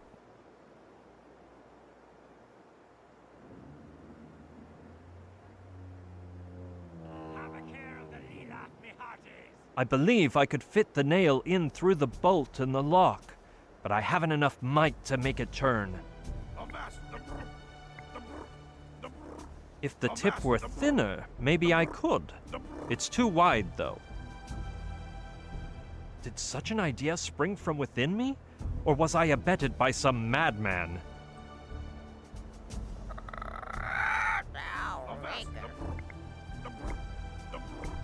It's gonna throw my back out of whack, but I will. I thought it would be made of precious metals, but I guess it's just a piece of souvenir merchant junk. I don't want to break that. No, the shackles are too well made for such a thing to work. I don't want to break that. Okay, but I better wait till my timbers really get shivered. Then I'll unleash my wrath. Yes, the nail is thin enough to press down the bolt, and I can strike it with the letter opener like a mallet. Let's hope the pirate at the door doesn't hear. Sharp blow means yes. Chain noise means of course. And ow means with great pleasure, okay? Okay, that means yes. Is there any way you can let me in there? We'll be yard. Well said. Perhaps you would like some sort of bribe. Aha! It's nice to know we can do some trading together. Ow! With great pleasure, eh? By Jove, I've smashed my ankle. I'm really quite pleased about your change in attitude. You wouldn't be lying to me now, would ya? Free at last. The chains were... Huh? What do you mean, of course? Make haste then, and set me free as well. You think you can mock me and get away scot-free? You bloody son of a she-dog! I'm gonna stand by your door and rip your heart out when you exit. You hear me? As I told you, my duty is to find the beacon of Avernus, return to the Interfector, and sink the Orion. I am indebted to thee, so I shall help thee. I know that in the diaries which Melantunez has dictated to me, I shall find a clue leading us to the beacon. But we must get ready to flee in case we are found before we take its possession. A dinghy, perhaps? Dinghy? Wait here. I knew it. Melantunez is your typical cowardly captain, with a dinghy tied up right below his cabin for a quick getaway in case things turn ugly. How different he is from me. I'd never keep one of those. Mark my words. Honest, I swear, on me paltry honor. Well, let's just go inside. Problem solved, milady. Now we need only worry about the hidden beacon of Avernus. It will be a pleasure, monsieur. I shall immediately begin my reading of Malantuña's diary. In the meantime, thou must search hither and thither to see what can be found. Yes, after being in the dungeon, I could do with some fresh air. Ahoy, mangy pooch! Why is it we can't choose our own canine sobriquets?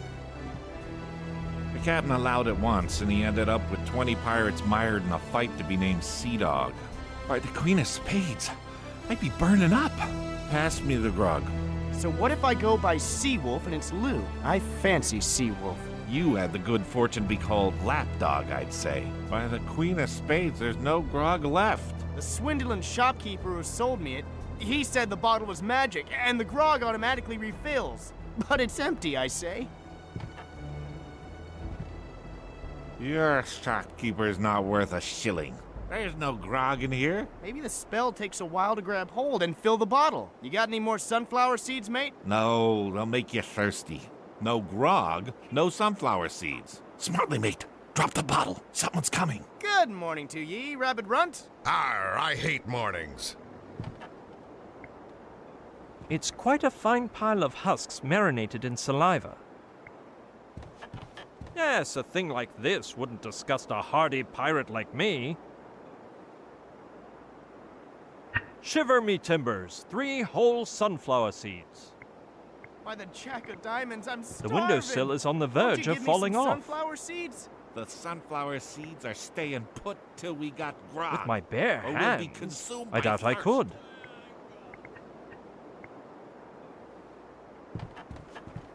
If it worked with the nail in the cabin, it'll work here too.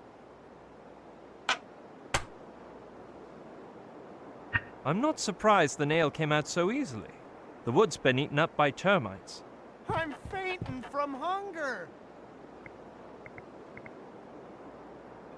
Good old lapdog thinks it's magic, and that it'll end up filling with grog on its own. You got any more sunflower seeds, mate? No, they'll make you thirsty. That drives me so mad. I recall having seen a likeness of it in a sorceress's cave, but that story will have to wait another day. With pleasure. Blustering barnacles! It could have at least been full.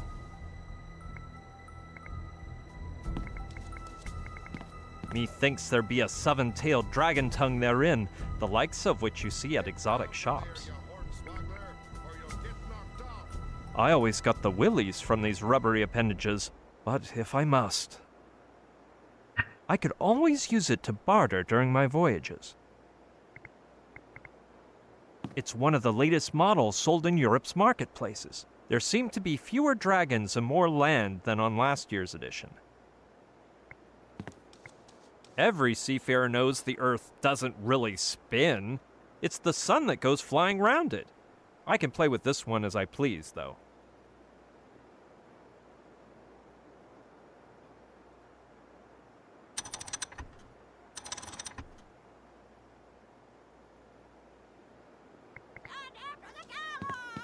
Why, they're the cartographical wonderworks of Pyrrhus Ray and Juan de la Cosa.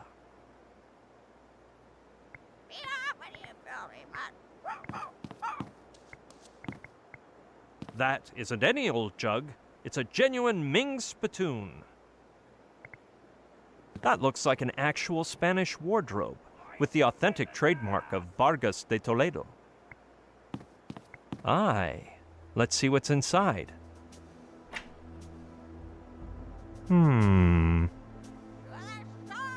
Not a thing. All those finely labeled drawers and slots, and there's nothing but certificates, deeds, and parchments of miscellaneous utility. Artificial death certificates, public property destruction request form, certificate for pirates of low moral standing, fake certificates for all types of privateering. None of this is of any use.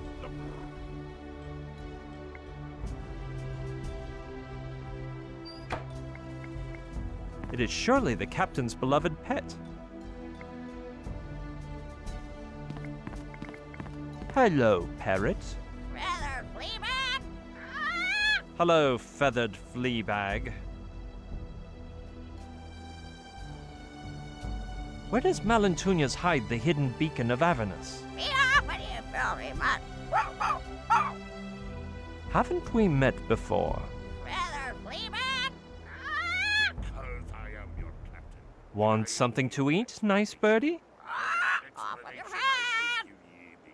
I am really getting a craving for a dish of Peking parrot. Check out salad. Take a hike, Flatbeak. Fill me jug, wench. Darn. Either this parrot's a moron, or he's pretending to be one. Brian, idiot. He's pretending.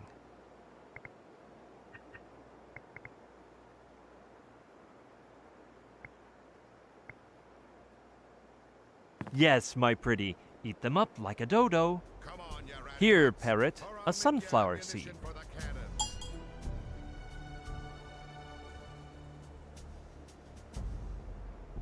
Now, reveal to me where your master Malentunias is hiding the beacon. A great Malentunias. Down the hill. Give me seeds.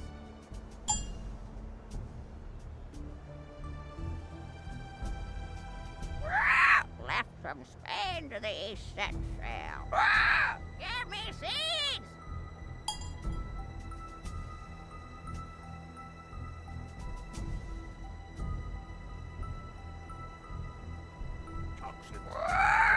Empire of the rising sun. Give me seeds. Lord Almighty, I don't have one left. Check out salad. I don't know if the parrot's intentions were to reveal the location of the beacon of Avernus, but if I don't give him any more seeds, he won't cough up the information.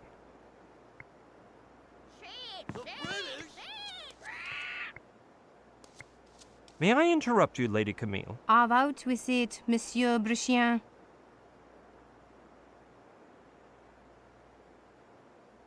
Are you aware of the dark legend told about Malentunias? But of course, monsieur. Europe's palace and the New World's ports abound with fables of Malentunias' duel with the devil, about his beacon of Avernus, his invincibility, and even his sought-after immortality.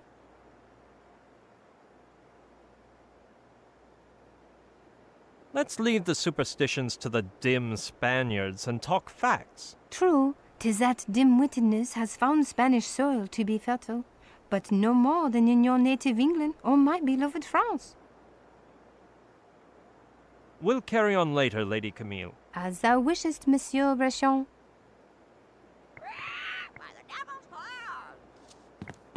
Yes, let's grab the bull by the horns and see what happens.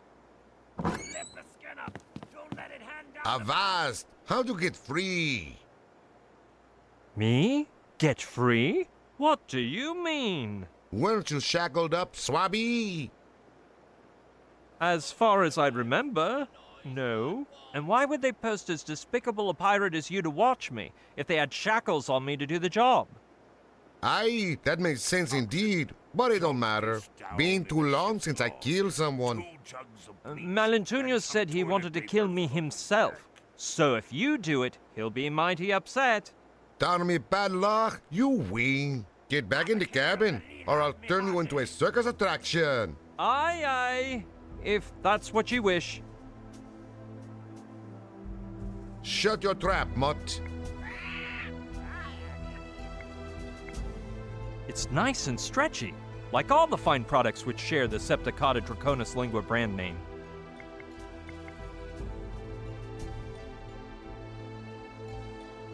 That doesn't sound like a bright idea to me. By Jove, it's about time I found some use for that slimy appendage.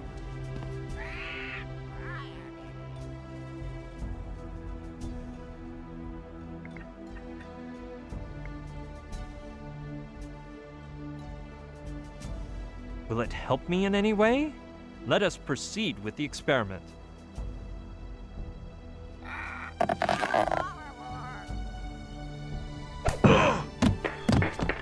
Oh! Ouch! That must have hurt. I shall recover the dragon's tongue, so nobody is alerted as to the origin of Russian mongrel's misfortune.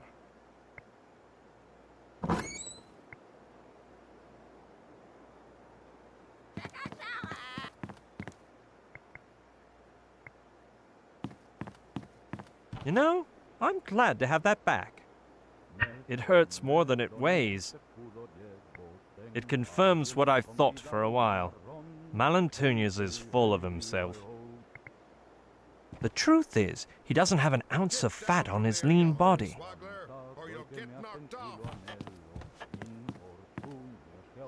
How vile! There's water inside. And what's worse is that it's clean. What are those odd marks around the doorknob? I bet Malantunas bought it on sale.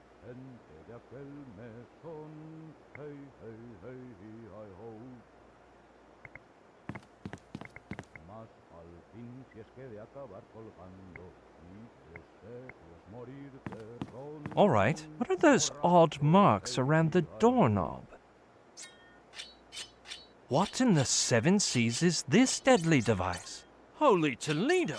It was only inches from slicing me belly open. That's it.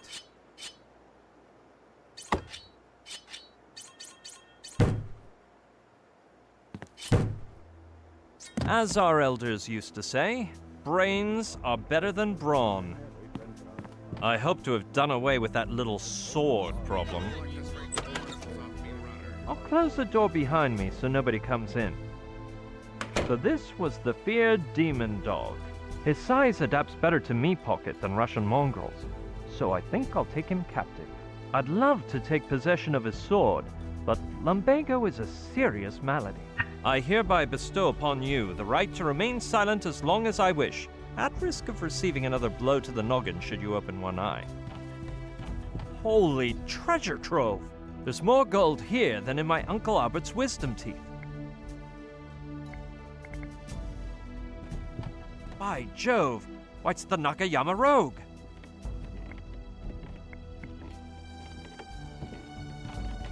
Now this was a pirate, the one and only Alpha Khan.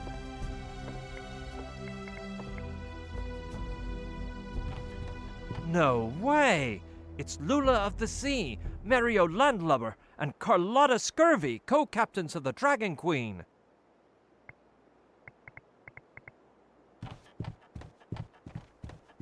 By Jove, it's the horrific Smokey R. Plantenberg. Lost it. It's Andreas Spider. None other than Baron von Kordsmeyer. May his soul rest in Lucifer's bosom. It looks incomplete, as if something like a golden idol were missing. Malantunas may be the worst, but there's no denying he can pillage like the best. My reputation as a pirate isn't grand enough to rob another pirate's treasure, but...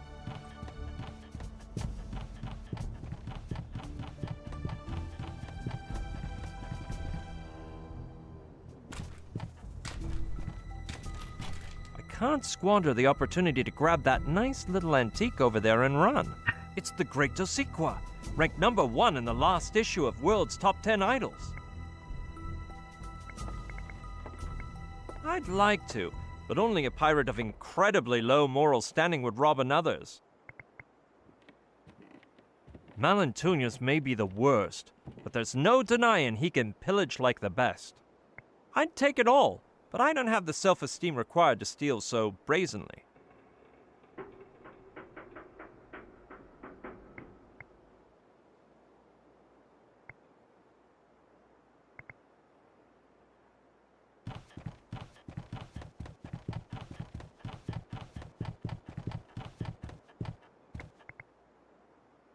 Not bad.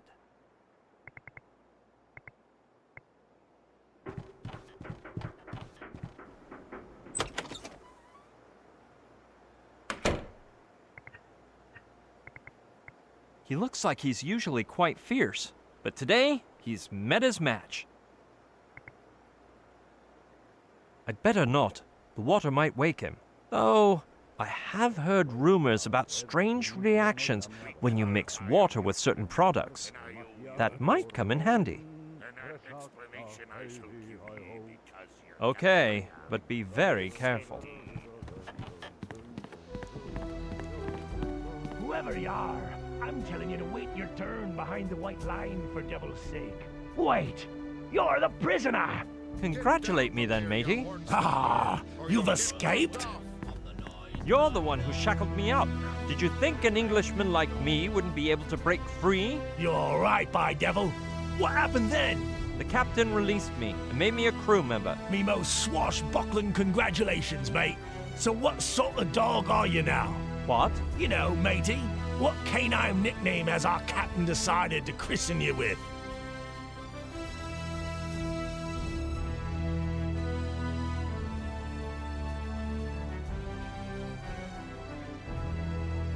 Shaggy Sheepdog? Nice choice, by devil. By the way, mine is Husky Hound. What can I help you with, Shaggy Sheepdog? Why are you standing there? I'm doing me regular duty on the Orion, spitting out certificates to whoever needs one, guarding the dungeon entrance, and giving out the daily ration of grog to all the half-breed dogs on this crew. What types of certificates do you issue? No, I don't issue anything, thank me lucky stars. What I do is fill 'em out, spit 'em, and seal 'em. There's all kinds. The minimal hygiene certificate, the one for swine-like traders, the frustrated house husband's merit badge, official certification for eye patches, hooks and peg legs, but most importantly of all, the certificate for pirates of low moral standing. Is the grog rationed? Of course, by devil. Didn't they teach you don't drink and navigate at pirate school? Therefore, every member of the crew is entitled to 1 bottle and just 1 bottle per day of fine grog. Serve me up a frosty mug of grog. By devil, bring me a bottle and I'll fill her up for you. But first, would you be so kind as to display your certificate for pirates of low moral standing? You'll simply have to trust me word, because I appear to have left it at home. Matey, you know we pirates don't trust anyone's word. I would like 1 certificate for pirates of low moral standing, if that isn't a problem. Then bring me a form, and it'll be a pleasure for me to fill it out for you, spit it, and seal it. First, you have to pass 3 tests. But that should cause no problem to your despicable excellency. First of all, a pirate worthy of his name must never show any sign of compassion. So you must commit 1 act of extreme cruelty. Secondly, a pirate respects no private property other than his own, for which purpose you must bring me certifiable proof of plundering and pillaging. Thirdly, any pirate with self-respect has to know about the great masters of piracy. So I'll be giving you a little quiz on the history of classical ruffianism. What sort of acts do you consider to be of extreme cruelty? Well, most involve causing violent damage to someone, dicing them and then pounding their skull. The usual. But in your case, since we can't be losing any members of the crew right now, or our prisoner, Fifi Foxhound, you'll have to come up with something else.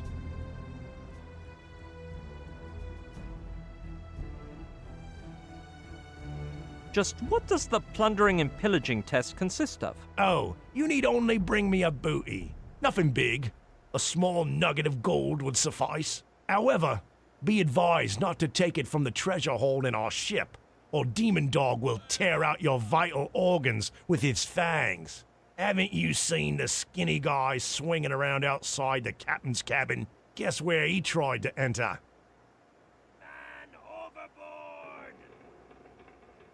Who exactly is Demon Dog? He's the most heinous member of our crew.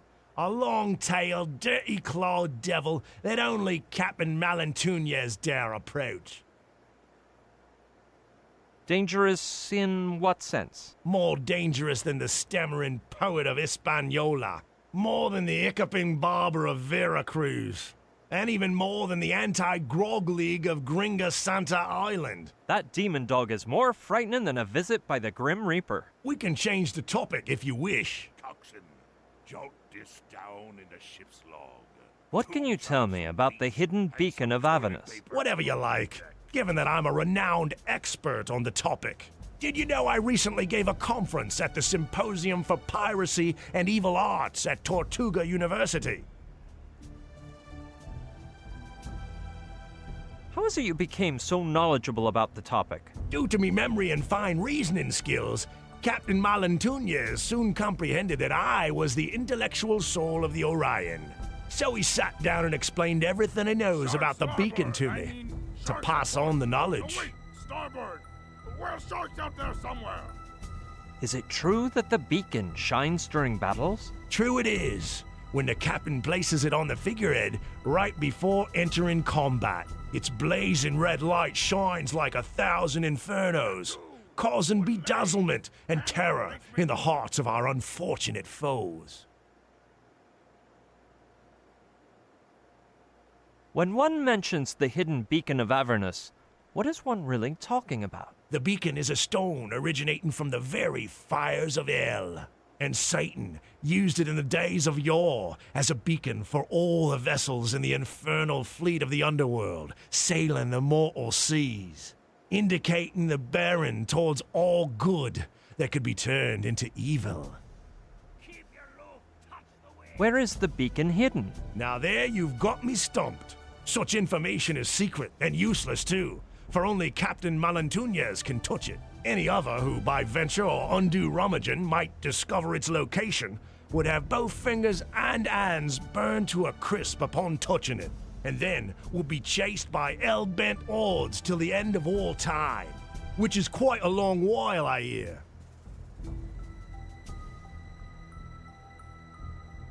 Isn't the devil upset by the fact that Malantuñez has it now? Quite the opposite, matey. Though it's true Captain Malantuñez swiped it most fiendishly, the Prince of Darkness is charmed with the outcome.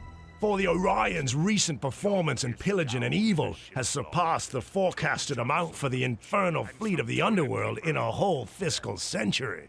What Mr. Mephistopheles is a bit worried over is that Captain Malantuñez disemboweled his beloved seven-tailed dragon and had the gall to cut out its tongue. I think I know enough about the beacon now, Husky Hound. Do my tales horrify you?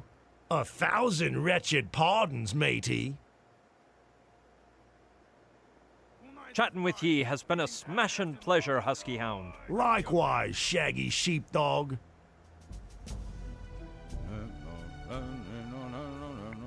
Let's read the sign. Deposit useless junk here. Underneath in fine print it says, prohibited to throw away people or people parts. I don't know why, but I don't think there's anything useful in here. Napkins, silverware, clean clothes, stuffed dodo, a pirate's brain, a travel sewing kit. Look, a rubber chicken on a pole. But darn, it's missing the battery. A 24.5 gigahertz Pentorium 7 processor. Cotton swabs to clean the ears. A Trentorian spaceship. By Jove, it's a wedge of cheese. Though, wait. Maybe the time has come for that bar of soap to help me demonstrate the truth of certain unproven legends in the world of chemistry. A pine-scented nautical air freshener. A watch fork. No, besides that vile bar of soap, there's nothing worth snatching. It appears to be locked shut. No! It's so musty and dark in there, and there's nothing but a rusty old cage. Once in a while it suddenly flinches, but I think that's involuntary. He's a nice bloke. Were he not so loyal to Malantuñez, I'd let him join me crew. 1 man per bottle per day.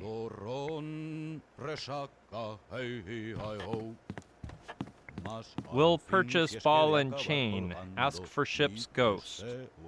Stick a cork in it, will ya? They open the dungeon, as far as I know.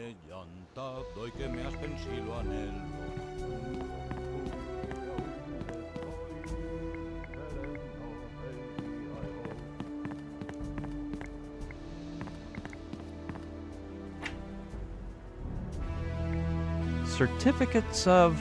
Aye, I'll take one of these.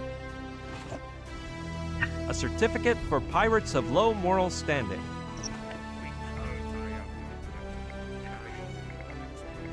Certificate for pirates of low moral standing, spit out at the behest of... And that is where I have to get Husky Hound to place my name.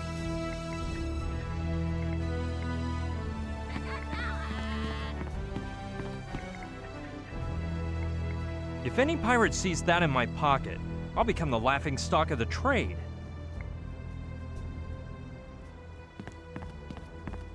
I've heard odd tales about what transpires when adding this malignant substance known as soap to common everyday water. Let us now authenticate its verisimilitude. Oh, wonder of wonders! Yuck! Some bubbly pox reminiscent of baby drool has appeared in the water, as if it were rabid. I must christen me creation with a name. Soapified water. Soapy water? Something like that.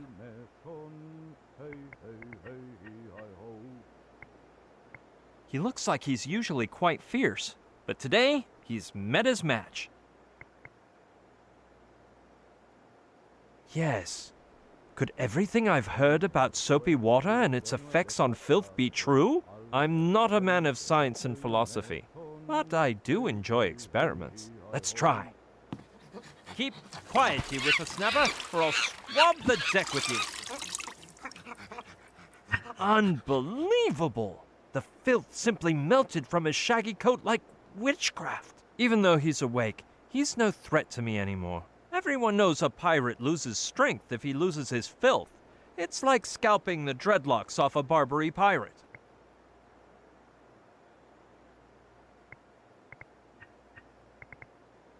The poor guy's sadly mistaken if he thinks that spooky stare is going to intimidate me.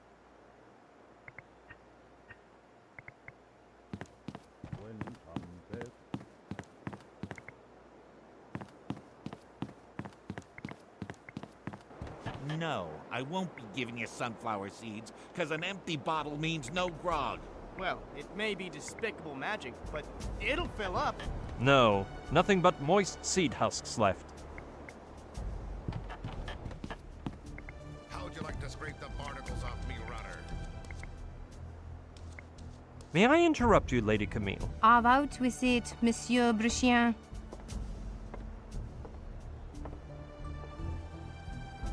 So, you are a scribe taking down Malentunius's memoirs? Indeed, monsieur. Does thou wish to know something of his dark past? Not really, but since we're stuck here.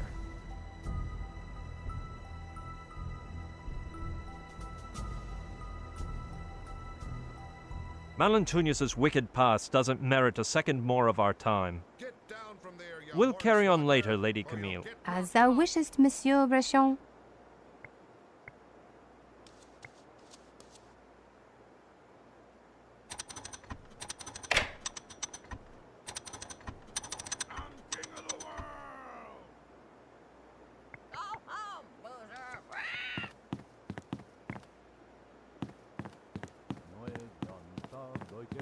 Si lo anhelo, min fortunias que aún estoy Say, Husky Hound. What can I help you with, Shaggy Sheepdog?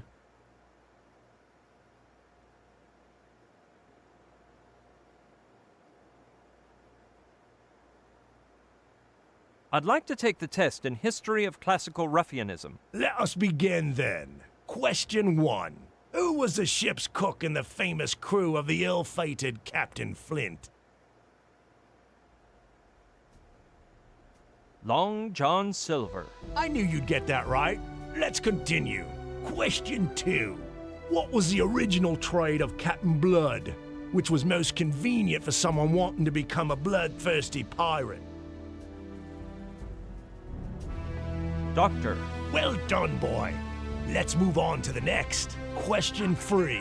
How did Captain Swallow escape from the island where Captain Barbossa abandoned him for the first time?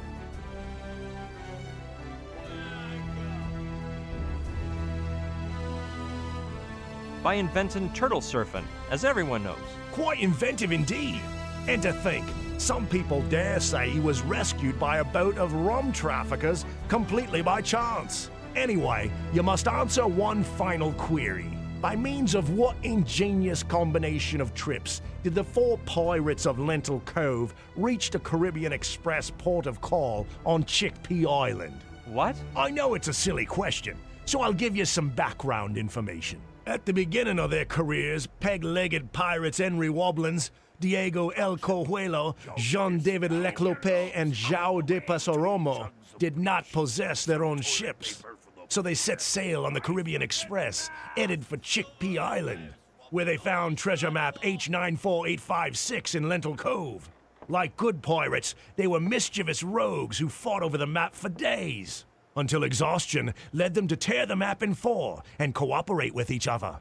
The last Caribbean Express was to pass through Chickpea Island 8 days later.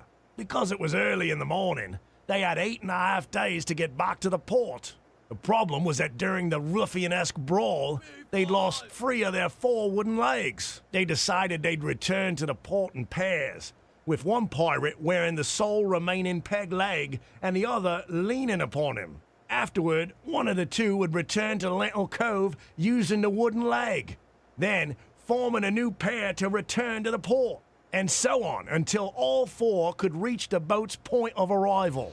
The order they chose was to be of the utmost importance, because some were faster than others. Henry Wobblins stuck a pebble into his boot, because the pain in his sole would increase his speed, and therefore, though he weighed more than a sperm whale, he was able to reach the port in just 1/2 of a day. Diego El Cojuelo was used to running, and even though this time he was wearing garments and there was no cuckold in hot pursuit of him, he could still reach the port in 1 day. Jean-David Leclope bragged he was the lightest of the lot, but he'd ingested some stomach-wrenching berries that forced him to lower his breeches every 15 steps.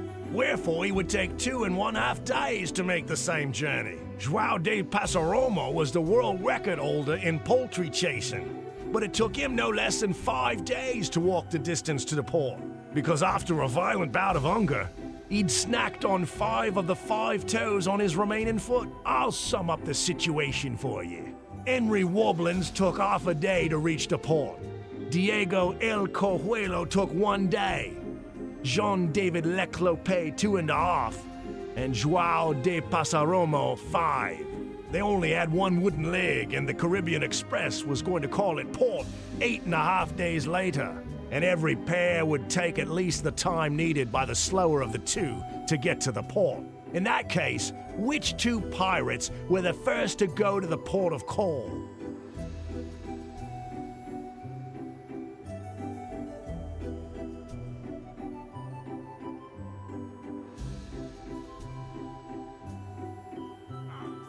Henry Wobblins and Diego El Cojuelo. And therefore it took them 1 day. Now tell me, which of them returned to Lentil Cove with the wooden leg? Henry Wobblins. All told, that makes a total of 1.5 days. Don't get your waistcoat in a wad. You're not doing bad. Which was the second pair to walk to the port?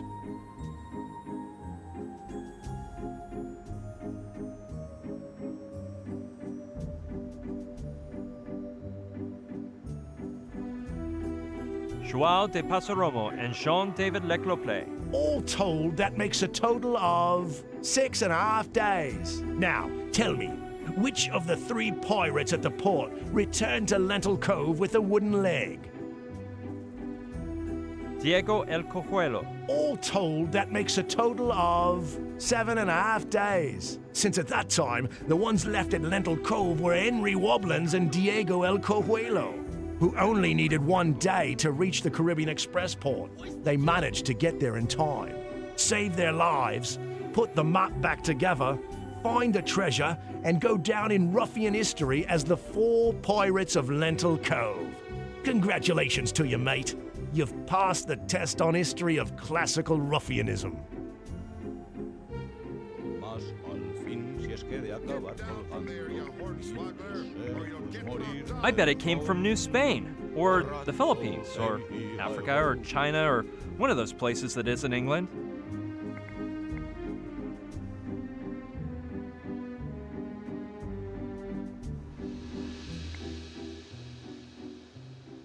Take a look at this, Husky Hound.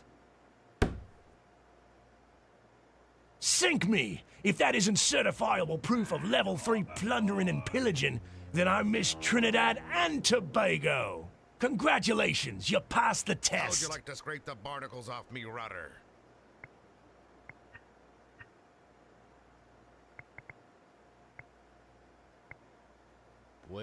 Look here, Husky Hound.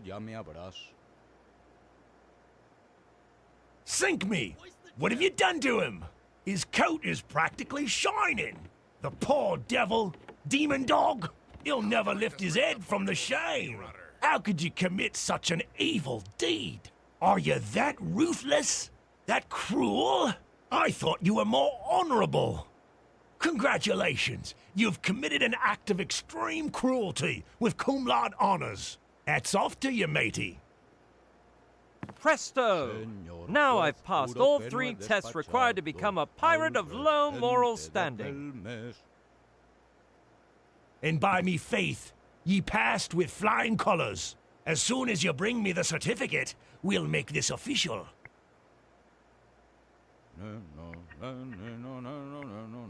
Certificate for Pirates of Low Moral Standing, spit out at the behest of... And that is where I have to get Husky Hound to place my name. There you have it, Husky Hound. Let's see. You've passed all 3 challenges. The form looks official. Aye, aye. What's your real name? Brushian Baskov, captain of the just Brushian Baskov, that's all? The last name starts with B-H... Oh man, this might take a while. How may I ask have you been, Husky Hound? O-U-G-H...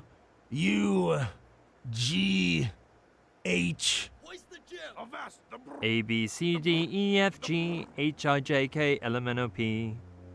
Where have I heard that little ditty? Well, here you go.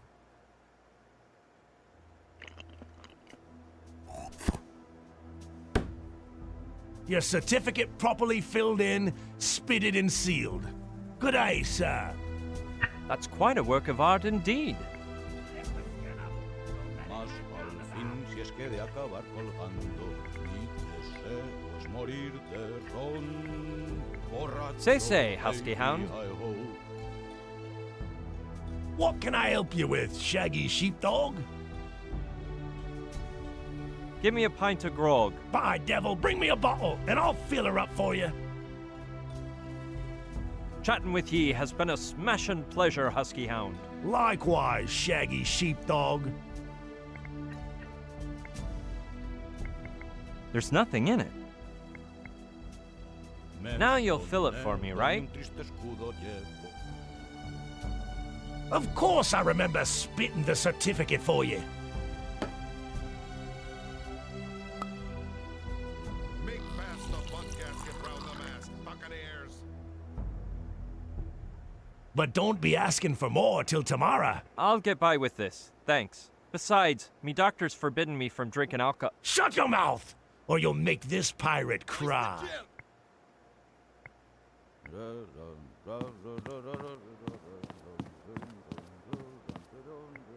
And have the whole crew skewer me like a shish kebab? No thanks.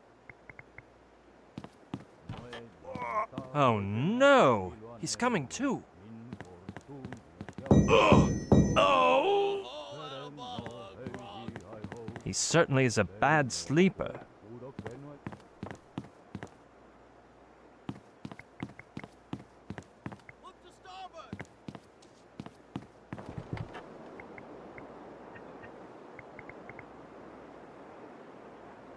I can't reach from here. But there's one other problem. The hanging bottle's neck is so narrow that hardly a drop will pour in. What I wouldn't do for the seeds in your codpiece.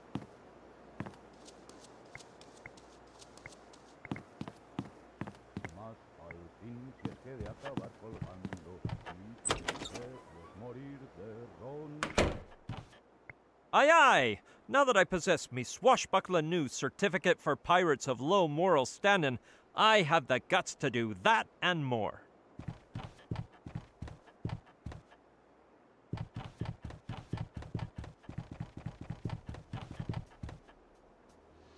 Let's see what to take. This thing here.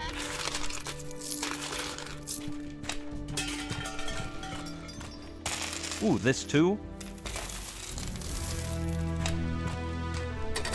Not that. Well, okay.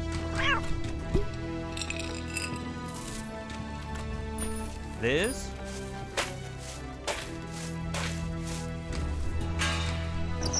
That over there.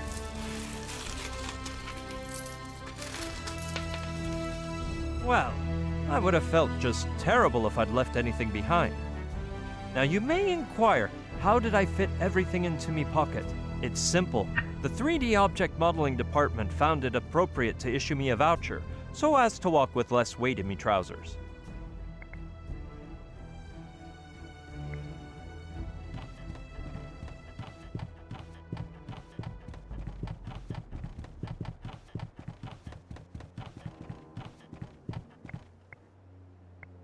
I can't figure out what it is.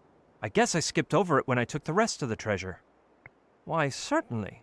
If I grab it, maybe I can see what it is. By Jove, it's a funnel.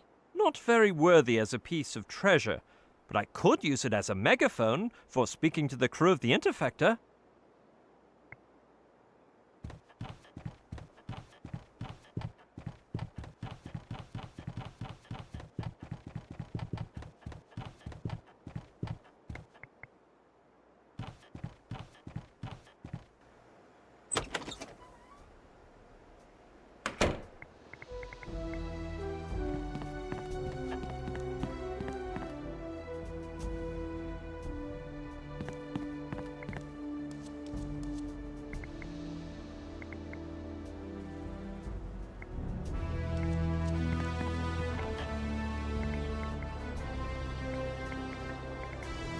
Looks much nicer without the windowsill, no doubt about it.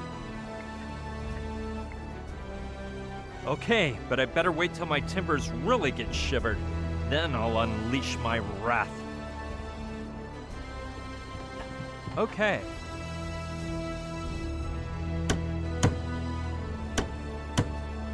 I hope it holds. With my bare hands, I doubt I could. I don't want to give me grog to a foe, but it may get me a couple of sunflower seeds. Yes, I'll scamper up the windowsill, place the funnel into the bottle, and fill it with grog in a snap. Coxswain, jot this down in the ship's log. 2 jugs of bleach and some toilet paper for the deck. Listen, Mangy Pooch, ye be right. That magic bottle was a hoax. Only now ye be realizing it? By Jove, I have to do something or they'll never pull that bottle up. You'll learn someday, lapdog. Hey! Abracadabra! By the ace of clubs! That sounded like magic! You'll never learn. Look! By the deuce of spades! What did I say? Start serving the sunflower seeds. Coxswain, jot this down. Seeing is believing. Live and learn, Mangy Pooch. Toilet paper for the I believe you, lapdog. I believe you.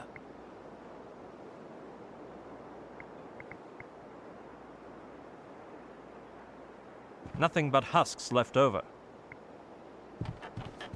No, I already took all the meaty ones.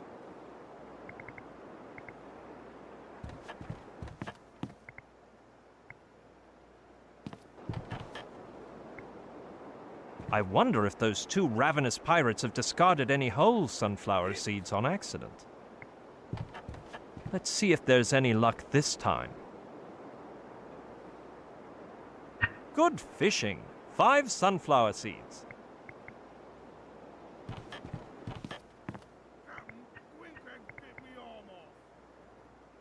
Let's hope he loosens his tongue as required.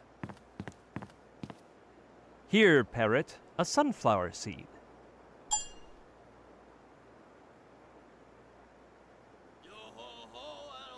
Now, reveal to me where your master Malentunius is hiding the beacon. A great Malentunius. Down to hell. Give me seeds!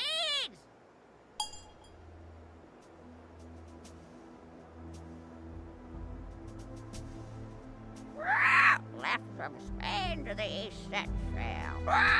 Give me seeds!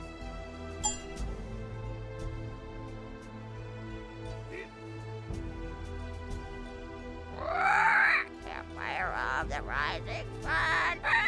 Give me seeds!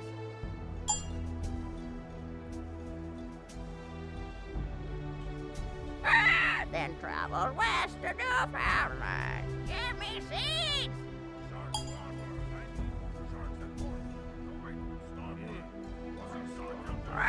Then veered east to entry of hell in Weak Isle. And after getting hidden beacon of Avernus, emerged in hindquarters of the world. Ian, give me seeds! Done? Well, there's no more seeds. I don't know what to make of his muttering, but I'd wager it's a riddle or some sort of cipher.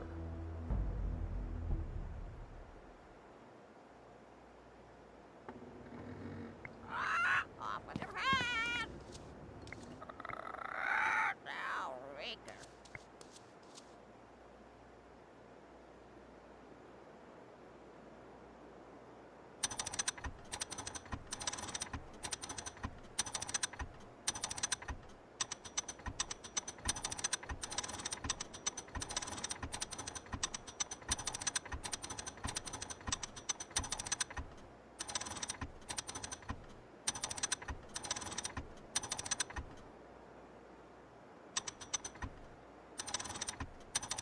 Tonight is 5. Spitting contest in the forecastle. Bring me a parasol.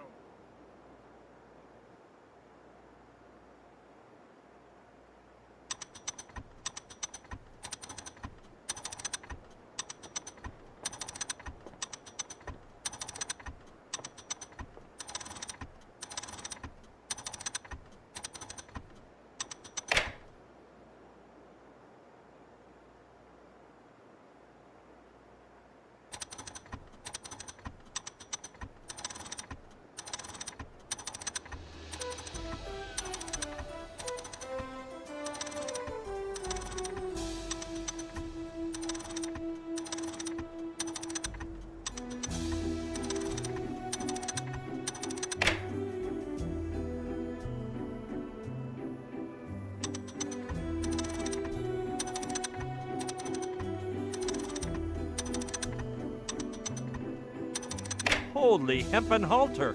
The orb's a-spinning! The Intervector is attacking! At last!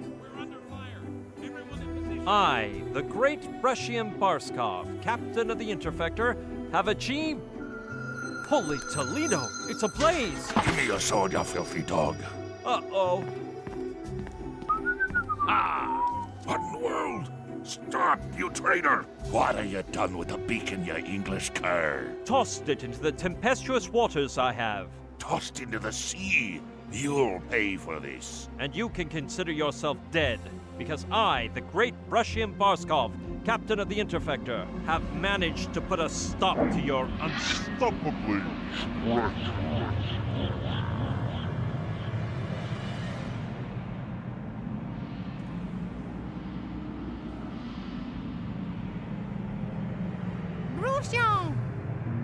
By Satan's horns, get away from me. Was it me you wanted? Are you okay, monsieur? Milady, never in my life have I felt so pleasantly unburdened, as though a huge weight were taken off my shoulders.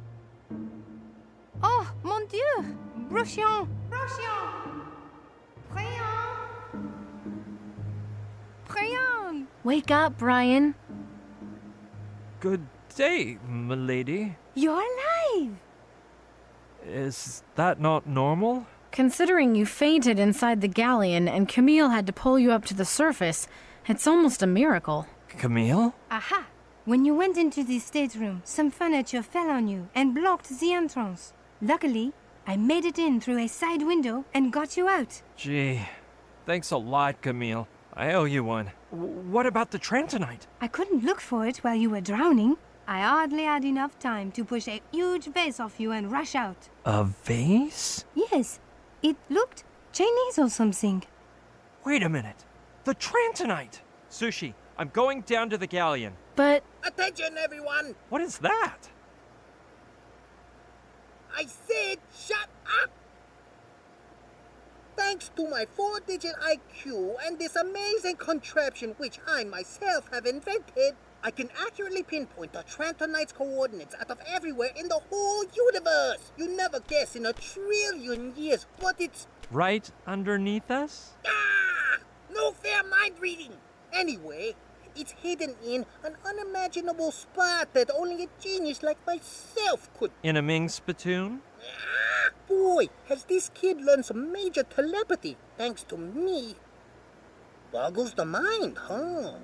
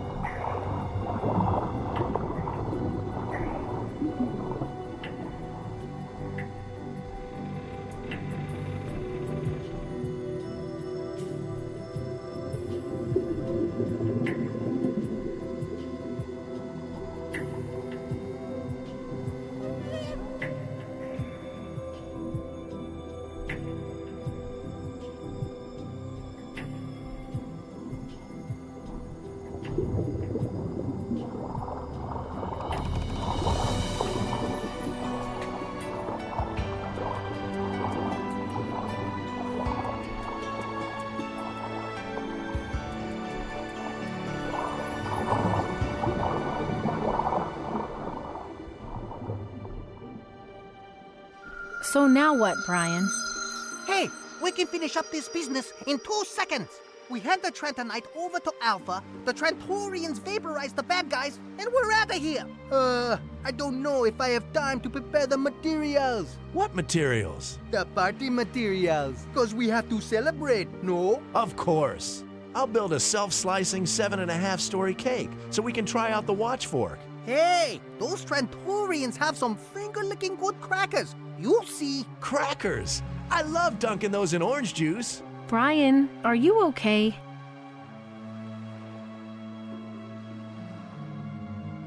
No, Well, cheer up for the party, cause... there isn't gonna be any party. Yet.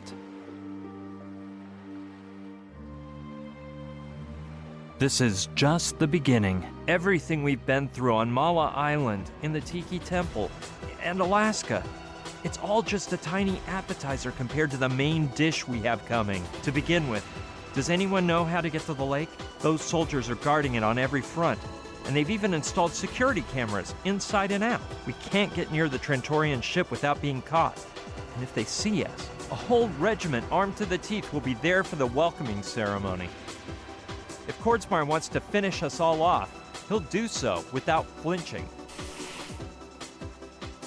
He'll stop at nothing until he can get Pignon to open the Ameba, and then nothing will get between him and the NG-0. And Kordsmeyer's not our only problem. No, that colonel may be psycho, but at least he has his ideals. The one I'm really afraid of is Tarantula. She doesn't believe in anything, which makes her totally unpredictable. Coming face to face with her is like a death sentence. Plus, she hangs out with a gang of mercenary thugs who will have no qualms about slicing and dicing us to make spider food. You have an ace up your sleeve, though. Your friends on the island. Maybe they can help us. Maybe, but we don't even know if they're still on Mala Island, or if they've escaped, or, well, I'd rather not think about the other possibilities. And speaking of aces up sleeves, what about Kordsmeyer's? He has a Trantorian, a fifth columnist he calls John Doe, who we know nothing about. But because of his position and technological knowledge, He may be the most dangerous person on the face of the earth. It's too much. I can't take it all, but I can't ask you guys to help me either.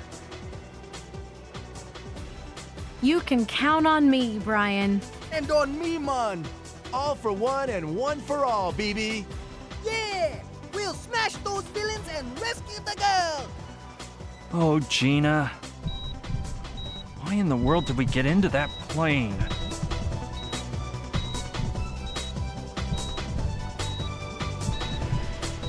This all seems impossible. Look at me. Look at all of you. Not you, Joshua. Do we have any chance at all of defeating a whole army? None. You're wrong, my dear friend. There is one. Professor Simon? Wait, how did... You have a new ally on your team now.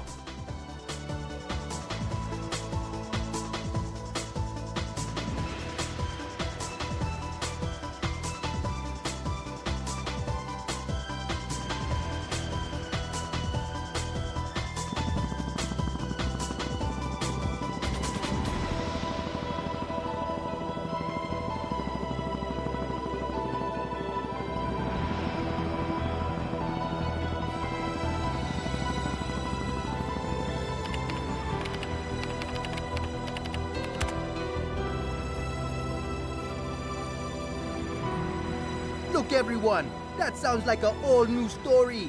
A great one indeed. We have to tell it someday. But for now, let the party begin, man.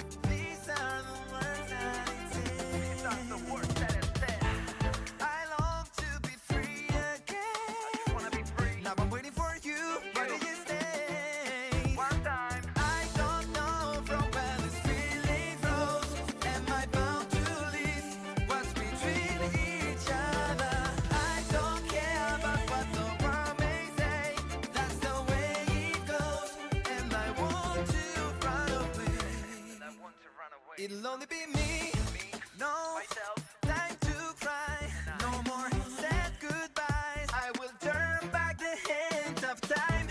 I will never give up on my quest. May my soul be strong today.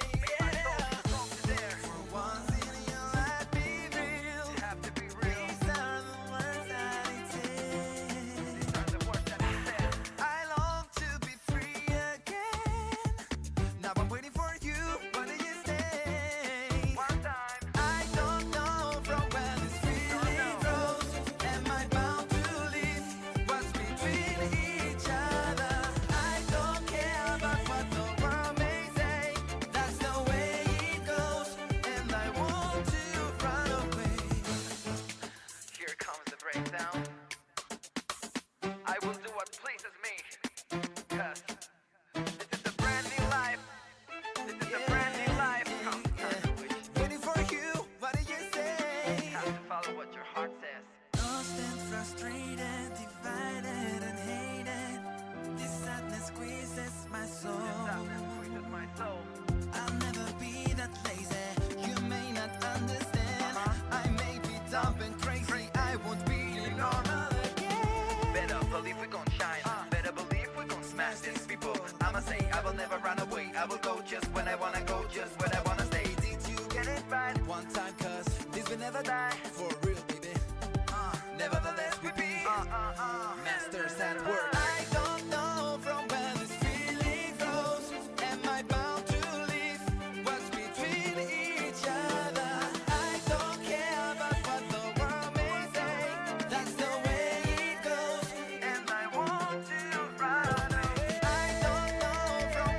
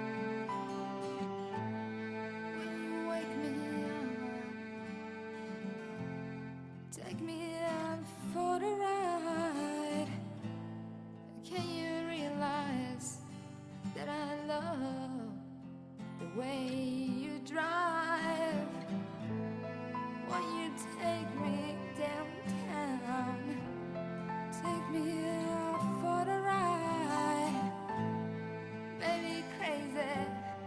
Can you realize that I love the way you drive?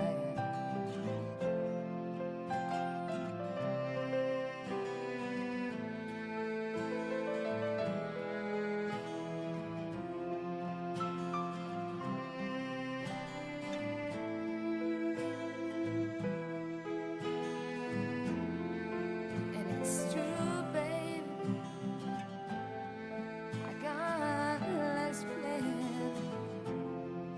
My body's heavy, but my mind flies from within. It's true, babe. I got less plan. So distinguished to live the way I live.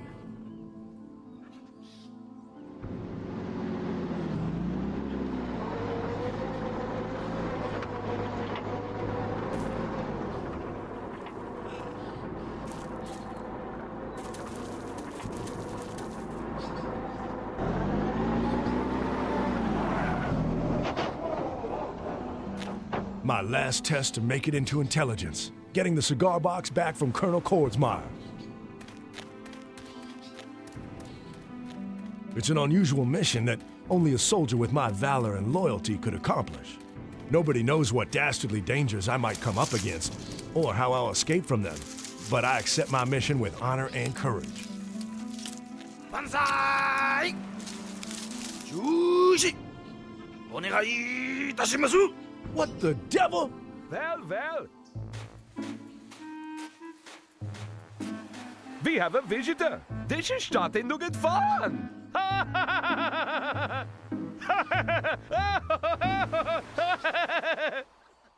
Kaeru no uta ga kikoete kuru yo. Wa